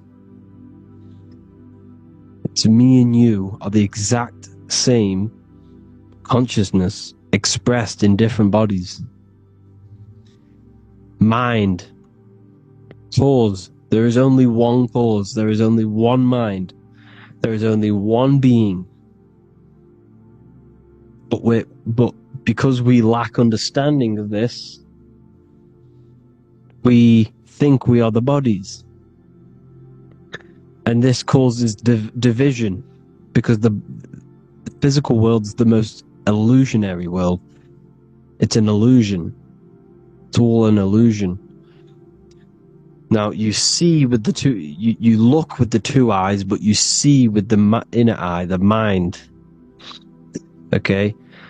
The mind is the mental plane is a shared plane. And it gives perception to what you're looking at. The mind. I'm affecting you when I speak. Because the mental plane is shared. We all share mind. We all express mind. When I'm speaking to you, I'm affecting you because we are mind. So the words that I'm saying, which are being manifested from my mind, are being manifested through my body into vibration, is affecting you. I'm affecting you with what I'm saying. And these words are having an effect on your mind because we're all mind. This is why you need to be careful what you're listening to, music and all sorts. Because music can also create thought loops within your mind. Because the chorus, we shouldn't be listening to choruses. Choruses are loops. And what they're saying in the chorus is being looped. And this can create thought loops within your mind. Go and listen to an old song that you used to listen to about 5 years ago, 10 years ago, 20 years ago. Go and listen to an old song and you guess what? You will get nostalgia. Why will you get nostalgia? Because that song will trigger the thoughts that you were thinking in that time of listening to that song. So songs with choruses create thought loops and they reprogram your subconscious mind. It's important why music is very powerful. Mine and mind, same word. See, language is the truth, people. This is why I use language in all of my presentations, especially the English language. It's riddled with occult truth. I is my me. I, you, and me are I, one. We are not the name, we are I. Every single one of you is I, because we are all the one. All mind. Now, the only thing that is truly mine is my mind. When you say something is mine, it's an illusion. It's not yours.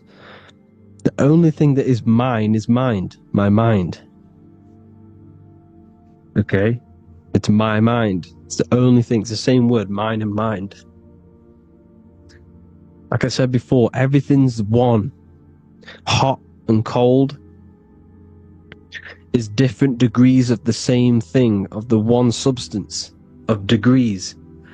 The 7 colors are different frequencies of the one white light. Everything is one. There is only one. We are all one. Everything is one. Hot, cold, day, night. It's the same degree of one, which is mind.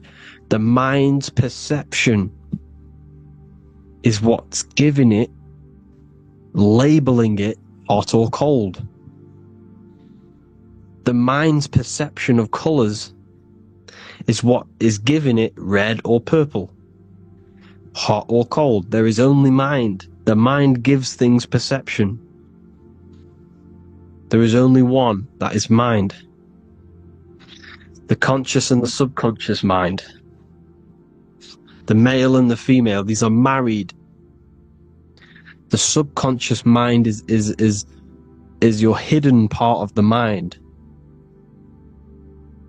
Okay, it's hidden. You can access it through different meditations and Reiki teachings, and dreams or manifestations of your subconscious. This is how you know mind and matter are one, because your mind creates matter in dreams. Your subconscious manifests everything in a dream, in the astral realms. The conscious is what you're conscious of, what you're consciously thinking of. So me, I am conscious that I am speaking into this mic and creating this video. My subconscious mind is the hidden part of the mind, which is speaking to my heart, telling it to beat. It's telling my food to digest. It's regulating all my blood. It's doing everything in my body without me being conscious of it. Without me being conscious. The subconscious is the feminine. The conscious is the male. The Bible, of course. Proverbs 12:4. Helpful, not helpful, an excellent wife is the crown of her husband, but she who brings shame is like rottenness in his bones. In the same way, husbands should love their wives as their own bodies. He who loves his wife loves himself. You can take that physically, you can take that literally, or you can take it metaphysically. See, the Bible's written in such a way where you can take it as your level of realization. He who loves his wife loves himself. If you love your subconscious, if you love yourself, you speak good about yourself, because your subconscious takes everything literally. If you say, I hate you to someone, your subconscious does not know the difference between me and someone else. It only thinks me, me, me. Why? Because mind is the only thing that exists. You are mind, I am mind. If I say, I hate you, you're saying that to yourself. Your subconscious picks that up and says, I hate myself. And that's telling your subconscious that's what you want. Because your subconscious manifests 90% of your behavior. The programs within your subconscious. Tying your shoelace is a program. You don't need to be conscious of it. You can just do it. Because it's a program. It's deeply interwoven in the subconscious. Driving your car. Texting on your phone. You don't have to think about what letter. You just do it because you know where the letters are. It's a program. Therefore, if you look after your subconscious, they are a married couple. It's your wife. Your subconscious is your wife. And it manifests 90% of your daily basis thought patterns, actions, behaviors, emotions, all the things that all the trauma that you've experienced is stored within your subconscious, which is affecting you. So let's say you were in a car crash 10 years ago, and you had a really traumatic event, you really hurt yourself, and you had a very, very, very strong emotion that you felt of pain. That will still affect you today. And why? Because it will manifest into your behavior. How? Well, you'll be cautious of what cars to go in and who. You'll be cautious because of that event that stored within your subconscious, because of that feeling you felt was so painful and so strong. It's still manifesting into your behavior today. For example, you won't go in certain cars, you won't go with certain drivers. Subconscious stores everything, all your memories, the programs, and everything. So if you trick the subconscious, that's how you manifest your life. To trick the subconscious, you already have something, and therefore it will manifest into your life, into your behavior, thoughts, and actions. This is why the golden rule is to treat others like you want to be treated. Because I am you and you are me. We are all subconscious. We all have subconscious. Whatever I do to you, I do to me. Because my subconscious picks that up and thinks I'm speaking to me. Mind is very powerful. Whatever I do to you, I do to me.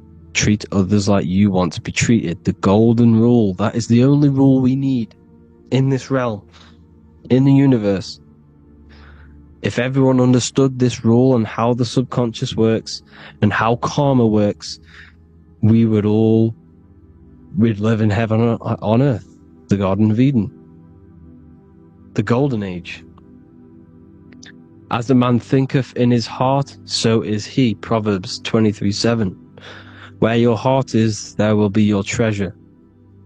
Your heart's the emotions. This is the storehouse of emotions. It is where you feel emotions. You have to let your emotions move through you, not become you. You can't let your emotions become you. But except be like the sky and let them pass through you. Be like the clouds and the stars passing over. Let them pass through you. Do not let them become you. And this is how emotions can take over your mind. We are driven by, when a man is driven by emotions, he has no self to control. You must control the mind, because the mind can be corrupted.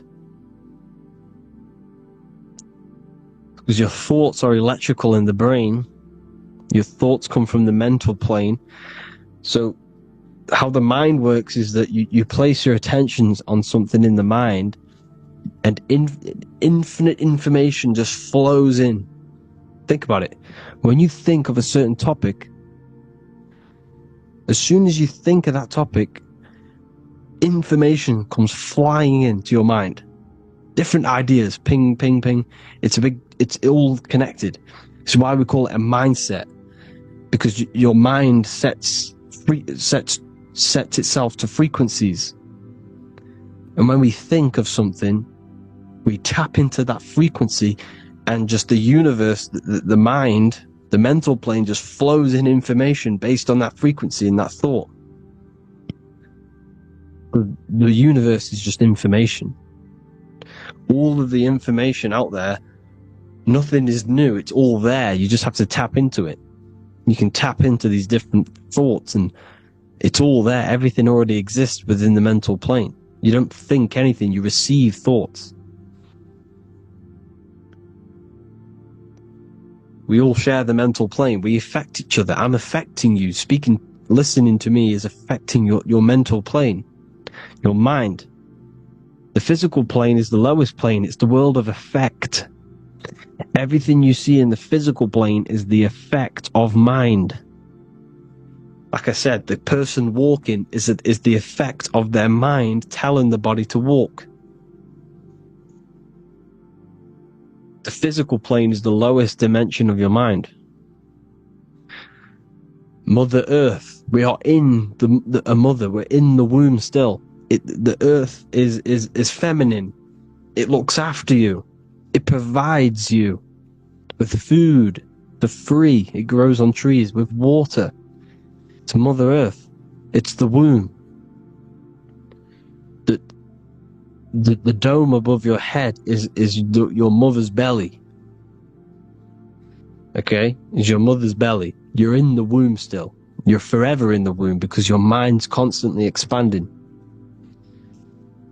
Because when the baby's mind figures out that there is a reality outside of its mother, it starts to hear the people on outside of its mother, what does it do? It figures a way out of the mother, and it becomes born again in the water. in a hospital, into the other world. It's the same with our minds. When our minds figure out there is other worlds beyond this physical, we explore them. The astral plane, for example. You figure a way out of the body.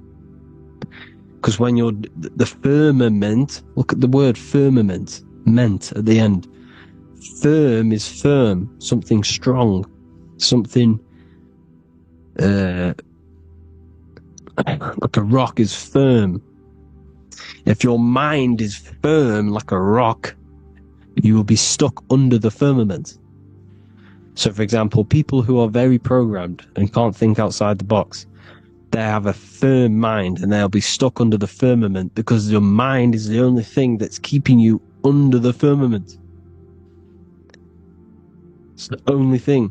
When you're doomed, doom is dome. This is the dome, which is your head. Your head is the dome. Above your head, above the earth is the dome, the ethereal barrier. But that's just an external manifestation of your head. You don't leave the earth, you leave your body to leave the earth. Because your body is the earth. It's a dimension within your mind. So when you're doomed, you're domed. Your reality is your level of realization. You realize something, or when you have an idea, the mind, in the eye, EYE or I, same thing, mind, all mind. Reality is your level of realization. You realize there's other worlds. That's your reality. Your perception's your reality. Mind in Latin is mens. Jesus was known as the fisher of men, which is the fisher of minds. He was fishing minds worthy of knowing the higher truth, the deeper occult knowledge. Jesus figured out that we are all God. And he got killed for it because in that age they were trying to suppress this information. Jesus figured out he was God because we are all God, every single one of you, and they killed him. Because we're all mind. We are not the body. We're the invisible intelligence, which is God. But you are not God if your mind is attached to this physical world, to the worldly pleasures. If you master your mind and travel the depths of your mind, that is God. Mental and men. Look at the word mental. It has men in it. Men in the Bible means mind. Here you see the Masonic symbol with the eye, the mind. Looking over, everything is the one. Everything comes from the one. Look at all the lines coming off it, giving its life to all of the life forms. Down here, on the bottom, you have duality, black and white. Up here, you have singularity. One and the two. Unification and division. The lower self is divided into the left and the right. So the Bible even says, I forgot what verse it is, but it says, it's better to go through life with one eye than to have two and be cast into the fiery abyss of hell. I'm not sure what verse it is, but you can research it yourself. It's better to go through life with one eye, to be unified consciousness, dimension. No brainer. The language tells you the truth, people. Dimension. The dimensions are in your mind.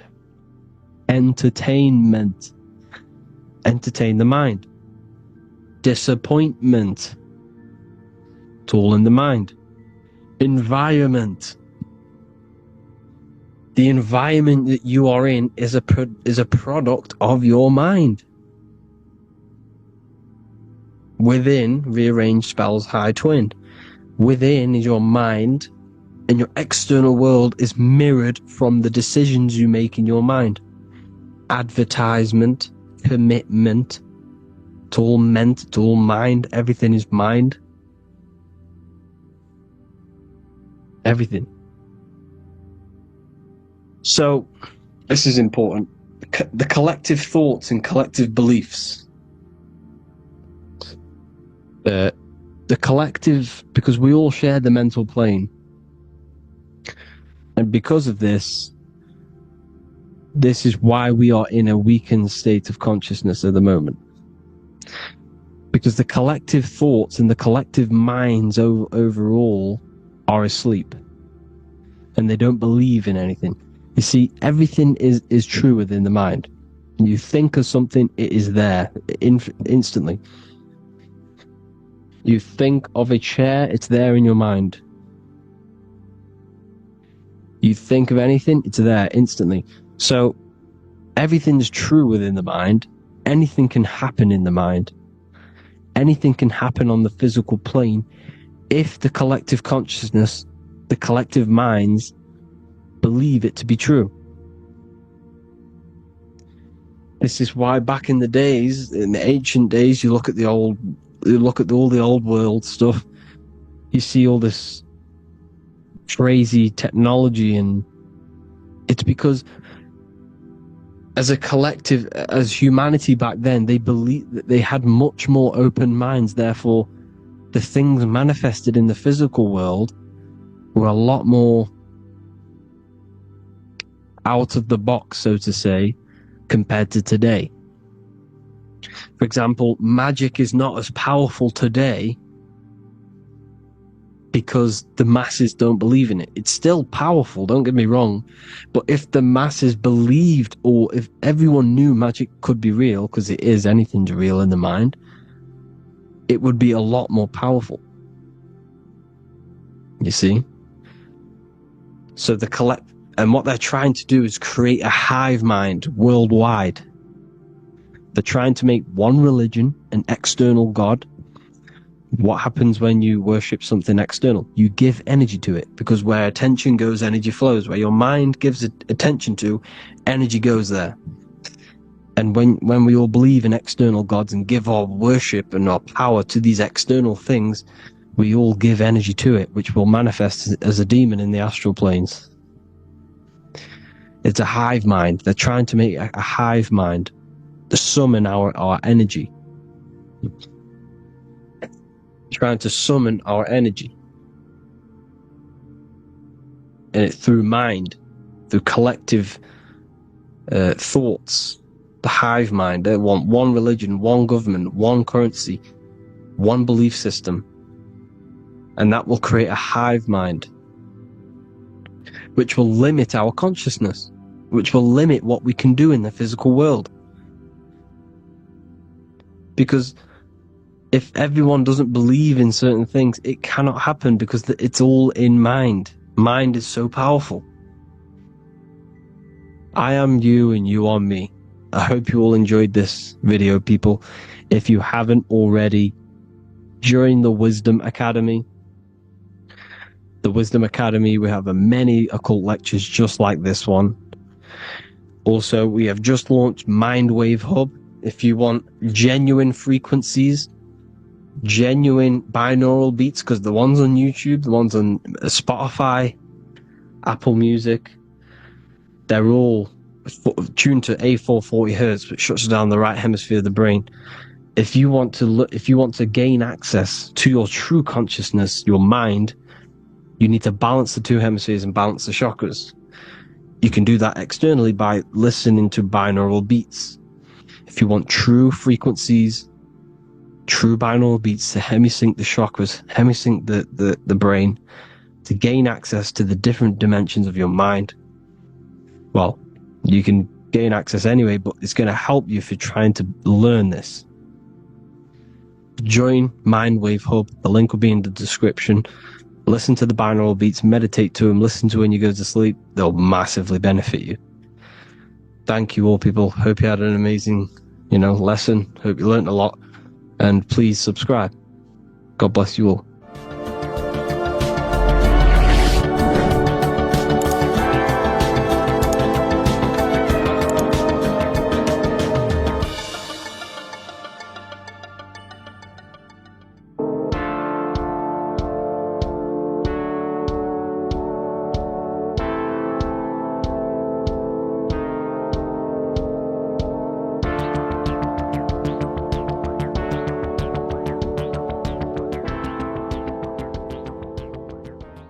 Welcome back everyone to another video.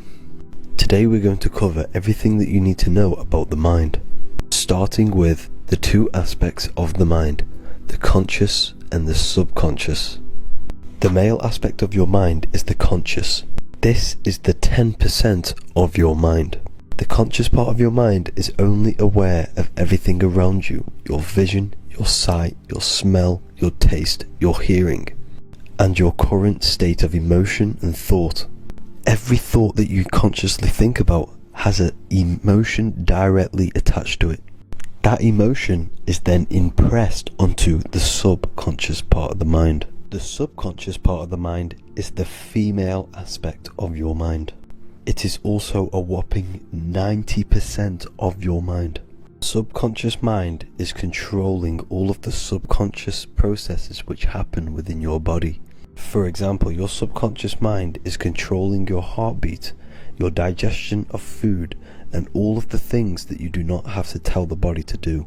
It is the hidden part of our mind which is controlling all of the hidden things. The subconscious mind is like a recording supercomputer. Everything that you have experienced in your life is all recorded and stored within the subconscious mind. One of the most important things about your subconscious mind is that it stores your mental programs. Everything in the subconscious mind manifests into behavior and actions within the body. Your daily basis routine and habits are all mental programs within your subconscious mind. These mental programs are created by mainly two ways. 1, repetition, and 2, emotional impact. The repetition is fairly simple to understand. The more you do something, the more it impresses onto your subconscious mind and becomes a program. That program will then manifest into your behavior. However, with the emotional programs, they work a bit different. The stronger that you feel an emotion, the stronger it is impressed onto the subconscious mind. And then that emotion becomes a program. For example, you had a very traumatic moment happen when you were a young child.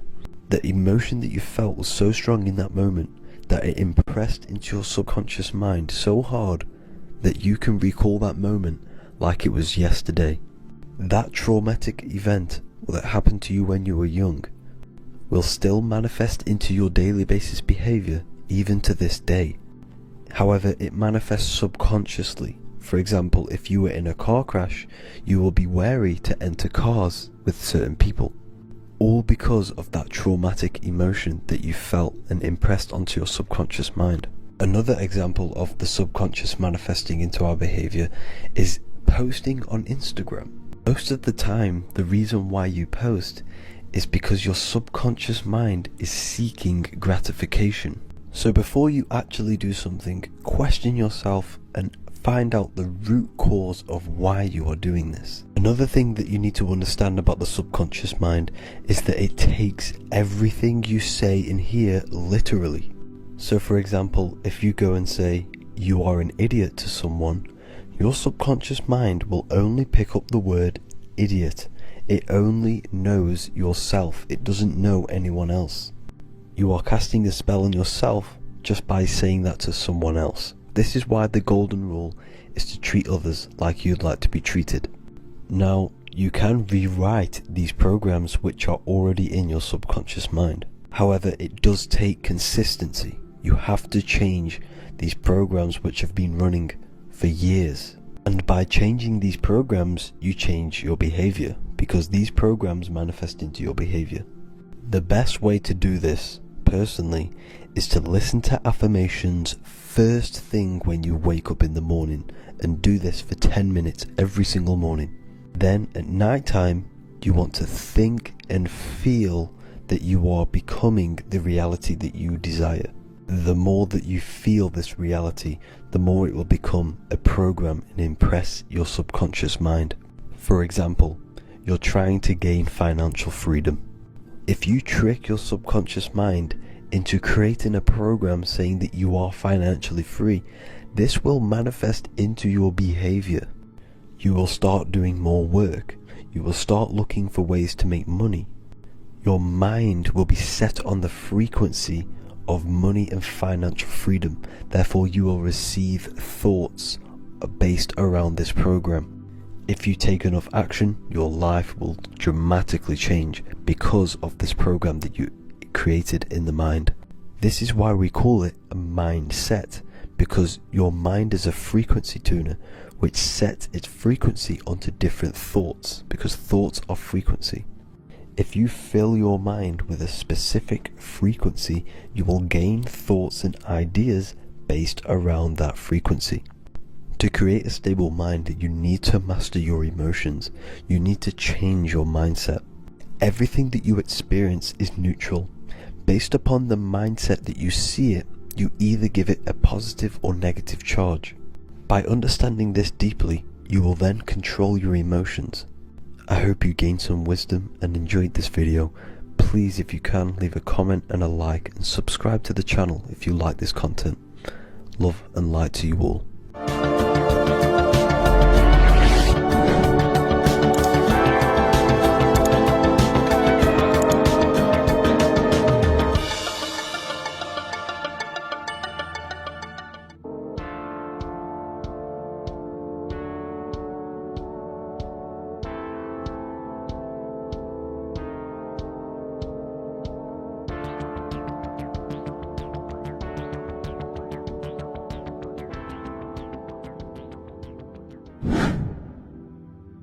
The earth has become a realm in order to trap souls within, so that they can harness our electricity, our energy. Even the Bible is talking about how this realm is controlled by the wicked one in John 5:19. We know that we are the children of God, and that the whole world is under the control of the evil one. Ephesians 6:12, for our struggle is not against flesh and blood, but against the rulers, against the authorities, against the powers of this dark world, and against the spiritual forces of evil in the heavenly realms. So the Bible is telling us that this is not the only world. There are other worlds, there are other realms that we can go to, considered as heaven. Heaven being a higher realm where there is no evil, no darkness. This is a midpoint realm where there is good and evil. Now, we're going to explain how the soul trap is how it's working, and how your soul is being harnessed for its energy, and how you are tricked to come back to this realm after death. What you need to understand is that you are the invisible intelligence behind the physical body. You are the mind and soul. The soul is the true you, the good you. It is pure love, pure bliss, eternal, never dies. The mind can be corrupted though. The mind is the intelligence of the soul. It is invisible. It has no true form. The intelligence inhabits the brain. The brain is the computer to control the electrical machine called the nervous system, which is choice, program, and action. You are the invisible intelligence behind the body, and this will prove it even more. You do not even see into the external world. You are seeing an image produced by the brain, because the light is being sucked through the retinas of the eyes. The image is produced in the visual cortex at the back of the brain. What does this mean? This means that we are the consciousness in the center of the brain, in the pineal gland, that is experiencing the program being ran by the central nervous system in the brain. This is the sigil of Lucifer. Lucifer in Latin is Lucy. Lucy is light in Latin. Lucifer is known as the light bearer. This is how the eyes work, people. It's not a demon or a devil.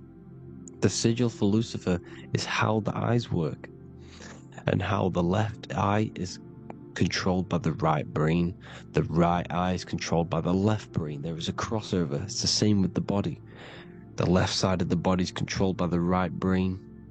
The right side of the body is controlled by the left brain. There's a crossover with our hemispheres in the brain. Now, this empty chamber in the center of the brain is where this universal cosmic intelligence is hell, known as the most holy place in the Bible, the throne of God. Okay? This is above the 33 vertebrae on the spine. As you can see here, you are the being in the center of this point. All of the nerves are being sent back to this one particular point, which is the seat of our invisible intelligence. You can see it's an empty chamber. Our consciousness, our intelligence is not a physical thing. This intelligence is the true voice inside of your head. This is why your head is heaven, your heart is earth, your heel is hell. Your head is heaven because this is the seat, the throne of God. God is in heaven because the consciousness, this divine intelligence that's controlling the body, is sat in the center of the brain. The brain is taking commands of this invisible intelligence. When you close your eyes, you can feel your awareness, your consciousness, your intelligence is all in the brain. Your awareness is not in the feet, the heart, the legs, the arms. It's all in the center of the brain. Now, if you meditate deeply, you will find that you are beyond the mind. You are the being observing the thoughts. You are the soul observing the thoughts. Now, with this being said, you are the consciousness experiencing the program being ran by the central nervous system in the brain, because you're not seeing into the external world. It's an image, it's a simulated image produced by the brain and the central nervous system. You do not experience the external world. You do not feel the external world. You feel electrical impulses on your nervous system. Your nervous system is decoding what you are feeling. So the only thing that you truly feel is the electrical impulses on your nervous system. This is why the nervous system is the tree of knowledge of good and evil, because it gives your invisible intelligence, your mind, the knowledge of good and evil. It can detect good things, it can detect bad things. If it's hot, if it's warm, if I need to go, the nervous system is doing this. It is the tree of knowledge of good and evil. Okay? Now this universal intelligence is symbolized as the single eye. Okay? Matthew 18:9. It is better for you to enter life with one eye than to have two eyes and to be thrown into the fire of hell. What does this mean? It's symbolic, it's metaphorical, people. It is metaphoric. Your universal intelligence is the single eye, the one eye. It's the balance between the two poles, between the left and the right, the good and the evil. It knows the right thing to do all the time. This is our inner guide. The inner self is the inner guide. And when you are operating your life off duality, using your two eyes, you'll be thrown into the fire of hell, lower states of consciousness. Because you're split. You need to live in oneness, even, balance. Matthew 6:22, the light of the body is the eye. The light of the whole body is the eye. You are a light being. Human. Hue means an attribute of a color. Man is the word manifested. We are light manifested into physical form. Depending on your vibration is depending on what color that you are vibrating on. which is a human. If therefore thine eye be single, thy whole body should be full of light. Again, it's talking about the single eye, oneness, completeness. When you balance the hemispheres of the brain, we'll go over that later. But anyways, the body is the earth. This is what we need to understand, people. The body is running the simulation, the program that our consciousness is experiencing. So when we leave the body during death and astral projection, we leave the earth. This is how it works. The body is the vehicle for the earth, for this realm. Everything exists within our mind. You have the soul, mind, and body. The soul is the observer, the watcher, the true being.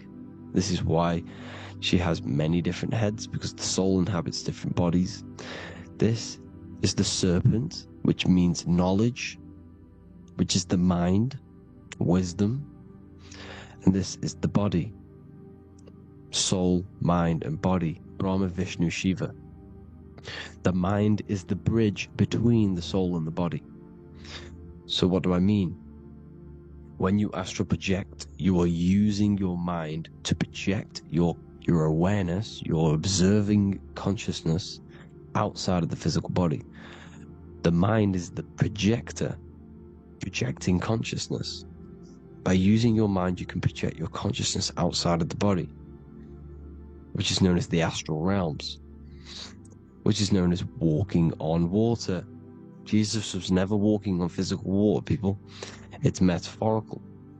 Believing the physical body.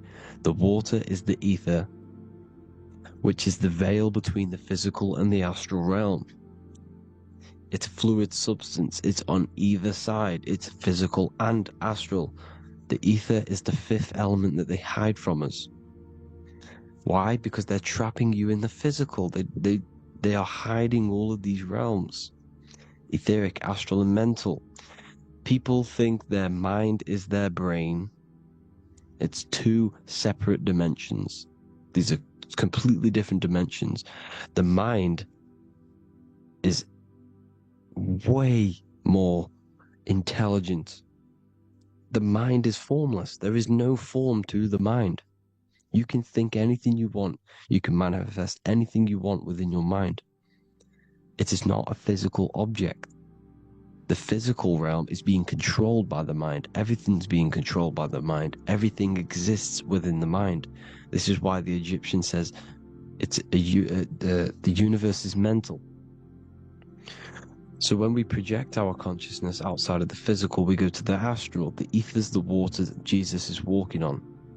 This is the veil between the physical and the astral world. The word together has ether within it because it joins the two worlds together, together, the astral and the physical.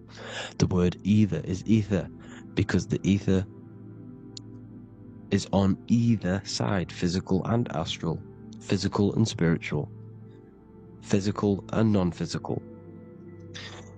In the astral realm, the mind can manifest anything we want.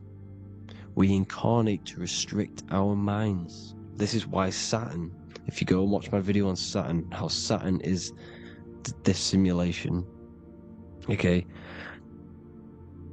our minds can manifest anything we want in the astral plane in the click of a finger. However, when we incarnate in matter, we now have to labor for our manifestations. This is why Saturn's known as the great teacher in astrology, because he teaches you a lesson. When your mind incarnates into matter, it's teaching your mind a lesson, the knowledge of good and evil. This is why the Bible says you shall be gods and know the knowledge of good and evil. When you incarnate here, you have to know the knowledge. You need to know the knowledge of good and evil to become a god. Okay? Now the square is the physical plane. The triangle's the ethereal plane. The circle's the eternal plane. The circle has no beginning, no end. It's eternal. The physical plane is the square. It's limited. The square is limited. The cube is the geometric shape which gives rise to matter. Now, the term think outside the box has truth in plain sight. You have to think outside the box to project your consciousness, use your mind to project your consciousness outside of the box, the physical plane, into the astrals. The astral realm is the realm of the stars. Above us is the stars. Through the stars is the astral plane. This is why astral has the word star within it. The devil is the de-veil. When you sell your soul to the devil, quote unquote, it's metaphorical. The devil exists in the physical plane. It's the lowest state of consciousness. The de-veil, you de-veil yourself into the physical when you are the devil. The de-veil. The ethereal plane. Now, we all know what the famous symbol of the all-seeing eye, right? The all-seeing eye with the eye in the triangle. Look at the Masonic artwork showing you the triangle above in the sky. This is symbolizing the ethereal planes. The eye in the triangle symbolizes your invisible intelligence, your mind, which has the ability to see on either side. Because the triangle is the ethereal plane, the eye is your consciousness, your intelligence, and this intelligence has the ability to see in the physical plane and to see in the ethereal planes, in the astral planes. This is why it's above the earth, it's above the ground, because it can see here, it can see in the heavenly realms. Now, the stars are, well, this is known as heaven, the realms of the astral planes. This is some quotes from the Emerald Tablets of Thoth. Out of the darkness ye must rise upwards, one with the light and one with the stars. Man is in process of changing to forms that are not of this world. Grows he in time to the formless, a plane on the cycle above. So there's other worlds. The Bible's telling you there's other worlds, there's other realms. Know ye must become formless before ye are one with the light, the astral light above, which shining through the stars. Not of the earth are ye, earthy, but a child of the infinite cosmic light. You are the invisible intelligence controlling the physical body. The body's not you. It's the vehicle that your soul lands in when your mind projects your consciousness into that realm. Free from the body, I flashed through the night. Unlocked at last for me was the star space. Wow, that's powerful. The star space, the astral planes. This is what it's talking about. We are all a star. We descended from the astrals, which is the star. We are all a star. Look at the ancient paintings of Jesus' birth. It's the star beaming his consciousness down into the physical plane. Here's another one. Here's some Freemasonic artwork showing you, again, the ether, that invisible intelligence, the eye, manifesting itself inside of here, in the physical realm, where the people are. You see? It's the same here. This is Jesus. Here's the bird symbolizes the Holy Spirit, your invisible intelligence, descending into the waters, the ether, the ethereal, everything. The ether's the base of all physical matter. Here's Truth in Plain Sight. Mr. Bean, the famous TV program in England, in the UK. He begins the program like we all begin the program from falling from the stars. He falls down with a beam of light. And this is Truth in Plain Sight. This is false. The aliens don't exist. They're a lie, alien. But this symbolizes the star beaming our consciousness. And when we die, this star will suck us back up. Just like this UFO is doing. It's Truth in Plain Sight. So, this is some more Freemasonic artwork. Going from duality to singularity. Sun, moon, masculine, feminine. Right hemisphere, feminine, left hemisphere, masculine. The consciousness in the center, the balance point. Here's another more Freemasonic artwork. The two pillars, left and right hemispheres, and the invisible intelligence between the left and right hemispheres. The light of the body. This is why light's coming off it. Because it's light, it's pure light. The blazing star. The stairs go from the checkered board, the duality, up to oneness, in between the sun and the moon, the masculine and the feminine. This is symbolizing going into oneness. What did the Emerald Tablet say? You've got to become one with the stars, one with the one with the self. Balancing the two hemispheres so that you can gain, because when the two hemispheres are balanced, you can gain a more deeper connection with your invisible intelligence. Same with the chakras. When the chakras, the 7 seals in the Bible, these are 7 seals because when you conquer the 7 chakras, when you balance the 7 chakras, you then gain a more deeper connection with your internal self. Because your mind is not filled, it's not being ran, it's not being dominated by these 7 deadly sins, the 7 seals, the 7 chakras. These are 7 energy centers which are concealing our true form. Balance makes us have a stronger connection with our true cosmic intelligence.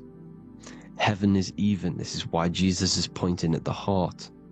The even point is the heart. You got to balance the chakras and live from the heart, because the heart is the earth.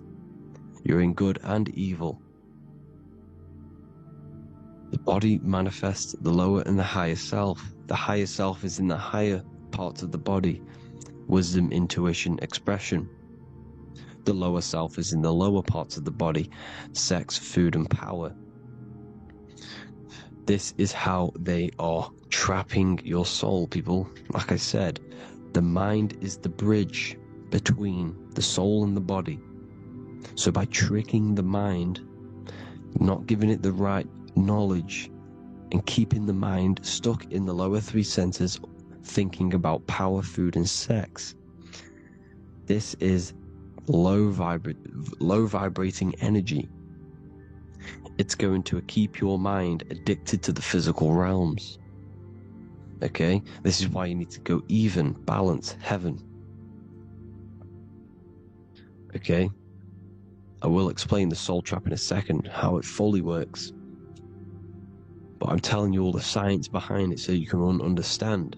When you are doomed, you are domed. This is the dome, the firmament, the firmament, the mind. Ment is mind, firm is firm.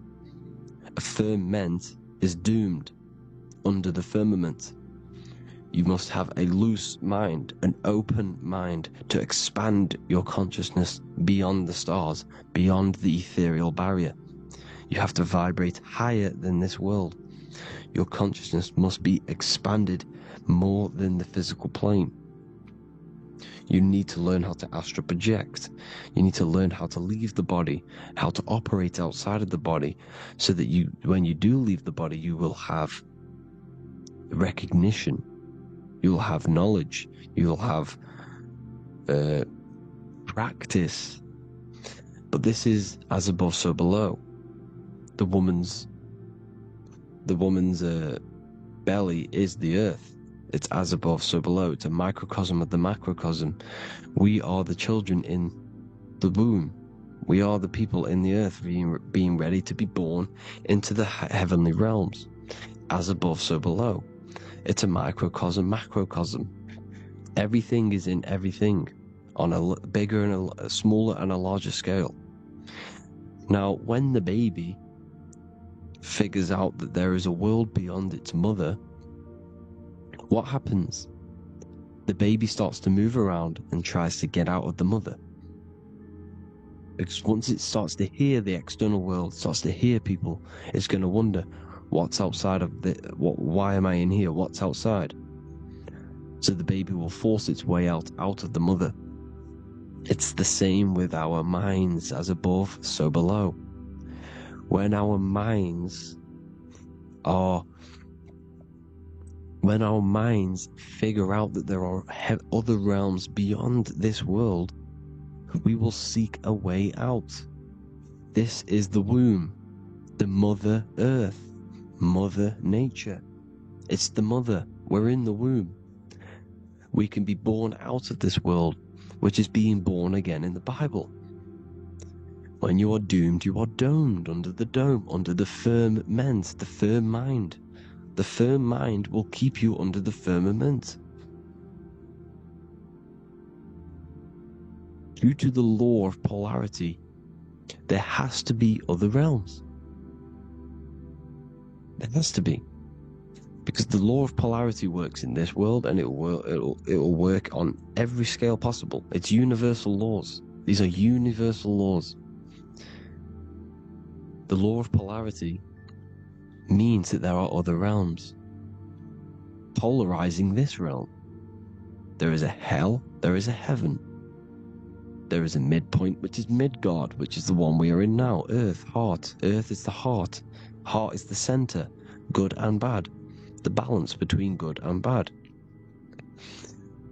Your reality is your level of realization. Your mind realizes other worlds, you will seek a way to them worlds. It's that simple. The soul trap is to keep you stuck in this physical body, which is the earth. This body is the earth. It's running the program, like I said at the beginning. It's running the simulation that your consciousness is experiencing.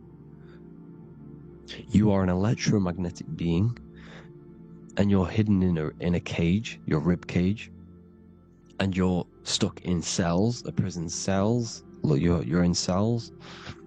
We produce electromagnetic energy. Your soul produces this energy. And by trapping your consciousness inside of this physical realm, they harness this energy within the astral realms. They're using you to manifest demons, because your mind creates demons through emotions and mental thought energy, which is a whole nother video. I can make a video on that.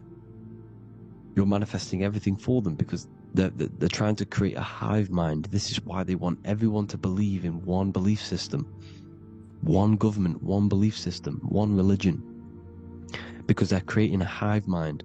This hive mind will manifest and be summoned within the astral planes, because the mind manifests the astral plane. The astral plane is the realm of imagination. The mental plane is the realm of just thought alone. The etheric plane is the energy. The physical plane is the matter. So all of our minds together are manifesting these demons within these subconscious realms, the astral. Now, how are they keeping you stuck to this realm? Well, when you die and you're stuck in your lower three chakras, okay, when your mind and soul detaches from the body, which is the earth, when you leave the earth, you're still going to have these mental addictions to the food, the sex, the materialism, the phone, the cigarettes, everything. This is why they get you addicted to everything possible. The TikTok, the YouTube, they get you addicted to as many things possible. Because when your mind is addicted to these things, and when this mind leaves the physical body, you're still gonna have these addictions. Okay? You're still gonna have these thoughts. And you will be manifested into the lower astral realms because you're thinking materialistic, you're thinking negative, because your level of realization was your reality. You were manifesting hell on the earth. When you leave the body, you're going to manifest hell in the astral planes, which means you'll be vibrating on the very low, which will put you in the lower astral realms. So guess what? You're going to come back. You're going to come back into materialism. You're going to reincarnate. Because you haven't prepared for life after death. You must detach from the external world. Okay? Moon is mind. The sun is the soul, the earth is the body, the moon is the mind. This is why we say lunatic. In your mind you have a specific mood. Moon. Money, M-O-N, is the moon. Money exists in the mind. They get you addicted to the money. The Bible's telling you this. Do not conform to the pattern of this world, but be transformed by the renewing of your mind. It's telling you. Of this world, but be transformed by the renewing of your mind. Who knew that the Bible was this deep? Matthew 16:26, what good will it be for someone to gain the whole world yet forfeit their soul? James 4:4, don't you know that friendship with this world means enmity against God? Therefore, anyone who chooses to be a friend of this world, of the world, becomes an enemy of God. John 4:4, dear children, are from God and have overcome them, because the one who is in you is greater than the one who is in the world. It's talking about the invisible intelligence. It's greater than the physical world. John 2:15, do not love this world, nor the things it offers you, because this world will create you to, if your mind has attachments to what this world offers, sex, money, and power, pretty much, you will reincarnate here. You will come back here, because when you leave the body, your mind will still have these addictions. Do not love the world, nor the things it has to offer you. All of this is in my newly published book. The paperback versions are now available. Finally, for all the people who have been waiting, the Book of Wisdom. All of this knowledge is inside of the Book of Wisdom. The paperbacks are available. There's worldwide shipping. You can get it anywhere, pretty much, any country.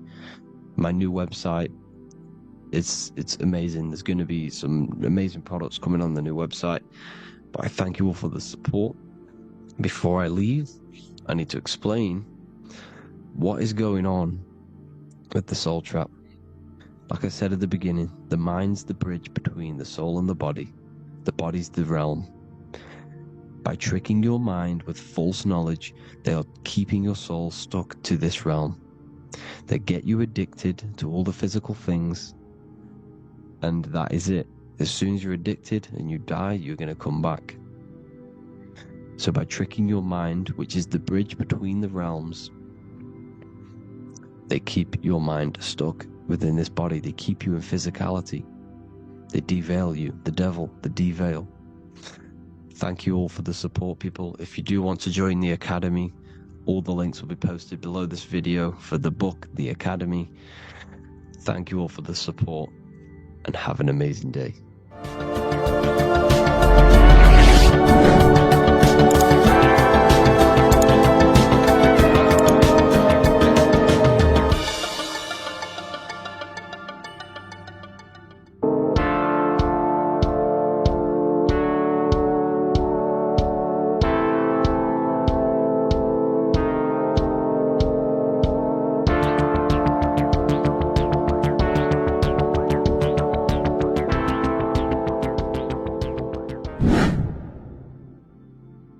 What is good, people? We're back with another video, and this is going to be talking about the connection between the micro and the macro. You know, you are the universe, everything is inside of you. So the first thing you need to understand is that the law of mentalism, we are a thought in the creator's mind, everything's being thought into existence. We have a spark of this mind, this same mind of the creator, and everything is a state of mind. Particles or atoms, whatever you want to call them, are a mental thing. They're a product of the mind. Everything's thought into existence. Thoughts influence everything. Thoughts are energetic effects which send out waves into the quantum field around you. And your consciousness is actually the universe experiencing itself, expressing itself, and viewing itself. So we are the creator, but viewing itself in separate bodies. And this is why they call the material world the world of illusions. Because everything's separate here, but we all forget that we are all one. We've all been brainwashed to think we're all separate, but we're all one. We're all the same mind, the same consciousness, everything. So everything's created out of toroidal fields. God created the toroidal field. That's the only thing that exists, because atoms are toroidal fields, and it's the basis behind all creation. As you can see it in the owl's eyes, it creates the infinity symbol. And this was the apple. That apple is a toroidal field. And the toroidal field is made out of dielectricity, which is ether. Ether is black light, and this is counter space. This is another realm. This is what creates God to be omnipresent, to be everywhere at one place at all times. He is everywhere because ether is everywhere. And ether is infinite potential. It connects everything together, and that's what energy moves through. It moves through the ether, and that's black light. Everything is light, as it says in John 4:2. God is light. Everything's a vibrational state of light. So the torus field is made out of dielectricity, ether, black light, magnetism, which is white light, which is the center of the toroidal field. And magnetism radiates, it has no vibration. And then when white light splits, it turns into electricity, which is physical material, and that has a vibration. This is the Holy Trinity: the sun, the moon, and Saturn. Saturn, the god of materialism. If you've watched my videos on Saturn, you know that Saturn is crystallizing everything into physical matter.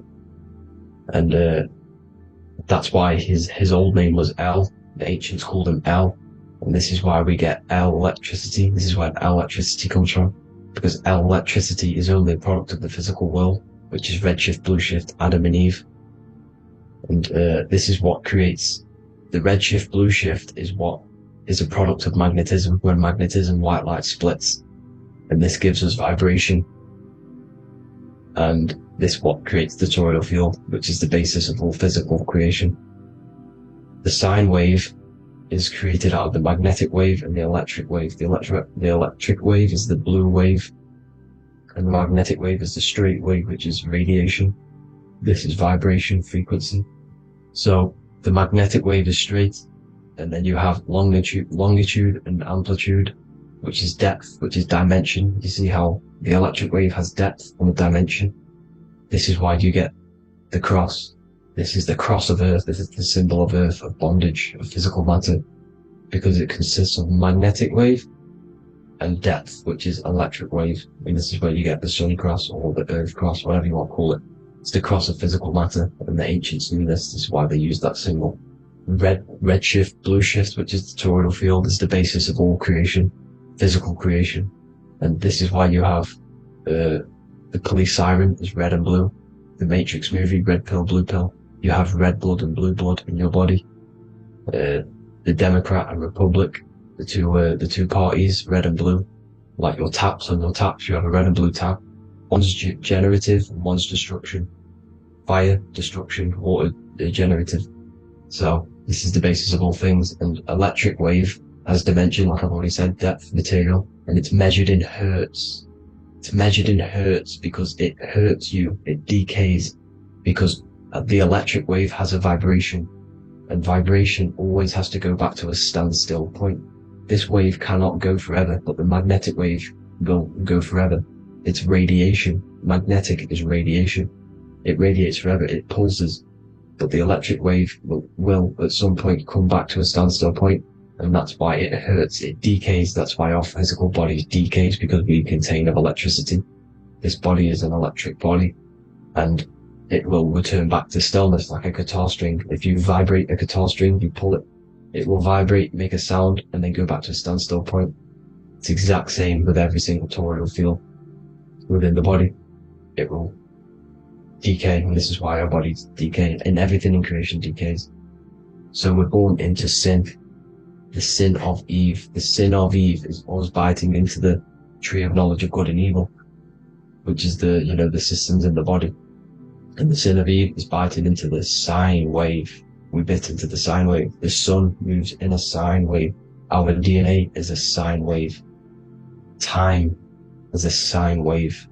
Everything in this creation is a sine wave. This is why the dollar bill is a sine wave.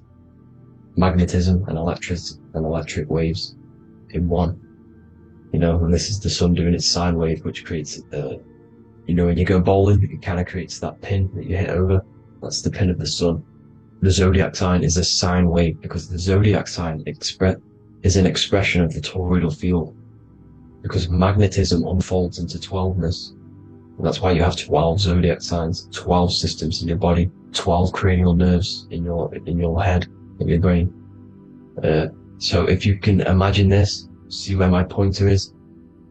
always starts with Aries. Aries is the head. It's the first thing that's created in the womb. And this is Aries, the ram. And this is why it's called a cerebrum in your brain, which is the first thing that creates when you're in the womb. And what's the element of Aries is fire.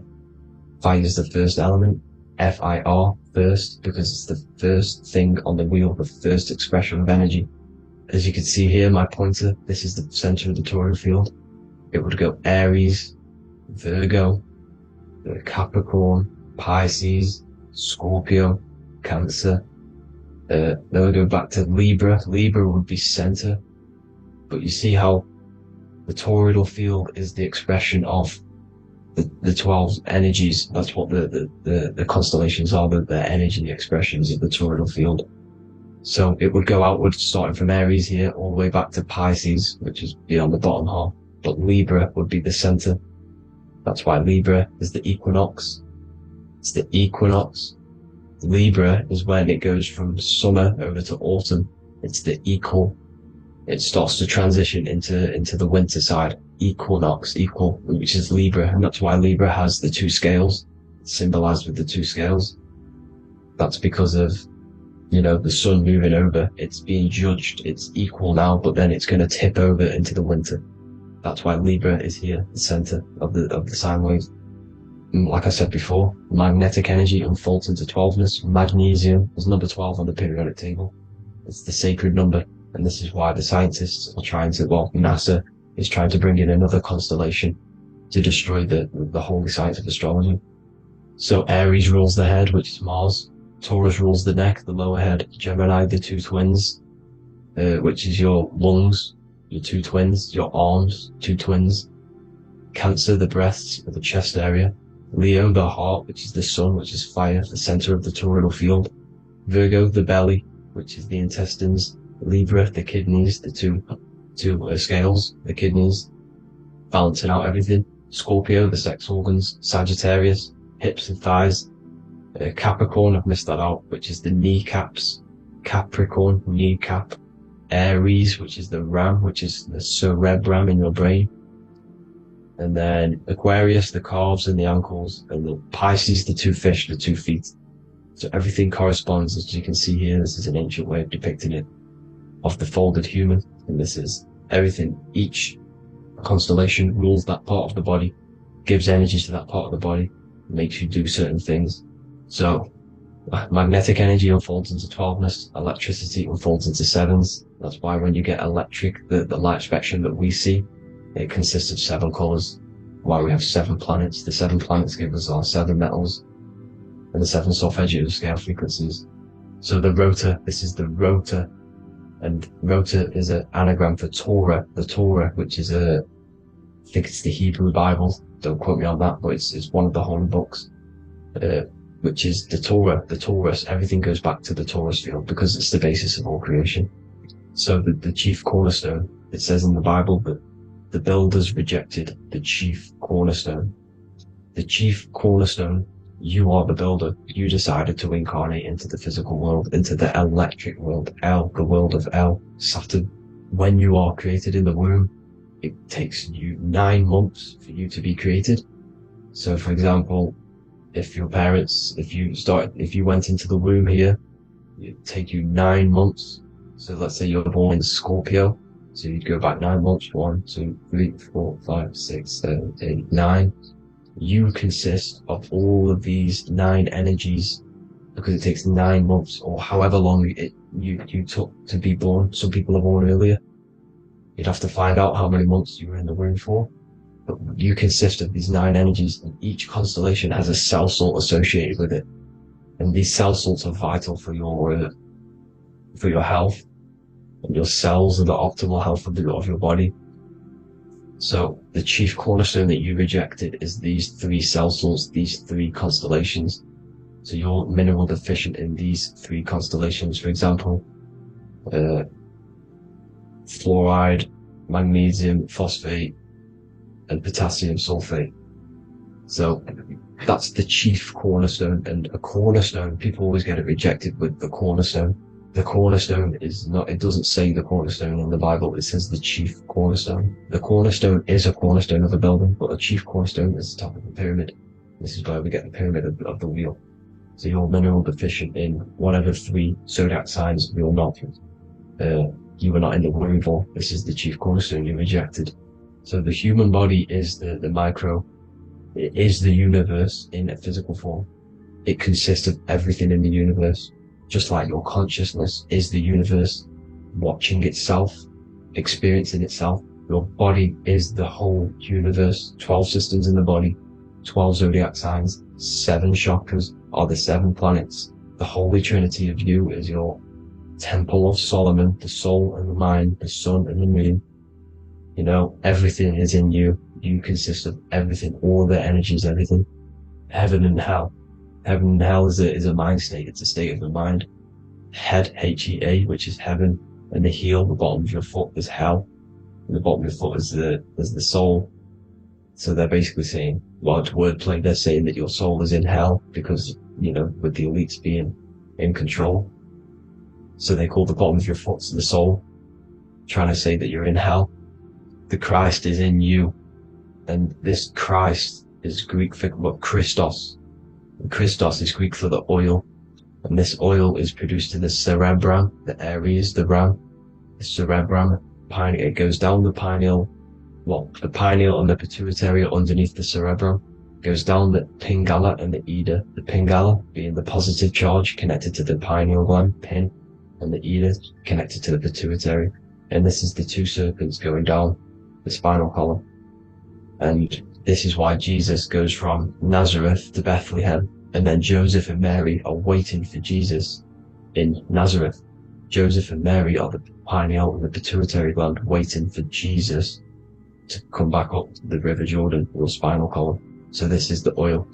This is the story of Santa as well. Santa comes from the North Pole. Why? Because the North Pole of the Earth is the center of the toroidal field, and the North Pole of you is your spinal column, which is the North Pole of the toroidal field. The North Pole, he comes from the North Pole. This is the North Pole. This is the South Pole of the toroidal field. Comes from the North Pole, which is your mind. And he goes down the chimney and then back up the chimney. This is the chimney. And he drops off the present, which is the Christos, the oil. And this is why Jesus is crucified at 33, because he crosses over the vagus nerve at the top of your spine. When this oil comes back up the 33 vertebrae, these are your vertebrae here. When it goes up the 33 vertebrae, it gets crucified at 33 because it crosses the vagus nerve, and he's crucified on a cross at 33.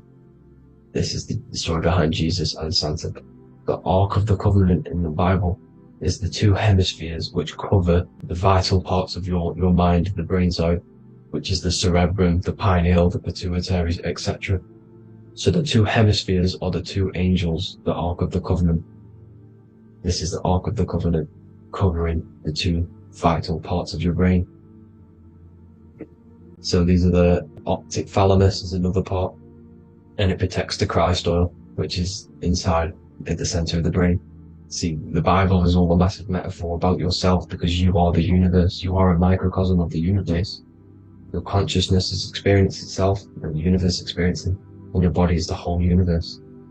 Your head's heaven. So Moses crosses the Red Sea. These are the 2 hemispheres of your brain. This is the corpus callosum, the Red Sea. So he's pretty much saying that he's uniting the 2 hemispheres of your brain, because most people in this generation are stuck in the left brain, which is just logic, reasoning, science and maths, writing.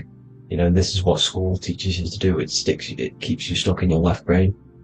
And you want to cross over to you want to cross the Red Sea, which is the corpus callosum, to the right brain, which is awareness, art awareness, creativity, imagination, intuition, insight.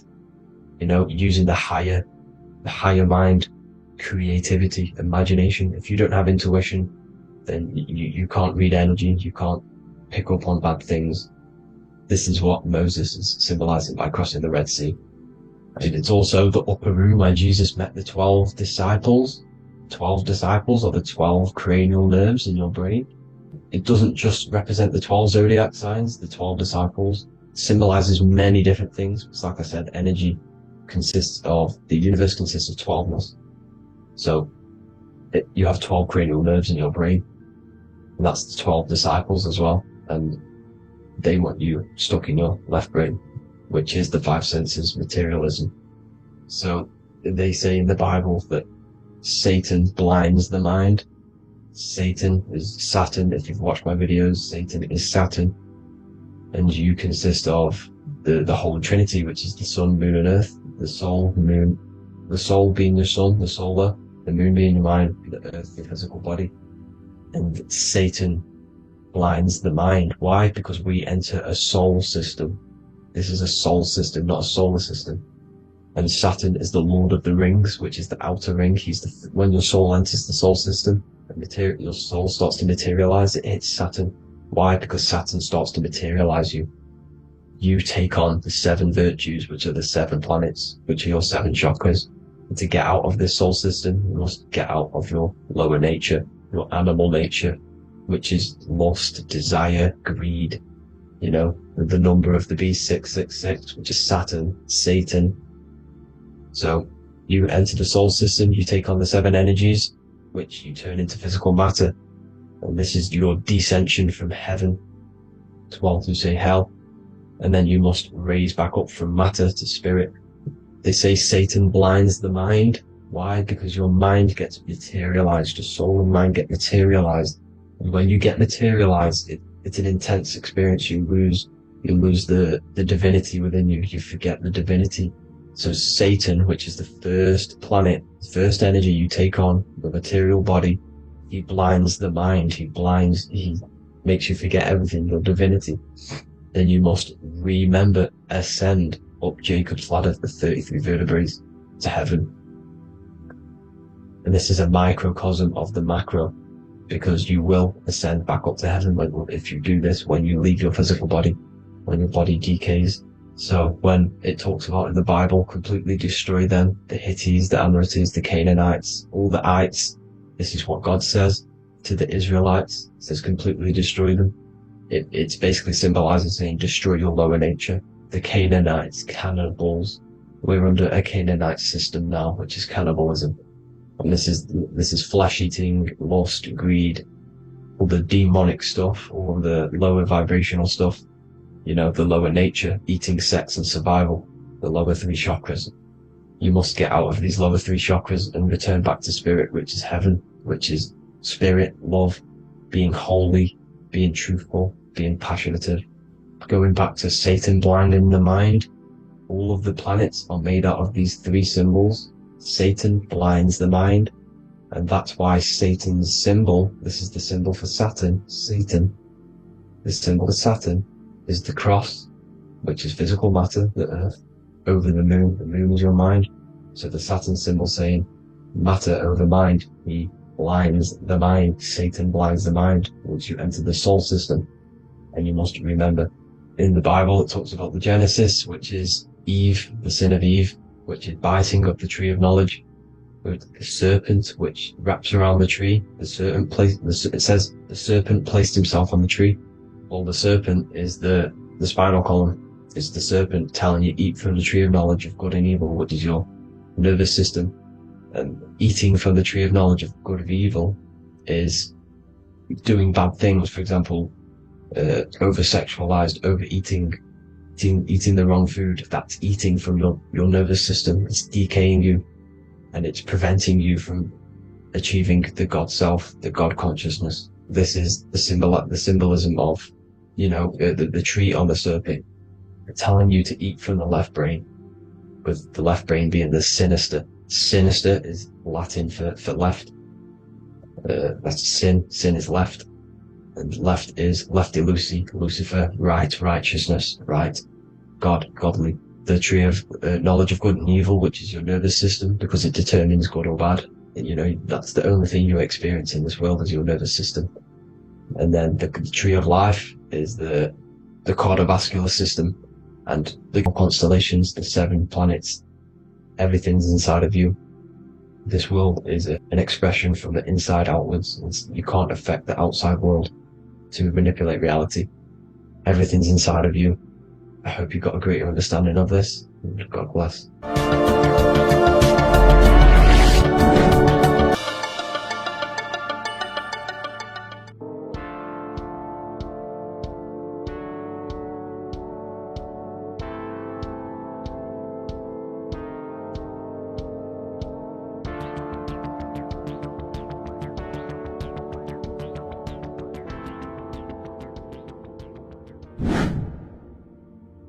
How we all doing, people? It's Revival of Wisdom from the Wisdom Academy.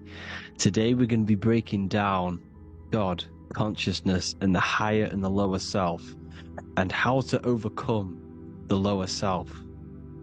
Now, the first thing you need to understand is that you are the invisible intelligence within the brain, within the body. This invisible intelligence is known as the mind. But you are not the mind. You are the observer of the mind, which is the soul, your intelligence. Now, the mind is, it's hard to put this in words, but the mind is something that gives you the ability to explore the universe. And this inner self is the I am. It's the quiet, the inner self, the voice you see in you hear in your ham. This is why you say, my name is Harry. You are not Harry, you are the I, the inner self, the intelligence.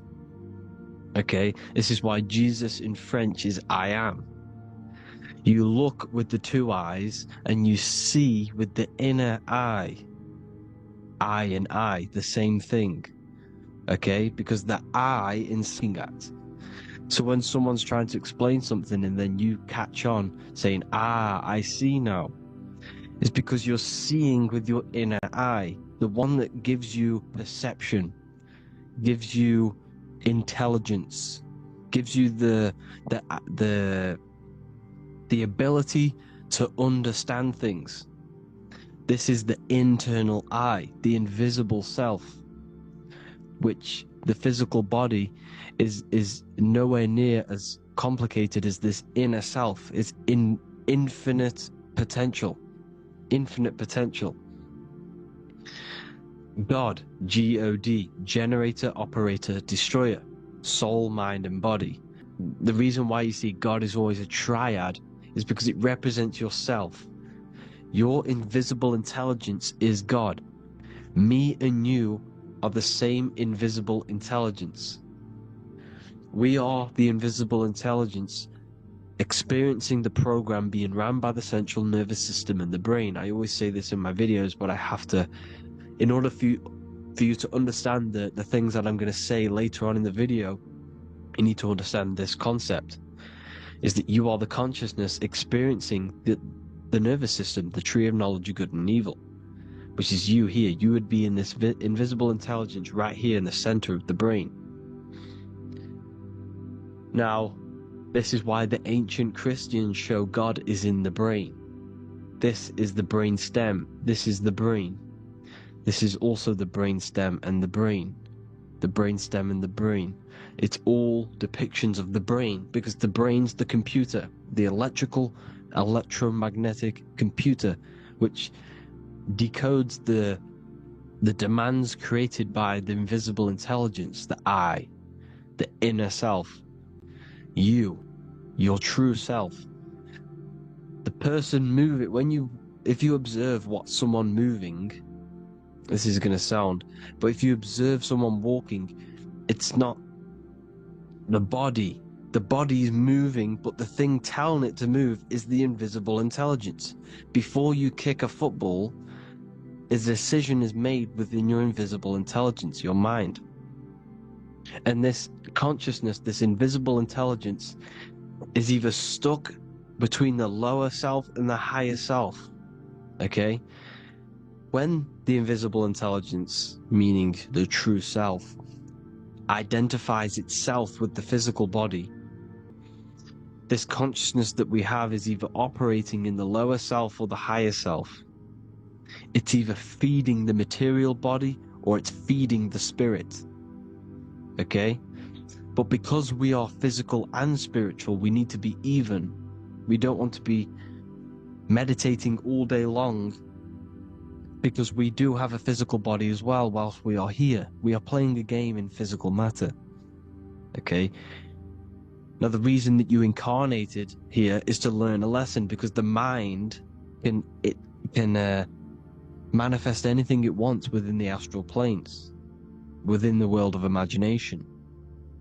It can manifest anything it likes, but it incarnates into matter, into this game, so we can understand labor, because anything in matter you have to labor to manifest. But in the astral, you can manifest at the click of a finger. You come here to learn the knowledge of good and evil. And your consciousness, I came out a bit off topic there, but your consciousness is experiencing the lower or higher self. The lower self is manifested in the lower parts of the body.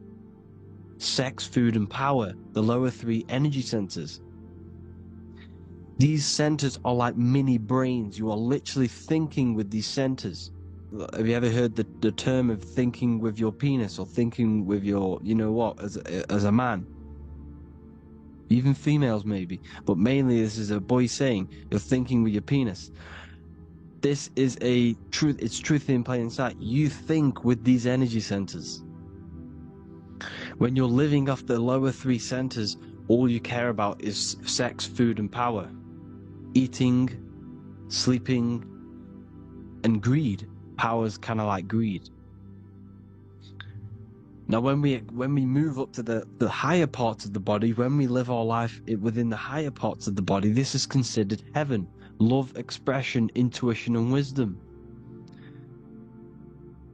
This is what we need to be aiming to do, moving out of the lower half of the body and living our life within the higher self, the higher parts of the body, thinking with the higher energy centers, thinking with love, expression, intuition, and wisdom, spreading love, expression, intuition, and wisdom to others. Heaven is even. This is why Jesus is pointing at the heart chakra, always pointing at the heart. Earth rearranged his heart, because in earth you're manifested as a physical being. You're in the heart, good and bad. You need to be balanced between the good and bad. Because love can be a demon too. That's a whole nother video, but love can be a demon. Now the seven chakras are known as the seven seals in the Bible. When the Lamb opened the seventh seal, there was silence in the heaven for about half an hour. This is a verse from the Bible. The Lamb is Aries, which is the higher brain, the cerebrum, Ram, Aries. Because when the Ram opens the seven seals, you enter the kingdom of heaven. Because these chakras seal your invisible intelligence. They seal your true self. You are behind these seven seals. Your true invisible self. Your true consciousness. Because behind these seven seals, you do not think about anything materialistic. Your intelligence is not material. It's not physical. It's not from the physical world. It does not desire the physical world. The body is the beast. The body's the animal, the lower self, which can corrupt our intelligence. It can corrupt the intelligence. Okay? Now, we need to balance these chakras so that we gain a deeper connection between this intelligence and the brain. Because when there's a strong connection between the brain and the intelligence, your body and the intelligence, you have a strong connection. Therefore, you can manifest what the intelligence is saying at all times. Meaning, when, for example, your higher self, this is intelligence, the higher intelligence is always speaking to you. It's always guiding you. It's always telling you the right thing to do. You can feel it. When you're doing something wrong, you can feel that you're doing something wrong. Because this higher self, this intelligence knows what it needs to do here. And when there's no connection between the body and this our intelligence, our true self, when we strip away, when you close your eyes for long periods of time, you will figure out you are this invisible, infinite, creative being. There's no words that I can't describe what it is. But it's the voice inside of your head that you can feel when you close your eyes. You are this being inside of the head, heaven, because this is heaven, this intelligence.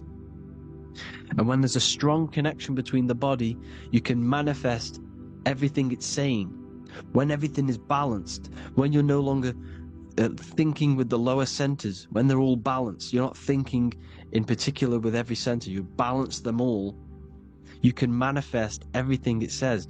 Your body will act out what the intelligence is always saying. This is God in the brain, the intelligence, trying to touch Adam, representing the lower self. This is why they're not touching. Notice how Adam is resting, but the intelligence is always reaching out, stretching, symbolizing metaphorically saying it's guiding. I'm always reaching out. The intelligence, your intelligence is always guiding you. It's always reaching out to you. But Adam is ignorant of it. The lower self is ignorant of it.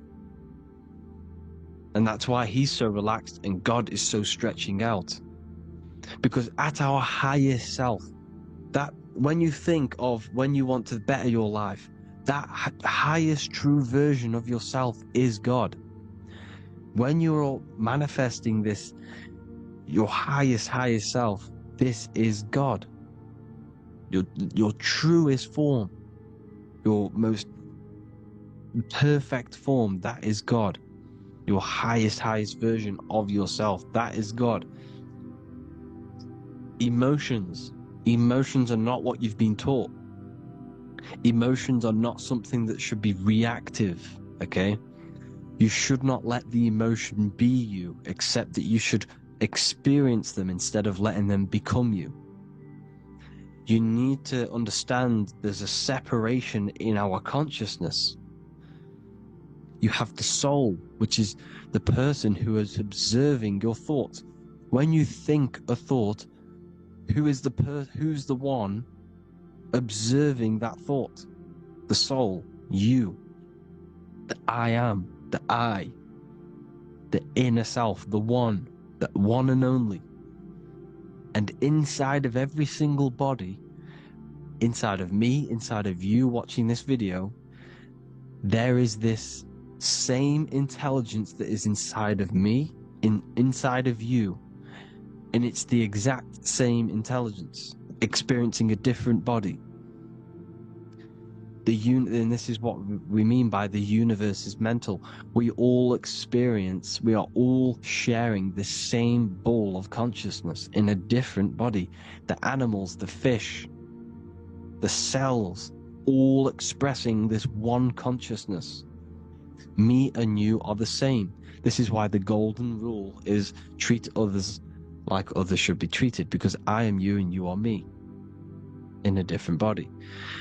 Now, going back, you need to identify that there's different levels of consciousness: soul, mind, emotion, and body. Okay? Your emotions are on a separate layer than the body, the mind, and the soul.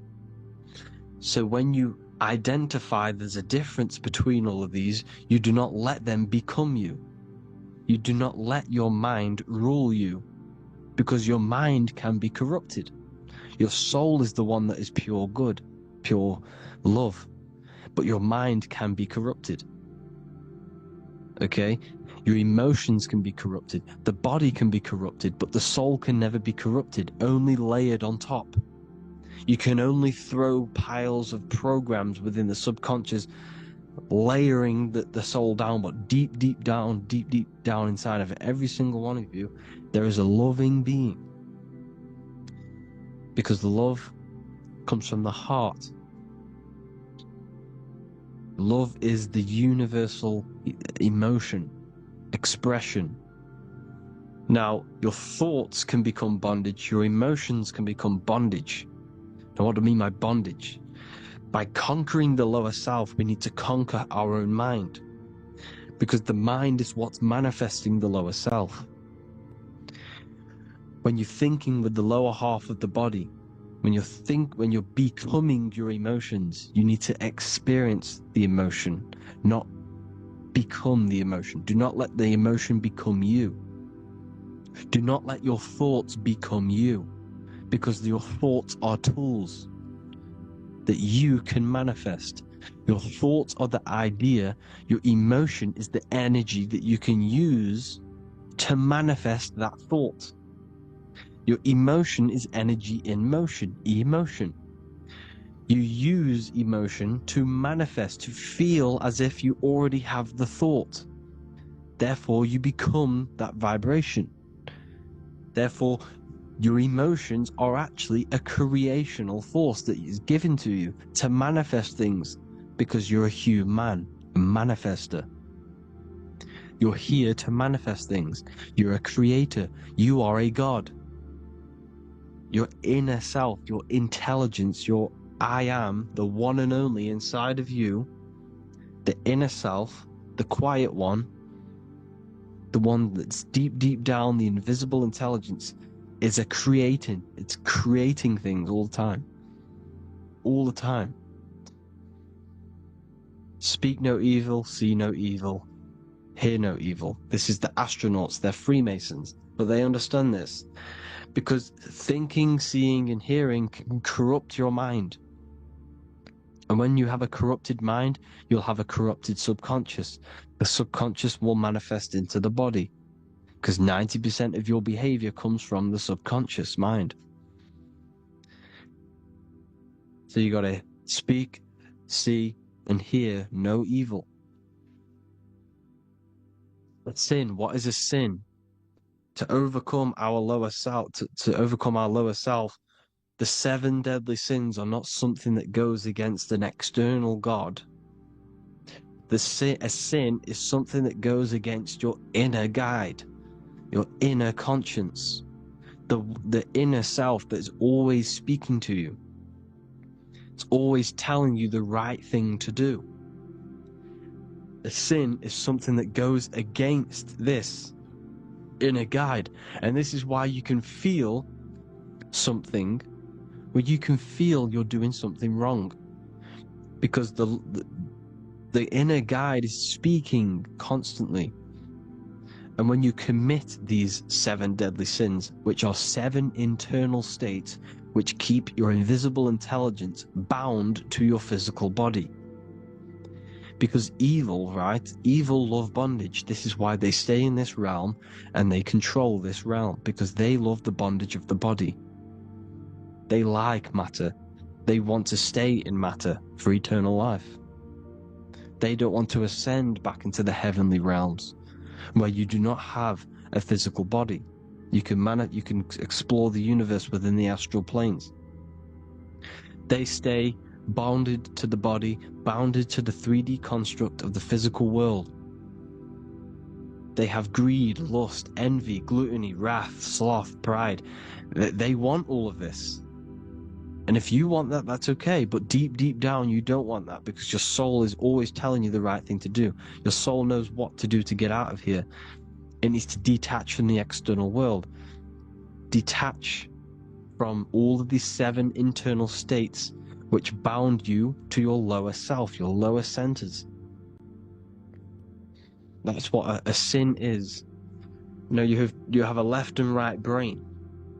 The left brain is always analytic. The right brain is metaphorical. So the right brain is producing a holistic view of reality. Now, what do I mean? And not view, perception. When you see, because your eyes are parts of the brain, so when you look at something, and you look, that image is produced in the back of the brain in the visual cortex. And then the right brain produces a perception, a holistic, it breaks down what you're seeing into a holistic image, a holistic perception. So for example, if you're in a woods, the right brain sees the whole woods as one big woods. The left brain is breaking that perception down into individual trees, branches, and leaves. So the left brain's to do with duality, the right brain's to do with wholeness, unified. The left brain's dualistic, analytic. This is necessary so that we can pick things up and manipulate them and break things down. We need the left brain, we need the right brain. I'm not saying any of them's bad, but the left brain, sinister in Latin, means left. Because when you're left-brained, you see everything in dualistic. You see everything is dual, when everything's actually one. We need to be focusing and strengthening our right hemisphere. I'm not saying sit in the right hemisphere all the time, but we need to be strengthening our right hemisphere. And this is why left is sin and right is right. Because when you focus on the right hemisphere, you see the holistic perception of creation. The right hemisphere sees humanity as one unified consciousness. The left hemisphere sees everyone as individual persons and egos. Because the left hemisphere is dualistic. And this is why the Bible says, cast the net onto the right side of the ship and ye shall find. John 21:6. What does that mean? Cast your energy, cast your perception into the right hemisphere of the brain, and ye shall find unified consciousness. You shall find your higher self, the one and only. If then you have been raised with Christ, seek the things that are above, where Christ is seated at the right hand of God. Wow. Powerful. What does this mean? Seek the things that are above, where the Christ is seated at the right hand of God. God is your consciousness, your invisible intelligence between the two hemispheres. The right hand of God is the right hemisphere. Seek the things that are above the heart. Love, intuition, expression, and wisdom. Seek the things that are above the heart, the higher self, the higher part of the body. Because when you seek the things of love, expression, intuition, and wisdom, you create a strong aura. You attract the same frequency. And this frequency is heaven, God. This is the Sumerian artwork showing the Lamb. This is a step symbolizing stepping upwards, raising up. He's stepping over the Lamb up to the bird. His hand is going to the bird. The Lamb symbolizes the lower self. Okay? The bird with the wings is in the sky. It represents the higher self. This is why angels always have wings, because it represents the higher self in the sky. The lamb is a ground animal, symbolizing the lower self. He's stepping over the lamb to the bird, his higher self, his invisible intelligence. Horus and Set, Jesus and Satan. Look, Horus has an evil brother, Set, just like Jesus and Satan. Horus is a bird, higher self. Set is a ground animal, lower self, which is the devil and the angel on your shoulder. You see? The right and the left hemisphere. The two wings.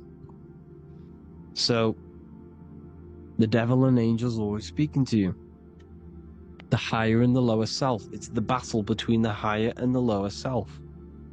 Between the invisible intelligence and the physical body, because the body's the one that wants the sugar, it wants the pleasure, it wants the sex, it wants the porn, it wants all of the materialistic things, it wants the 7 deadly things. Okay, it wants this. There's a battle between the higher and the lower self, your intelligence and the body. This is why you need to become balanced, so that there's a deep connection between the body and the invisible intelligence, the I am. You need to master your mind with discipline, and you gain a connection between the brain, the body and the intelligence. Resurrection, transmuting sexual energy. Okay, this is important. Res is Resh, which is Hebrew. The early Hebrew Resh symbol is the head. This is the head. Resh, erection. Erection is a sexual stimulation. Resurrection is rise erection. You got to raise your sexual energy up the base from the spine to the head. This is the Christ, the Christos. There's a psychophysical psychophysical oil produced in the brain every month. Go and watch my other video on raising the chrism. Okay? And every month there's this fluid produced in the brain which takes 2 trips, because one's produced by the pituitary, one's produced by the pineal, magnetic female, magnetic and electric charge. And it takes 2 trips down the spine to the solar plexus, the bread of life in the Bible, or Bethlehem in the Bible, because the River Jordan's your spine. Goes down to Bethlehem. It gets born in Bethlehem, just like Jesus.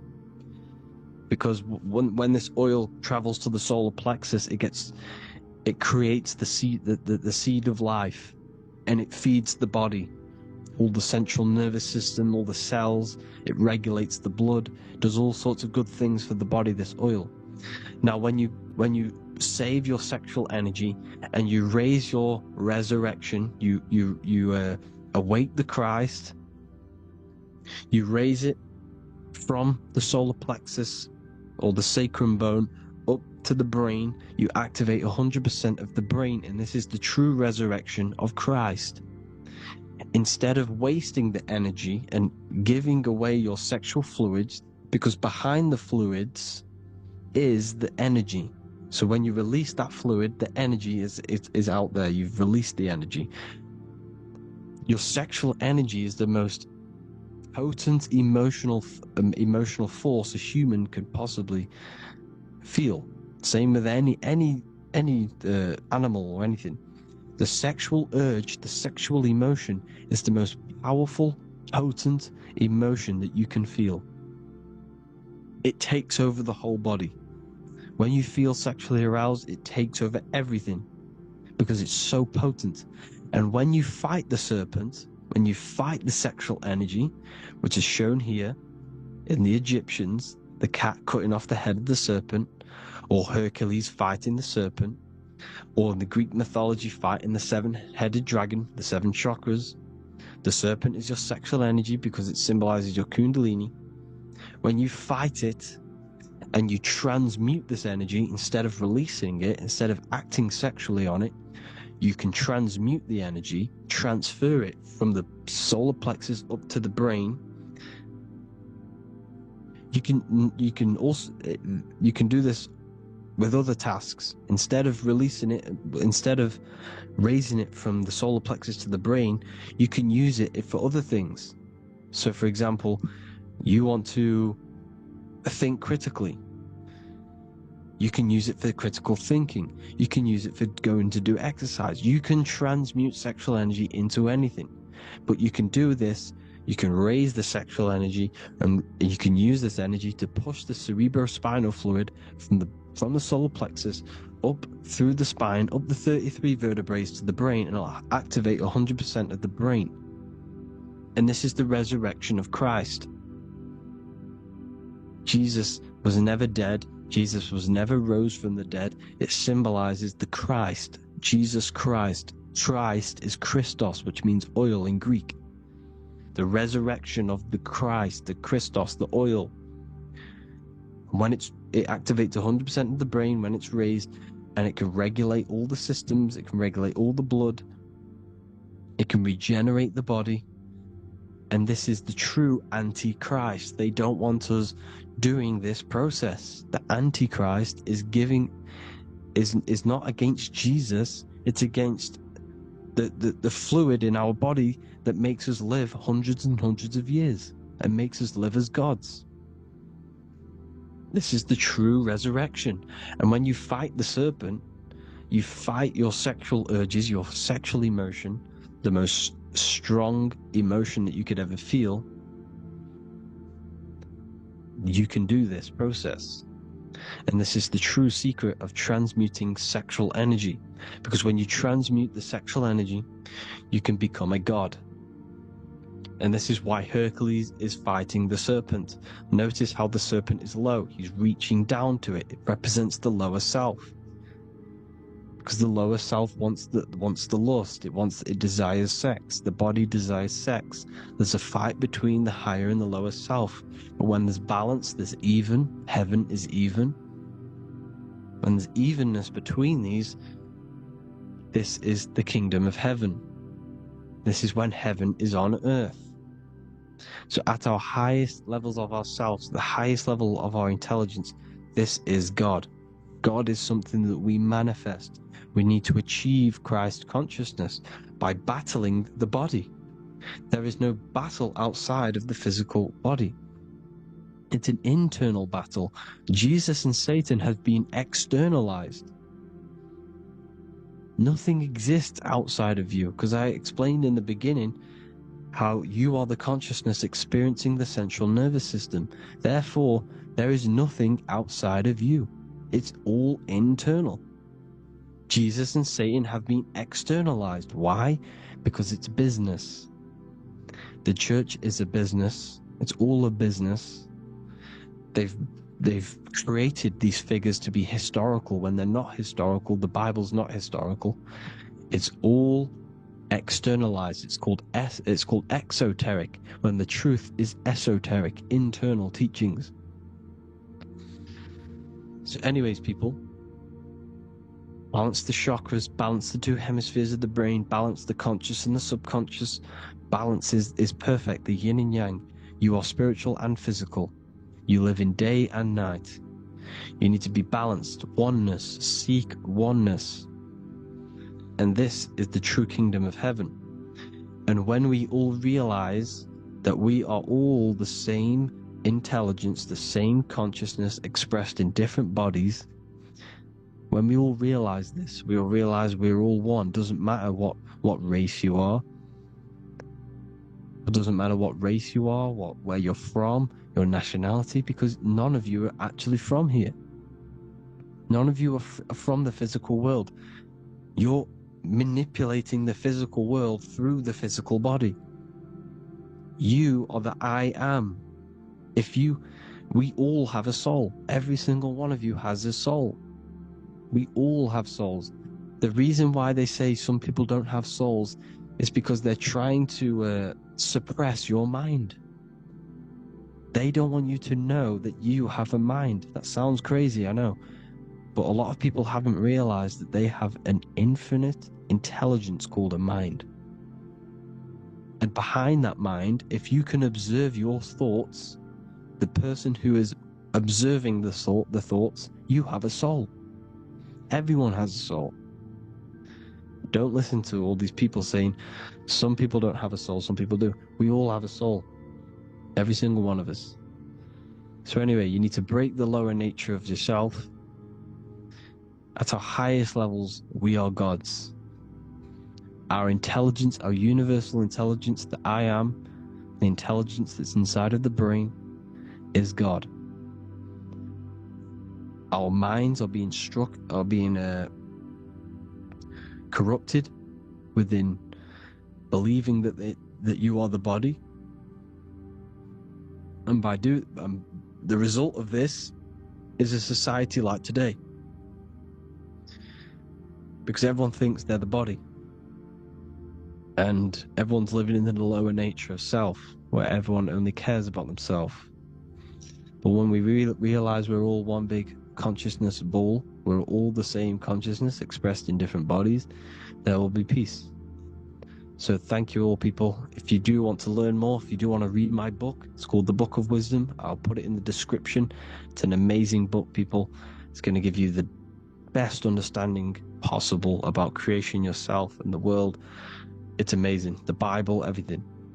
I have just launched a new cymatic library. A friend of mine has just added this to the website. He creates beats, and he creates the purest beats, so they are actually the frequency that it tells you.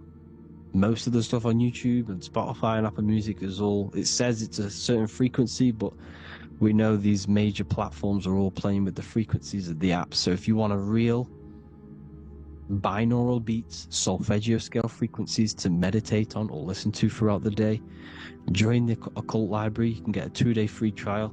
I'll put the link in the description. Thank you all, people. Hope you all enjoyed this video. God bless you all.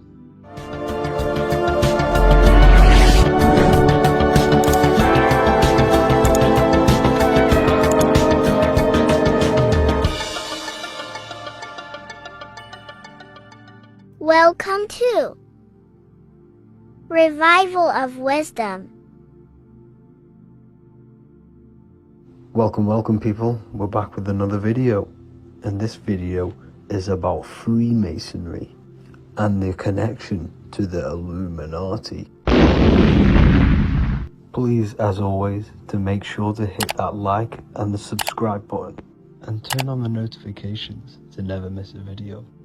On May the 1st, 1776, the founder of the Illuminati, Adam Weishaupt, founded this secret organization, and this date can be found in Roman numerals underneath the all-seeing eye pyramid on the $1 bill. This $1 bill also says Anno Coptus Novus Ordo Secularum. This is Latin for announcing the birth of the New World Order. This New World Order will be headed by Lucifer, the all-seeing eye, and followed by the 13 layers of bricks for the 13 elite bloodlines. So your Orsini's, Rockefellers, Rothschilds, Soroses, and the other 9 elite families. So when Adam Weishaupt created the Illuminati, he made it consisting of high-level degree Masons, French and Latin philosophers, and many more powerful people to all become one society. So this is why you see Masons using this same symbol of the all-seeing eye inside the pyramid. But not all Freemasons are part of this Illuminati secret society.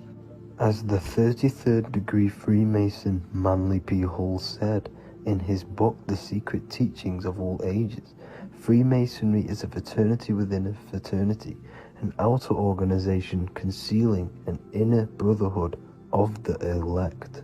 So what he's saying here is that Freemasons have to go up the degrees of Freemasonry, and once they hit the top, they either get elected or not into these secret societies like the Illuminati, Skull and Bones, and Knights Templar.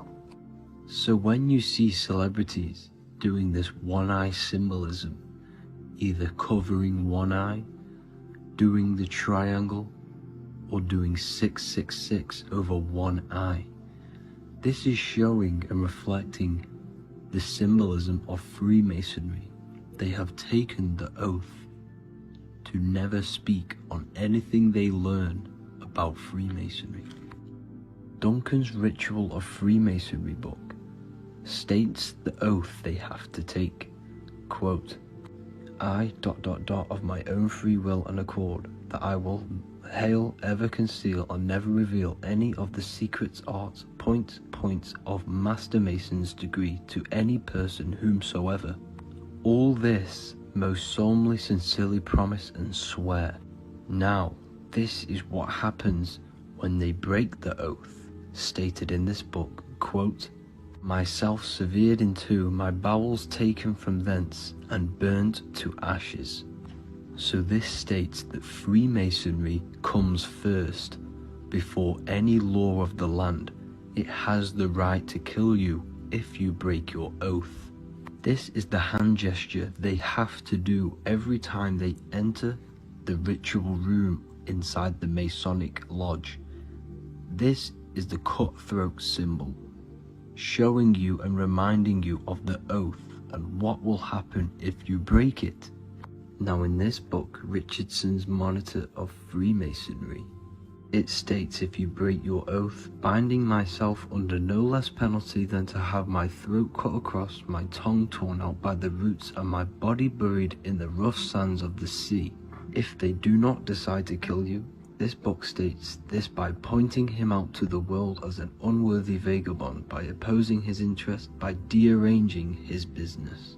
In other words, they have the power to frame you and destroy your reputation to the world.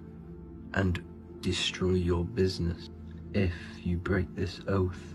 So yes, they do kill to keep this truth hidden, because this truth of this reality is what keeps them in power. They have the ability to manipulate people, because people do not know what manipulates them. This is why they call themselves the government. They govern the ment, which is the mentality, because the mind is the root cause of reality. They control what you perceive to control what you manifest.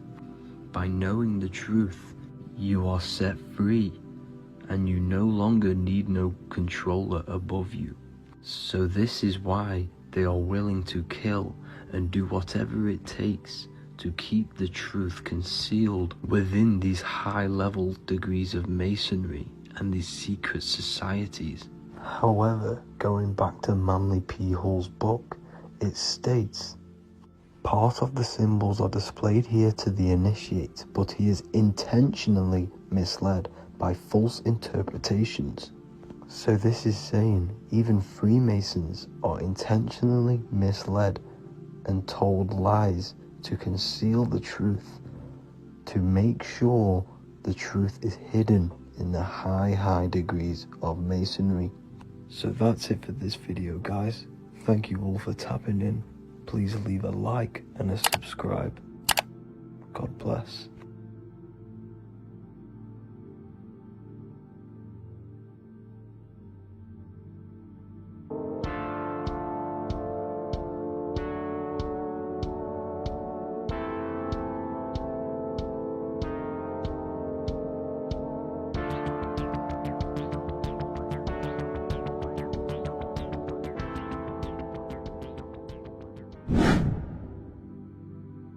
What is good, people? It's Revival of Wisdom. Today we're going to be talking about Saturn. I've done this video in the past, however, this video is going to contain a lot more in-depth explanation of Saturn. So the 33rd degree Mason, Manly P. Hall, said, Saturn is the key to crystallization, physical matter. Light is matter, matter is light. They are interchangeable. Low vibrating light turns into matter, high vibrating matter turns into light. And Saturn is the god of this world, this physical world. He crystallizes light into matter. This is symbolized as the Masonic checkerboard, matter and spirit, matter and light, light and matter.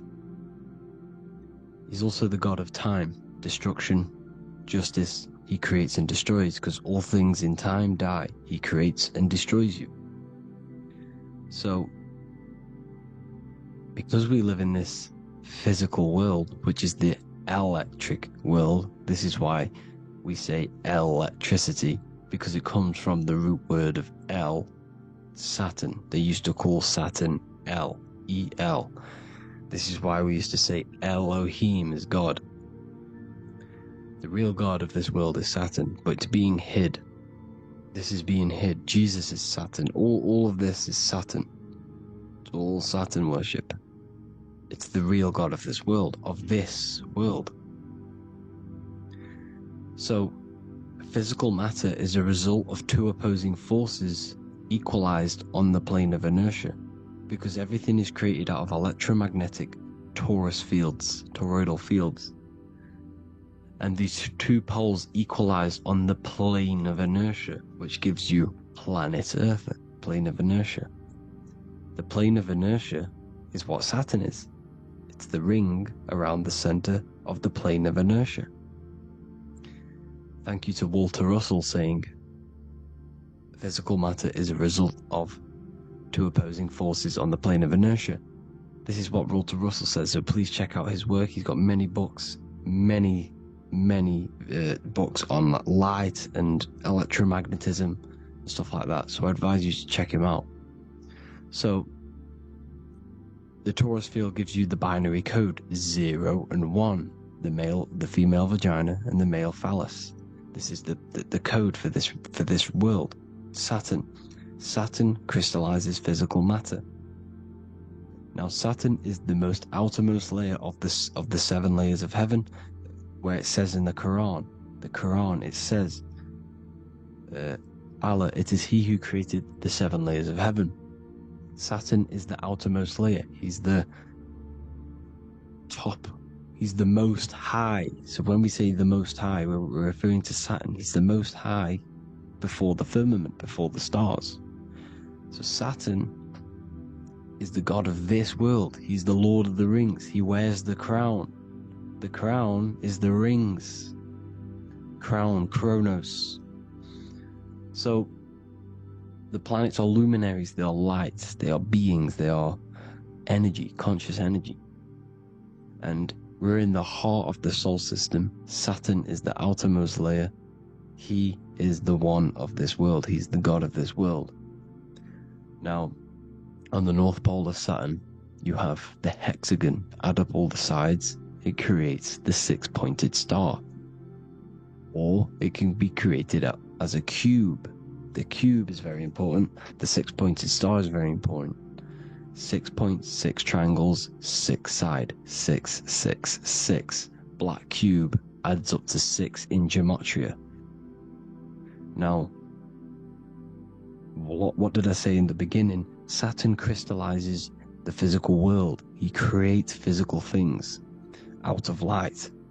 You are a light being. This is why we say human, physical forms, human. And we are incarnated through Saturn. Satan, same thing. The number of the beast is 666, and the 666 comes from the 6 points, 6 triangles, 6 sides of Saturn, 666.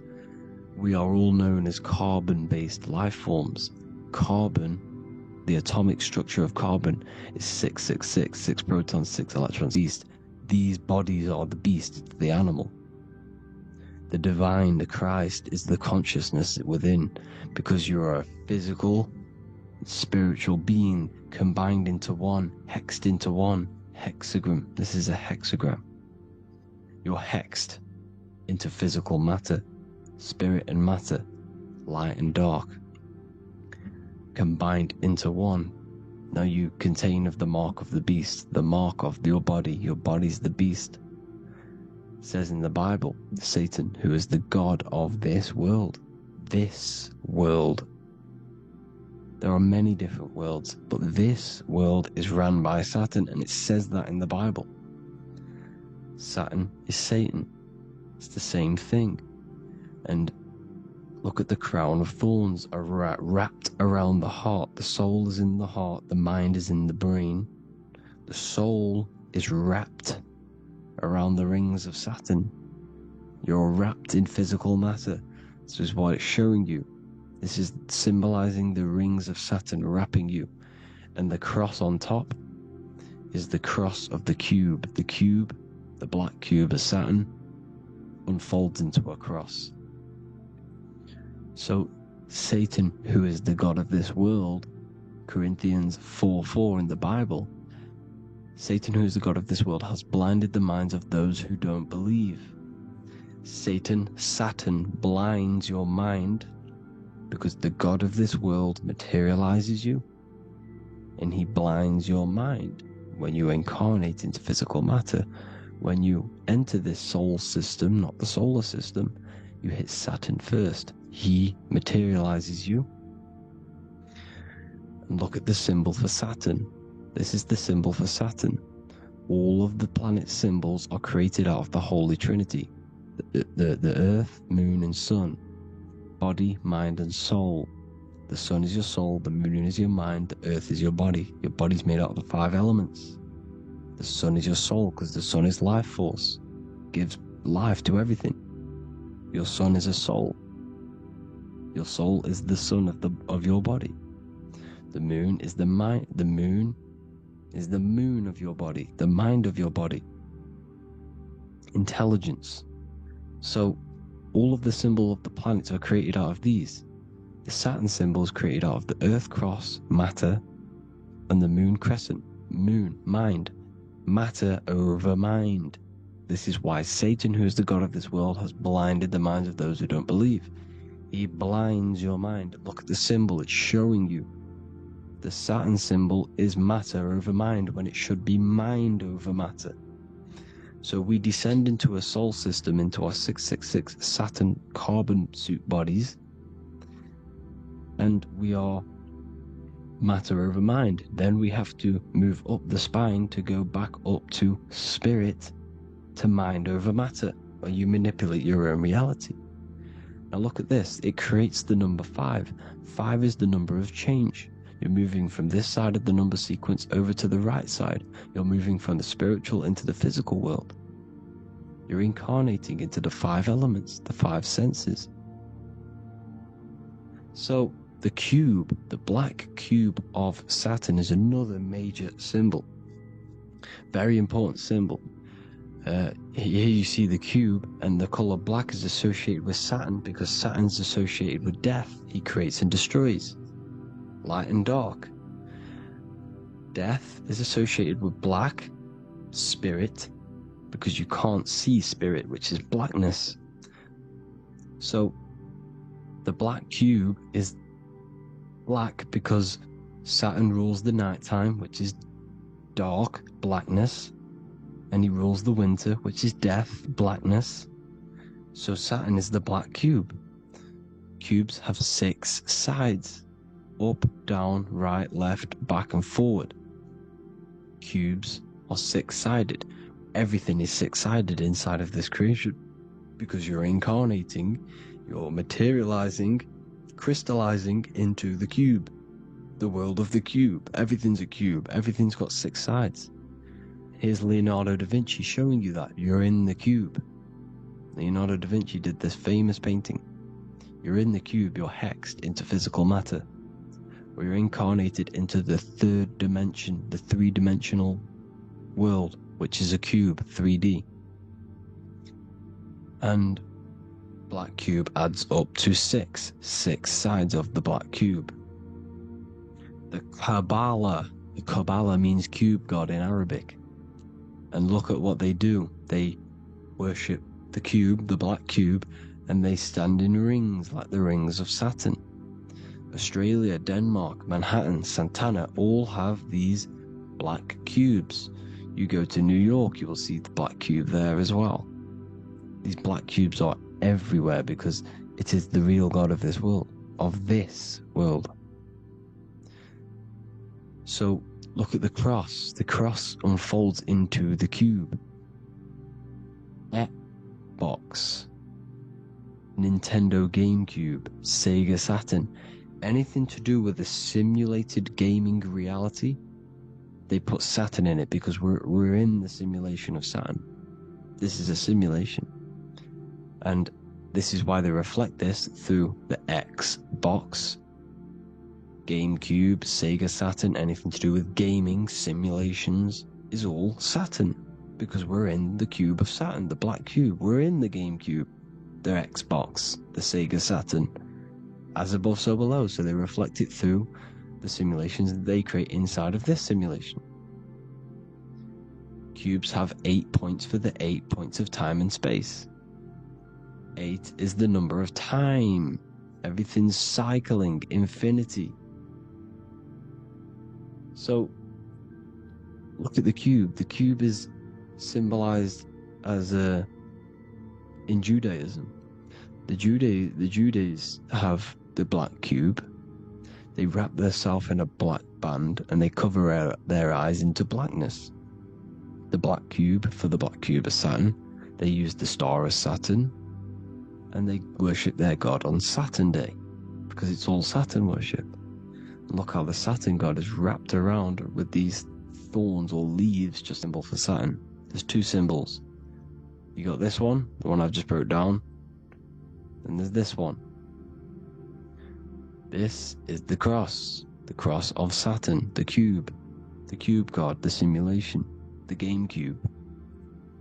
Now, Chronos is another word for Saturn. Chronos means time. When you clock into work, you go to the Chronos machine. Well, I did anyway. And I tap my card on the Chronos, because Chronos is time. Anything to do with time is Saturn. He creates and destroys. Look at the artwork of Saturn with the sand, the time. Look at this, how he's cutting off the baby's wings. He's crystallizing the spirit into matter. He's cutting off your wings. Satan, in the Bible, he falls from heaven into earth and he loses his wings. He becomes a serpent. See, it's all symbolic for us. We are the fallen angels, fallen angles of light. We're fallen angles of light. We are light beings. Now we've fallen into physical matter. Saturn's chopped off our wings. He's chopped off our spirit wings, because when you astral project, you can fly. You will fly around. He's got the Reaper staff here, always depicted with the Reaper staff. Now look at the clock. Saturn day is the 6th day, the number of the beast 666. Look at the clock. 6 take away 12. 12 take away 6 equals 6. 7 take away 1 equals 6. 8 take away 2 equals 6. 60 seconds in a minute, 60 minutes in an hour, 24 hours in a day, 2 plus 4 equals 6. That's 666. Everything's 666 because it's time. Saturn. All goes to Saturn. He's the god of time. We're in time now. We're in time. We're in the time, which is God. The god of this world. The god of time. Now look at this. The Reaper is also depicted as the Reaper with the staff, the black cloak. Black symbolizing death, spirit. Judges wear black because Saturn is the law. He's the god of this world. He's the law. This is why they wear black cloaks. When you graduate from university, you wear a black cloak and a black cube on your head. You've been hexed. Funerals, you wear black because it's all to do with Saturn, Father Time, Father Crystallization. Now Saturn, here's another one of him cutting off the wings of a child. Because he cuts off the wings. He creates and destroys your body. We're in the electrical world. Everything that is electrical vibrates. All vibrations have to come back to a standstill point, which is death. This is why your body dies. Your atoms stop vibrating. Corona. Look at the crown. The crown is the corona. Corona means crown. And look at this is an alcohol brand for beer. You can see the staff of Saturn in the symbol with the moon crescent. Corona, which is the crown, Saturn, the crown on Saturn, the rings. And then you've got the staff. It's all Saturn worship.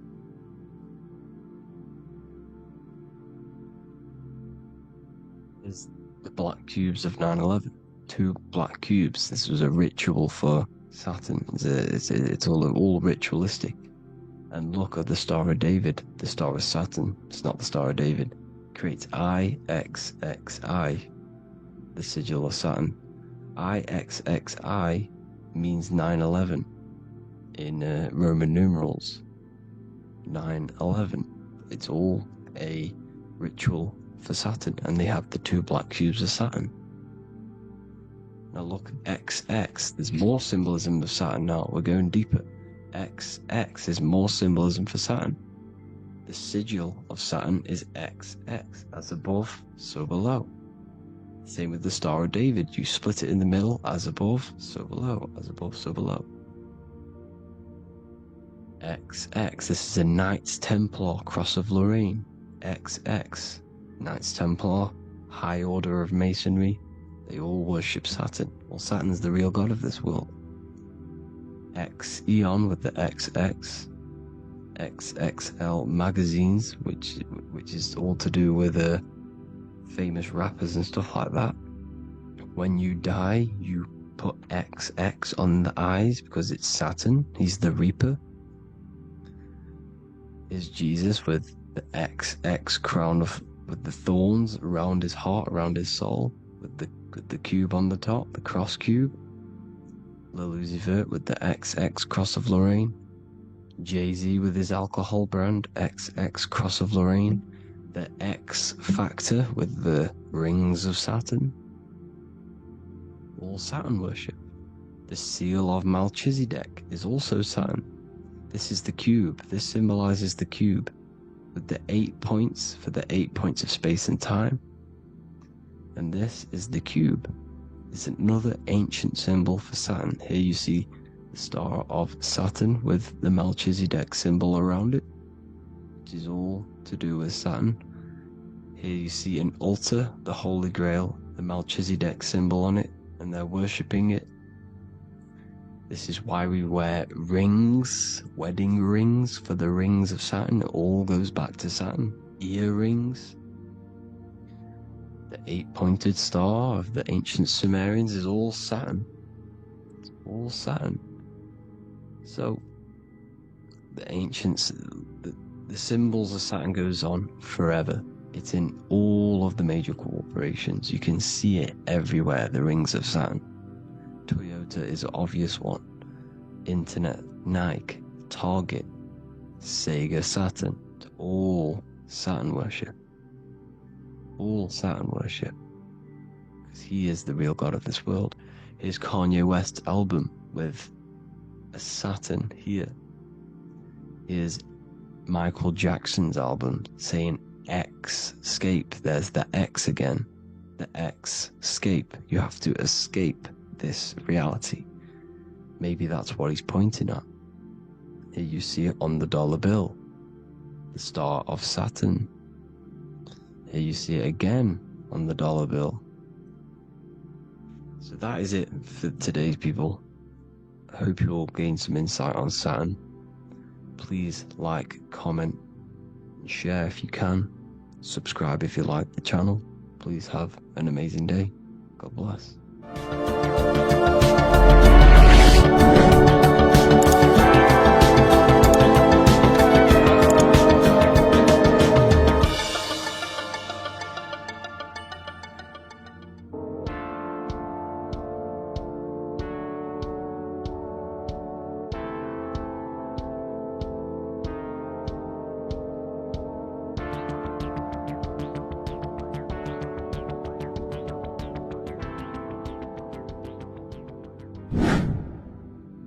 Welcome back, people, to another occult lecture by Revival of Wisdom. Today we're going to be talking about magic and how it's being used on us for the New World Order. Magic has the word mag within it, which is magnetism. Magnetism is the force. Magic is influencing forces, natural or supernatural forces, and using it for a certain agenda to gain something out of it. Now, magic is not what everyone's being thought. It's not some sort of fantasy thing. It's actually very common, and we all do it, whether you believe it or not. Magic is all to do with the mind. As I said, always say in my lectures, your mind is what creates matter. Your mind is what creates your external world. So it's all about manipulating and planting seeds within the mind, because your mind is a garden, and thoughts and words are seeds which are being planted in that garden. Your life, your physical life, the people you have in your life, your friends, your car you own, the job you have, is all a reflection of the thoughts that you've been thinking in the past.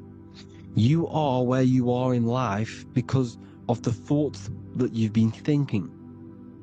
Therefore, your life is a direct reflection and manifestation of your mind. The Garden of Eden. Okay?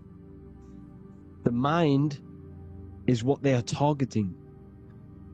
What you see, say, and hear has a direct effect on your mind. Me talking to you is influencing you. The words I'm saying is planting seeds within your mind. Now it's up to you to consciously act on these thoughts or these words, or to maintain these words. As above, so below. As within, so without. What's inside of me is outside of me. What comes into the storehouse comes out of the storehouse. You have the left, you have the right, you have the up and you have the down, as above, so below.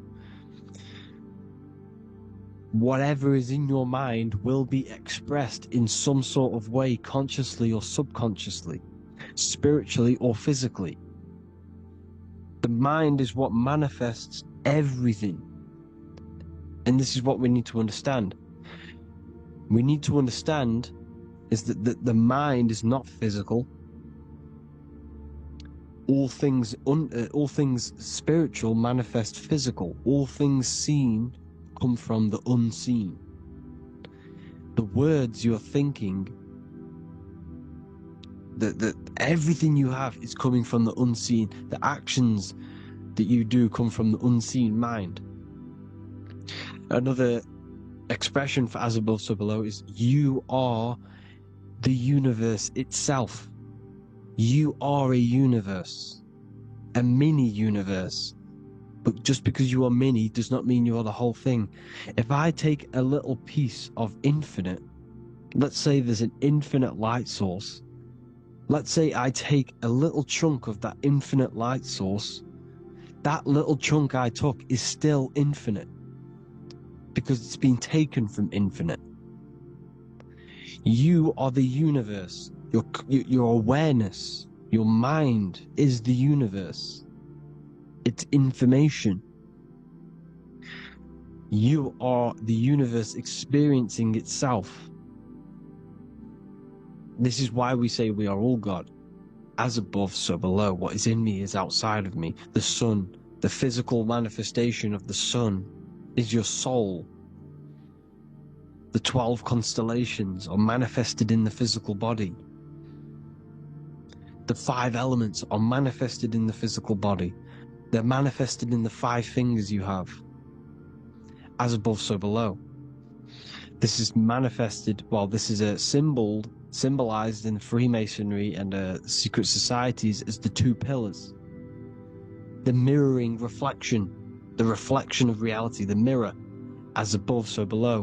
What happens in the mind, what happens in the astral, happens in the physical. This is Aleister Crowley.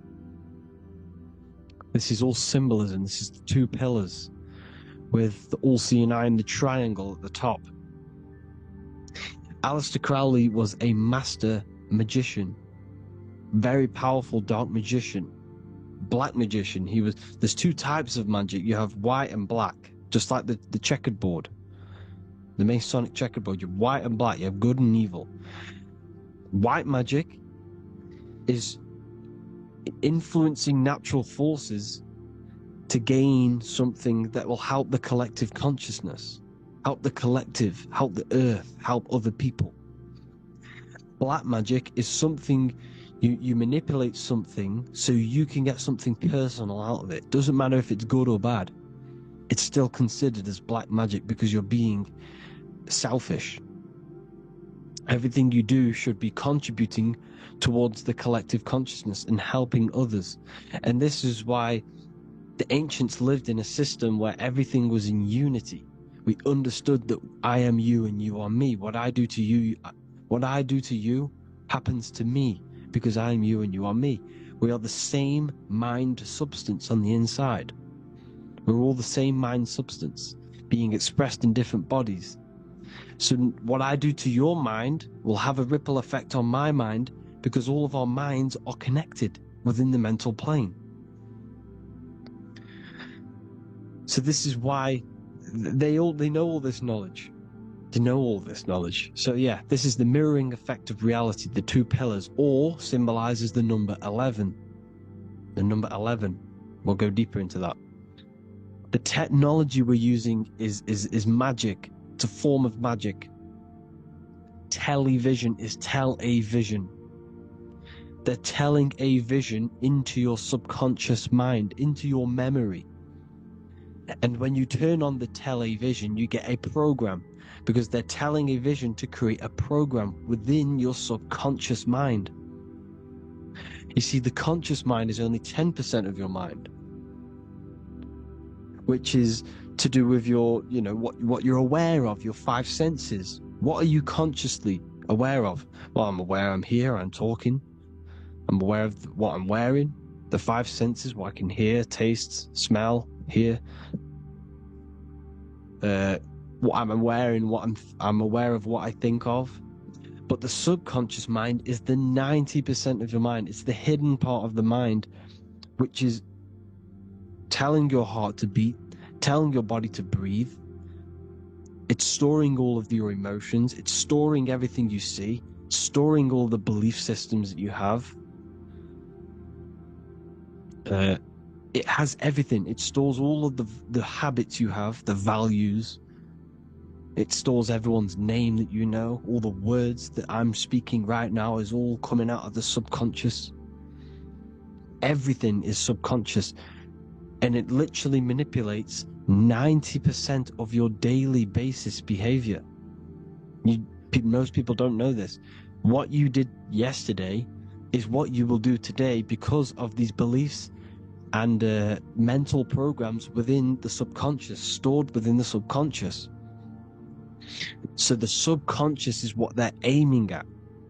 They're trying to create programs within the subconscious, because the subconscious manifests 90% of your thought patterns, 90% of your actions and words.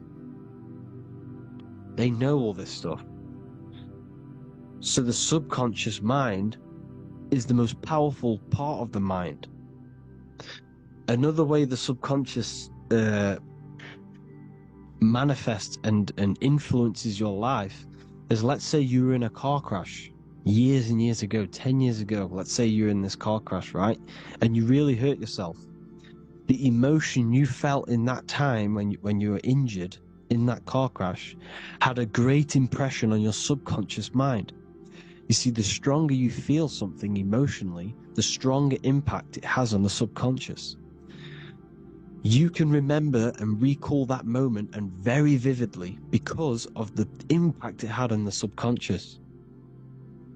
Another, for example, you become that terrified of cars that it manifests into your life today, that you are wary to go in certain cars. You don't want to go into cars at all, maybe, because of that moment that stored within the subconscious. And it will manifest into anxiety. It will manifest into not going into cars. It will manifest into depression, maybe. These things, these emotional, very emotional, traumatic events have a great impression on our subconscious, and they control your life. This is why you need to meditate and let go go deep within yourself and let go of these internal, deep emotions that you may have repressed and keep pressing down and ignoring. But you need to address it and let go of these subconscious impressions you have, which are controlling your life, like anxiety, depression. All of these things are stemming from things that are stored within your subconscious years and years ago, more than likely. Broadcasting. They're casting spells to a broad audience, to news, north, east, west, and south. They're casting spells. Now, if you watch the news, everything's red.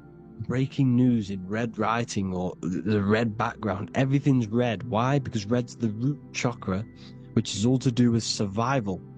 They want to stimulate this root chakra because they want you down there in survival mode. They want you in survival mode because you're easier to control. They control out of fear. And not only they're casting these spells as if, because most of the things they cast in the news hasn't already happened. They're constantly bombarding you with, there might be a war breaking out, war this, war that, kill here, kill there, murders. It's impressing, it's casting spells on your subconscious mind. So when the event does turn up in real reality, in physical reality, you're less emotional, you're less surprised. You're not as surprised because you've already heard it before. Your subconscious has already heard it all before. If you never heard of a war and then a war broke out, you'd be going crazy. So they subtly program your subconscious mind through the words, because the words they say is impressing your mind. It has an effect on your mind, which will have an effect on your behavior, your words, your conversations you have with people. They're casting spells to north, east, west, and south on the tell a vision. They're telling a vision by broadcasting, by saying spells. This is why we call it spelling. Even the word, listen, the words we say cast spells. Bless. Oh, bless you. That's be less. The subconscious mind only picks up literal things. You see, when I say bless you, your conscious mind picks that up as, oh, thank you, you're blessing me. But your subconscious picks up as be less. You see? Because the subconscious it has no filter. It's just, it is what it is. Everything is factual in the subconscious. Therefore, if I call you an idiot, your subconscious, my subconscious will think I'm talking to myself and calling myself an idiot, and it will take that as true. That is truth. Everything is truth within the subconscious. And the subconscious manifests your behavior. The devices this is the biggest one. Black scrying mirrors. Device, the devil's vice. The device. Okay? Black scrying mirrors, black screen is scrying.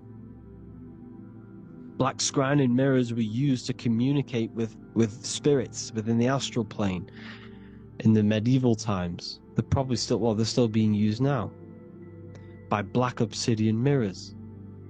And look at your phone, it's a black mirror. And there's some sort of, I'm not saying this is facts, but personally I believe these are portals for spirits and ethereal entities to come into your life, to come into your surroundings.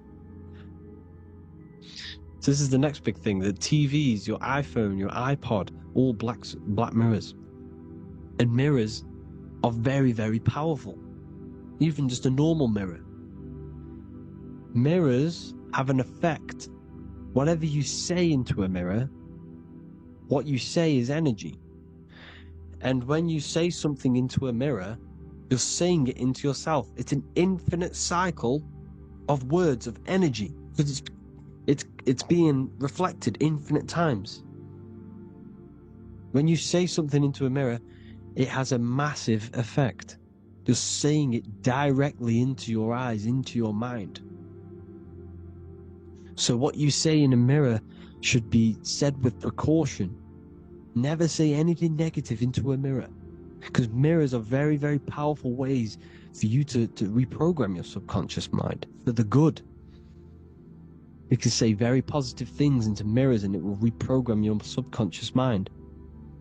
Okay? Manifesting is all magic. It's all magic. Everything is magic. But consciously doing it is what they're doing. They hid this knowledge. Your phone is magic. It manipulates your mind. The iPhone. Okay? See, magic isn't all of this with wands. See, Harry Potter, okay, that was created to give you this perception of a mystical and amazing form of magic with magic wands and all sorts of stuff like that. Yes, that stuff was true when the collective conscious minds were on a higher level and our belief systems believed in these things, because the universal mind, all of our minds contribute to reality. If the masses don't believe in magic, if the masses don't believe in a certain thing, it's going to have an effect on physical reality. So when the collective minds are higher and have more open minds, things like Harry Potter can come true. See, it's all in the mind. The iPhone, the eye is the symbol for the mind, the invisible intelligence. The triangle is the ethereal plane. Okay? So the eye in the triangle is the eye that sees into the beyond the ethereal planes. The square is the physical plane. So the iPhone, your phone, is a black box, just like the Saturn black cube. It's a black mirror. It's taking photos of you every 2 seconds. And it's your mind. Your mind is in that phone. Everything you like, everything you text, everything you type in Google, everything you say to someone, every conversation is all recorded on the phone. Therefore, it is a direct reflection of your mind. Your mind is imprinted into your phone because your mind, everything you think in your mind, you're manifesting into typing, saying, taking pictures into the phone, and it's collecting it and storing it. And what they're doing, and this is for all forms of magic, it's manipulating the mind. It's all manipulating the mind. Reels, Instagram, TikTok, this is all dopamine. It's all controlling the mind. Every like you get, every follow you get, every share that you get is dopamine within your brain. They're literally targeting your brain and mind. It's all manipulating, because what they're pushing through the phones, through the media, through the news, through the televisions, is visions and programs. You are the one manifesting the New World Order. They're not manifesting the New World Order. They're giving you the information so you can manifest the New World Order. Everything they say is contributing to your mind. For example, digital money and all the information they put out for you to see is contributing to your enslavement. Your mind is manifesting the New World Order. They know this. They don't manifest it. There's billions of us. We could easily run over them physically. But on a mental level, these people have the knowledge and they hide it from us, and they let us manifest reality because we are the collective. They give us the information which manifests their agenda. It's all magic through the phones, the media, the television. So your phone is a manifestation of your mind. It's a record of your mind. Hollywood, holly tree. They used to make wands out of holy trees, because it was the most holiest wood, the best for casting and transmitting energy. So they used holly trees to cast spells. That's what Hollywood is. And in Hollywood, they have the red tear, the blood drop, next to the Hollywood sign, because it's all satanic. They're all black magicians. They use Hollywood to cast the spells through the music, through the films. You see, music is a form of magic. All of this is magic. Everything they do is a form of magic, because they want an agenda behind it. But it's not black magic. They're letting us create our prison. This is what you have to see. Yes, they're evil, but they're not doing anything evil, or else they would face the karma. They let us manifest this agenda through giving in the information, by telling you what's going to happen in the movies.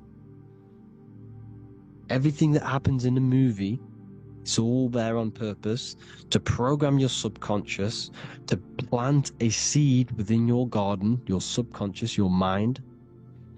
Because when the mind has already seen something, when it comes up and turns up in physical reality, you will be less shocked. and you won't rebel. So they lure you slowly. They make you aware of these things over time. They make you gradually think it's okay. Like the technology, we never used to use these phones. How did we become so addicted and reliant on them? Well, because first they gave you a little flick phone. Well, no, sorry, they gave you a phone in your house, and then once you got used to that, they say, oh, here's the newest version of a little flick phone. You started texting your friends. Everyone was loving it in high school. They could now meet up without saying, let's meet on the weekend at this point at this time, like your parents probably did. Or maybe some of you watching this, you probably had to tell your friend to meet on the weekend at a certain time because you had no way of communicating. So everyone got these phones and got addicted to them. Then they slowly got addicted to the new iPod with the touch screen. Now they invented touchscreen. Then everyone got addicted to touchscreens. Then because all of this is producing dopamine in the brain, which creates you to become mentally addicted to things, and physically addicted, chemically addicted. Because dopamine's a chemical. Your subconscious becomes a program within your subconscious, and your body becomes chemically addicted to these phones. And these phones are the enslavement of humanity, technology. Without this, we wouldn't be in this mess, without technology. Because they're creating a hive mind. We're creating a hive mind. So back on track anyways, they program you. Look at the films, 9/11, all produced by Hollywood. Here's the 11, like I said at the beginning, the two pillars which reflect reality. What happens in the mind happens in the physical. What happens in the astral happens in the physical. Okay, what happens in the physical happens in the mind. It's the two pillars, the mirrors. 9/11. 9 plus 1 plus 1 is 11. Flight 11 was hijacked. New York is the 11th state. New York adds up to 111. This is not a coincidence. It's all a form of magic. It's a ritual, energy harvesting ritual, because your mind produces energy. Your mental attention produces energy, and they're feeding off this energy in the astral plane, these demons.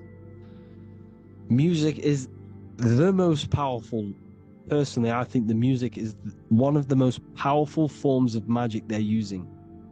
Okay? Music is hypnosis. It puts your brain in a hypnotic state. It influences your electromagnetic field through vibrational energy. It reprograms your subconscious mind. Why do you think you remember the lyrics? You see, your subconscious stores all of the memories. Remember, the subconscious manifests 90% of your behavior. So therefore, the music you're listening to is manifesting your behavior. You wondered why some people wonder why they have drug addictions, and they can't get out of violence, and they can't get out of all this negative mind space. It's because the music they're listening to is creating a negative mind space. The words you listen to have plant seeds within your mind. So the reason you remember the lyrics is because that song created a program within your subconscious. Yes, that is what happens. You can use magic to reprogram your mind, but you can use music to reprogram your mind, because it's all forms of magic. It's using natural mental energy forces to manipulate the physical reality. You manipulate your mind, you manipulate reality, physical reality. Okay? So the music, another very, very big one. When you turn on the radio, it's just all talks about alcohol, drugs, and sex, because they want you down in the lower three chakras. They want your mind attached to matter when it's mind over matter. Your mind's not physical. You see, the word spirituality is the new trend. It's not about your spirit. It's not about your spirit. It's about your mind. It's not about, you know, spirituality and looking after your spirit, and they've got you focused on your spirit.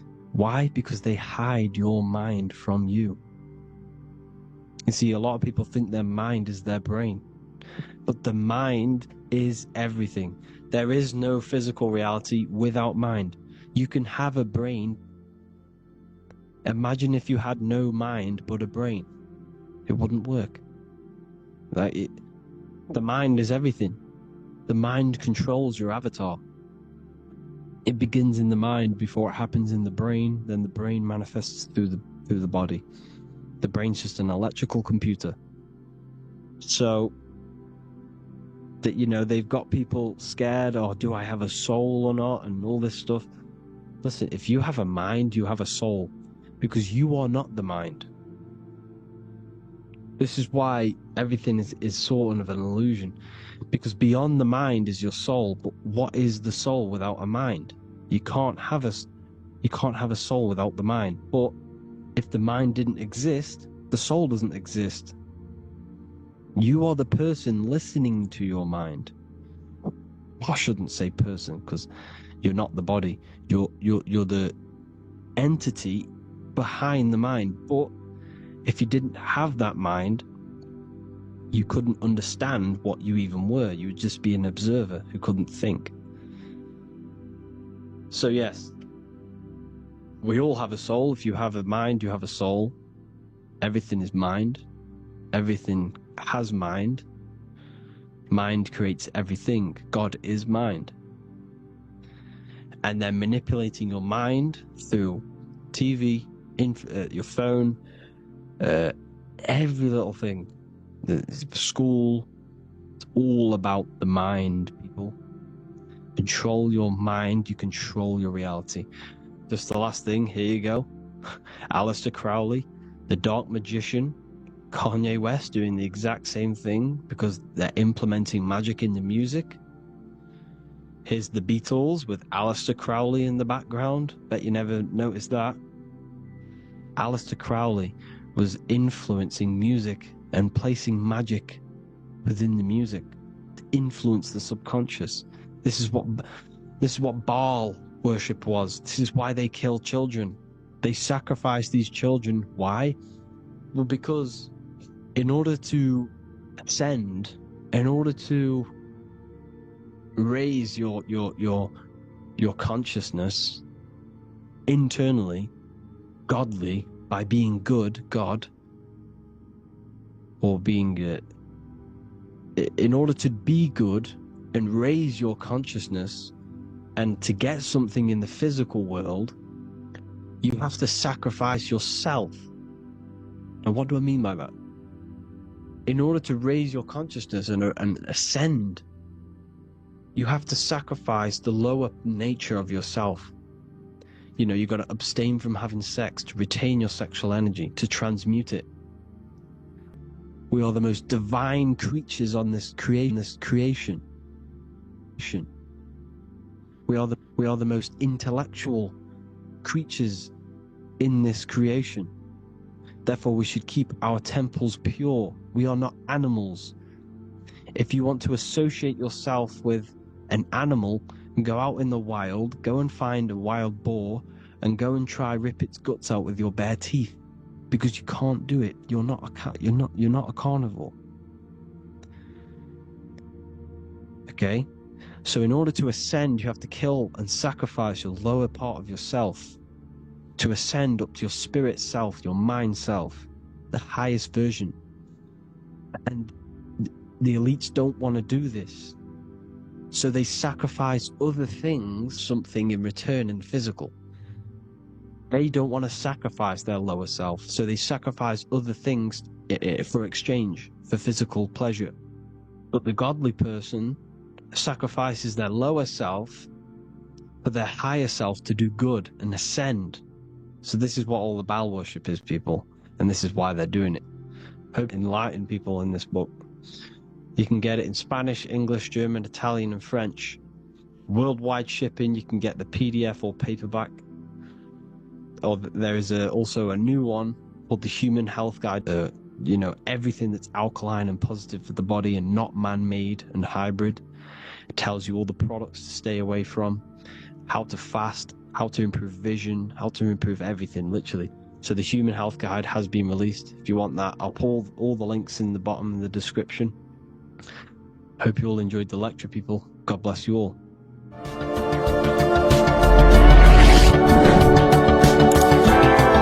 Correctly, 98% of people only use a third of their lungs capacity, which is shallow breathing, which ages you, lowers your brain capacity, and also lowers your state of consciousness. So it's essential that you breathe consciously on a day-to-day basis. The key for you to raise your consciousness just through breathing alone. It's such a simple thing, but yet the most effective way for raising your state of consciousness and becoming more spiritually and mentally advanced. So tune in for this video and I'm going to show you exactly how to do it and the symbolism behind breathing. Air is more than just air. It carries electromagnetic energy. So now I'm going to give you the science behind this spiritual truth. This invisible force is what sustains all physical life, providing the life force energy essential for existence. Electromagnetism. Everything is fed off electromagnetism.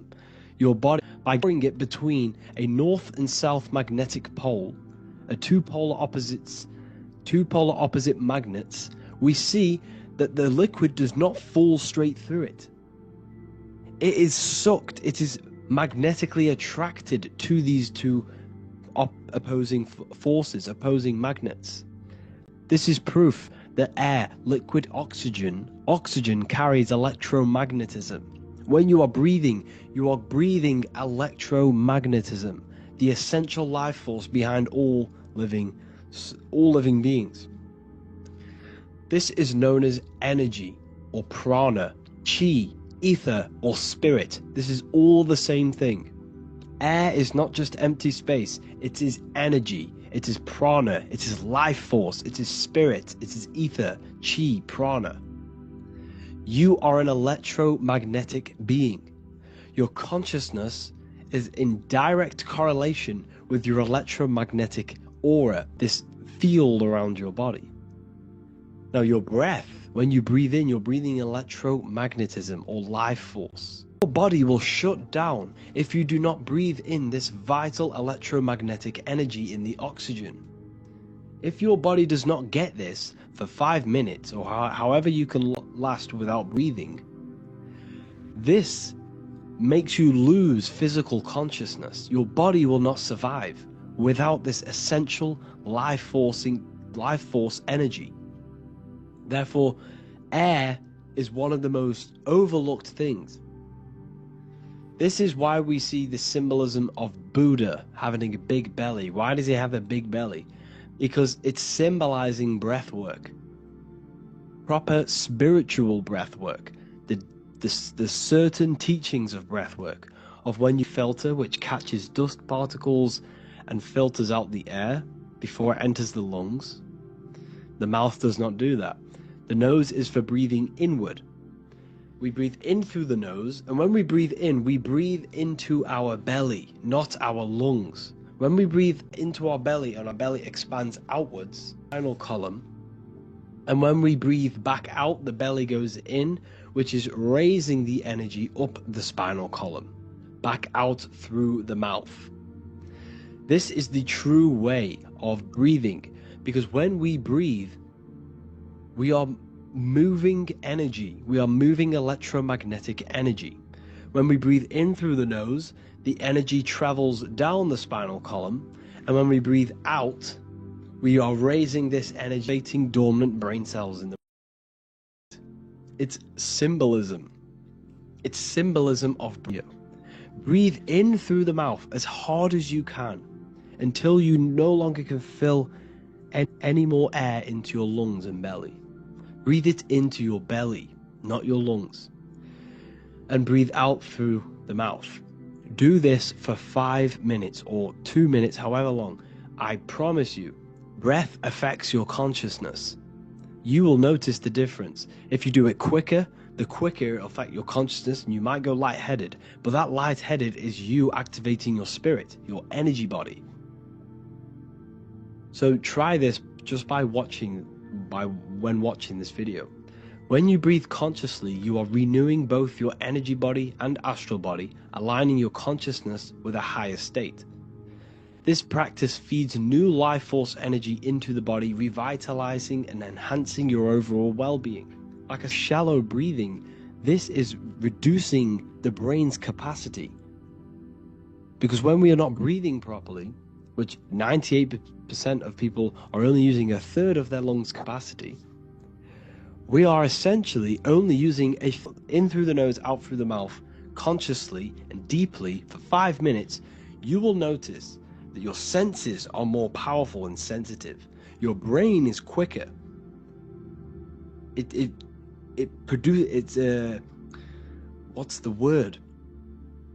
processes information quicker. You become quicker. You become This is the gateway. This is the gateway to opening your consciousness. Because when you stop thinking, other aspects of your consciousness can open up.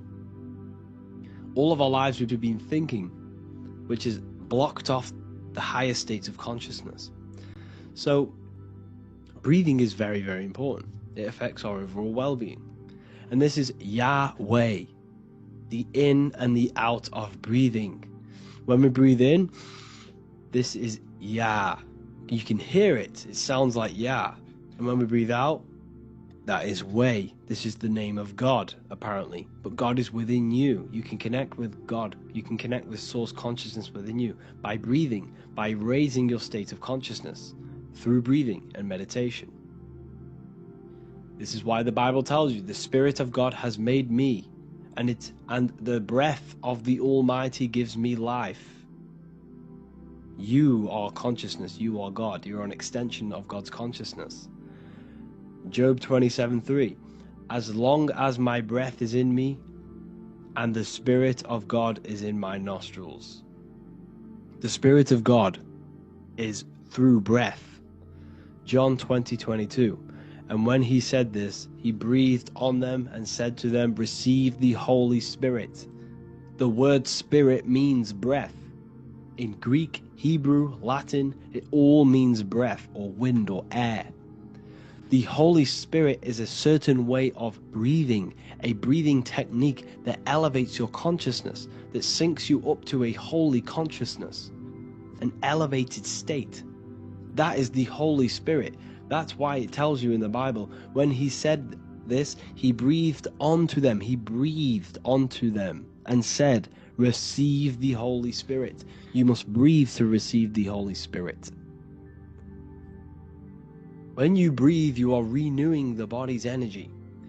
You're taking in new life force, which is regenerating your cells, regenerating your brain, nervous system, and also connecting with consciousness, pure consciousness. This is not something that we should... I just want to say, all of this knowledge is inside of the Book of Wisdom, Volume 2. Make sure to give a like and a comment on this video to help the algorithm. And let me know what you think about the last book or this book if you have read them. Learn hidden knowledge inside of the Ethereal University. This is where truth seekers belong. I'm not here to try sell you this, but this is the place for truth seekers. And if you are serious about your spiritual journey and serious about gaining knowledge, which gives you the advantage of a life, join Ethereal University. This will definitely help you. Thank you for watching this video. Please leave a like and comment. Make sure to give me any suggestions on videos you want me to make in the future. Thank you all. As above, so below. This is one of the most crucial teachings within esotericism, occultism, or what we like to call it today, spirituality. I don't like calling it spirituality because it's not spirituality. I teach human consciousness. I teach the science of you and your consciousness alone and your being.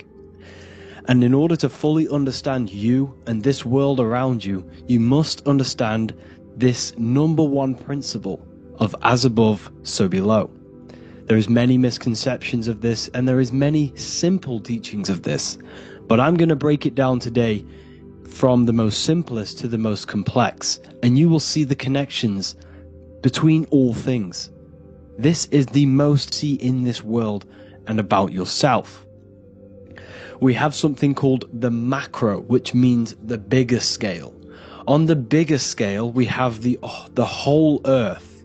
If we look down from the sky on top of rivers, this is what we see.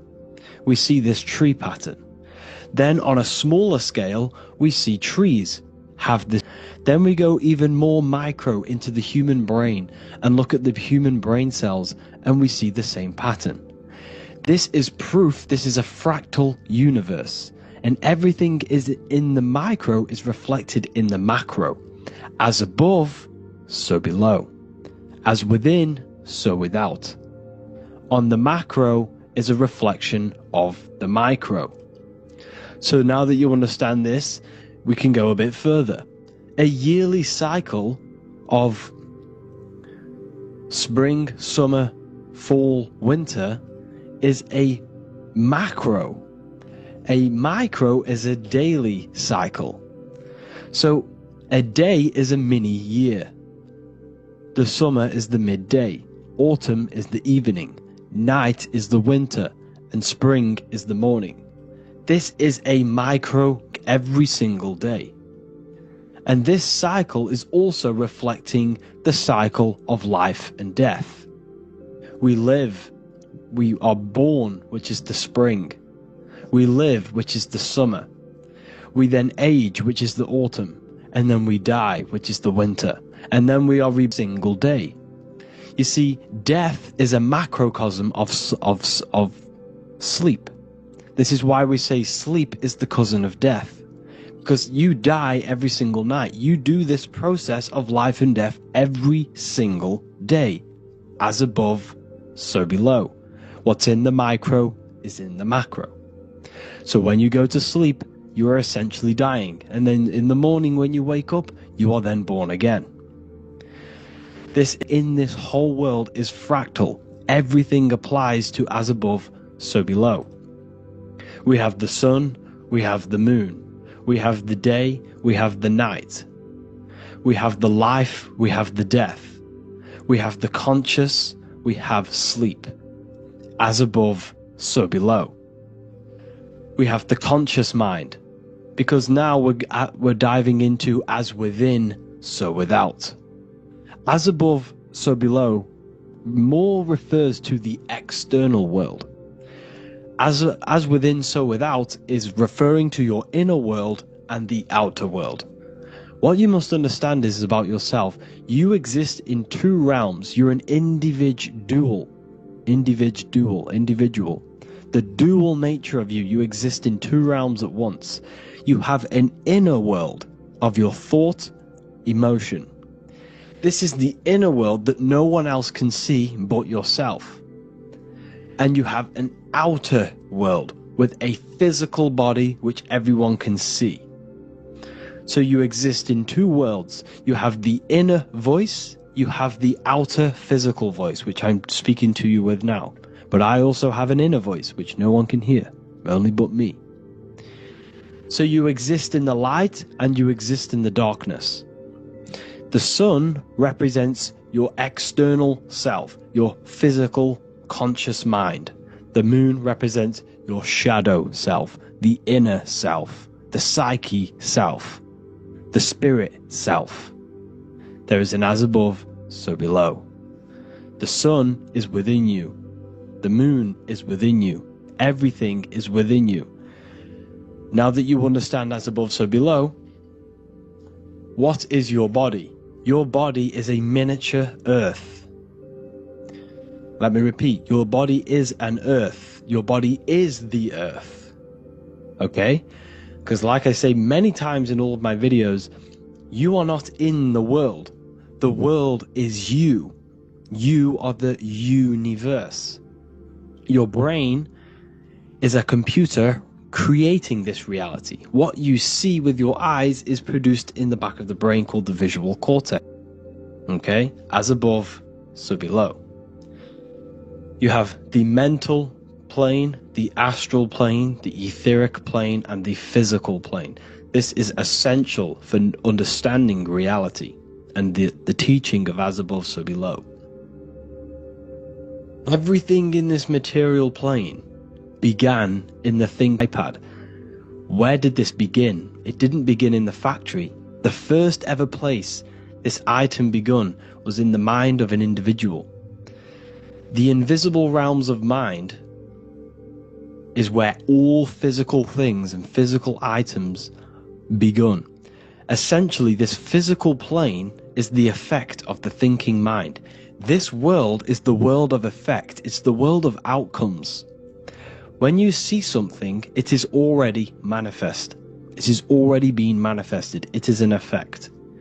And in the effect of the cause, which is the thinking mind. Therefore, the mind creates thoughts, which is the mental plane. Then after thoughts creates imagination, which is the astral plane. These two are spiritual. They are non-physical. So spirit kind of means non-physical. Then you have the physical planes. What happens in the mind is manifest on the physical plane. Like I said, the phone that you are holding, it was a thought, and then it brought down into a physical reality. As above, so below. You change the mind, you change your reality. Your environment, the word environment has ment in it because your environment is mental. So now that you understand this, so what is the world around you? The world around you was created by the mind of God. It was manifested through God's thought. But like I said, we are all fractals. Everything is fractal. If God exists, this means that you are God, as above, so below. God created you through the thinking mind, and he gave you a thinking mind. So God created the macrocosm. God created the macro, the whole world. He designed the whole world, the sun, the stars, the moving. He designed this. But then he gave you the thinking mind to design of God's macrocosm. Just like God thought you into existence and the whole world into existence, you are a microcosm thinking your world, your reality into existence. You see this now? Everything is a reflection, everything is a mirror, everything is fractal. So in order for you to change your reality, you must change these higher planes. Your thought and imagination are the two key aspects of creating physical reality. Every object you see around you was begun in these higher planes of the non-physical, and they were brought out of spirit. So now we're going to get a bit deeper. The brain is not the mind. Now that you understand, we have spirit and matter. As above, so below. You have a non-physical side of reality and a physical side of reality. The mind is the spiritual brain. The brain is a physical manifestation, a physical effect of the mind. The mind uses the brain to operate in the physical world. And it's the same with the heart. The soul manifests itself physically through the heart. The heart is a physical manifestation of the soul, of the emotion, thought and emotion, the mind and the soul, the brain and the heart, heaven and earth. So you have the inner world and the outer world, the spiritual, non-physical, and the physical. So we are all on this process of awakening, an expansion of our minds into new fields of thought, into new fields of awakening. The baby finds out that there is a world outside of its mother. What does the baby do? The baby seeks a way out of its mother. It's the same with you and your spiritual process. As your mind becomes aware that there are other realities beyond your physical body, it then seeks a way out. And this is why you are probably watching my YouTube. because you are now on the path. Something within you, this is your soul who brought you here. Your soul speaks through emotion, a guidance. Emotion is the language of the soul. When you feel very bad, this is your soul telling you you're not in the right place. You're doing the wrong things. Because the soul is always unfolding its purpose, learning of this man's mind's pain and suffering. And it shows discipline. This is why people instantly respect you if you are in shape. You walk into a room and you are in shape, people will instantly give you respect because they know that you are mentally disciplined. The body is a reflection of your inner world, and it's the same with your friends, your family, your connections with people. If you think about yourself very negatively all the time, and you don't have a good connection with yourself, you don't have a connection with your true self, this will manifest into every single relationship you have in your life. If you don't have a good relationship with your inner self, you don't have a good relationship with the people and the friends around you. Because as within, so without. Every thought we think creates an emotion. This emotion then drives the action. Where does the action come from? The feet, because the feet move our body. We move with our feet to take action. Our spirit and matter. Your room, if I walk into your room and I see a messy room, I don't see the room, I see a messy mind. The room is a reflection of the mind. If you have a messy room, this is your mind. It's an externalization of your unsorted mind, undisciplined mind. So like I said, we are all God, and we must find the God self within us.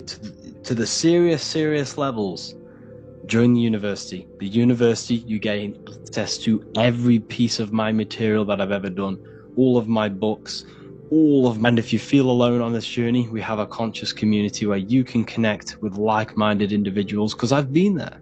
I've been there when you feel lonely, because you feel like no one else is thinking the way you are feeling. You can't talk to people about these things because people just think you're crazy.